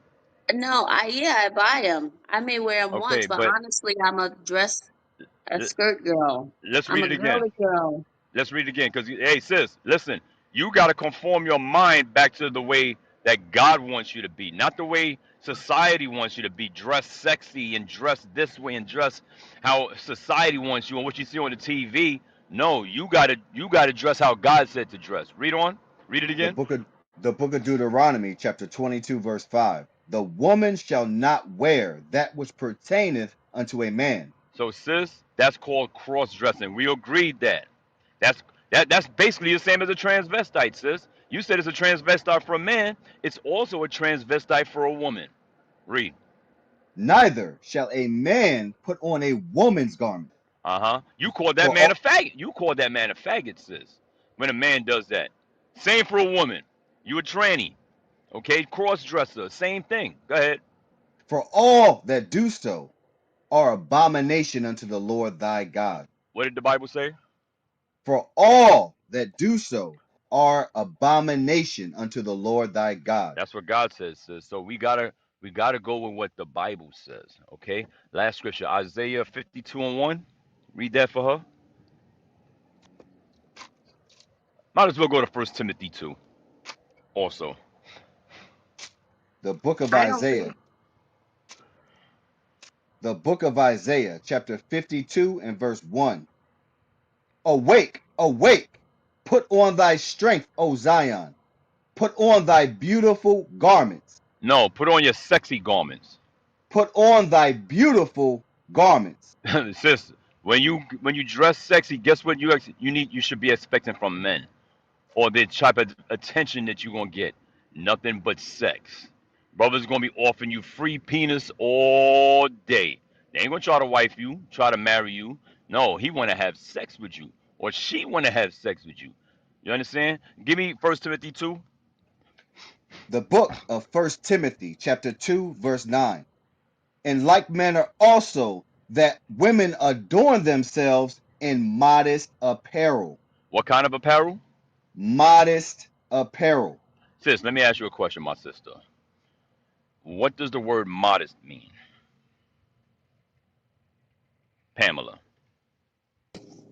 I what just speak, honey. Modest, modest, modest. What does that Yeah, word mean, sis? This is I'm simple very words. It's not. It's modest. not. I'm It's very conservative. yeah. I'm all of this in one. But So I can be a what little is that? bit maybe too sexy sometimes. Okay, But so what, sis? Slow down, sis. What does that word mean? You said you dress modest. So what does the word modest mean? It's not rocket science. I'm not trying to embarrass you, sis. I'm asking you just you're to make not sure that you embarrassed. know. It's just weird. I know. I already know I don't have to like speak like that back and forth with you. It sounds very kindergarten. Oh yeah. Well, guess what, sis? Go to Isaiah 60 and 2. You may say it sounds kindergarten, but guess what? You need to be retaught because you're not on the level to understand what's going on right now because you couldn't even understand that pants is for women, it's for men, it's not for women. Okay, so when I'm asking you these I don't questions, like it's not to pants. embarrass. I don't even I'm buy it let's no more. says to slow down. You still have them in your closet. So when I'm giving you these questions, So come pick I'm them up then. sister, slow down. No, your job is to throw them pants out. That's your job to throw them out, cut them up, or add fabric to them to make them into a skirt. You understand? Read. The book of Isaiah, chapter 60 and verse 2. For behold, the darkness shall cover the earth, and gross darkness the people. See this? See what the Bible says, sis? Gross darkness is covering black people in America. Okay? So our job is to make it plain for y'all, but in that time we're gonna ask you questions to probe you to see where you at, to see if you understand what you're doing. The word modest means dressing or acting in a way or in a manner not to attract sexual attention. That's the definition of modest, my sister. Okay, Benjamin. it was yes, sir. Also, she said that it sounds like kindergarten the way that you're dealing with her. Go to Nehemiah 8, verse 7. Let's see if Yep. the way that you dealt with her was kindergarten or this was instructions from God to save her soul. The book of Nehemiah, chapter 8 and verse 7. Also Jeshua and Bani and Shebariah, Jamin, Akub, Shebathiah, Go to Hodijah, verse 8. Verse 8. Wait. I Oh, want you you to want it? start the All full right. reason. Yes, watch. Hodijah, Maaseiah, Kelida, Azariah, Josabad, Hanan, Peliah, and the Levites caused the people to understand the law. So the reason why I started from there is to show you this is not just one person's opinion. They all were in agreement. Multiple priests were in agreement to do what? Read that sentence again. And the Levites caused the people to understand the law. Because God plagues the Israelites when people dismiss the priests and say, yeah, I know it. So the priests were very meticulous with teaching them. Read on. And the people stood in their place. What did they do? They stood in their place. Today, black women don't do that. They don't want to hear nothing. They're dismissive, they're abrasive, they're rough, they're arrogant. Okay, so it said they stood in there when you go into a courtroom and the judge is speaking, and they go, order in the court. You may be seated. All rise. You got to stay in your place, or they will hold you in contempt of court. There's a court higher than the white man's court. It's God's court. And in God's court, it says what? Read it again. And the people stood in their place. So everybody knew when the word of God is coming out, stay in your place. Read on. So they read in the book in the law of God distinctly. Which is what Benjamin was doing. He was distinctly breaking things down so there's no confusion. That's care. If you notice when the white man speaks in the law, you need a lawyer to interpret because they're using words you don't even understand. They use Latin for a reason, okay? Because they know most of the, like habeas corpus, we don't know what the hell is that. We got to go and look it up. There's a plainer way to say stuff like than that, but they make everything difficult so that you can't even pass the exam to become a lawyer. But God gave different instructions to cause them to know the law and speak distinctly. Read it again, I'm sorry. So they read in the book in the law of God distinctly and gave the sense and caused them to understand the reading. So when it says that they gave the sense, is because a lot of people are dismissive because they hate God and they hate his laws. So that's why you see that dismissiveness. Hey, AO, look what the sister said in the chat. I don't like AO. I gotta go. Peace. Freaking Negroes, man. Listen. If y'all notice, when I come on stage, it's only for moments like this. When things are going fine, I don't speak. If you've been paying attention, you kind of pick up on my MO. I only come in the room for nights like this. I mute my mic. I wish Right. raindrops would fall. Remember the wicked flee, man, when the righteous pursueth. When no man pursueth. The wicked flee. She saw AO, she said, I'm out. I can't take no more. I gotta go. Yo, man, our people are crazy, man. That's crazy. Hey, you know what's crazy? You see how easy it is for her to, and a lot of our sisters to easily point out the any transgression in the man. But when it comes to themselves and looking in the mirror, you can't wear boxes. Oh, what article of clothing can I wear? Is it socks? Is it men's socks? They turn into freaking idiots, man. It's crazy. She said plainly. She said she went back to the '90s. How we say it in the '90s or the '80s. She said, I said, what pertains to women that men can't wear? What do we call them? Oh, that's a faggot. That's what she said, plainly, easy. If it rolled right off of her tongue. When it came to examining herself and what women should not wear, oh, men's socks, a tie. Freaking idiot, man. Go Hey, ahead, bro. did you ask her why on her profile it says to stop policing women's pussies? Oh, damn, I didn't. Oh, Yes, damn. yes, that's what it said there. Wow. That's what it said. That's why she don't like me because I mentioned that before. Why would you type something like that and Right. expect for people to see you as an upstanding, decent woman? Second Timothy chapter 2, verse 11. The book of Second Timothy chapter 2, verse 11. It is a faithful saying. I'm sorry. Or it's the First Timothy. Yes, sir. The book of First Timothy chapter 2, verse 11. Let the woman learn in silence. That's why she was dismissive, because she's against God. So she had to run her mouth and say, "You're treating me like this is kindergarten. You don't know nothing. You are in kindergarten. Kindergarten is the beginning class, the beginning stages of learning. And you don't know a damn thing when it comes to God. So sit your ass down in that little chair and fold your hands and listen. Read it again.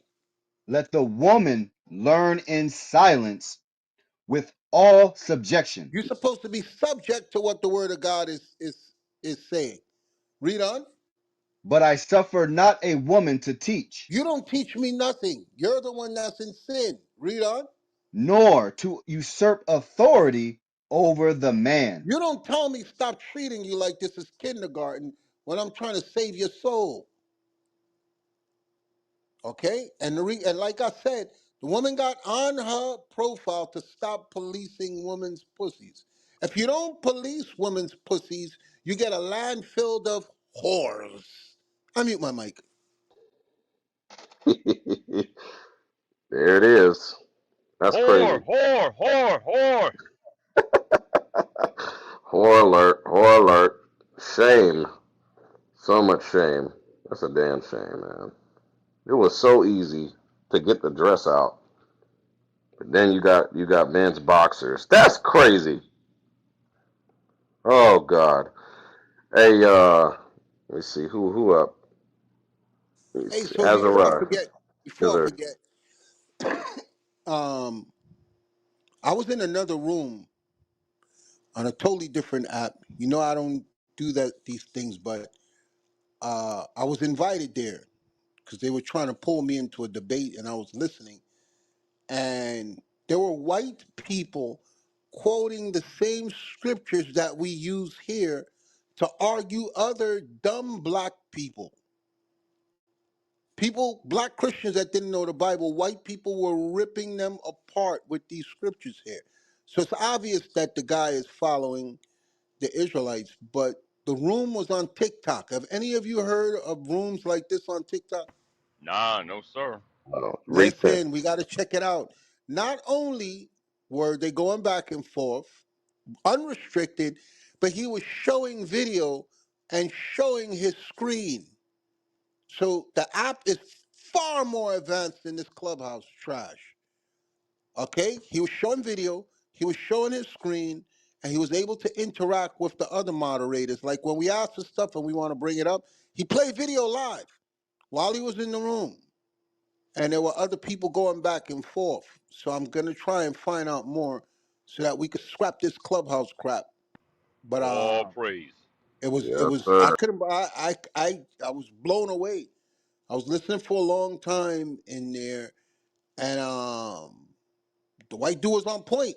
You know, he was going into the Gentiles and he was explaining to them that those Gentiles in the New Testament are Israelites, and he was annihilating every single person in the room. And then someone had to ask him, "Why are you?" He said, "Are you an Israelite?" He said, "No." The woman said, "Why you keep defending them?" And he wasn't defending them. He was just reading the Just Bible being as honest. it is written. Yes, Wow. yes. That would be the And first Edomite I would have heard of doing that about the Gentiles. I ain't heard yes, one yet. he was very, very thorough. He was That's very, crazy. very thorough. And they kept cutting him off. They wouldn't let him speak. but I'm gonna find out more about the app, and we just take our audience off of this now because they're restricting our movement here. I mute my mic. It's looking like it's gonna be the move. We ready. All praise. Hey, all right, all right. Why do white and black women lie so much? Azariah, what you got on the topic, my brother? Hey, shalom, shalom, brother. Hey, I'm just getting off on the plantation. If you could just come back to me. Hey, I'm sorry. I'm sorry. Someone Good. just said it's a fact what I said. Could you come on stage and explain it to us? I'm not tech savvy, and if you know more about it, could you say it here so we could go and investigate it? Hey, raise your hand, whoever that was.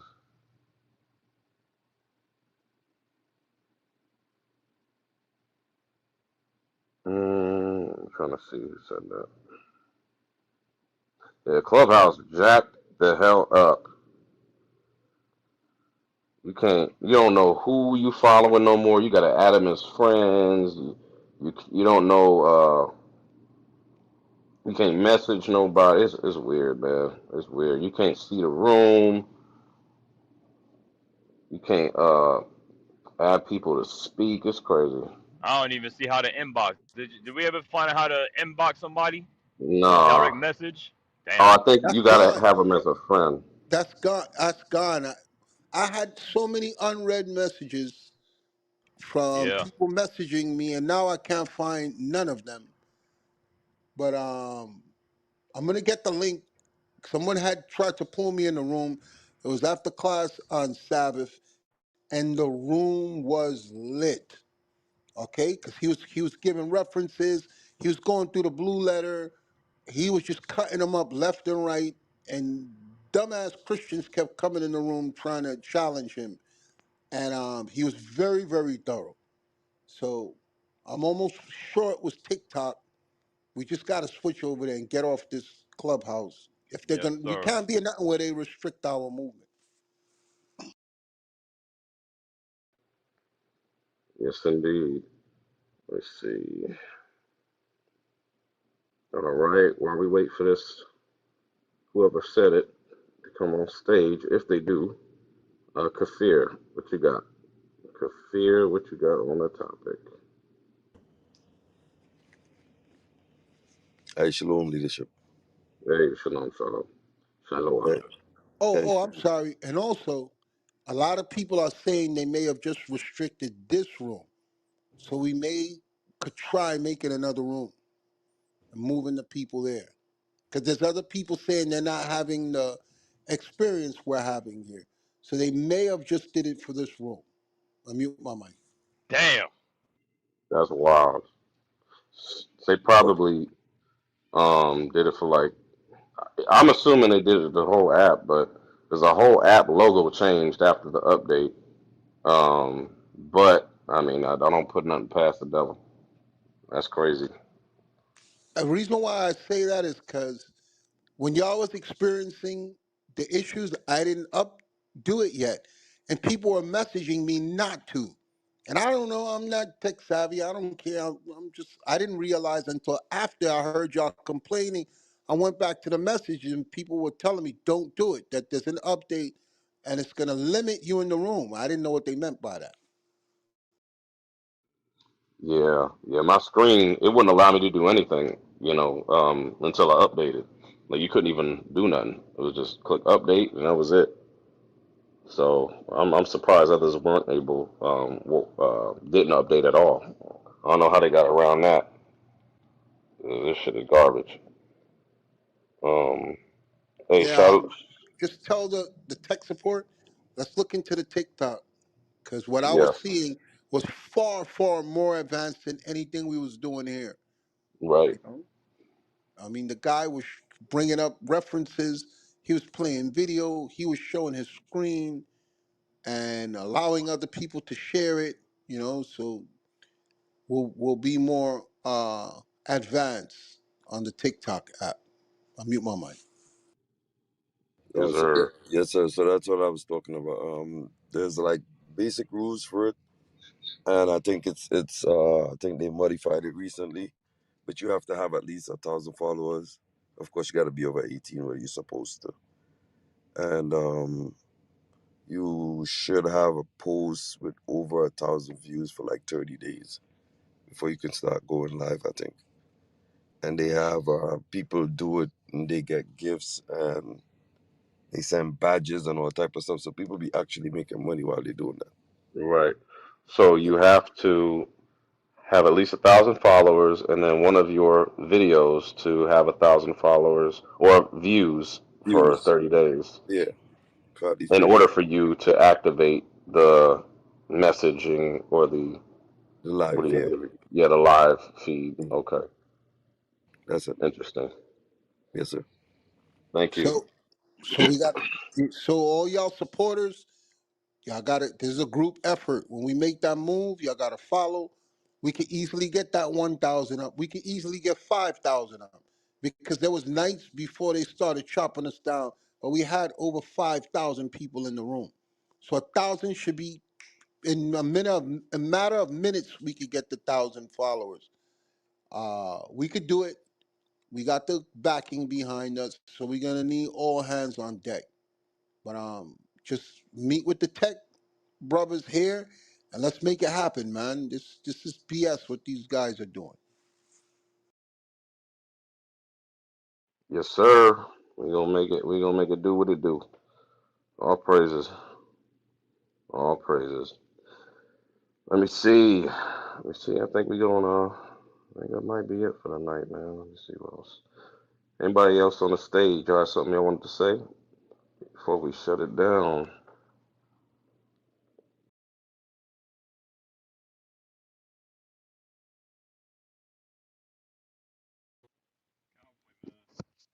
Hey, Hey, Cowboy, come on, bro. It's early, bro. that's what I I'm just said, starting my man. day. Come on, bro. You gotta scout the crowd. Come on, man. Hey, I'm with it. The brothers got I'm to just getting raise their started. hand. They gotta raise their I hand, man. What you say, Meta? Hey, sir, I'm ready. no, If you ready. Yeah. Hold on. Let me see what Meta was gonna say. no, I mute my mic. Sorry to take it. I was only gonna speak if the time was allotted, but I don't want to take up. Yeah, yeah, yeah. I'll come back to you, bro. Go ahead, Azariah. Yes, sir. Yes, sir. Shalom, shalom. As pertaining to the topic, uh, white women, they lie because it's really in their nature. And I think just like how our sisters, with the blonde hair and all this stuff, our sisters tend to follow the culture of the white women, and which lead to our sisters, obviously lying as well. So I think it all goes hand in hand.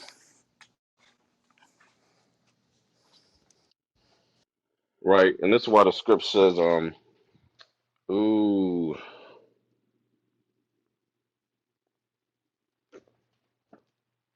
what is it? It says something about the oppressor.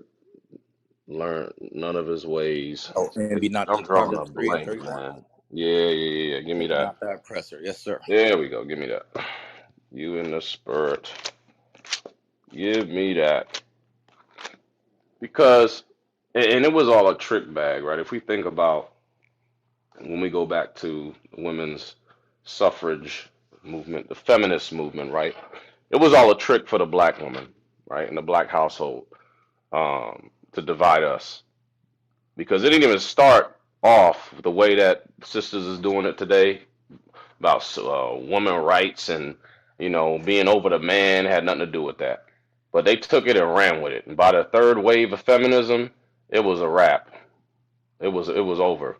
Our sisters wanted to be over the man. We couldn't have the man in the household to receive welfare. If we wanted to vote, all this kind of nonsense. Go ahead, read that.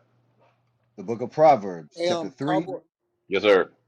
before you after you finish reading that, could you take what I put in the link and put it up so Benjamin could see?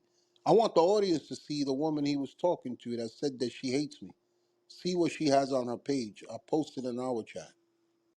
Yes, sir. Let me see. I'm not sure how I can do that on this one. I'm gonna see. Pin You link. see it on our chat? Yes, sir. I'll just see if I can pin it. And you'll see why she didn't want to hear nothing that we got to say. So Benjamin, you see that? let me take a look. Hold on one second. Let me see.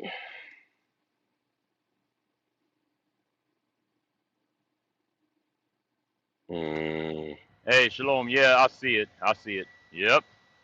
See how I talk my disgusting? own truth. Yes. Oh, These are what? them.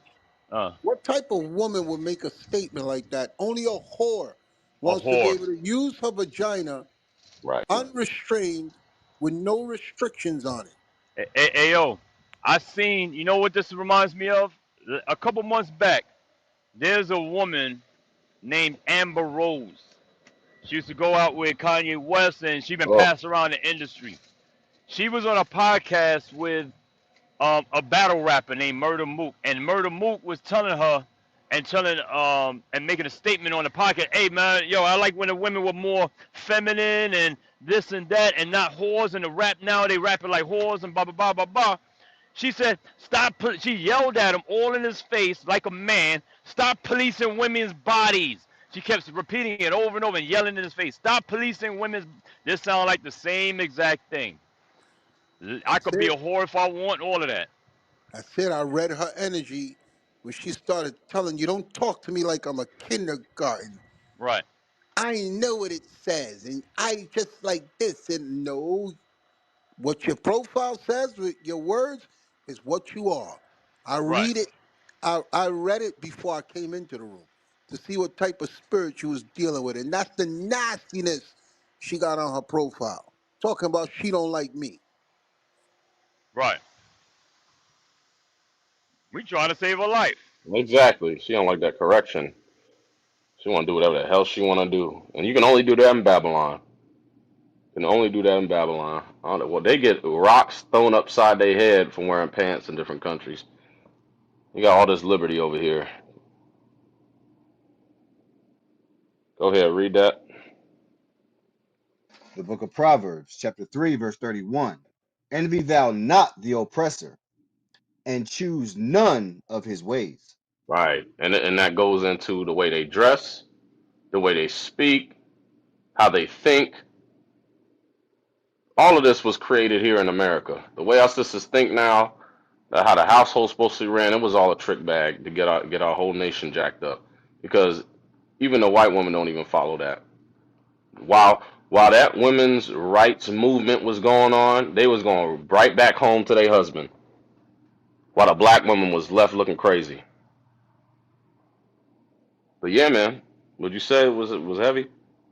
You have anything else, Azariah? Um, I mean, the only thing that I guess I have to say is that my sisters must understand, and I got it from uh, you know this platform, obviously, that when a lot of our sisters, they want our men to get right, but they got to understand that it's very important for them to get right. Once our sisters get right, then our obviously men would take their rightful place in the home and marriage and so on and so forth. And but uh we got to get right as well. That's all I got right now. Yes, sir. Absolutely. And that's why we gotta let's see, give me that and come out. Come out. I think I want come out of her in Revelations 18 Yes, sir. and 4. The book of Revelation. Start at 2. The book of Revelations, chapter 18 and verse 2. And he cried mightily with a strong voice, saying, Babylon the Great is fallen, This is is what fallen. this is what is going to be heard when the destruction comes over here to America, which is Babylon the Great. Because this is the mightiest country in the world. This is the top country. All other nations look to America. America's in every country. The military bases in every sea. What do you call that? The Navy. They in every sea. Every country got an embassy, military base, and so on and so forth. They cover the whole earth. So, but primarily this land over here, North America, when it falls, it's going to be a great destruction. Read that again.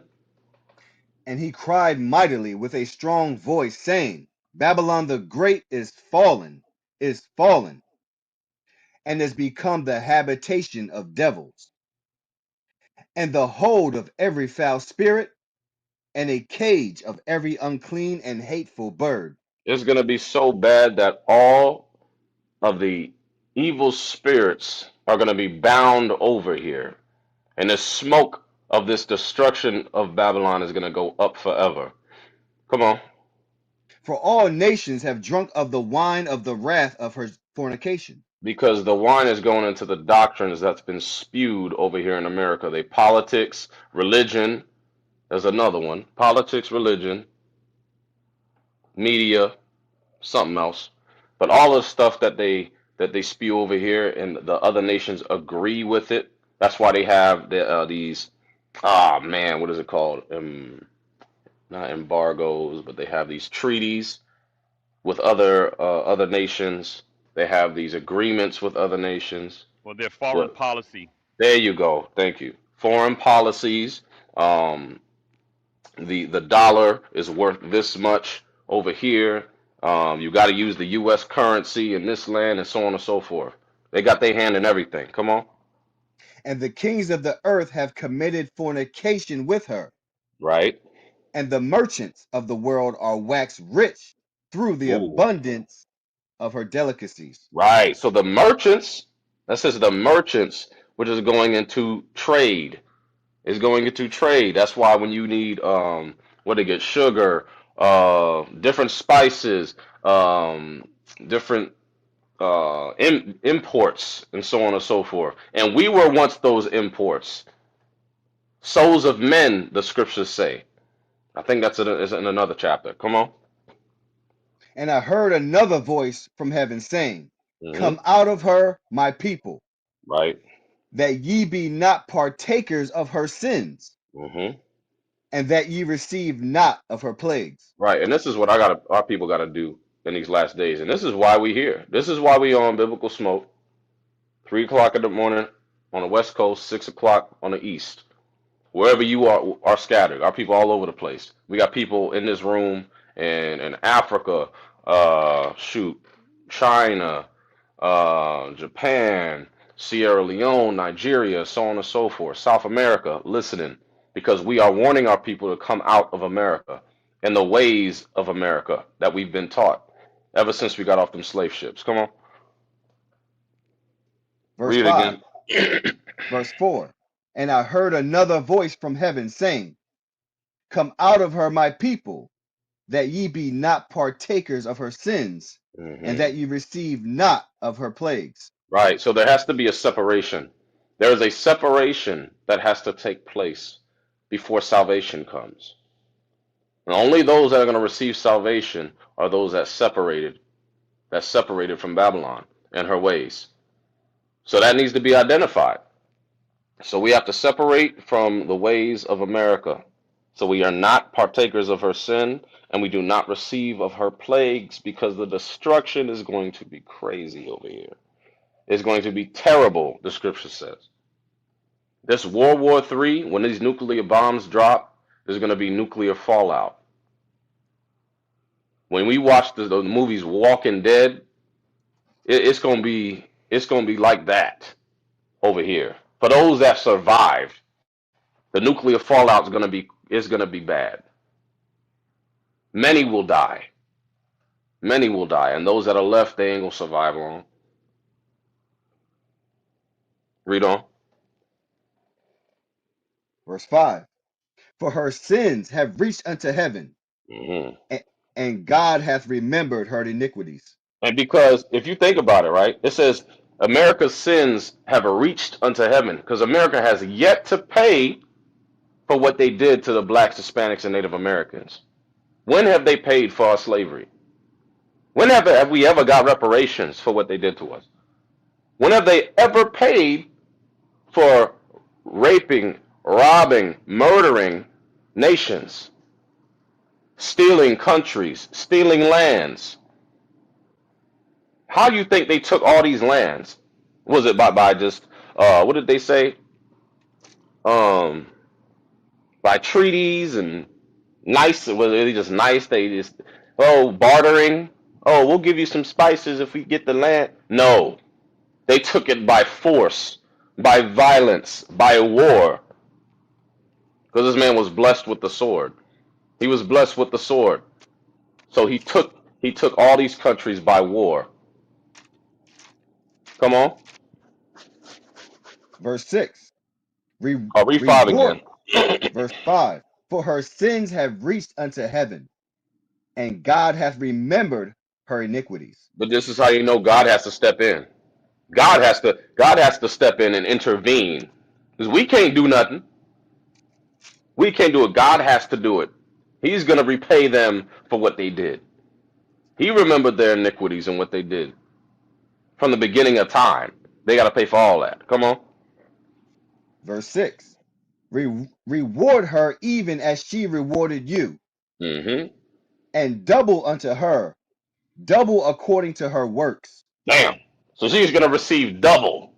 America has to receive double. A double portion of what she did. The great whore, Babylon the Great. Come on. In the cup which she hath filled, fill to her double. Damn. Come on.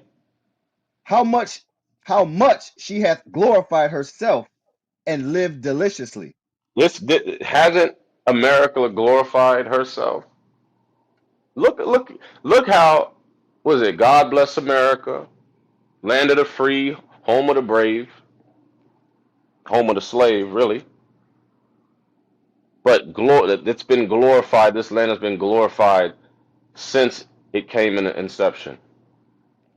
Since they took our forefathers and foremothers and brought us over here, they've been glorifying themselves. Come on. So much torment and sorrow give her. Hmm.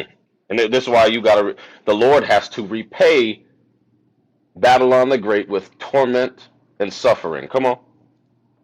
For she saith in her heart, I sit a queen. This is what America, listen, and this is the mindset of America and Esau, who runs America. I sit a queen. Do we not have Lady Liberty over there on the East Coast? Statue of Liberty sitting there as a queen? That the representation of America? But America sits as a queen. Come on.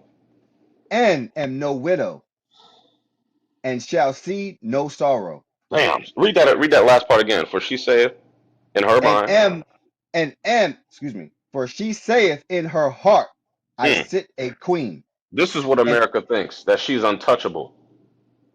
No, who can destroy me? Come on. am no widow, Hmm. and shall see no sorrow. I ain't gonna see no sorrow. And this is what we see this in the movies, right? Anything that they bring out is America always got to win, right? If you think about it, right? Even Independence Day, this is an older movie. I forget when it came out, maybe the 90s, something like that. Independence Day, still one of my favorite movies, right? But you mean to tell me you got aliens coming from outer space, right? And you gonna punch the alien in the face? You gonna punch an alien in the face? An extraterrestrial being or celestial being is gonna come here, and you gonna get a chance to punch it in the face? That ain't happening.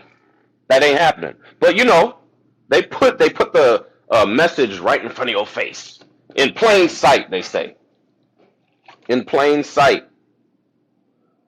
But I'll tell you, America, you ain't winning. You ain't winning. America is not going to win that battle. That final battle, when the Lord's chariots come on the scene, the Lord's angels come on the scene. You ain't messing with that. You ain't punching no damn angel in the face. Not possible. Come on. Verse 8. Therefore shall her plagues come in one day. Right. An angel stands in the sun. How the hell you punching that? Please explain it to me, Jesus. Make it make sense. It's crazy. Come on. Therefore shall her plagues come in one day. It says Death, the destruction is going to come in one day. It's going to take one day, 1 hour to destroy this place. Come on. death, and mourning, and Hmm. famine, Now, and think about it. Death, mourning, and famine is going to be brought on this land. And even before that day, you're going to see wars, rumors of wars, famines, pestilences. Well, we had this vaccine with COVID-19, this sickness. They're going to drop another strain that's coming very soon. And they said this one is going to be way worse, and it's going to target your kids. And what did they say? The death rate is then shoot. I forget what percentage they said, but it's some astronomical number, and it's going to target the kids. Come on. she shall be utterly burnt with fire. Mm.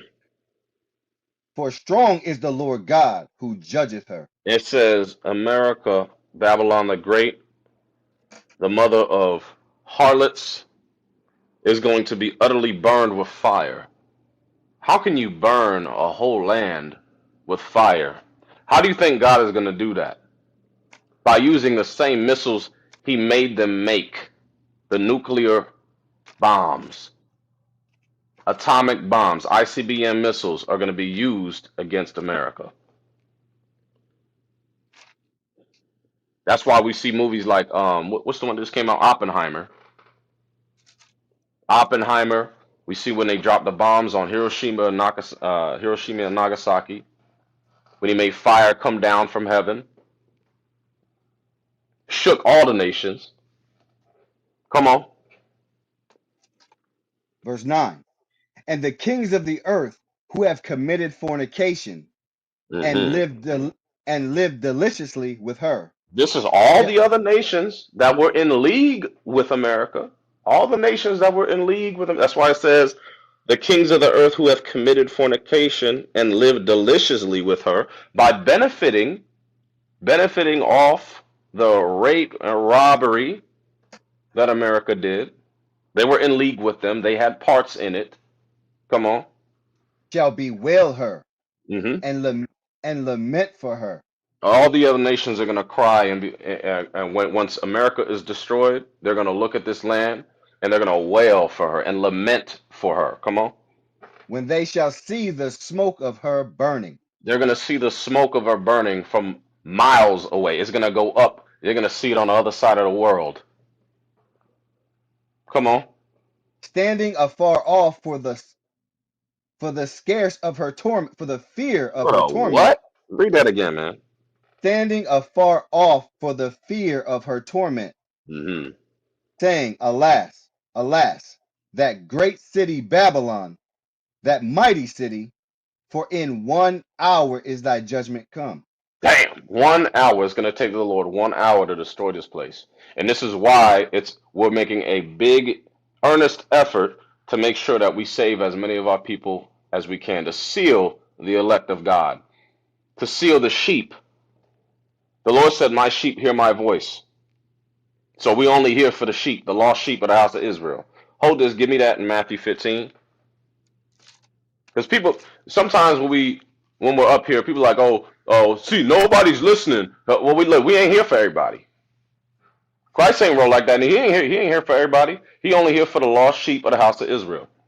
Remember, 2/3 got to get put to death. 2/3 of our people got to be put to death.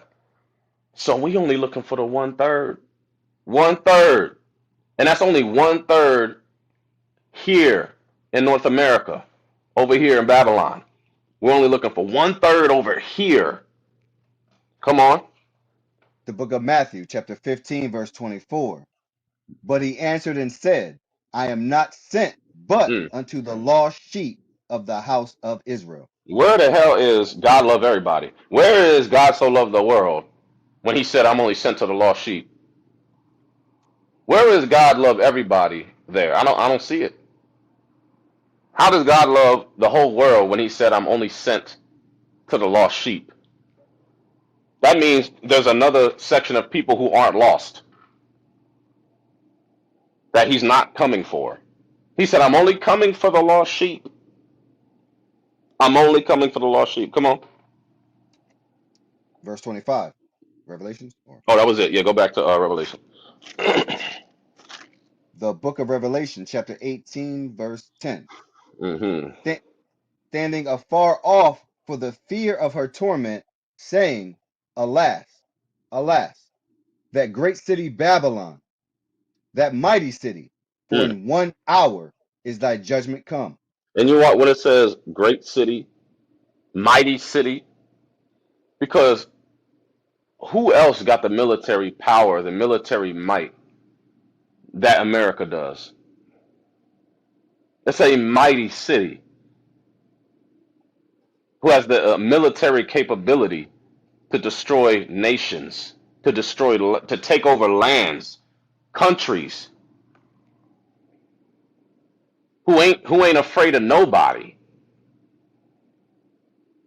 Come on, And the merchants of the earth shall weep and mourn over her. right? This is what we was talking about. Those merchants that did trade, right? That did trade with America, that trades silk for this and that, for spices, for gold, silver, right? Come on, For no man buyeth their merchandise any more. right? Because there's not going to be any trade at that time. When the destruction comes, trade is going to stop. It's going to be, oh, there is going to be no trade. You ain't going to have no job no more. Everything's going to be done. It's done. It's over with. Come on. The merchandise of gold and silver and precious stones and of pearls and fine linen and purple and silk and scarlet and all thy wood and all manner of vessels of ivory and all manner of vessels of most precious wood and of brass and iron and marble. And you know what? Where do you think they got all these minerals from? Hmm. They trading stolen goods. They trading stolen property. They have treaties and so on and so forth to trade stolen property. That was the Israelites originally.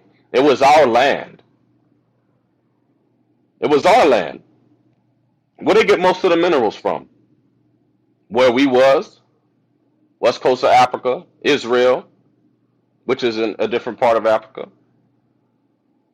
Wherever we were, everything on this earth is ours. So whatever they trade in is stolen goods. They got to restore all of that. And this is why in the kingdom, they're going to have to bring all of that back to us. Come on.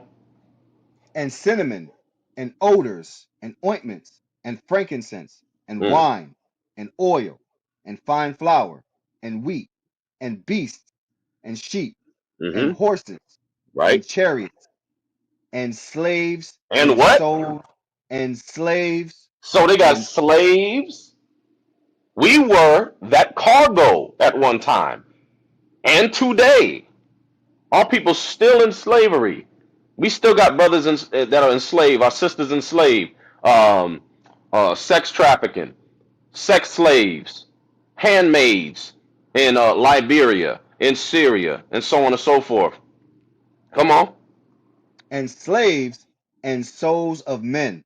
This is why America has to pay, and all the allies of America must pay, because they all had a hand in our slavery. And this is why it says, "The merchants of the earth shall weep," because they're not going to be able to buy this merchandise anymore. And it specified the merchandise that they were buying. One of those was us. We were once that merchandise that they were trading. Come on. And the fruits that thy soul lusted after, Mm-hmm. and and departed from thee, and all things which were dainty and goodly, and departed from thee, and thou shalt find them no more at all. Right. And I didn't say Syria was a part of Africa. I'm just saying that's why our people are getting sold over there. I said they're getting sold over there and put in bondage. And am I saying is it Syria or is it just Libya? Somebody know, let me know. But it's happening over there. Not just Africa. It's happening in Africa, yes. But in these Arab countries, they getting sold into bondage. Persian countries as well. Come on. Verse 15. The merchants of these things which were made rich by her shall stand afar off for the fear of her torment, Mm, weeping and wailing. right, because it's over for them. When they see America fall, they know that they destruction coming too. They know it's over. Ain't no more selling. Ain't no more ruling. They rulership is up. Ain't no more United Nations. Ain't no more United Nations. Come on. And saying, Alas, alas, that great city that was clothed in fine linen and Hmm. purple and scarlet, and decked with gold and precious stones and pearls. Right. For in 1 hour so great riches is come to naught. Right. So in 1 hour, those great riches have come to naught. Everything's gonna be destroyed over here, and all those allies of America are gonna behold her and weep for her. That's how bad it's gonna be. You have never seen this before. This is how you know it's gonna be a major destruction that's gonna happen because you have never seen a destruction take place like this. It's gonna be so bad the other nations are going to weep for America. Come on. And every shipmaster Hmm. and all the company in ships and sailors, and as many as trade by sea, stood afar off. This is how you know that the trade routes that happen in the sea. Y'all see these cargo ships that bring all this. You see, what are they called? Those big cargo joints. What are they called, man? Cargo ships, Yeah, but what's the Containers. contraption? What'd you say? Oh, I thought you was talking about the containers. Yeah, the containers, right? You see them big cargo ships that got them containers on it, right? So though that's what it's talking about. All of those ships, the ship net masters that are over those ships, they're going to stand afar off because they're not going to be able to trade no more. They're going to be in the midst of the sea with no more trade route. Come on. verse 18, and cried when they saw the smoke of her burning, saying, Mm. What city is like unto this great city? Because there was nobody like America. There wasn't no other city like America. There was no other country like America. What other city is greater than America? And this is how you know there was great pride that came with Babylon, with America. There's great pride in this country because they see themselves as God, which is why the Lord has to bring them down low. Like it says in Obadiah. Come on. And they cast dust on their heads, and cried, Hmm. weeping and wailing, saying, Alas, alas, that great city wherein were made rich all that bad ships in the sea, Read by it again. reason of and they cast dust up and they cast dust on their heads, and cried, weeping and wailing, saying, Alas, alas, that great city wherein were made rich all that bade ships in the sea, It said all by that had ships. It says, Alas, alas, that great city wherein were made rich all that had ships in the sea by reason of her costliness. For in 1 hour she is made desolate. For in 1 hour she is made desolate. Read on. rejoice over her, thou heaven, and ye holy apostles and prophets, for God hath avenged you on her. It says, damn, this is bad right here. It says, rejoice over her, meaning rejoice over her destruction. It says, thou heaven, and ye holy apostles and prophets. That's what the men that you see on this stage, day in, day out, for damn near 24 hours a day, bringing it out on the street corners. It says, ye holy apostles and prophets, for God hath avenged you on her. Which tells you what? God is going to avenge. He's going to avenge us. God is going to repay everything that they did to our people. God can't love everybody if he's going to avenge somebody on somebody. That don't make sense. Somebody is going to get jacked up for what they did. So stop listening to the pork chop preaching pastor. He ain't telling you the truth. He ain't telling you the truth. And you ain't going to get this in church. The church ain't going to tell you this. They ain't even going to touch Revelation. Your pastor ain't going to touch Revelation. That's why it says rejoice over her. You're going to see that smoke coming up.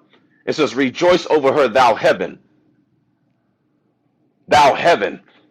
Which goes into everything that pertains to the Lord's heaven, our heaven, which goes into Israel, because we are the Lord's heaven, we are heaven. Come on. Verse 21. And a mighty angel took up a stone like a great millstone and cast it into the sea, saying, thus with violence shall that great city Babylon be thrown down, Mm. and shall be found no more at all. And this is how you know this is a divine intervention. The Lord has to come and destroy this place. It says you're not going to hear of America anymore at all. You're going to wake up one day and you're not going to have to go to work. For those that keep God's commandments, you're not going to have to go pay no bill no more. You're not going to have to pay taxes no more. We ain't going to have to do none of that. We're going to wake up and all this going to be done. It's going to be destroyed. So you got to figure out what side you on. And then you got to figure out how you going to get there. You want to be on the right side. You want to be on the right side. Because when that day comes, it's going to be like a thief of the night. And it's going to take the Lord 1 hour to destroy this place. And then the Israel gonna reign. We got next. We got next. Read on. Might as well Verse finish the whole 22. chapter. Hell is this? Yes, sir. Verse 22. And the voice of harpers and musicians, and of pipes and trumpeters, shall be heard no more at all in thee. We ain't gonna hear. You ain't gonna hear nothing coming out of America. You know why? The Lord talks about the land's gonna be at peace. The whole land's gonna be at peace when this place is destroyed. It's gonna be peaceful. You ain't gonna hear no noise. You ain't gonna hear no horns honking no more. None of those stupid gospel songs. We ain't gonna hear none of that no more.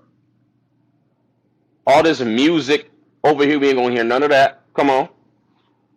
And no craftsman of Hmm. whatsoever craft he be shall be found any more in thee. You ain't gonna have nobody working.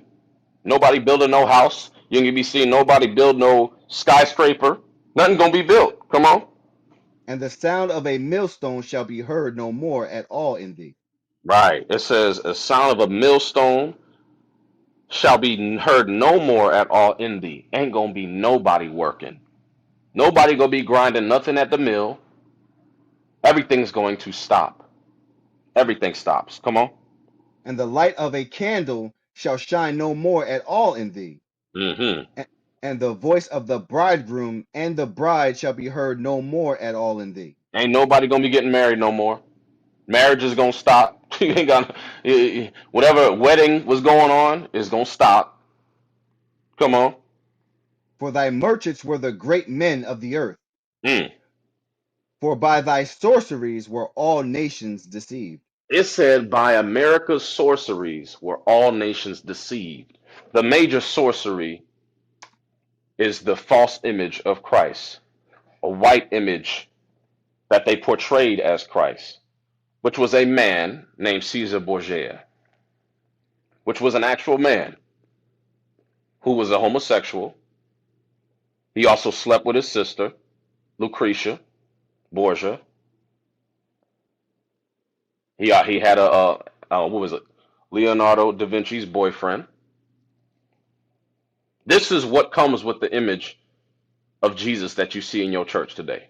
These are the attributes that come with it. So that's why you can't be surprised when pastor talking about everybody can be saved and God loves everybody. You can be gay, you can be transformation. See, trans is in transformation. So I guess God left room for that too. This is what you're gonna hear in your churches. This is the nonsense that you are going to hear in the church. Come on. And in her was found the blood of prophets and It of says in America was found the blood of prophets because they killed the prophets over here. They killed and this is what's going to happen in these last days. You're not going to Clubhouse is temporary. We're utilizing the tools right now to gather as many of our people as we can to preach to the four corners of the earth. But we understand that that persecution is coming. There's going to be a time that's going to come where they're going to be tired of hearing the prophets speak truth, and people are going to get offended, and they're going to go to the gates of the nobles of the city, and they're going to report to the police officers to come arrest us, to put us in jail, and then they're going to put hands on us and kill us. That's why it says the blood of the prophets are going to be found here because they're going to kill some of the prophets over here, not counting the ones that they already killed in past times. Come on. and in her was found the blood of prophets Uh-huh. and of saints. And of saints. Who are the saints? Give me that. Who are the saints? The blood of prophets and of saints. The blood of the prophets and of saints. Who are the saints? The book of Psalms, chapter 148, verse 14. He also exalteth the horn of his people, the Mm. praise of all his saints, even of the children of Israel. The Israelites are the saints. The Israelites are the saints. Go back. Read 24 again. The book of Revelation, chapter 18, verse 24. And So the in blood her, of the prophets, the blood of the prophets, the blood of the saints, because they're going to be killing us here. They can't, listen, they can't keep us, they can't allow us to continue to speak this truth and not do nothing about it. There's going to come a time, like I said, they're going to put hands on us. When this great insurrection happens against those that keep God's laws, there's going to be a great insurrection in the land. What was it called? Back in I can't remember it. Read on. and in her was found the blood of prophets Hmm. and of saints and of all that were slain upon the earth. And all Israel that was slain upon earth, all Israel, not accounting everything else that they killed, everybody else that they killed in the process, but this is specifically referring to Israel. They got to pay for all that. They got to pay for all that.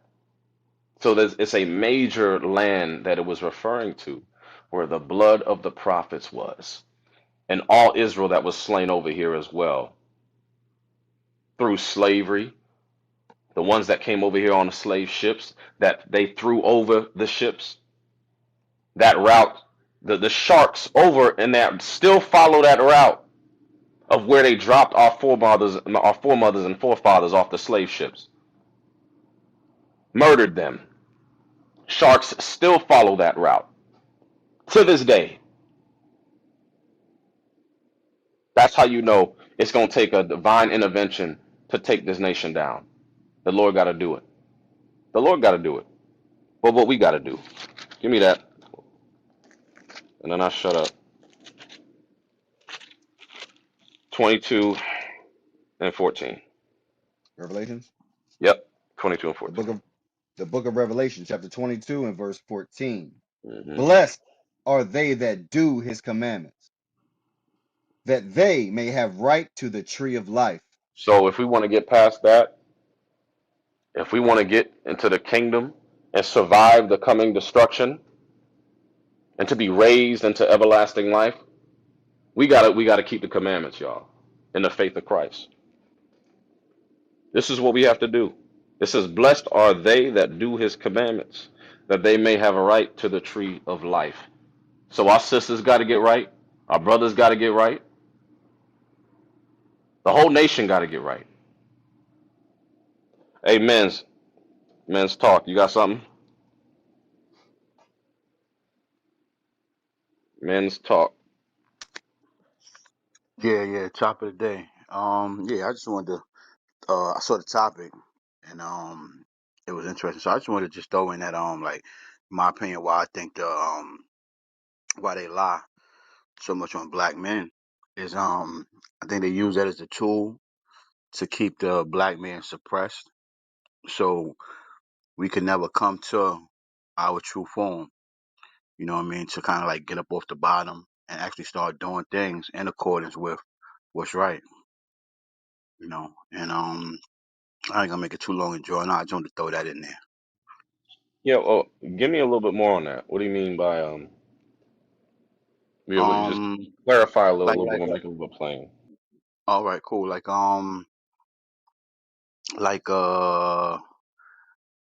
like for instance, like certain situations I actually witnessed and been in myself. I'm a barber too, so like I see a lot. I come across a lot of guys and guys in relationships, and then we talk. So sometimes when the guys is trying to uphold certain things in their relationship or their household, it would be kind of right. You know what I mean? Some of them might be following God's law, some of them might not be. But some of the things some of the females might not be in agreement with because of certain things that they deal with. It might be materialistic savagery, wanting to dress how they want to dress, whatever certain things might be suffering with. So sometimes I just experience and see say if one of those situations started an argument, the female, and say if it got out of control. It doesn't always have to be physical. It could just be like other people around would maybe come into the situation to mediate it. And I will often see sometimes, a lot of times, that the woman will leave out certain situations. So the true root of the situation, which would be right, could be what she was wearing outside or how the house was being kept. You know what I mean? Or she might have been flirting. It could be a lot of things, but they would sometimes falsify what the root of the situation was so they can get the victim energy. You know what I mean? And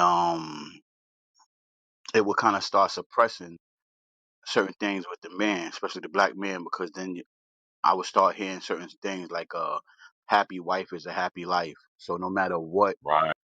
is going on, the man gonna have to suppress what he feels is right. And a lot of times when I see it, sometimes now I'm not saying all men, and I'm not gonna say just sometimes men that's following laws. Sometimes a man might think ahead on like what's good for the family, what's good for himself and his family, for us protection wise, whether it could be physical protection, mental protection, financial protection. Sometimes the men are thinking those lanes, but sometimes now when the wife don't see it like that, and it might start something like I say, the true root of what started to be kind of misrepresented. So now the man like he'll feel he ain't got no wins, and I would hear this a lot. Like I say, being a barber and then dealing with my own situations. So now sometimes men feel like they have no wins, so why even go about even trying to do on anything? You know what I mean? Because then you hear things men. Sometimes men make a reason like, man, I ain't arguing with they female, they emotional. But sometimes we all get emotional because we human. You know what I mean? Our emotions are gonna get moved, but it's just an easy saying because they realize sometimes they ain't gonna have no wins because a person could just walk into a room and automatically take the female side because they start articulating things, and those things that they articulating would be suppressing the truth of why the problem really started. Right. Hey, what you said was heavy, and the thing is that what we have to do as men according to God. We have to get to the point where we're able to master our emotions. We cannot be emotional. We can have emotions as men. We cannot be emotional because women are weaker vessel. So we got to learn how to be, was that stoic, right? And be logical. And we're logical, we're logical beings. But because of what has happened to the household, we was raised by our mothers, single mothers. The fathers were told to shut up. Happy wife, happy life. You can't speak against a woman. She's protected. So we walking on eggshells in our own house.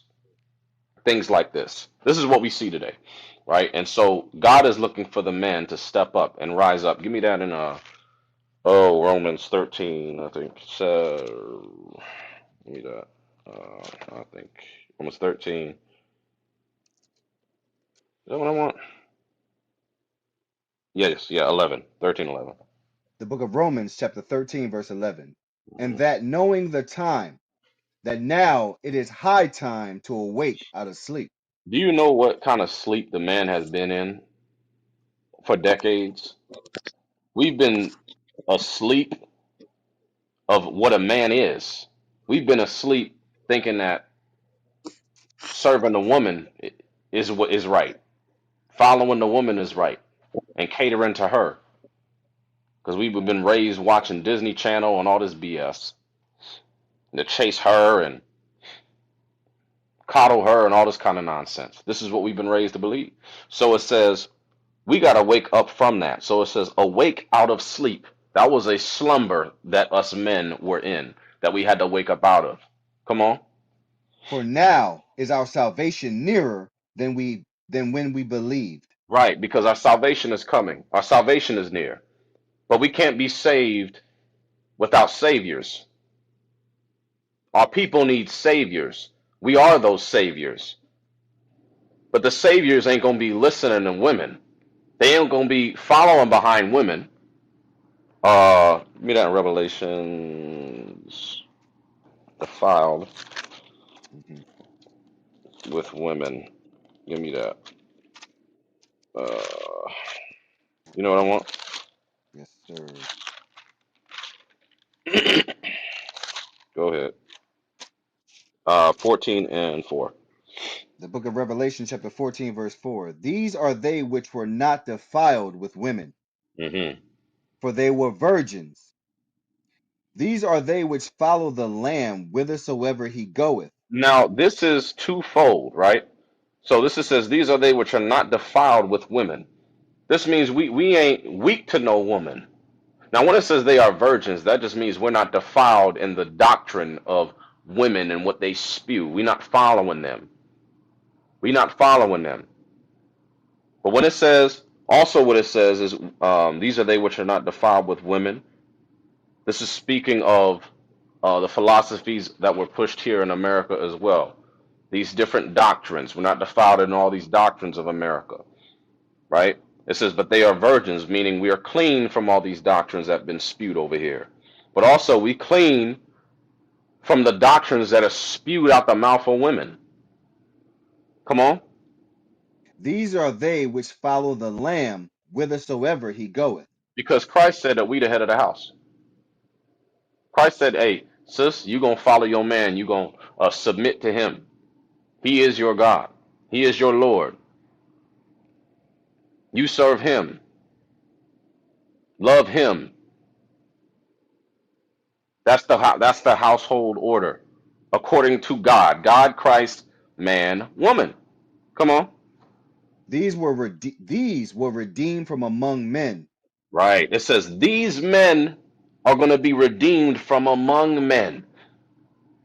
You're going to be redeemed from among men, but there's a specific type of classification. So it's saying these are being raised up from among men. So they're getting taken out of a certain philosophy that men were taught, and they're separating themselves under the philosophy of Christ by taking their rightful place as the gods on earth, taking control of their household, having their children in subjection as well, including their women. Come on. being the first fruits unto God and to the Lamb. This is what the Lord is looking for. This is what he's looking for. Go back to Romans. The book of Romans, chapter 13 and verse 11. And then when it says, because the thing is, we have the responsibility to get the whole nation in order, right? And what our sisters tend to do is they always say, um, well, y'all always bashing women and all this stuff. No, we don't bash women. We love our sisters. We put them in their rightful place according to God. We put them in their divine place. That is our duty and our responsibility as the leaders of the nation, is to put everyone in order under God, including ourselves, because it starts with us and then our household. Come on. The book of Romans, chapter 13, verse 11. And that, knowing the time, that now it is high time to awake out of sleep. Right. Come on.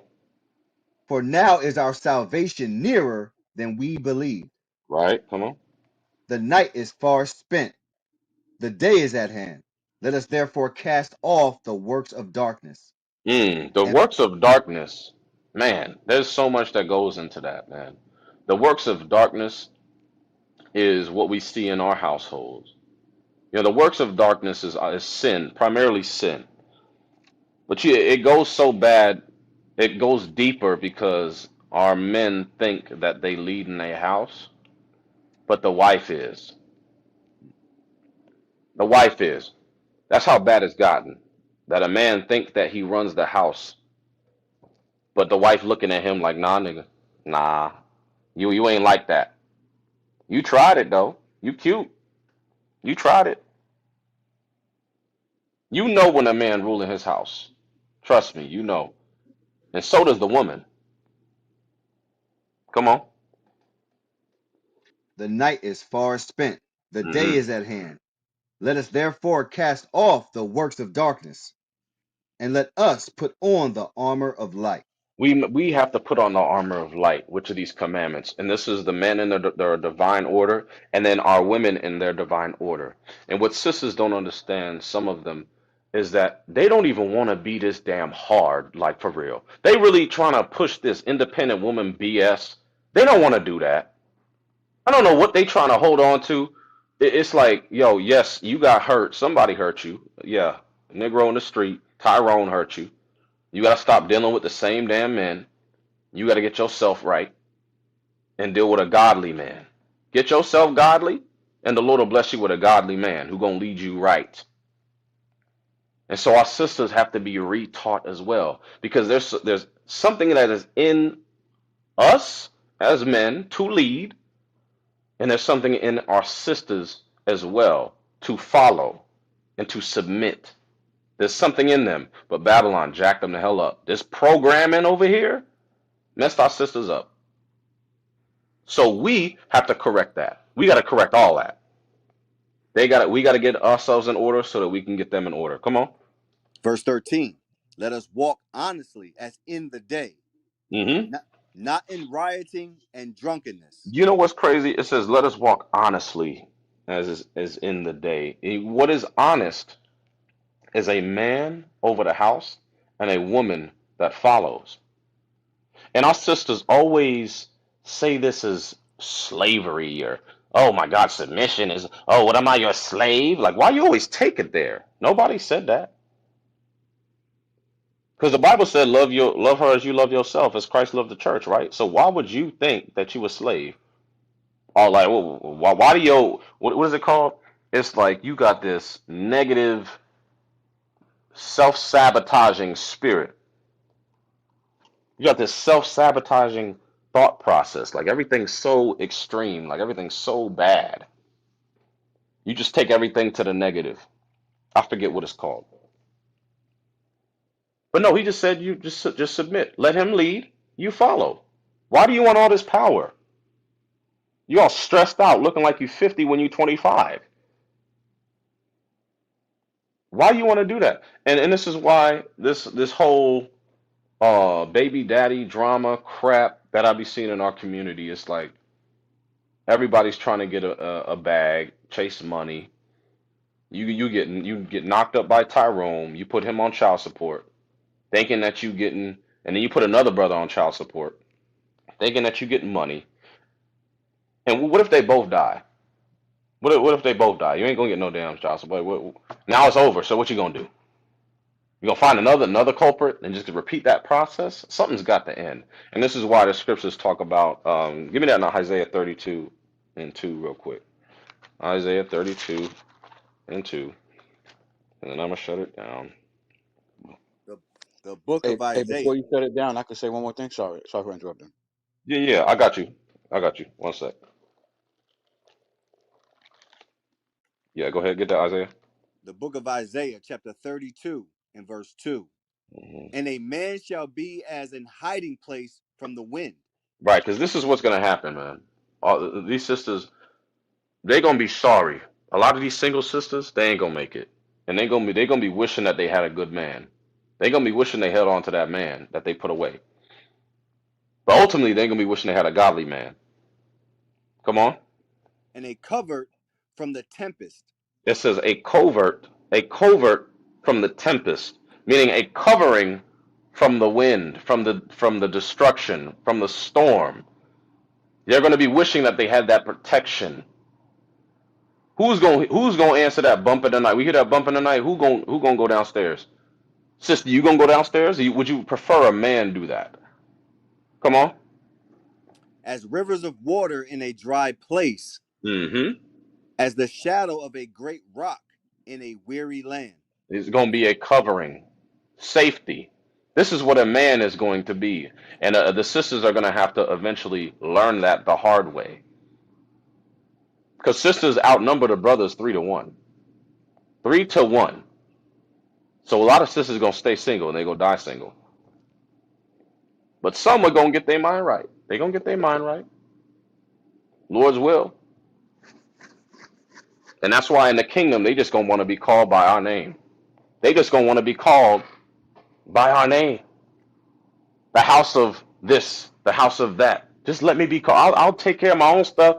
Just let me be called by your name, Lord. Lord Jesus. That's a bar. I just caught the Holy Ghost. The hell is this? The real Holy Ghost. Come on. Go Verse back. 2. No, go back. Romans, Yeah. the book of Romans, chapter 13, verse 13. Let us walk honestly as in the day, not in rioting and drunkenness, Mm-hmm. not in chambering and wantonness, not in strife and envying. And we can't have a household full of strife and envy. We can't keep doing that. So we got to order our households correctly. Come on. Verse 14. But put ye on the Lord Jesus Christ, and make not provision for the flesh. We must put on the Lord Jesus Christ in our households, within ourselves, our own spirit, especially the household, though, on this topic. And it says, make not provision for the flesh. Make not a reason for us to go backward, back into sin, back into the old ways of how you ran your household, according to America and not according to God. Come on. To fulfill the lust thereof. Because in that way of in your household, according to America, you can sleep around, you can cheat and reconcile, you can cheat, and then you can get half of whatever the man got and move on with your life while he's stuck giving you half of everything that he built by himself. This is what we got. This is what we see today. Go ahead, man.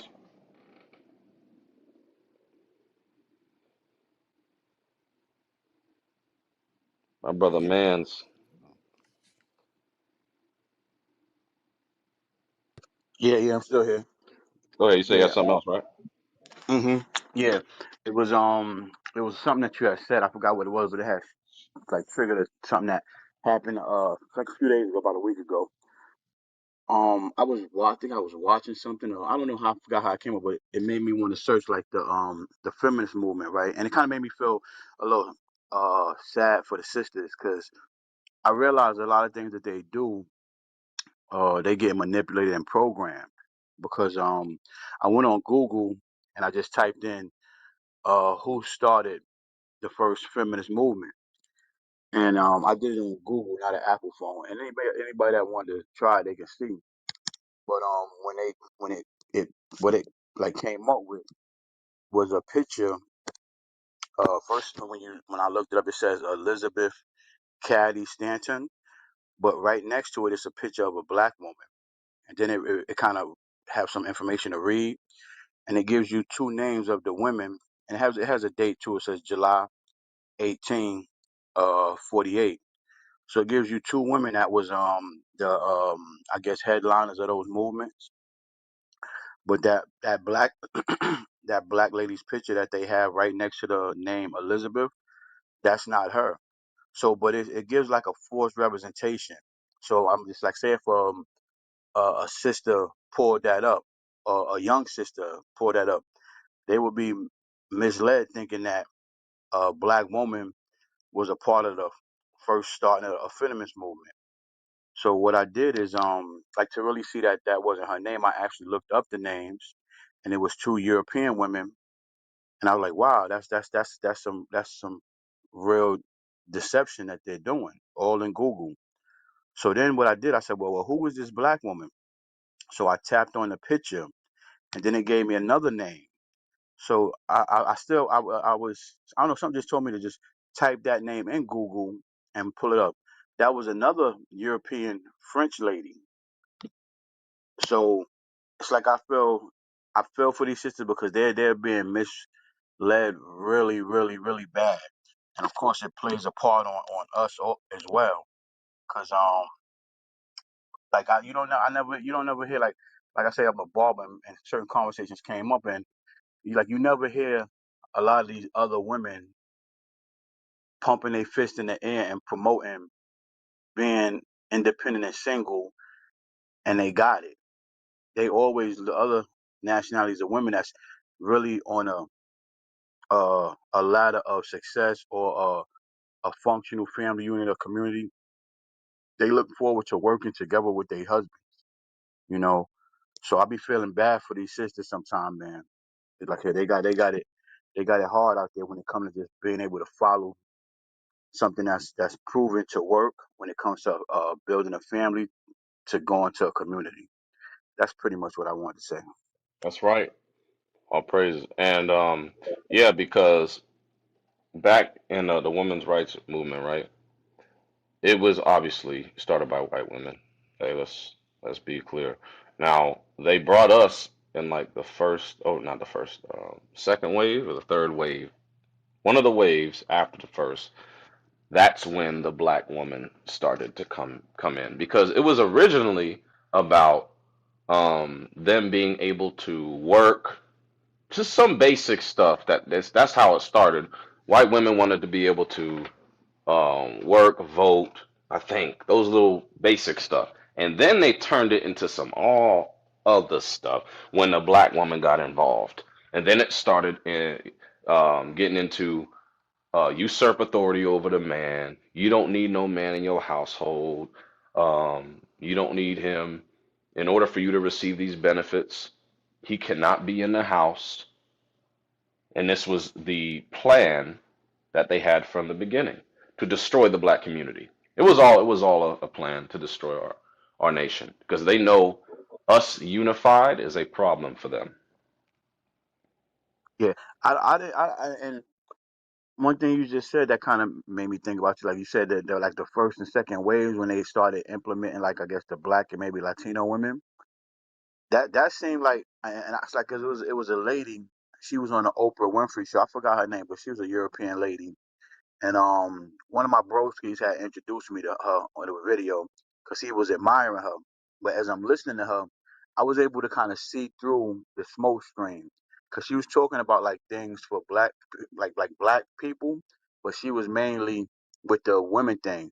But what I realized that they did, they kind of mixed their fight for their rights. I'm talking about like the European women. They mixed their fight within racially motivated situations to get more people to fuel their own cause. Because it seemed like they started getting a whole lot more things when they started implementing more nationalities of different women in it.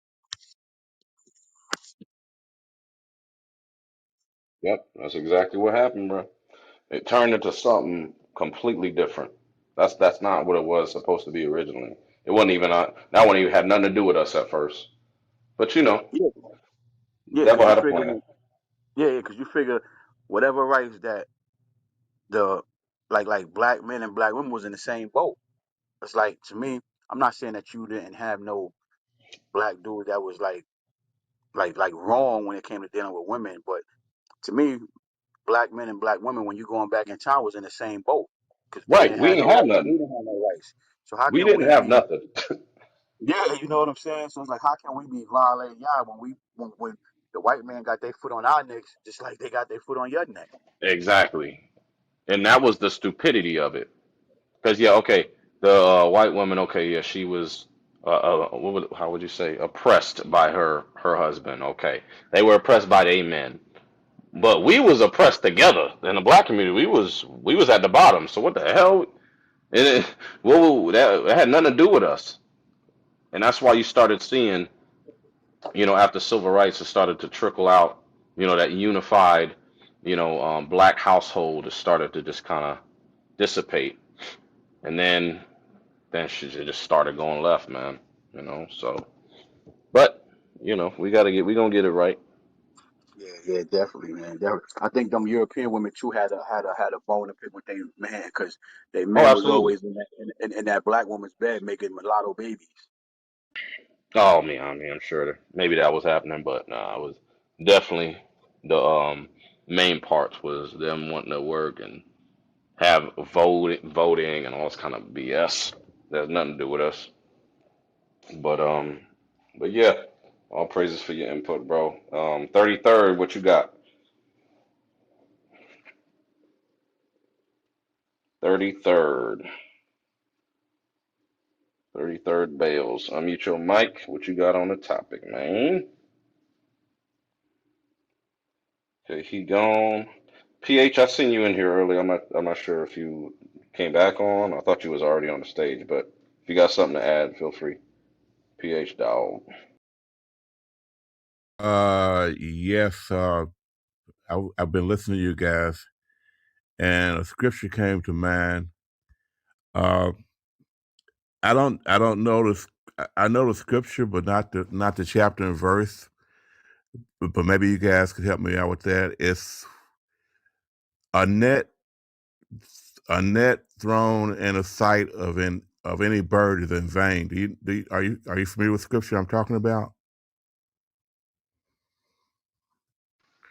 Let me see. Say it again. A net thrown. A net thrown in the sight. A net thrown in the sight of any bird is in vain. I can't think of the chapter and verse where I got that from. If you, if you, Let me see. if you, Proverbs. uh, Maybe. Let's try Proverbs 1. well, I can go look it up and come back to you No, we if we you gonna if read you it. want. We gonna read Oh, it. okay. See if we got it. The the book of Proverbs. Somebody's going to mute up. Hey, PH, mute yourself real quick. Okay. He has a bad echo. The book of Proverbs, chapter 1, verse 17. Hmm. Surely in vain the net is spread in the sight of any bird. Mm. Read that again. Surely in vain the net is spread in the sight of any bird. Mm-hmm. And they lay wait. The Go ahead, okay. PH. What Let's you got? what that says to me is in vain is the night is in vain is a net thrown in the sight of any bird. To me, the way I interpret that is if you put a net in the sight of a bird, the bird's going to see it and avoid the net. That's the way I understand that. And I see so many quote unquote nets in society to hinder black people, particularly black men, and we seem to fly right into the net. The police stop us, racist or not, legitimate or not, but the net we fly into is we go into a rage, uh, and I think A1 said maybe a few weeks ago that you're not going to win any fight in the street with the police. You're just not going to win. You're going to wind up in the back of the patrol car. And the police know that. So they throw this net out there and we fly right into it. They intentionally make us mad, angry, upset, so that we fly into the net of being arrested and going downtown. And I mean, I think there's numerous instances of nets that we see, but we fly into them anyway. And I rest on that. All right, all praises. Hey, read verse 11. Let's start 11. The book 10.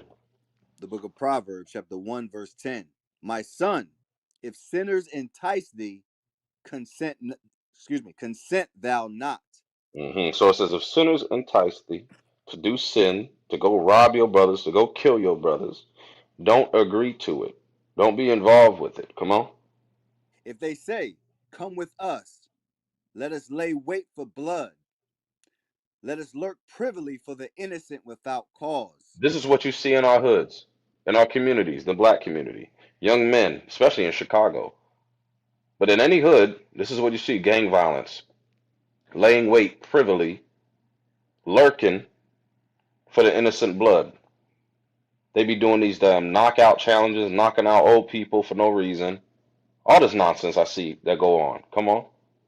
Let us swallow them up alive Mm. as the grave, Let's kill our brothers. Let's go kill this nigga. Come on.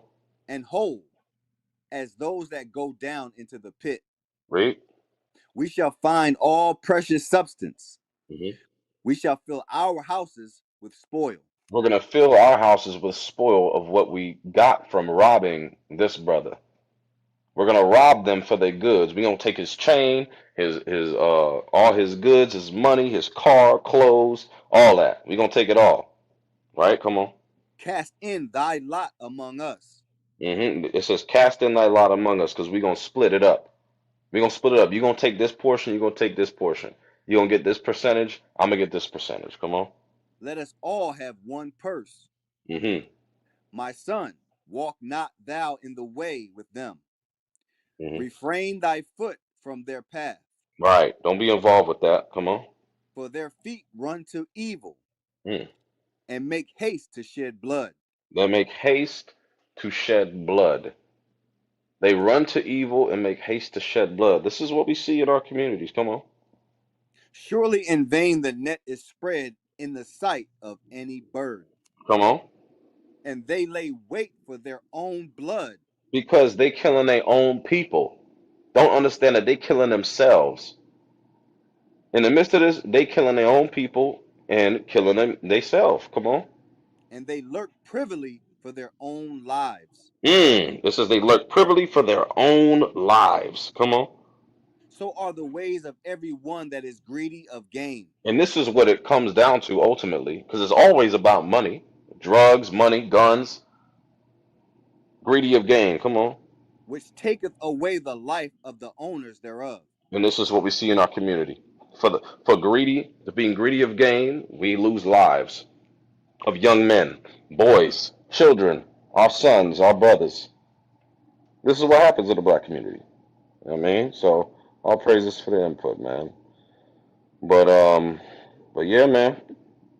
With that, that was a good one. That was a good one. We gonna shut it down, man. Give me that Matthew 26. Make sure y'all hashtag biblical smoke on Twitter, all social media platforms.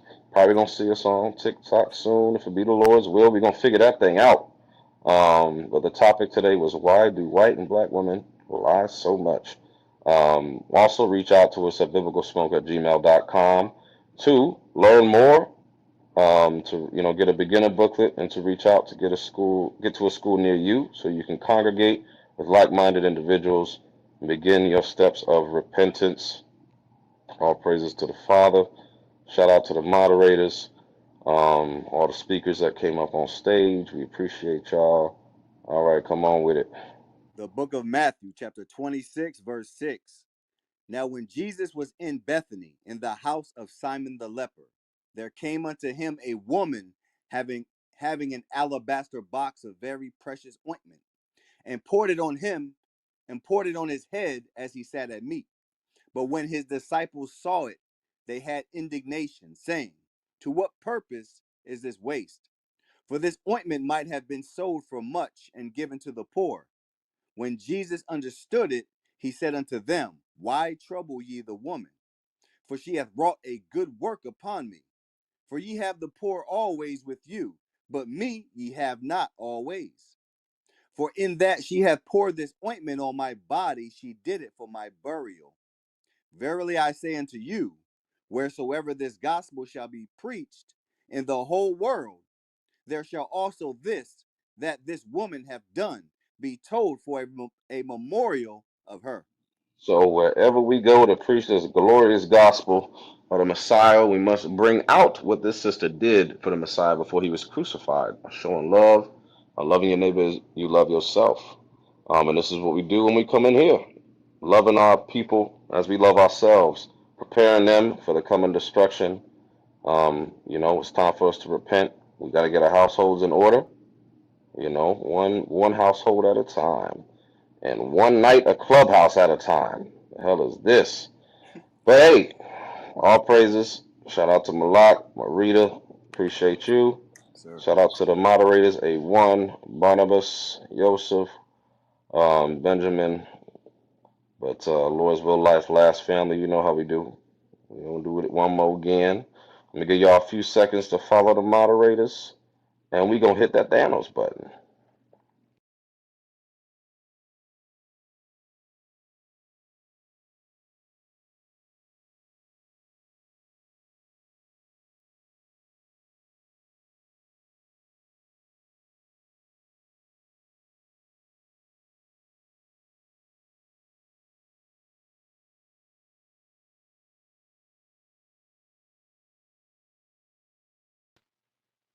All right, family. Y'all know what it is. We up out this mug. Peace. Shalom.